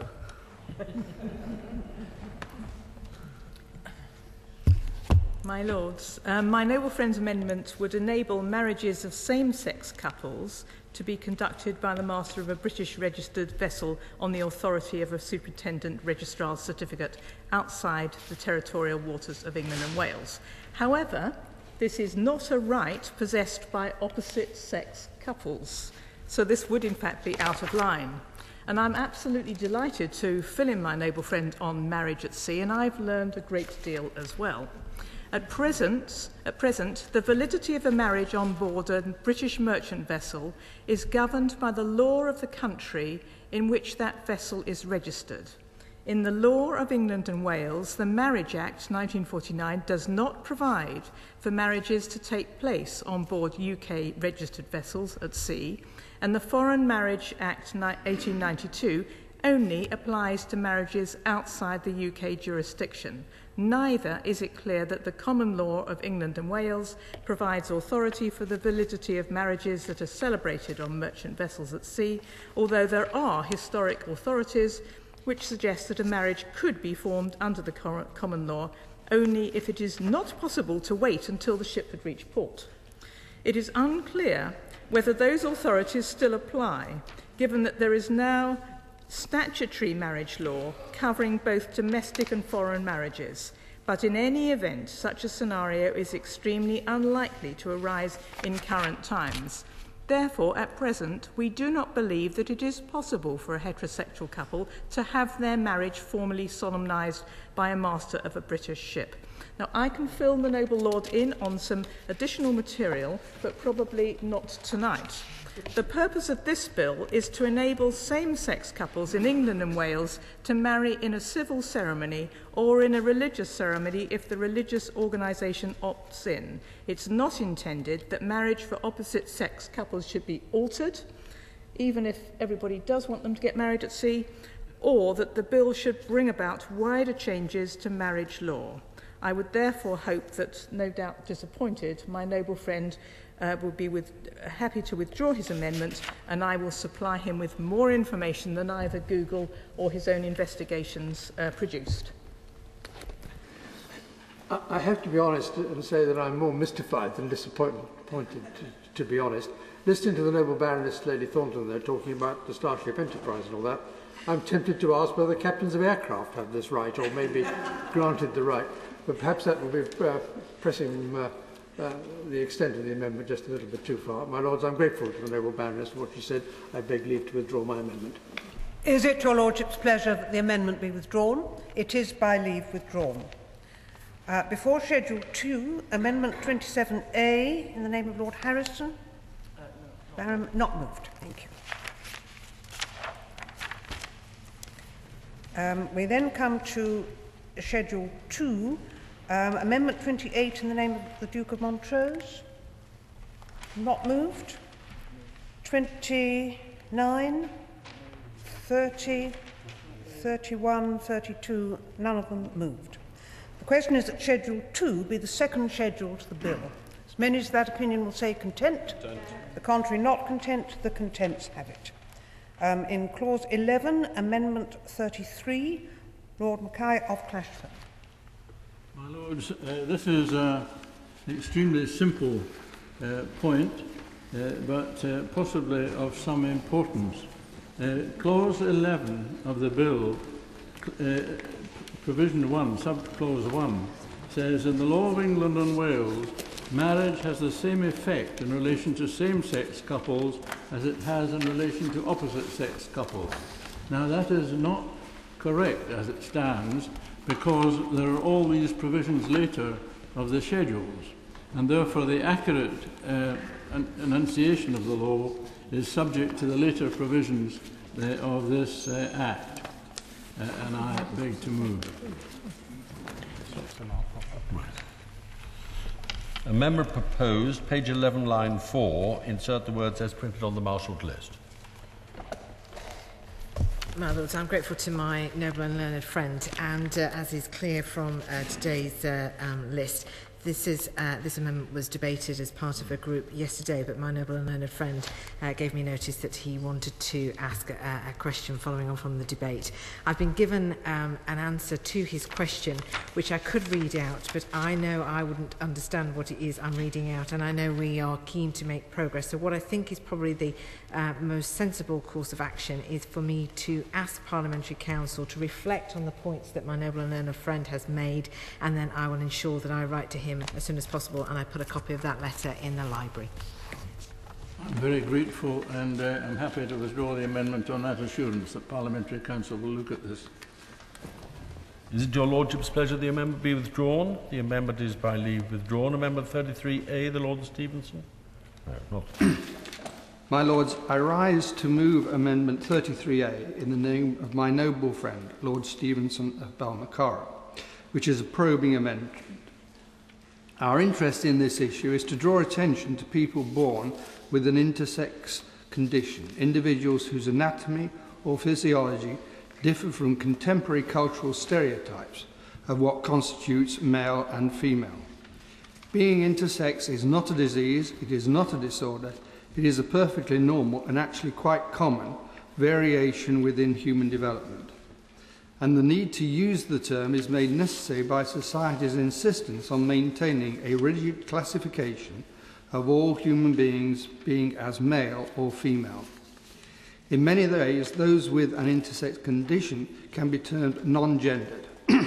Sometimes a person isn't found to have an intersex anatomy until she or he reaches the age of puberty or she or he finds himself an infertile adult, or dies of old age and is autopsied. Some people live and die with intersex anatomy without anyone, including themselves, ever knowing. If we take the classic stereotypes of what constitutes male and female, and we consider the biological, social, gender, or sexual orientation in the round, there are actually very few human beings who completely conform in all aspects to the rigid stereotypes. Most people vary from the standard stereotypes in some ways, sometimes in small details, sometimes significantly. Some commentators would now consider sexuality as a continuum, with the standard stereotypes as the extremes of this continuum. One major difficulty with the use of bipolar stereotypes is that there is no precise way of determining into which of the two boxes someone should be placed at birth. All the available yardsticks are flawed. Karyotype, gonads, secondary sexual characteristics, appearance. None of these, or even any combination of them, can determine sex with absolute certainty. It is only by ignoring the vast amount of biological evidence to the contrary that this fiction of strict bipolar sexuality can be maintained. And so those who clearly do not fit these classifications, actually a substantial minority, are dismissed as being disordered biological errors which require fixing. It is understandable to discover that when an infant is born, there is often great pressure on parents and clinicians alike to come up with a clear definition of sex for the newborn. Such people are often subjected by the medical profession to surgical and chemical interventions, usually without their explicit permission, to normalise them and thereby eradicate the evidence of difference. Turning to the amendment, your Lordship's House will understand that we are talking about a largely hidden and often overlooked minority of people. Estimates of this population run as high as 1% of live births, exhibiting some degree of sexual ambiguity, and between 0.1% and 0.2% of live births being ambiguous enough to become the subject of specialist medical attention, regretfully including involuntary surgery to address their sexual ambiguity. Now, if we were living in a legal jurisdiction where marriages were defined without reference to the sexual identity of the couple concerned, these complications would not occur. But the approach underlying this bill is based on an assumption that the sex of the participants is settled. Of course, the UK recognises the legal and official change of gender, which would allow a transsexual person to be legally married in accordance with their adopted gender identity. But those intersex people who identify as non-gendered do not always, if they are allowed to, attempt to transition and are therefore excluded at all levels. Our amendments would specifically include in legislation for the first time those who are identified as non-gendered. Unless there is some consideration given to this largely hidden and often overlooked minority, they will be isolated yet again from the rights accorded to other higher profile groups. I beg to move. Proposed, page 11, leave out line 5 and insert the words as printed on the marshalled list. My Lords, this amendment seeks to ensure that the bill would allow individuals who identify themselves as being non-gendered, not being male or female, to marry. We understand the challenges that intersex conditions can pose and appreciate the difficulties people affected by this can face. The noble Lord has with great sensitivity outlined the case for consideration of this group of people, and I have great sympathy for their situation. But as the noble Lord will be aware, we cannot accept this amendment. As he acknowledges, the law of England and Wales recognises only two genders, male and female. While we do understand that some people do not see themselves as either male or female, everyone nonetheless has a legal gender status of either male or female. This bill does not change that, and it would not be an appropriate legislative vehicle in which to seek to do so. However, this bill, by enabling same-sex couples to marry, will ensure that in future there will be no bar to an intersex person or a person who identifies as non-gender from marrying anyone whom they choose.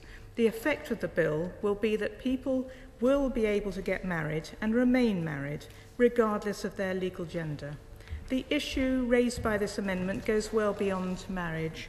Having a gender in addition to male or female, or not recognising gender at all, would change a fundamental aspect of our law. Such a change would need to be considered carefully in order to understand the implications for the many aspects of law which are based on gender differences. I thank the Noble Lord for the opportunity to discuss this important issue. I appreciate his statement that this is simply a probing amendment, and I'm grateful to him for addressing the concerns of those individuals who do feel that they do not have a gender. But I hope he will be prepared to withdraw his amendment. My Lords, I'd like to thank the Minister for her understanding response. It is, I think, the first time a Minister of the Crown has recognised this group in this House, and that is an important first step in discussing this issue and addressing the needs of this group of people. And I thank her for the sympathetic approach. My understanding is that through various changes in the environment, this is actually a growing problem, and it is an issue that will have to be addressed over time. I wholly accept the point the Minister is making, that it is a very complex issue. It will need very careful consideration and a very sensitive approach by all those involved in the debate. I am happy to assure the noble Baroness, the Minister, that we do not intend to take this matter further forward in this bill, and therefore I beg leave to withdraw the... Is it your Lordship's pleasure the amendment be withdrawn? The amendment is by leave withdrawn. Amendment 34, already debated, not moved. The question is, a clause 11 stand part of the bill. As many as are of that opinion will say content. The contrary, not content. The contents have it. After clause 11, amendment 35, Lord Glenarthur, not moved. Amendments 36 and 37 have been withdrawn. In Schedule 3, amendment 38, the Baroness Dole of Easton. Baroness North.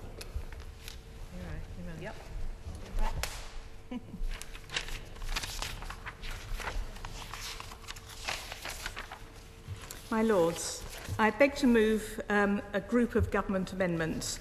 I move Government Amendment 38 and speak to the other government amendments in this group. These government amendments relate to technical but important provisions of marriage law which determine when a marriage is void, that is to say, considered never to have existed in the eyes of the law. Clarity in these provisions protects both couples and organisations conducting marriages. They also clarify the provisions for courts to issue a declaration of the validity of a same-sex marriage in prescribed circumstances. I start with Government Amendment 38. This ensures that paragraph 3 of Schedule 3 to the bill is consistent with the rest of Part 1 of Schedule 3, in that it does not limit Clause 11(1) or 2. It is necessary because, as a matter of statutory interpretation, specific provision may reduce the effect of general provision. Clause 11(1) and 2 make general provision, and Schedule 3 makes specific provisions related to that clause. The schedule as drafted may give the impression, by omission of reference to paragraph 3, that that paragraph should limit Clause 11, and this could cause confusion about the meaning of both clause and schedule. Turning to Government Amendments 42, 43 and 44, these clarify the use of the term declaration of validity in this bill. They ensure that, when the courts have jurisdiction to make a declaration of validity relating to a same-sex marriage, as set out in Schedule A1 to the Domicile and Matrimonial Proceedings Act 1973, inserted by Schedule 4 to this bill, that the 1973 Act works properly for same-sex marriages. Government Amendments 49 and 50 make provision for when marriages of same-sex couples will be void, in circumstances where the religious organisation concerned has not agreed to same-sex marriages according to its rights.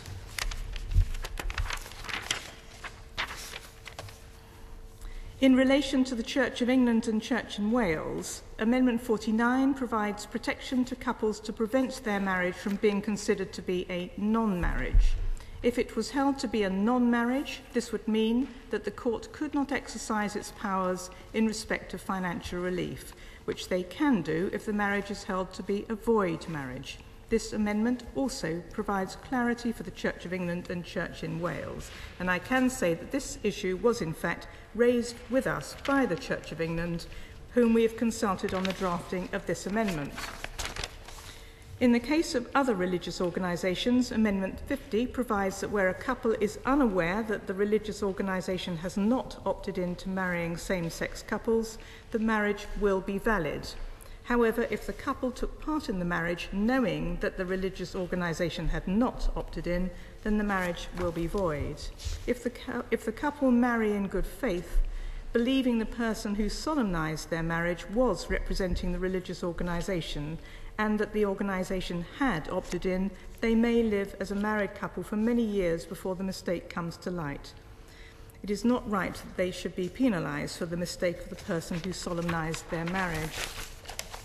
This amendment mirrors the provisions currently in place to deal with errors and mistakes in relation to the formation of opposite-sex marriages, which will also apply to same-sex couples.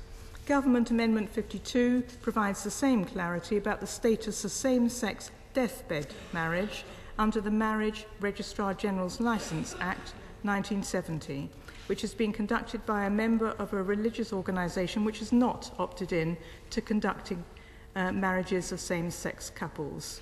Such marriages will be void if the couple knew the religious organisation had not opted in. Finally, turning to Government Amendment 58, my Lords, the other place approved a Government amendment at report further to ensure that the protection for the Church of England in this bill is both full and clear. The amendment replaced the power previously provided in Clause 11(5)(c) with an overarching reference to other ecclesiastical law, which on balance the Government felt would provide the Church with more effective protection from the effect of Clause 11(1) and 2, so that Church of England law should continue to be interpreted as referring to marriage of a man with a woman. Government Amendment 58, which is before Noble Lords today, is consequential to that substantive amendment and removes from Clause 16 the parliamentary control procedure for the now deleted power in Clause 11(5)(c). I commend these Government amendments and hope Noble Lords will support them. The amendment proposed, page 25, line 23, leave out paragraphs 1 and 2 do and insert this part of this schedule does. The question is that this amendment be agreed to. As many as are of that opinion will say content. The contrary not content. The contents have it. The question is that Schedule 3 as amended be the third schedule to the bill. As many as are of that opinion will say content. Contrary not content. The contents have it. In Schedule 4, Amendment 39, the Lord Bishop of Guildford. My Lords, it's agreed on all sides that parents make the most fundamental contribution to the flourishing and development of children. And there are many aspects of parenthood and many kinds of parenting in such a complex society as ours. Many forms of being a family. And that has been illustrated early on this evening by the noble Baroness Lady Farrington's example from her school. We have a common law presumption that a child born to a woman during her marriage is also the child of her husband. Paragraph 2 of Schedule 4 says that the common law presumption does not apply in the case of a woman who's married to another woman.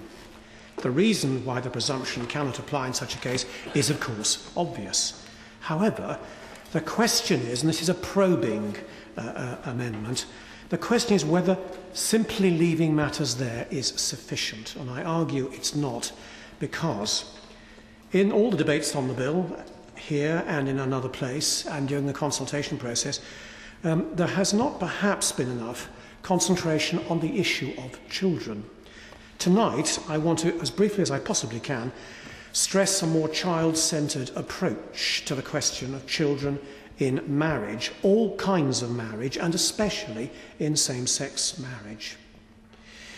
Currently and in future, in a marriage between a man and a woman, any child born by the woman is presumed to be the child of her husband, and he, as her husband, bears a responsibility for that child, not least if something should happen to her mother, to its mother. I'm concerned that in the bill as it now stands, there is no equivalent or automatic provision made for children brought up by a married couple of the same sex. If a woman in a same-sex marriage has a child, there is, of course, a biological father somewhere. But regardless of whether the father is in an ongoing relationship with the couple and their child, there is at present no responsibility on the mother's spouse's side for that child. Now, helpfully, it has been suggested in the explanatory note that the other party to a marriage will be treated as the child's parent by virtue of amendments that the bill is making to the Human Fertilisation and Embryology Act. These provide, under certain conditions, for the same-sex partner of a mother who gives birth to a child as a result of artificial insemination or the placing of an embryo in her womb to be treated as the parent of that child. Sorry for this rather technical intervention at this point of the evening. The point now comes, but not all children born to mothers in a same-sex marriage will necessarily be born as a result of treatment to which the HFE Act applies. Such a child might be conceived in the conventional manner by a woman who is married to another woman. It would in such a case therefore be possible, of course, for the mother to register the child's father when she registers the birth, with the effect that he would then have parental responsibility for the child. The complications of that are quite interesting. Alternatively, she might not do so, and her same-sex spouse might become the adoptive parent of the child. But if neither of these things were done, and this is the point, if neither of these things were done, the child would have only one person with parental responsibility for her. There is thus a contrast to a child born to a mother in an opposite-sex marriage. So there is a real possibility of children born to a mother in a same-sex marriage of being disadvantaged as compared to children in opposite-sex marriages.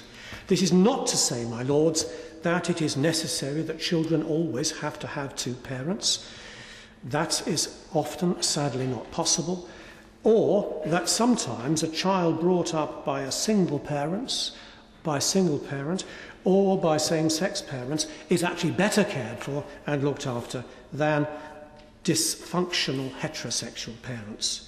That, I'm afraid, is the case, and I want to give praise to couples who give love and care to children in same-sex partnerships and eventually in same-sex marriage. But given the intention of the bill to extend marriage and to provide equality, why should children of a same-sex marriage be, at least some children, be at a potential disadvantage in some cases? A probing amendment, I would ask government to consider this question very carefully indeed. Proposed, page 26, line 32, leave out paragraph 2. Absence of the noble Lord Northbourne, he has asked me if I would speak on his behalf on Amendment 39A, which picks up exactly the same point as the Right Reverend Prelate. The noble Lord Northbourne is not terribly happy with the wording that he has produced. It is, again, a probing amendment, and it raises quite clearly the issue of parental responsibility. I'm not sure that it is necessarily appropriate to delete paragraph 2 in part 2 at page 26, but I do believe the government needs to look at the point made by the Right Reverend Prelate, which I also make, that there will be children born to a partner in a same-sex marriage who will be the only person with parental responsibility, although in every other way she and her partner will be married, and were they of an opposite sex, they both would have parental responsibility. It is quite an important point, and you might say, get a residence order. But in the Children and Families Bill, residence orders are going to be abolished. Consequently, I don't think that arrangements made, which are intended for when parties are in dispute, would be appropriate for those who are in harmony. And therefore, I would ask the noble lord or noble lady, the minister, just to have a look at this question as to how can you achieve an appropriate parental responsibility for the female partner of a woman who gives birth during that marriage. My Lords, I'd like to thank the Right Reverend Prelate for the speech that he just gave. I thought that he addressed some very, very difficult issues in the most sensitive of ways, and I really do wish to thank him most sincerely for what he said and how he said it. I also think that it is important that we do hold this debate, however late it is, not least to put on record the fact that there are very many gay people and gay couples who think very seriously about parenthood. It is not something into which they enter lightly at all. And perhaps some of the most distressing of the accusations which have flown around this bill are that people who are in support of it take the issues of children and children's stability and parental responsibility less seriously than those who oppose it. That is absolutely not true. And actually, I happen to believe very strongly in marriage, and one of the reasons that I do is that I believe that it does provide stability for children, and that's why I want to see it extended to gay people, because I believe that the children of those relationships deserve that stability. I just want to say one thing, which is I want to take the opportunity to flag up one thing. I am a veteran of the Human Fertilisation and Embryology Bill, and if you go back and read that, the question of registration of birth is one which is becoming increasingly complex. It's been very complex ever since we have had donor-assisted conception. There are a small group of people who will never be able to find out what their identity is because they were born prior to legislative changes which required there to be a registration of their biological parentage, and that has done enormous damage to those individuals. There are a small group of people who do work in this area who have thought long and hard for some considerable time about the way in which the birth registration system of this country needs to be updated and changed. I don't want to go into it in great detail now, but I think that the Right Reverend Prelate has flagged up an issue which is not for this bill. It's not just for gay people, actually. It goes much more widely than that, but it is something to which the government, I think, will need to return. There has been a report recently. I want to say it's Joseph Rowntree report. No, it's Nuffield. Nuffield Trust did a report on this about a couple of months ago. So that it is one part of the issue to which the Right Reverend Prelate has raised, and it is one to which I think the government perhaps should return at some length and in more detail than will be possible within the scope of this bill. My noble friend Baroness Royal and I came to the same conclusion as the Right Reverend Prelate, the Bishop of Guildford, was that we needed to probe this particular issue, and for exactly the same reasons. Because it's not clear from reading the bill exactly what is meant and whether it is satisfactory and whether it covers the point about those children, whether it is adequate in covering and giving those children the stability that they deserve and require. And the only way to do that was actually to do a delete. But we have no intention of deleting it, and we just wish to know that there is no legal uncertainty around the parenthood of children of a married couple of the same sex. And I think all of the other points that I was going to make about IVF and the Embryology Act have all been made by other noble lords. So all that remains is for the Minister to reassure us that this point is covered or needs further consideration. Well, as I'm grateful and understand why noble lords would want to seek clarification on this aspect of the bill, so I am grateful to the Right Reverend Prelate and to other noble lords who have got amendments in this group. And if I may echo what my noble friend Lady Barker said about the Right Reverend Prelate's introduction to this debate, and also to say how I share his view that it's important that we consider children in the context of this bill. And I think my noble friend Lady Barker made an important point about marriage of same-sex couples providing stability and security for their children, and that this bill therefore being a good thing for children of same-sex couples, and that is something that we should not make sure gets forgotten in the course of our debates.